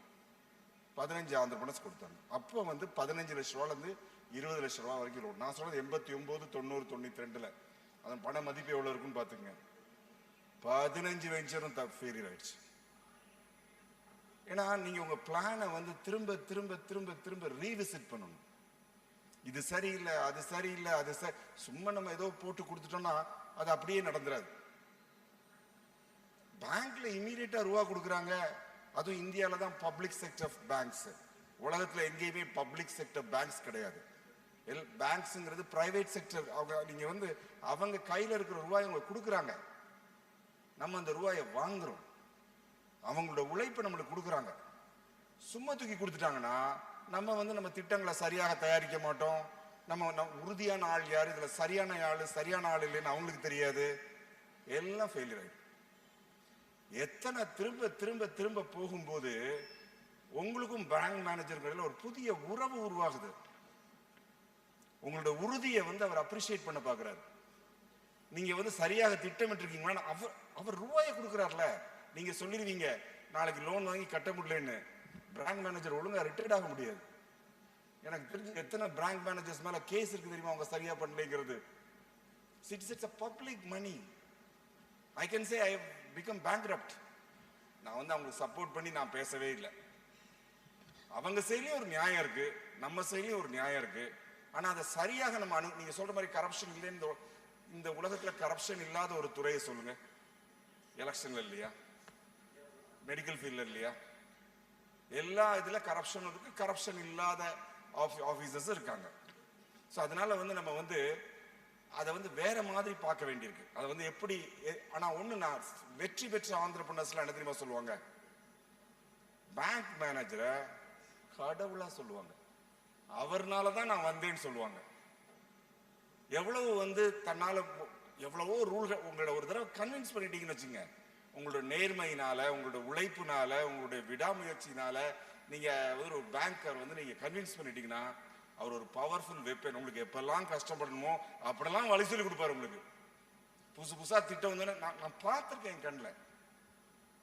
இதுதான் உண்மையான நடப்பு. ஆனா முதல்ல எடுத்த உடனே உங்களுக்கும் அவருக்கும் உள்ள உறவு வந்து உறுதி பெறணும். உங்க மேல வந்து ஒரு ட்ரஸ்ட், நம்பிக்கை வரணும். நீங்க வந்து கஸ்டமருங்க, பணம் தான் முதல் கஸ்டமர். பேங்க் மேனேஜருக்கும் நீங்களும் தான் முதல் கஸ்டமர்ஸ். உங்களோட அடுத்த கஸ்டமர் வந்து இந்த பேங்க் மேனேஜர் இருந்து ரூபாயை வாங்கி நீங்க தொழில ஆரம்பிச்ச பிறகு வரதான் அடுத்த கஸ்டமர். முதல்ல இந்த கஸ்டமரை நீங்க வந்து நம்பிக்கைக்குள்ள கொண்டு வரணும். பேங்க் மேனேஜர் என்ன நினைக்கிறோம்னா, இந்த ஆந்திரப்ரனருக்கு ரூபா கொடுத்தா ரூபா கரெக்டாக வந்துடும், ஒரு பைசா போகும். நேர்மையான அப்புறம் என்ன தெரியுமா, அடுத்த தடவை எங்கேயாவது ஒரு டார்கெட் இருந்தால் உங்களுக்கு தெரியும், ஓடி வந்துடுவார். இல்லை நம்ம இன்னொன்று பண்ணலாம். நீ எத்தனை தடவை நடக்க வச்சிங்க சொல்லுங்க.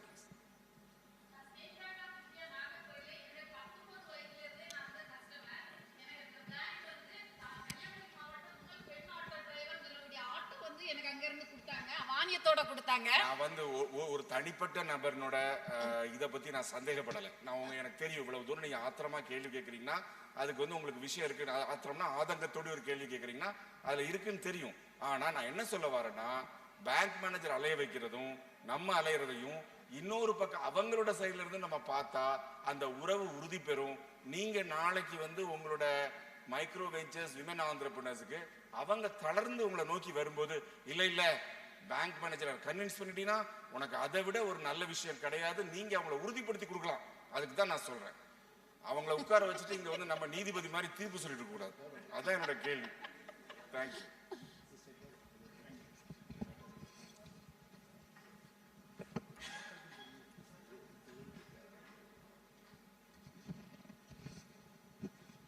Sir, myself Jeeva from Sivaganga district sir. NGO இருக்கு, எஃப்யூஓவும் லீட் பண்ணிகிட்ருக்கோம். சார் சொல்லும்போது சொன்னாங்க எல்லாமே போர்ட்டலில் அப்லோட் பண்ணிட்டா நமக்கு அது மேனேஜர்ஸ் லயபிள் அப்படின்னு சொல்லிட்டு. ஒருவேளை அது டிலே ஆகுது, டிலே காஸ்ட் அப்படின்னா லயபிள்னா என்ன அர்த்தம்னு கொஞ்சம் சொன்னீங்கன்னா நல்லா இருக்கும் sir. What's mean by liable? ஏன்னா நான் ஃபெப்ரவரி இந்த வருஷம் ஃபெப்ரவரி 22 ஃபெப்ரவரியில் ஒரு ப்ரொபோசல் போட்டேன் அக்ரிகல்ச்சர் இன்ஃப்ராஸ்ட்ரக்சர் ஃபண்டுக்கு. சப்சிடியும் ரெடியாக இருக்குது. Millet process unit 18.75 lakhs. Project cost வந்து 49.5. எல்லாமே போர்ட்டலில் அந்த டேட்டில் அப்லோட் பண்ணியாச்சு. அது process step by step. Regional manager என்ன சொல்கிறாரு, இங்கே நீங்கள் பிரான்ச்சில் தான் இருக்கோம், இந்த சைடு ஓகே தான் எல்லாம் அப்படின்னு சொல்லிட்டாரு. ஸோ பிரான்ச் லைபிள்னால் எவ்வளோ காலத்துக்கு எடுத்துக்கலாம்?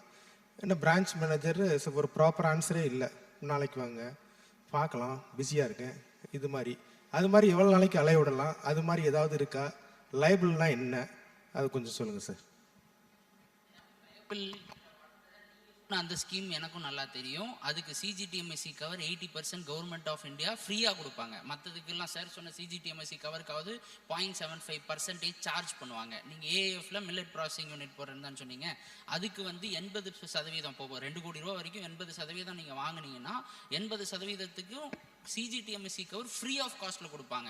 இப்போ 2 கோடி ரூபாய்க்கு 0.75%, அதே ஒரு பெரிய தொகை. வருஷம் அவுட்ஸ்டாண்டிங் அமௌண்ட் கட்டணும், அது எதுவுமே இல்லை. அப்படி இருக்கிற பட்சத்தில் ஏஎஃப் போர்ட்டலில் நீங்கள் பார்த்தீங்களா, அதில் சேங்ஷன் ஆயிருந்ததா? அதான் சேங்ஷன் மீன்ஸ் அப்ரூவ் ஆயிருந்தது, பேங்க்குக்கு போயிருச்சு. இன்னார்டினேட் டிலே இருந்ததுன்னா உங்கள் சிவகங்கை எல்டிஎம் கிட்ட பேசுங்க. ஜஸ்ட் ஃபோன் நம்பர் நானே கூட இப்போ முடிஞ்ச உடனே வாங்கி தரேன். எத்தனை நாளாக பெண்டிங் இருக்குது சார்? பெண்டிங் இந்த சென்ஸ் நாங்கள் ஃபெப்ரவரியில் அப்ளை பண்ணியாச்சு. ஃபெப்ரவரியில் இன்னைக்கு டேட் வர அப்பையிலேருந்து காமிச்சிட்டு இருக்குது. ஓகே, மில்லட் ப்ராசஸிங் யூனிட்டுக்கு 30% 35% அந்த பிஎம்எஃப்எம்இல பதிவு பண்ணிருக்கீங்களா? 30% மானியமும் உங்களுக்கு அதில் கிடைக்கும். 75% சப்சிடி ஃபார் மிஷனரி சார். 75 அக்ரி. ஆமாம் சார், இது special millet mission project. Millet mission project. Okay okay okay. So அப்படி இருக்கிறப்ப உங்களுக்கு லோன் டிலே ஆகிறதுக்கு அவங்க ஆரம் சைட்லேயே ஓகே சொல்லியிருக்காருங்கிறப்ப பிரான்ச் மேபி பேப்பர் ஒர்க்ஸ் இருக்கா, என்ன டெக்னிக்கல் இஷ்யூஸ் தெரியல. Otherwise you can go to the next level. ஒரு லெவலில் நீங்கள் ஆரம்பிக்கிட்டே பேசிட்டேன்னு சொல்கிறப்ப நெக்ஸ்ட் லெவல்னா அடுத்து எல்டிஎம் கிட்ட போகலாம். அதுக்கான ஃபோராஸ் நிறையா இருக்குது.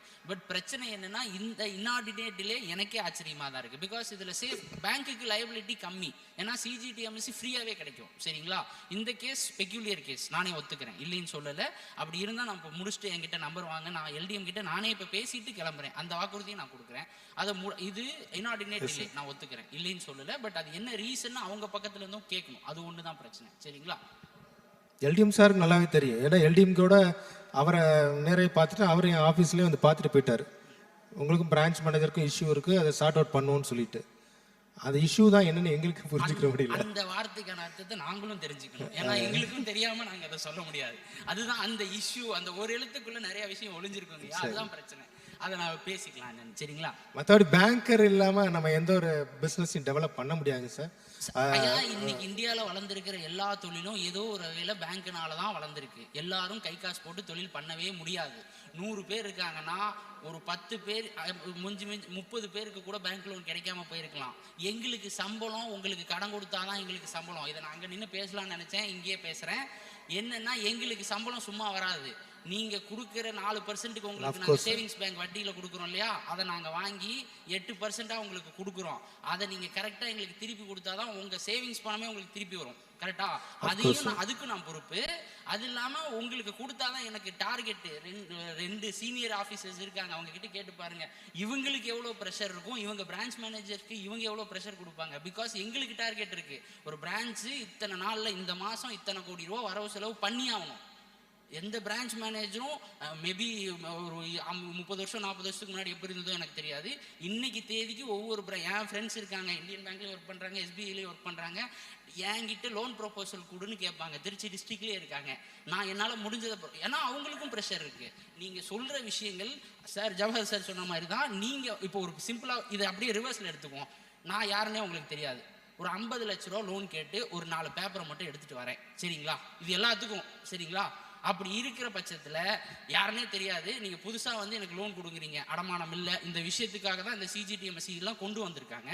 ஆனால் முதல்ல ஒரு அந்த சிஜிடிஎம்எஸ்சி இல்லாமல் யோசிச்சு பாருங்கள். நான் உங்களுக்கு லோன், நீங்கள் எனக்கு 50 லட்ச ரூபா லோன் கொடுக்கணும் கையெழுத்து போட்டு, நான் கட்டாட்டி நீங்கள் தான் பொறுப்பு. டக்குன்னு கொடுத்துருவீங்களா? எத்தனை பேர் டக்குன்னு கையெழுத்து போடுவீங்க? கை தூக்குங்க பார்க்கலாம்.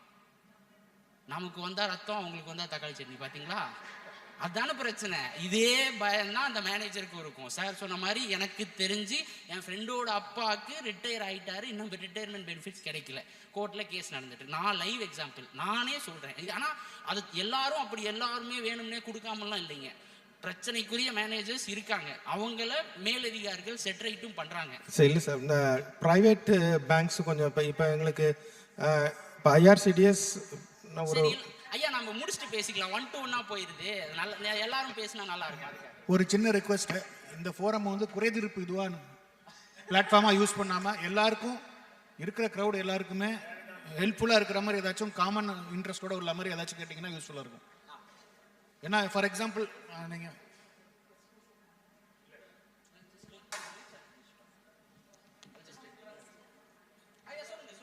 எஸ் சார் முத்ரா ஸ்கீம் சொல்லுங்கள் சார்.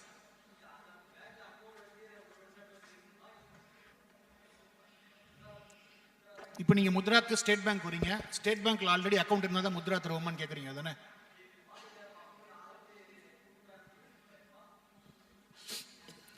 முத்ரா ஸ்கீம் வந்து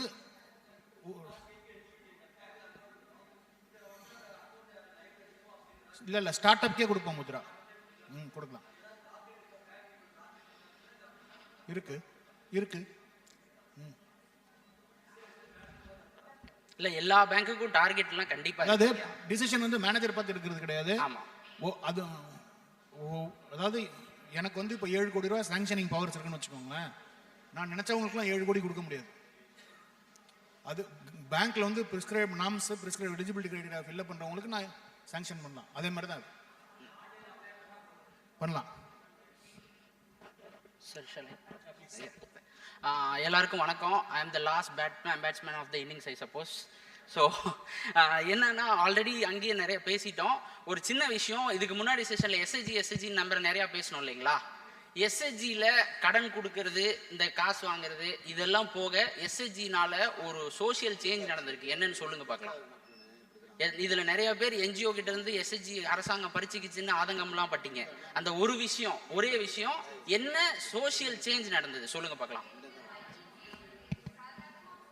வங்கி வரவு செலவையே விட்டுருங்க, நான் வங்கியை பற்றியே பேசலை. இப்போ அடுத்த நான் 2 நிமிஷம் கழிச்சு தான் வங்கியை பற்றியே பேசுவேன். வேற என்ன சேஞ்ச் நடந்திருக்குன்னு சொல்லுங்க பார்க்கலாம். இது வந்து என்னோட 1992 நான் பிறந்த வருஷத்தில் எஸ்ஹெச்ஜி ஆரம்பிச்சது. நபார்ட் ஸ்டார்ட் பண்ணதுன்னு அந்த பெருமைக்குரிய ஆர்கனைசேஷனில் நான் வேலை பார்க்குறேங்கிறதுல எனக்கும் ஒரு பெருமை. பிரச்சனை என்னன்னா அப்போ இருந்த நிலைமைக்கும் இந்த எஸ்ஹெச்ஜின்னு ஒரு கான்செப்ட் வந்ததுக்கப்புறம் எந்த அளவுக்கு ஒரு முக்கியமான விஷயம், சமுதாய மாற்றம் ஏற்பட்டிருக்கு. Micro finance it's not SHG itself is a bank, it can do micro lending. நான் வரவு செலவு பற்றியே பேசலாமா, I am not talking anything about money, காசை பற்றியே பேசல, வேற ஒரு சமுதாய மாற்றம் ஏற்பட்டிருக்குன்றேன். அதை பற்றி நீங்கள் அதை வேறு பாஷையில் சொல்கிறீங்க, சிம்பிளாக சொல்கிறேன். முதல்ல இப்போல்லாம் எஸ்ஹெச்னா எல்லாத்துக்கும் தெரியும். ஒரு 30 வருஷத்துக்கு முன்னாடி முதல்ல சுய உதவி குழுன்னு ஒன்று ஆரம்பித்து அதுக்கு வீட்டில் மீட்டிங் போகிறேன்னு சொல்லி அவங்க அப்பாவோ அண்ணனோ தம்பியோ புருஷனோ அவர்கிட்ட சொல்கிறப்ப முதல்ல அவங்களோட ரியாக்ஷன் என்னவா இருந்திருக்கும்? ஒரு பெண் வீட்டை விட்டு முதல்ல ஒரு மீட்டிங்க்கு நான் வெளியே போகிறேன்னு சொல்கிறப்ப என்னவா இருந்திருக்கும்? உன்னையவன் மீட்டிங் கூப்பிட்டான். இதுதான் யதார்த்தமான ரியாக்ஷன், இதாக தான் இருக்கும். இன்னைக்கு அது இப்போ எப்படி அப்போ ஒரு புருஷனோ அப்பாவோ அம்மாவோ உனக்கு ஒன்றும் தெரியாது வீட்டில் இருந்து சொன்ன நிலைமை மாறி, அதாவது என்ன, உனக்கு ஒரு நான் வீட்டில் எனக்கு அவங்க புருஷன் என்ன பண்ணுறான்னு தெரியாது, அப்பா என்ன பண்ணுறாருன்னு தெரியாது. அதை வீட்டில் இருக்கிற ஃபினான்ஷியல் டிசிஷன்ஸை அவங்க யாரும் வீட்டில் இருக்கிற உமன் கிட்ட சொல்ல மாட்டாங்க. ஆனால் இந்த எஸ்ஹெச்ஜி மூமெண்ட்டோட ரெவல்யூஷன், உண்மையான ரெவல்யூஷன் என்னன்னா, இன்னைக்கு அப்போ ஏதாவது ஒரு பண தேவை இருக்குன்னா, எனக்கு ஒரு பிரச்சனை, he will say his problem to the wife or daughter or whoever it is. அதுக்கப்புறம் 2வது ஸ்டேஜில் தான் எனக்கு ஒரு 1000 ரூபா தேவைப்படுது, நீ குழுவிலேருந்து காசு எடுத்து கொடுக்குறியா? அந்த கிழமை இருக்குங்களா? பிரச்சனை சோசியல் கேபிட்டல், சமுதாய மாற்றமே இந்த எஸ்ஹெச்ஜினால நடைபெற்றிருக்கு. நம்ம எல்லாரும் லோன் வாங்குறோம், பணம் வாங்குறோம், இதை பற்றி மட்டுமே பேசுகிறோம். ஏன் ஒடிசாவும் கேரளாவும் தமிழ்நாடும் ரொம்ப வளர்ந்துருக்குன்னு சொல்கிறோம்? இந்த சோசியல் கேபிட்டல் உமன் கிட்ட இருந்து அதிகமாக வர்றதுனால தான் நம்மளாம் ரொம்ப டெவலப்டு ஸ்டேட்ஸ்னு சொல்லி, அதுவும் அந்த குடும்பஸ்ரீ மாடலாக இருக்கட்டும், தமிழ்நாடு இருக்கிற மகளிர் திட்ட மாடலாக இருக்கட்டும், ஒரு காலத்தில் பேங்க் எஸ்ஹெச்ஜிக்கே லோன் கொடுக்கலன்னு இங்கே இருக்கிற எத்தனை எஸ்ஹெச்ஜிஸ் கம்ப்ளைண்ட் பண்ணியிருப்பீங்க. இன்னைக்கு எஸ்ஹெச்ஜி அப்ளிகேஷன் வரலன்னு எல்லா பேங்க்ல இருந்தும் நம்ம கிட்ட ஆர்வம் லிட்டரலாக சண்டை போடுறாங்க, எனக்கு ஏன் எஸ்ஹெச்ஜி அப்ளிகேஷன் கொடுக்கலன்னு சண்டை போடுற நிலைமைக்கு இன்னைக்கு வந்திருக்கும். ஸோ எல்லாமே ஒரே நாளில் மாறிடாது. எஸ்ஹெச்ஜி டெவலப் ஆகும் 30-32 வருஷம் ஆயிருக்கு. நான் இப்போ வளர்ந்து நிற்கிறேன்னா என் வயசு எஸ்ஹெச்ஜிக்கு 32 வருஷம் முன்னாடி ஆரம்பிச்சது. ஒரே நாளில் உலகமே மாறணும்னா நடக்காது. ஆனால் நடக்கும். அந்த மாற்றம் கொஞ்சம் கொஞ்சமாக தான் அடுத்தடுத்த நிலைமைகளில் வரும். இப்போ இந்த எல்லாரும் QR கோடை ஸ்கேன் பண்ணி பே பண்ணுறோம் இல்லைங்களா? ஒரு 5 வருஷம் 10 வருஷத்துக்கு முன்னாடி அப்படின்னா என்னன்னே தெரியாது. முதல்ல பயம் இருக்கும், நமக்கு புதுசாக என்னமோ பண்ணால் காசு இப்படி போயிருமோ, அக்கௌண்ட்டில் பணம் போட்டு ஏடிஎம்ல எடுக்கிறதுக்கே பயப்பட்ட காலம்ல இருக்குது. இப்போ அடுத்ததா இதுக்கு பேர் யுனைடெட் பேமெண்ட் இன்டர்ஃபேஸ்னு சொல்லுவாங்க. அடுத்தது இதே ரிசர்வ் பேங்க்கில் இப்போ யுனைடெட் லெண்டிங் இன்டர்ஃபேஸ்னு ஒரு கான்செப்ட் கொண்டு வர போகிறாங்க. அதாவது இப்போ நீங்கள் ஒரு வரவு செலவு பேங்க்கில் டிரான்சாக்ஷன்ஸ் நார்மலாக உங்கள் ஒரு தொழில் பண்ணுறீங்க, ஒரு சின்ன லெவலில் ஒரு தொழில் பண்ணுறீங்கனாலே அந்த தொழிலில் உங்களுக்கு வரவு செலவு, உங்களுக்கு எவ்வளோ பணம் உள்ளே வருது, உங்களுக்கு எவ்வளோ வியாபாரம் ஆகுது, ஒரு சிம்பிளாக ஒரு ஜொமேட்டோவோட ஒரு கடையில் லிங்க் இருக்குது, ஸ்விக்கியோட ஒரு கடையில் லிங்க் இருக்குன்னு வச்சு ஒரு எக்ஸாம்பிளுக்கு சொல்கிறேன். இவ்வளோ வரவு செலவு டிரான்சாக்ஷன் ஆகுதுன்னா ஒரு நாளைக்கு இவருக்கு இவ்வளோ இன்புட் காஸ்ட் ஆகுது, இவ்வளோ சேல்ஸ் நடக்குது. இந்த டேட்டாவை வச்சு இப்போ எப்படி பேங்க்கில் நம்ம போய் நிற்கிறது இல்லாமல் பேங்க் நம்ம கிட்ட 10 பேங்க் உனக்கு நான் 10 லட்ச ரூபா வரைக்கும் லோன் தரேன், இன்ட்ரெஸ்ட் ரேட் நெகோசியேஷன் எப்படின்னா உனக்கு 10% தரேன், இன்னொரு பேங்க் நான் 9% தரேன், அப்படிங்கிறதுக்கான சமுதாய மாற்றங்களும் இந்த லெண்டிங் ரேட்ஸில் அதாவது கடன் கிடைக்கலைங்கிறது போக கடனை எந்த விதமான விஷயங்களை எடுத்துட்டு போக முடியுங்கிறதுக்கான திட்டங்களும் அடுத்தடுத்து போயிட்டு இருக்கு. இதை இன்னைக்கு சொன்னா என்னையா இருக்க மாதிரி வளர இப்படிலாம் நடக்குமா? 10 வருஷத்துக்கு முன்னாடி QR கோடை போய் காய்கறி கடையில் கொடுத்து ஸ்கேன் பண்ணுவேன்னு சொல்லியிருந்தா என்ன சொல்லியிருப்பீங்க? யாராவது நம்பியிருப்பீங்களா? யாரும் நம்பி இருக்க மாட்டோம். இதே தான் டெக்னாலஜி வளர வளர அந்த அளவுக்கு நம்மளோட அக்சஸ் டு கிரெடிட்டும் வளரும். அதுக்கு முக்கியமாக இதுக்கு முன்னாடி ஒரு மேடம் சொன்னாங்களே உமன் ஆண்டர்பிரனர், எல்லாம் கொஞ்சம் முடிஞ்ச அளவுக்கு டிஜிட்டலில் கொண்டு வந்தீங்கன்னா தான் இந்த எல்லாமே நடக்கும். எல்லாத்தையும் கையிலேயே பண்ணுறேன், டிரான்சாக்ஷன் கையில் வரவு செலவு பண்ணிங்கன்னா சிஸ்டத்துக்குள்ளே உங்கள் ரெக்கார்ட்ஸ் இருக்காது. அப்படி இல்லாத பட்சத்தில் உங்களுக்கு கொடுக்குறது, உங்களுக்கு பேங்க் மேனேஜர் ஒரு டிசிஷன், நான் கொஞ்ச நேரத்துக்கு முன்னாடி சொன்ன எக்ஸாம்பிள் தான். நான் பிரான்ச் மேனேஜராக இருந்தாலும் அப்படி தான் யோசிப்பேன், நீங்கள் பிரான்ச் மேனேஜராக இருந்தாலும் அப்படி தான் யோசிப்பீங்க. அவங்களுக்கு ஒரு கான்ஃபிடென்ஸ் கொடுக்கணும், நான் நல்லா தொழில் பண்ணுவேங்கிற கான்ஃபிடென்ஸை நம்ம கொடுக்கணும். ஒரு சிம்பிள் லாஜிக், 4 தடவை நான் அலைய விடுறேன், என்கிட்டயே வர ரொம்ப கஷ்டப்படுறான், இவன் எப்படி போய் கிளைண்ட்டை பிடிப்பான்னு அவன் யோசிக்க மாட்டானா? லாஜிக் தானுங்களே. எல்லாமே ஒரு வெளியிருந்து பாருங்க. உங்களை அந்த சிம்பத்தி எம்பத்தின்னு சொல்றாங்களே, நீங்க அந்த இடத்துல இருந்து பாக்குறது ஒண்ணு, நீங்க அந்த இடத்த விட்டு தள்ளி இருந்து பாக்குறது ஒண்ணு. ஒரு 3வது ஒண்ணுச்சுன்னா அந்த அம்மா சொன்னாங்க அந்த பிரச்சனை, அது நியாயமான பிரச்சனை, இது என்ன இஷ்யூன்னு எனக்கு தெரியல, பட் அப்படி நடந்திருந்தா தப்பு தான், இல்லைன்னு சொல்லிங்கம்மா. ஆனா இந்த மீடியேட்டர், ஆல்ரெடி சார் சொல்லியிருந்தாரு, மீடியேட்டருங்கிற வார்த்தையை ஒழிக்கணும்னு தான் எல்லாத்தையும் டிஜிட்டல் மயம் ஆக்குறது. ஆனா இங்கேயும் மீடியேட்டருங்கிறது தான் பிரச்சனை.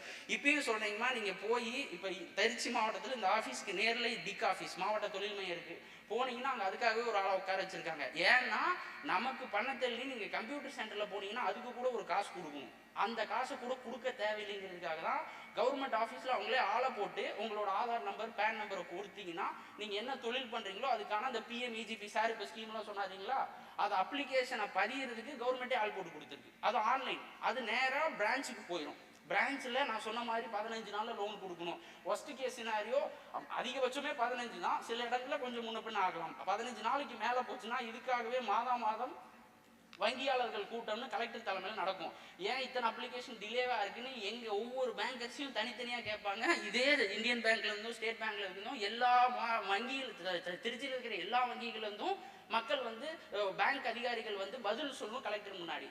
நீங்கள் அங்கே இது இஷ்யூவே இல்லை, எல்லாமே நல்லா இருக்குன்னு நான் சொல்ல வரலைங்க. ஆனால் அதை தடுக்கிறது, பிரச்சனைகளை தடுக்கிறதுக்கு பல விதத்தில் நிறைய இடங்களில் நம்மளுக்கு செக்ஸ் அண்ட் பேலன்சஸ் ஃபிக்ஸ் பண்ணிக்கிட்டே வரோம். அங்கொன்றும் இங்கொன்றுமா இருக்கிற நிலைமைக்கு நீங்கள் அடுத்த கட்டத்தில் ஒரு கிரிவன்ஸ் ரெட்ரஸல் செல்லுன்னு இருக்குது. அடுத்த கட்டத்துக்கு நீங்கள் ஒவ்வொரு பேங்க்கில் போனாலும் கிரிவன்ஸ் ரெட்ரஸல் நம்பர்னு ஒரு நம்பர் கொடுத்துருப்பாங்க.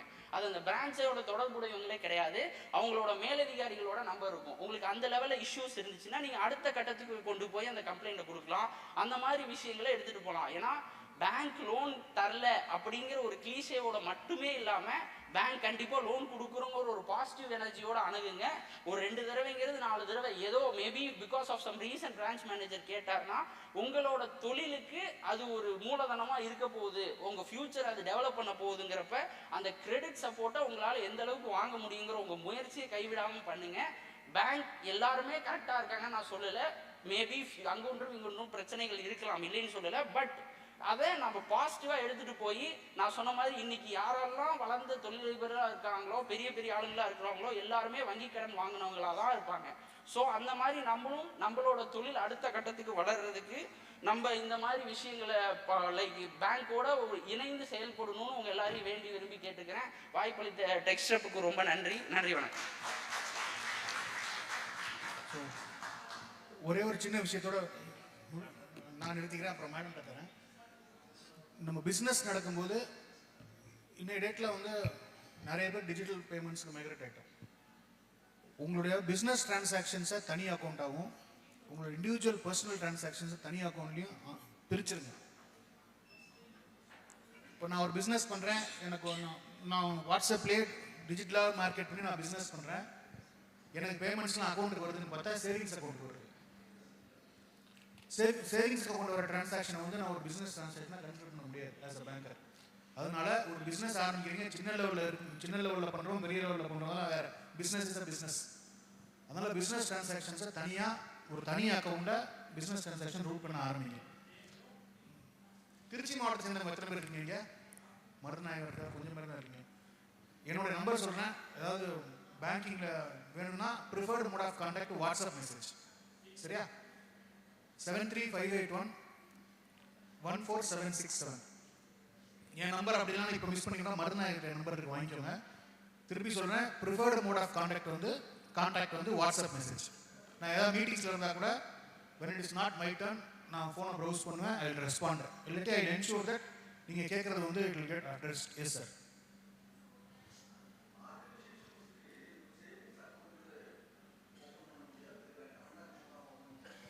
அதாவது கவர்மெண்ட் ஆஃப் இந்தியாவோட ரெகுலேஷன்ஸ் பிரகாரம் there are only certain type of organizations can open interest bearing accounts.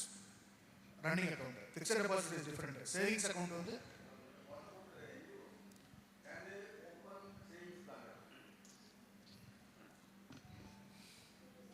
NGOs, charitable organizations, can they open savings bank accounts in the nationalized bank? Non-profit making organizations non-profit making charitable organizations. certificate உங்ககிட்ட இருக்கு அப்படினா நீங்க open பண்ணலாம் savings bank. you can open provided நீங்க NPOங்கற registration அதுக்கான papers இல்ல. என்னன்னா தன்னார்வ தொண்டு நிறுவனங்களுக்கு வந்து ATG 12A உங்கள் கையில் இருக்கும் பட்சத்தில் நீங்கள் SBI அக்கௌண்ட் தாராளமாக ஓப்பன் பண்ணலாம். ஸோ அந்த சர்டிஃபிகேட் இல்லாதவங்க வந்து நீங்கள் கரண்ட் அக்கௌண்ட் பண்ண தான் பண்ண முடியும். இதுதான் as a government norms, bank நார்ம்ஸும் அதுதான். தேங்க்யூ. எங்களுக்கு சேவிங்ஸ் பேங்க் அக்கௌண்ட் இருக்குது. ஆனால் பேங்க் மேனேஜர் இப்போது அவர் இன்சிஸ்ட் பண்ணுறாரு, நீங்கள் you are not eligible for savings bank account, you have to change the savings bank account into current account னு சொல்றாரு. ATG registration இருக்கான்னு நோ இல்ல. ATG இல்லனா நீங்க current account ஓபன் பண்ணணும். you have to change it to current account. என்னடா என்னன்னா income tax வந்து உங்களுக்கு அந்த ரெஜிஸ்ட்ரேஷன் வந்து பாஸ் பண்ணியிருக்காங்க. இன்கம் டேக்ஸ் ஃபைல் பண்ணணும்னா நீங்கள் தொழிலே இருந்தால் மட்டும்தான் நீங்கள் as organisation saving account open பண்ண முடியும். தொழிலே இல்லை அப்படின்னா நீங்கள் வந்து கரண்ட் அக்கௌண்ட் தான் மெயின்டைன் பண்ணணும். சார் பழசு சார், இப்போ எல்லாமே புதுசாக அன்னைக்கு மாறிட்டு இருக்கு. ஸோ ஓகே, எஃப்சிஆர் என்னென்ன மாற்றங்கள் வருதோ அதுக்கு தகுந்த மாதிரி இன்கம் டேக்ஸில் வந்து மாற்றங்கள் வருது. அதுக்கு தகுந்த மாதிரி தான் நம்ம அக்கௌண்ட்டை மாற்றிக்கணும்.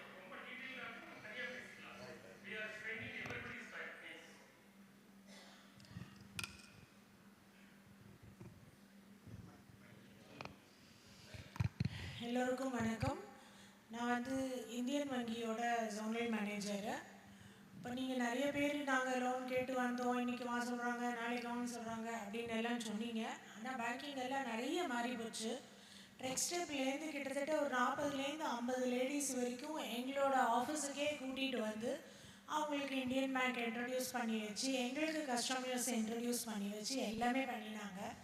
நாங்கள் ஒவ்வொருத்தரையும் இண்டிவிஜுவலாக அவங்களோட ஃபோன் நம்பரு, அட்ரஸ்ஸு எல்லாத்தையும் வாங்கி நாங்கள் போய் வெரிஃபிகேஷன் பண்ணி அவங்கக்கிட்ட வேணுங்கிற பேப்பர்ஸ் எல்லாம் வேணும்னு கேட்டு லோனுக்கு வாங்க அப்படின்னு சொன்னால் இந்த 40 பேரில் 8 பேரோ 9 பேரோ தான் திருப்பி வந்து லோன் வாங்கினாங்க. மித்த 30 பேருமே யாருமே வரவே இல்லை. எங்கள் சைட்லேருந்து நாங்கள் சொல்கிறோம், பேங்கிங்லேருந்து எங்களுக்கு என்ன பிரச்சனை அப்படின்னா, ஒரு யூஆர்சி நம்பர் வேணும், உங்களுக்கு ஆதார் கார்டு இருக்கா, தொழில் பண்ணுறீங்களா, அப்போனா உங்களுக்கு வந்து யூஆர்சி நம்பர் வேணும் அப்படின்னா வேறு ஏதோ வேணும் போல இருக்குது, அதனால் நாங்கள் அடுத்த ஸ்டெப்பு போகலை அப்படின்னு ஒரு மனப்பான்மை. பேன் நம்பர் வேணும் அப்படின்னா அதெல்லாம் எங்ககிட்ட கிடையாது, அதெல்லாம் இருந்தால் தான் பண்ண முடியும்னா என்னால் தொழில் பண்ண முடியாது. இப்படி ஒன்றொன்றும் நாங்கள் வேணும்னு கேட்கும்போது இது இல்லைன்னா நம்மளால் பண்ண முடியாது அப்படின்னு நிறைய பேர் அவங்களாவே வந்து ஒரு முடிவுக்கு வராங்க. அப்படியெல்லாம் கிடையாது. யூஆர்சி நம்பர்ன்றது ஆன்லைன்லேயே நீங்கள் எடுத்துக்கலாம். பேனுன்றதும் அப்ளை பண்ணினா நீங்களே கூட டவுன்லோட் பண்ணிக்கலாம். இந்த மாதிரி நிறைய ஃபெசிலிட்டிஸ் இருக்குது. அதுக்காக ஸ்ட்ரெக்ஸ்டெப் மாதிரி ஆர்கனைசேஷன்ஸு, என்ஜிஓஸு நிறைய பேர் இருக்காங்க. நீங்கள் வந்து தொழில் முனைவோராக ஆகணும், நல்லபடியாக தொழில் பண்ணணும் அப்படின்னா கண்டிப்பாக சிலதெல்லாம் வந்து மஸ்ட் அப்படின்னு சொல்லுவோம், மேண்டட்ரி ரெக்கார்ட்ஸு. அதை வந்து நீங்கள் க்ரியேட் பண்ணுறதுக்கு தயவு செஞ்சு யோசிக்காதீங்க, ஹெசிடேட் பண்ணாதீங்க. அந்த ஃபஸ்ட்டு ஹெசிடேஷனை ரிமூவ் பண்ணினீங்கன்னா நீங்கள் கிடுகிடுன்னு முன்னுக்கு போகலாம். ஒன்று. இன்னொன்று, ஜிஎஸ்டி பேஸ்டு லோனு எல்லா பேங்க்கும் கொடுக்குறாங்க. இந்தியன் பேங்க்கில் இந்த ஜிஎஸ்டி அட்வான்டேஜ் அப்படின்னு கொடுக்குறோம் நாங்கள். நீங்கள் வந்து இன்னொரு பேங்க்கில் அக்கௌண்ட் வச்சுருக்கலாம், இல்லை வேறு எங்கேயாவது ஃபைனான்ஸில் நீங்கள் டேர்ம் லோன் வாங்கியிருக்கலாம், என்ன வேணாலும் பண்ணலாம். ஆனால் எங்ககிட்ட வரும்போது உங்களோட ஜிஎஸ்டி நம்பரை மட்டும் கொடுத்தீங்கன்னா அது ஃபுல்லாகவே டிஜிட்டல். நாங்கள் அந்த வெப்சைட்டில் போய் உங்களோட ஜிஎஸ்டி நம்பரை போட்டால் உங்களுக்கு என்ன எலிஜிபிள் அமௌண்ட்டுன்னு தானாக சொல்லும், தானாக சிபில் வெரிஃபை பண்ணும். உங்களோட ஜிஎஸ்டியோட டிரான்சாக்ஷனை பொறுத்து தானாக உங்களுக்கு எவ்வளோ லோன் எலிஜிபிள் அப்படின்னு சொல்லும். அந்த மாதிரி பல ஃபெசிலிட்டிஸ் பேங்க்ஸ்லேருந்தும் நாங்கள் எனேபிள் பண்ணிட்டு தான் இருக்கோம். வங்கிகள்கிட்டேருந்து நாங்கள் சொல்கிறது வந்து நீங்கள் அடுத்த லெவலுக்கு போக தயாராக இல்லை, தயவு செஞ்சு இது முடியாது, வேறு ஏதோ கேட்குறாங்கன்னு போகாதீங்க. சிலது மேண்டட்ரினா அதை ஃபாலோ பண்ணுங்கள். நாங்கள் பேங்க்ஸ் இருக்கோம், கண்டிப்பாக உங்களுக்கு வந்து கடன்கள் எல்லாம் கொடுத்துட்டு தான் இருக்கோம். நிறைய சப்சிடி எல்லாம் இருக்குது. எங்கெங்கே மார்ஜின் குறைச்சி கொடுக்க முடியுன்ற ஸ்கீம்ஸ் இருக்குது, எங்கெல்லாம் செக்யூரிட்டி வேண்டாம் அப்படின்ற ஸ்கீம்ஸ் இருக்குது. எல்லாத்தையும் யூஸ் பண்ணிக்கோங்க. வங்கிகள் வந்து உங்களோட வளர்ச்சிக்காக தான் இருக்கும், நாங்கள் கண்டிப்பாக செஞ்சது.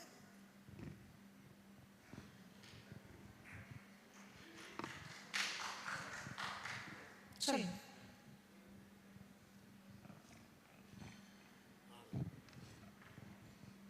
அதாவது வணக்கம், நான் கரூர் மாவட்டம். எங்கள் என்ஜிஓ பேர் ஸ்நேகிதி. இவங்க சார் இவங்க பேங்கர்ஸை பற்றியெல்லாம் பாசிட்டிவ் நெகட்டிவ் 2 கருத்தும் சொன்னாங்க. எங்களுடைய அனுபவத்தை நான் ஷேர் பண்ணிக்க விரும்புகிறேன். எங்களுக்கு வந்து நபார்டு சப்போர்ட்டோட எப்பிஓ ஒன்று வச்சுருக்கிறோம், சாலிடாரிட்டி ஃபார்மர்ஸ் ப்ரொடியூசர் கம்பெனி லிமிடெட்னு சொல்லிட்டு 4th இயர் 5th இயர் நான் போயிட்டுருக்கோம். நாங்கள் எங்களுக்கு பார்த்தீங்கன்னா எங்கள் ஆக்டிவிட்டி வந்து டிடிஎம் நபார்டு திரு மோகன் கார்த்திக் சார் தான் எங்களுக்கு டிடிஎம் நபார்டு. நாங்கள் பிரான்ச்சை போய் அப்ரோச் பண்ணி பேங்க்கில் லோனே கேட்கவே கிடையாது. கொடுத்தது எஸ்பிஐ அக்ரி பிரான்ச் வாலண்டியராக அவங்க கரூர்லேருந்து ரீஜனல் மேனேஜர்லாம் வந்து நேரடியாக ஆஃபீஸ் இன்ஸ்பெக்ஷன் பண்ணி நீங்கள் கம்பெனி வச்சுருக்கிறீங்க, ஆனால் உங்களுக்கு நான் இன்ஸ்பெக்ஷன் பண்ணிவிட்டு லோன் லெண்டிங் தர விரும்புகிறோம், வாங்கிக்கிறீங்களான்னு கேட்டாங்க. ஏன்னா திடீர்னு அவங்களே வாலண்டியராக கேட்குறாங்கன்னு சொன்னாங்க. பார்த்தா நாங்கள் எங்கள் நடவடிக்கை வாட்ச் பண்ணிக்கிட்டே இருக்கிறாங்க. எங்கள் டிடிஎம் நபார்டு மூலியமாவோ கருத்துக்களை கேட்டு பண்ணிக்கிட்டு எங்களை வந்து விசிட் பண்ணாங்க. வாலண்டியராக வாங்கினாங்க. சிசி அக்கௌண்ட்டில் 60 lakhs லோன் கொடுத்தாங்க. மில்லட்ஸ் கல்டிவேஷன், அக்ரி ஃபார்மிங் இதெல்லாம் கொடுத்தாங்க. இப்போ 2வது ரினியூவல் நாங்கள் வந்து 3 வருஷம் முடிச்சு 4வது வருஷம் செகண்ட் ரினியூவல் நாங்கள் பண்ணிட்டோம். செகண்ட் ரினியூவல் டேட் முடிஞ்சு கூட பழைய டேட்டு போட்டு அவங்க வந்து 2 நாளைக்கு மட்டும் தான் பிரான்ச்லேயே வாங்கிட்டேன், கொடுத்துற பிரான்ச்சில் வாங்கினாங்க. ஏன் நான் சொல்கிறேன்னா, அவங்களுக்கு கொடுக்க வேண்டிய டாக்குமெண்ட்டுகளை முறையாக கொடுக்கும் பட்சத்துலையும் அவங்க சஃபர் ஆகாத பட்சத்துலையும் அவங்க வாலண்டியராக செய்கிறாங்கிற கருத்தை நான் முன்வைக்கிறேன். ஏன்னா எங்களோட அனுபவத்தை பார்த்தீங்கன்னா, கம்பெனியில் வந்து சிசி அக்கௌண்ட் கொடுக்குறது பெரிய விஷயம். அதே பிரான்ச்சில் தான் நாங்கள் கம்பெனிக்கான சிசி அக்கௌண்ட் வச்சுருக்கோம், 2வது லோன் அக்கௌண்ட் வச்சுருக்கோம், எல்லா அக்கௌண்ட்டும் டீலிங் பண்ணிட்டு இருக்கேன். எஃப்சிஆர் அக்கௌண்ட் எல்லாமே போயிட்டு இருக்குது. குடித்துறை எஸ்பிஐ பிரான்ச் நான் இதை பற்றி சொல்லிக்க விரும்புகிறேன். Thanks to SBI and banker. Thank you.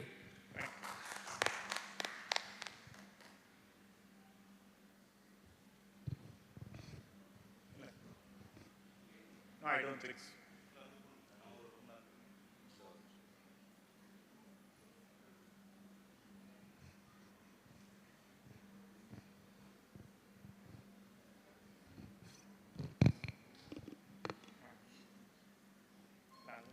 Sir எனக்கு 2 ஸ்கீம் பற்றி தெரியணும் சார். AHIDF அந்த ஸ்கீமை பற்றி தெரியணும். அப்புறம் ACABC 2 ஸ்கீம் பற்றி எனக்கு கொஞ்சம் டீட்டெயிலாக சொல்லுங்கள் sir. AHIDF animal husbandry infrastructure development ஃபண்ட்மா. அதில் வந்து பெரிய size units animal husbandry processing, meat processing or value addition centres அந்த மாதிரி இருக்கிறப்ப அதில் வந்து உங்களுக்கு கிரெடிட் கேரண்டி கம்மி தான். லைக் இன்னொரு ஸ்கீம் சொன்னீங்களா AIFல, அதில் வந்து 80% வரைக்கும் இருக்குது. பட் இதில் வந்து உங்களுக்கு அதிகபட்சமாக 25% வந்து கிரெடிட் கேரண்டி இருக்கும். அண்ட் வட்டி தள்ளுபடி, உங்களுக்கு வட்டி மானியம் கிடைக்கும். உங்களுக்கு அதிகபட்சம் நீங்கள் 9% லோன் எடுக்கிறப்போ உங்களுக்கு 3% வரைக்கும் வட்டி மானியம் கிடைக்கும். சரிங்களா? சப்சிடிங்கிறது அதில் கிடையாது, வட்டி மானியம் மட்டும்தான், கிரெடிட் கேரண்டியும் இருக்கும். இது ஒன்று AHIDFல. AHIDFங்கிறது பேசிக்கலாக உங்களுக்கு அந்த அனிமல் ஹஸ்பண்டரி ரிலேட்டட் இண்டஸ்ட்ரீஸ்க்கு கிரெடிட் ஃப்ளோவை யூஸ் பண்ணுறதுக்கான ஒரு ஸ்கீம் தான். இது வந்து ஒரு சப்சிடி ஸ்கீமோ அந்த மாதிரி நம்ம நினச்சி போகக்கூடாது. நம்ம AHIDF போர்ட்டலில் வந்து ஒரு அப்ளிகேஷனை போட்டோம்னா எந்த பேங்க் வேணால் நம்ம பிக் பண்ணி சாங்ஷன் பண்ணுவாங்க. ஸோ அதனால் அதை வந்து ஒரு ஃபெசிலிட்டேஷன் போர்ட்டலில் தான் பார்க்கணும். இந்த ரீபேமெண்ட் வந்து எது 2 இயர்ஸ் வந்து 2 இயர்ஸ்க்கு அப்புறம் பே பண்ணலான்றாங்க. அது கேஸ்ட்ரேஷன் பீரியட் இருக்குமா, அது பேங்க்ஸோட டிஸ்கிரிப்ஷன். ஒவ்வொரு சில 6 மாதம் 1 வருடம் அதிகபட்சம் இப்போ நீங்கள் ஒரு உதாரணம் எடுத்துக்கோங்க. நீங்கள் வந்து ஒரு டெய்ரி ஃபார்ம் ஆரம்பிக்கணும்னு ஒரு மில்க் சம்மந்தப்பட்டதுன்னு வச்சுப்போம். ஒரு சில்லிங் பிளான்ட் ஆரம்பிக்கிறீங்க. அப்போ என்ன ஆகும், பிளான்ட் இன்ஸ்டால் பண்ணி டே 1 உங்களுக்கு இன்கம் வர ஆரம்பிச்சோம். இதே நீங்கள் வேறு ஏதாவது ப்ராசஸ் பண்ணி இன்னும் மதிப்பு கூட்டுறீங்க. பாலாக வைக்கிறது ஈஸி, அது நீங்கள் சீஸாக பன்னீராக வைக்கிறதுக்கு கொஞ்சம் டைம் எடுக்கும். ஸோ அதுக்கேற்ற மாதிரி நீங்கள் என்ன பண்ண போகிறீங்களோ அதுக்கேற்ற மாதிரி உங்களுக்கு மார்ட்டோரியம் ரேட் கிடைக்கும். ஓகேங்க சார். அப்புறம் ACABC வந்து அதுக்கு மேனேஜ்னா ஹைதராபாத் பேஸ்ட் ஏஜென்சி ஒன்று இருக்குது, கவர்மெண்ட் ஏஜென்சி. அதுலேருந்து அப்ரூவ்டு நோடல் ட்ரைனிங் இன்ஸ்டிடியூட்ஸ்னு லிஸ்ட் ஆஃப் ஏஜென்சி. ட்ரைனிங் முடிச்சாச்சு சார். ஓகே, 45 டேஸ் ட்ரைனிங் முடிச்சிங்கனாலே நீங்கள் அந்த ஸ்கீமுக்கு எலிஜிபிள். உமனுக்கும் ஸ்பெஷல் கேட்டகரிக்கும் 44% வரைக்கும் சப்சிடி இருக்குது. நீங்கள் வந்து நார்மலாக உங்கள் சர்வீஸ் ஏரியா பேங்க் ஏதோ அங்கே டைரெக்டாக போய் அப்ரோச் பண்ணிங்கனாலே போதும். நீங்கள் டைரெக்டாக நபார்டு கிட்ட வரது, நபார்டு வந்து சப்சிடி ரூட்டிங் ஏஜென்சி, நீங்கள் டைரெக்டாக வர தேவையில்லை. நீங்கள் வந்து அந்த பேங்க்கில் எந்த பேங்க்கில் அப்ளை பண்ணுறீங்களோ அந்த பேங்க் வந்து எங்ககிட்ட சப்சிடி ரெக்வஸ்ட் உங்கள் பேரில் எங்ககிட்ட சப்சிடி கேட்டு then it will pass it on to உங்களுக்கு திருப்பி சப்சிடி கொடுத்துருவாங்க. அதிகபட்சம் 20 லட்சம் வரைக்கும் லோன் எடுக்கலாம் அந்த ஸ்கீமில். அதில் 44%, அதாவது 8.8 லட்சம் ரூபா வரைக்கும் உங்களுக்கு மானியம் கிடைக்கும் ACABC. இப்போ ரீசெண்டாக முடிச்சிருக்கீங்களா? இல்லை சார், நான் முடிச்சு 1 இயர் மேலே ஆகுது. லோன் அப்ளை பண்ணியே ஒரு 1.5 இயர் ஆயிடுச்சு sir. Actually Villupuram ADB, state bank ADB தான் சார். அவங்க வந்து இந்த ஸ்கீமில் லோன் தரதா சொல்லிட்டு என்ன சீட் பண்ணிட்டாங்க சார். டாக்குமெண்ட் எல்லாம் வாங்கிட்டாங்க என்கிட்ட. ஆனால் முதல்ல அவங்க கொடுத்தாங்க எனக்கு. இல்லை அந்த வேர்ட்ஸை கொஞ்சம் இல்லை நான் கரெக்ட் ஒரு 8 மந்த் அதுக்காகவே போயிருந்தேன் சார். நான் ஆக்சுவலி PhD படிச்சுட்டு இருக்கும்போது அப்ளை பண்ணேன். நான் முடிச்சு அவார்டே ஆயிடுச்சு. எந்த பிரான்ச்னா? Villupuram ADB. Excuse me ma, can we take this discussion offline? முடிஞ்ச பிறகு நீங்க வெளிய வச்சு பேசிக்கிறீங்களா? இன்னும் விவரமா அவர் சொல்லுவார், எல்லாருக்கும் தெரிய வேண்டிய தேவையில்லை. இல்லை நீங்க தனியா we have that last question and I think sir is requesting you to meet them after this session is over. வணக்கம் சார். இப்போ வந்து நாங்கள் என்ஜிஓவாக இருக்கிறோம். கொலேட்ரல் வந்து கேட்குறாங்க இல்லையா ஸ்கீம்ஸுக்கு. இப்போ என்ஜிஓவோட SHG எங்களோட அஃபிலியேட் ஆகிருந்தா பை சான்ஸ் பேங்க்குக்கு கொலேட்ரல் கொடுக்கணும்னா ஆஸ் எ ட்ரஸ்ட் நாங்கள் அவங்களுக்கு SHGக்கோ இல்லை இண்டிவிஜுவலுக்கோ கொலேட்ரல் நாங்கள் கொடுக்கலாமா ட்ரஸ்ட்டாக? நீங்கள் SHGக்கு ஃபினான்ஸ் பண்ணுறது கேட்குறீங்களா? இல்லை உங்களை MFI ஃபினான்ஸ் பண்ணணும்னு சொல்கிறீங்க? சாரி, இல்லை நாங்கள் என்ஜிஓ சார். ஸோ இண்டிவிஜுவல்ஸ் எங்கள்கிட்ட இப்போ நாங்கள் ஒருத்தவங்களுக்கு ட்ரெயின் பண்ணியிருக்கிறோம். இப்போ அவங்க பேங்க்குக்கு போகிறாங்க, பேங்கர்ஸ் வந்து கொலேட்ரல் அவங்களுக்கு கேட்குறாங்க. இப்போ என்ஜிஓ கொலேட்ரல் கொடுக்க முடியுமா அவங்களுக்காக? இப்போ இப்போ நாங்கள் ஒரு டெபாசிட் வச்சிருக்கிறோம், இல்லை வேறு ஏதாவது ப்ராப்பர்ட்டி ஏதோ ஒன்று வச்சிருக்கிறோம் என்ஜிஓலன்னு வச்சுங்க, நாங்களே கொலேட்ரல் கொடுக்க தயாராக இருக்கோம். என்ஜிஓ நீங்கள் வந்து பேசிக்கலாக வில் பி a ட்ரஸ்ட் இல்லையா? ஆஃப்கோர்ஸ் உங்களோட ட்ரஸ்ட்டு டீட் அதை பர்மிட் பண்ணணும் ஃபர்ஸ்ட் ஆஃப் ஆல்.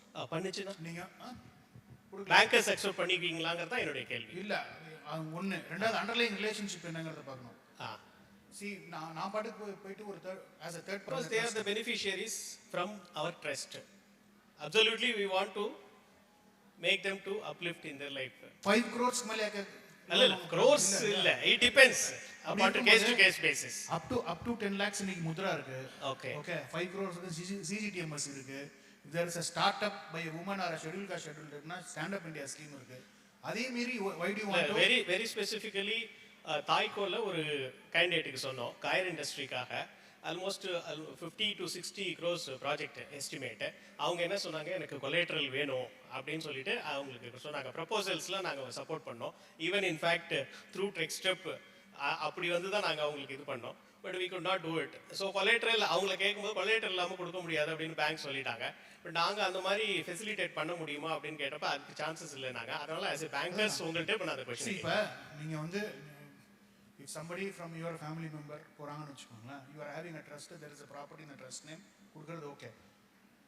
ஒரு தேர்ட் பார்ட்டிக்கு இப்போ நான் even as an individual நான் வந்து தேர்ட் பார்ட்டிக்கு ஒரு கொலாட்டரல் கொடுக்குறேன்னா பேங்கரோட antenna will be up first.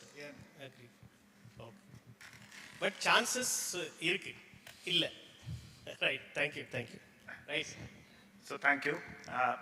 That brings us to the closure of this session. I thank Ms. Uma, Mr. Madan Mohan and Mr. Mohan Karthik for informative and interactive session with our entrepreneurs and CSO community who are here. In the ரெண்டு நாள் கான்ஃபரன்ஸில் நான் வந்து understand பண்ணிக்கிட்டது என்னன்னா, many of the barriers that we thought were there for women entrepreneurs இனிமே இல்லைன்னு நான் நினைக்கிறேன். Whether it is barriers to infrastructure, barriers to finance or barriers to accessing market, எல்லாமே ரொம்ப சப்போர்ட்டிவாக ஒரு என்வாயன்மெண்ட் விமன் ஆண்டர்பிரினர்ஸ்க்கு கிடச்சிருக்கு. அதனால் இனிமேலும் நம்ம வந்து விமன் டெவலப்மெண்ட்னு பேசாமல் விமன் லெட் டெவலப்மெண்ட்னு பேச ஆரம்பிச்சிடணும்.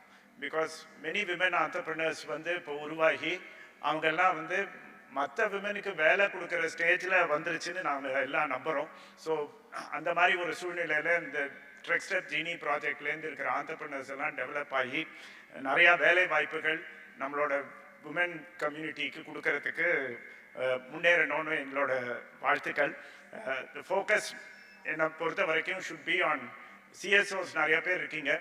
Focus should be on identifying some new talent, providing training to these budding entrepreneurs, அவங்கள வந்து ஃபெசிலிட்டேட் பண்ணி அவங்களையும் ஒரு நம்ம எக்கானமிக்கு கான்ட்ரிபியூட் பண்ணுறதுக்கு நீங்கள் எல்லா சப்போர்ட்டும் நீங்கள் கொடுக்கணும். இதில் பேங்க்ஸோ மார்க்கெட்ஸோ இல்லாட்டி இன்ஃப்ராஸ்ட்ரக்சரோ டெக்னாலஜியோ எல்லாமே ஆக்சஸ் பண்ணுறதுக்கு ஈஸியான ஒரு தருணம் இப்போ இந்தியாவில் இருக்குது.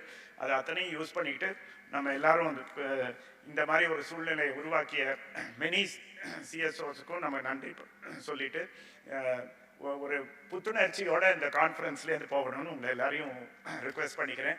Thank again all the banking professionals for their support. And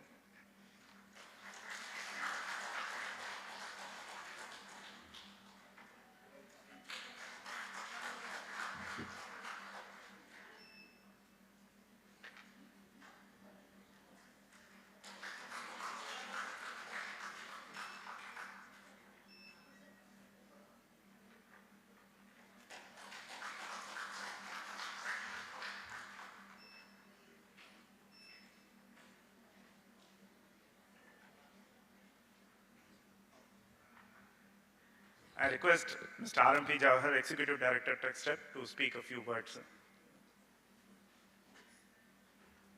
Please. Thank you. You can do this. You should do that. You should do this. Sure. Thank you. Thank you. Thank you. My friend Deepak Dadbuje from Maharashtra, மகாராஷ்டிராவிலிருந்து வந்திருக்கும் எனது நண்பர், இந்த திட்டத்தின் ஒருங்கிணைப்பாளர் தீபக் தத்புஜி, காலையிலிருந்தே ஏதோ சொல்ல வேண்டும் என்று சொன்னார். அவரை please wait for some time. இந்த திட்டத்தில் இவ்வளவு நேரம் அமைதியா கடைசி வரைக்கும் பொறுமையா இருந்த உங்களை வந்து நான் பாராட்டாம இருக்க முடியாது. கொஞ்சம் கஷ்டமான விஷயம் தான் இது, வந்து எளிதான விஷயம் இல்லை. உங்களை வந்து நான் உண்மையிலேயே ரொம்ப பாராட்டணும். நிறைய பேருக்கு இங்கே இருக்க முடியாமல் போயிடுச்சு. நிறைய பேர் பெண்களாக இருக்கிறதுனால சீக்கிரமே வெளியூருக்கு செல்ல வேண்டியதாக இருந்துட்டு அதனால அவங்க போயிட்டாங்க. பட் நீங்கள் ரொம்ப அமைதியாக இருந்தாலும் உங்களுக்கு வந்து என்னுடைய விசேஷ நன்றியை வந்து நான் தெரிவிச்சுக்கொள்ளணும். ரொம்ப நன்றி. இதில் இன்னொரு குரூப் இருக்காங்க. நார்மலாக வந்து ட்ரெக்ஸ்டப்பில் இந்த மாதிரி கான்ஃபரன்ஸ் நடத்தும் போது ஒன்று ஆங்கிலத்தில் இருக்கலாம் முழுக்க, இல்லைன்னா இங்கிலீஷில் இருக்கலாம், இல்லை வேற ஏதாவது ஒரு மொழியில் இருக்கலாம். இங்கே இருமொழியில் இருக்கும்போது இந்த 2 மொழியும் தெரியாத சிலர் இருக்காங்களே, அவங்களுக்கு வந்து 2 மொழியும் இல்லை, தமிழ் தெரிஞ்சு இங்கிலீஷ் தெரியும், ஆனால் வந்து மற்ற மொழி தமிழ் தெரியாது, தமிழ் தெரியாது இங்கிலீஷ் தான் தெரியுங்கிறது வந்து என்னோட நண்பர் தத்தா, இன்னும் வந்து ராஜஸ்தான்லேருந்து என்னோட நண்பர், கேரளாலேருந்து என்னோட நண்பர் வந்து ரகு, இவங்கெல்லாம் வந்து நம்மளோட தமிழை தாங்கிட்டு இருந்திருக்காங்க. They have been bearing the Tamil and they were very without understanding much of what we are talking, and they have been very silently tolerating us for the last 2 days. I think that's the spirit. I should really thank my partners from other states who have been very, very tolerant of Tamil for the last 2 days. On behalf of all of us Tamilians, let us give a big hand to them. And also from our partner from Tanzania, he also doesn't know Tamil. We really appreciate your patience, your tolerance, and honoring us for being with us. Thank you very much. No, just you be here, the mic will come to you. Tell me. Yeah. Datta's wife, he is blessed with a wife who knows Tamil. Our manevikku vandu Tamil theriyum. But Raghuo or Dadbujeyo or Dr. Chandrabosho, they are not that lucky to have a Tamil wife. So I think, and our Tanzanian friends also is not that lucky as you are. Thank you very much. But let me also tell you another very important thing. இன்னொரு முக்கியமான விஷயம் நான் சொல்ல விரும்புகிறேன். This project is the worst hit project of COVID and also because of FCRA. It was doubly hit. 2 விஷயங்கள்னால இந்த திட்டம் வந்து மிகவும் பாதிக்கப்பட்டது. முதல்ல COVID-19 இந்த திட்டத்துக்கு இடையில வந்தது. ரெண்டாவது வந்து FCRA-னால இந்த திட்டம் மிகவும் பாதிக்கப்பட்டது. இந்த 2 பாதிப்புகளையும் தாண்டி இந்த திட்டத்தை திறம்பட நடத்தின பிந்து அவர்களையும் ட்ரெக்ஸ்டப்னோட டீம் அவங்களுக்கு சப்போர்ட் பண்ண கீதா எல்லாரையும் நான் உண்மையிலேயே நான் பாராட்டணும்னு நான் நினைக்கிறேன். இது திறம்பட மிகச் செம்மையாக செய்யப்பட்ட ஒரு திட்டம். In spite of COVID-19 and also FCRA, which created all sorts of confusions in this project, this program has been very effectively run by Bindu, Tyagarajan, who are also supported by Geeta whenever there is a requirement, Azam, and my colleagues who are sitting there at the back, very silently. They are the silent killers, and on behalf of Sivaramachandran and others, on behalf of all of my team as an executive director, I thank you all. In fact, the biggest thing they have done is they have tolerated me, myself, right? So என்னைய தாங்கிக்கிறதே ரொம்ப கஷ்டமான விஷயம். அதெல்லாம் வந்து அவங்க பொறுமையாக அதை பண்ணியிருக்காங்க. அவங்க இல்லாட்டா அந்த திட்டம் இவ்வளவு சிறப்பாக நிறைவேற்று. என்ன பெரிய சிறப்பாக நிறைவேறிச்சு? 472 நெட்வொர்க்கை வந்து கொண்டு வரது வந்து எளிதான விஷயம் இல்லை. It's not easy to have 472 COSOs across 8 states. It's a very difficult task. It is not possible to onboard 1400 ventures, 1400 venture micro வெஞ்சர்ஸை வந்து கொண்டு வந்து அவங்களுக்கு வேணுங்கிற பயிற்சிகளை trainings. It's not possible to provide that kind of training to all the 1400 women and also some very good CSOs continuously at various levels. And I should thank people like Sundar, Dr. Sundar, who has been my what can I say, a friend, philosopher and guide. He has gone out, isn't he? He's been sitting for quite some time here. And also a lot of other people, Sundar's entire team, Vidya Sahar, and there are so many other, Dr. Mani Megalai, there are so many other people who have been contributing this project, besides my partners like Dat Buje, Datta, Raghu, Dr. Chandra Bose, and many others. So in fact, I should thank them. And at this point of time, I should also very, very humbly remember the contribution of European Union. நான் வந்து இந்த கட்டத்தில் வந்து ஐரோப்பிய union செய்த உதவியை வந்து நான் வந்து மறக்க முடியாது. பிகாஸ் அவங்க இல்லாமல் வந்து இந்த மாதிரியான ஒரு திட்டத்தை இந்திய அமைப்புக்குள்ள இதுவரைக்கும் செயல்படுத்தப்படலை. வேறு பல திட்டங்கள் நடந்திருக்கு. ஆனால் சிவில் சொசைட்டி என்ஜிஓக்களுக்காக வேண்டிய ஒரு திட்டத்தை கொண்டு வந்தது இந்த ஐரோப்பிய யூனியனோட இந்த இதுதான். அதுக்காக வேண்டி நம்ம அவங்களுக்கும் நன்றியை சொல்லணும். இதை தவிர்த்து இன்னும் எத்தனையோ பேர் இந்த திட்டத்துக்கு உதவி இருக்காங்க. There are many people who had helped for this project. In fact, I should thank them all. And we are looking at bigger project in the future, not now. In another 1 year, in ஒரு வருடம் கழித்து, we are looking at some big project, around 150 crores project we are working on now. Let me see how successful we are. If we are successful, நாங்கள் இதில் வெற்றி பெற்றால், we will be with you. நாங்கள் உங்க கூட திரும்பவும் தொடர்பு கொள்வோம். எல்லாத்துக்கும் என்னுடைய மிகப்பெரிய நன்றியை தெரிவித்துக்கிறேன். நிறைய குறைகள் இருந்தது, எனக்கே தெரிஞ்சது. இந்த இதில் வந்து நிறைய குறைகள், நிறைய சவால்கள் இருந்தது. எங்களால் வந்து கொஞ்சம் திணற செஞ்சோம். மொழி வந்து ஒரு பெரிய பிரச்சனை இருந்தது. A lot of problems. Language was a big problem. 2 languages is a problem. Here 8 language is a big problem. People were unsatisfied. But then with all that, I think we are able to do a decent conference. And I thank all my colleagues, my Dr. Sundar is here now, and my partners, Dr. Sundar and everyone, again, and most of you who had come from far off, spend your time. வெளியே ரொம்ப தூரத்துலேருந்து வந்து உங்கள் நேரத்தையும் உங்களுடைய பொறுமையும் எங்களுக்கு அளித்ததுக்கு மிக்க நன்றி.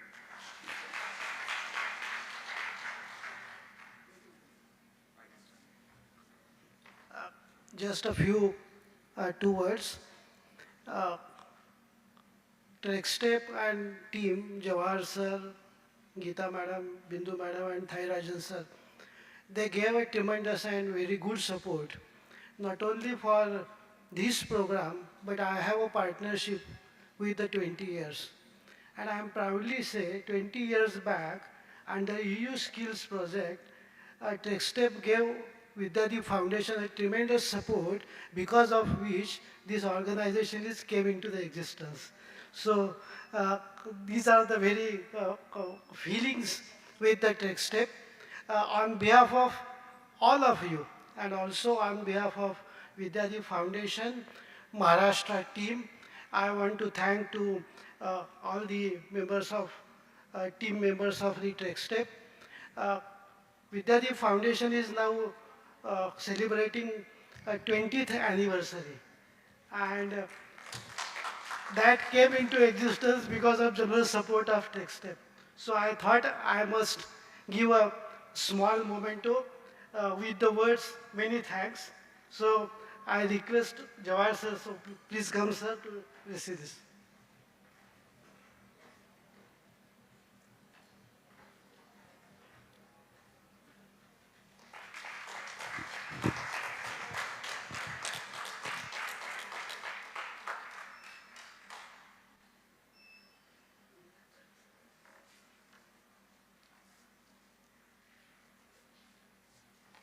I also request Geeta ma'am, please sir.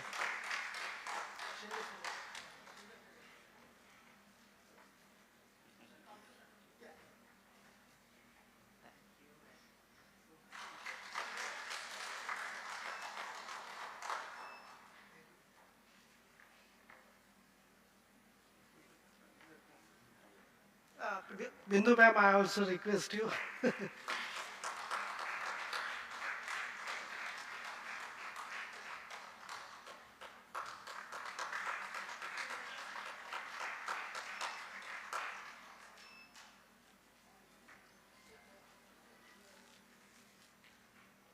I also request Thai Rajan sir, please.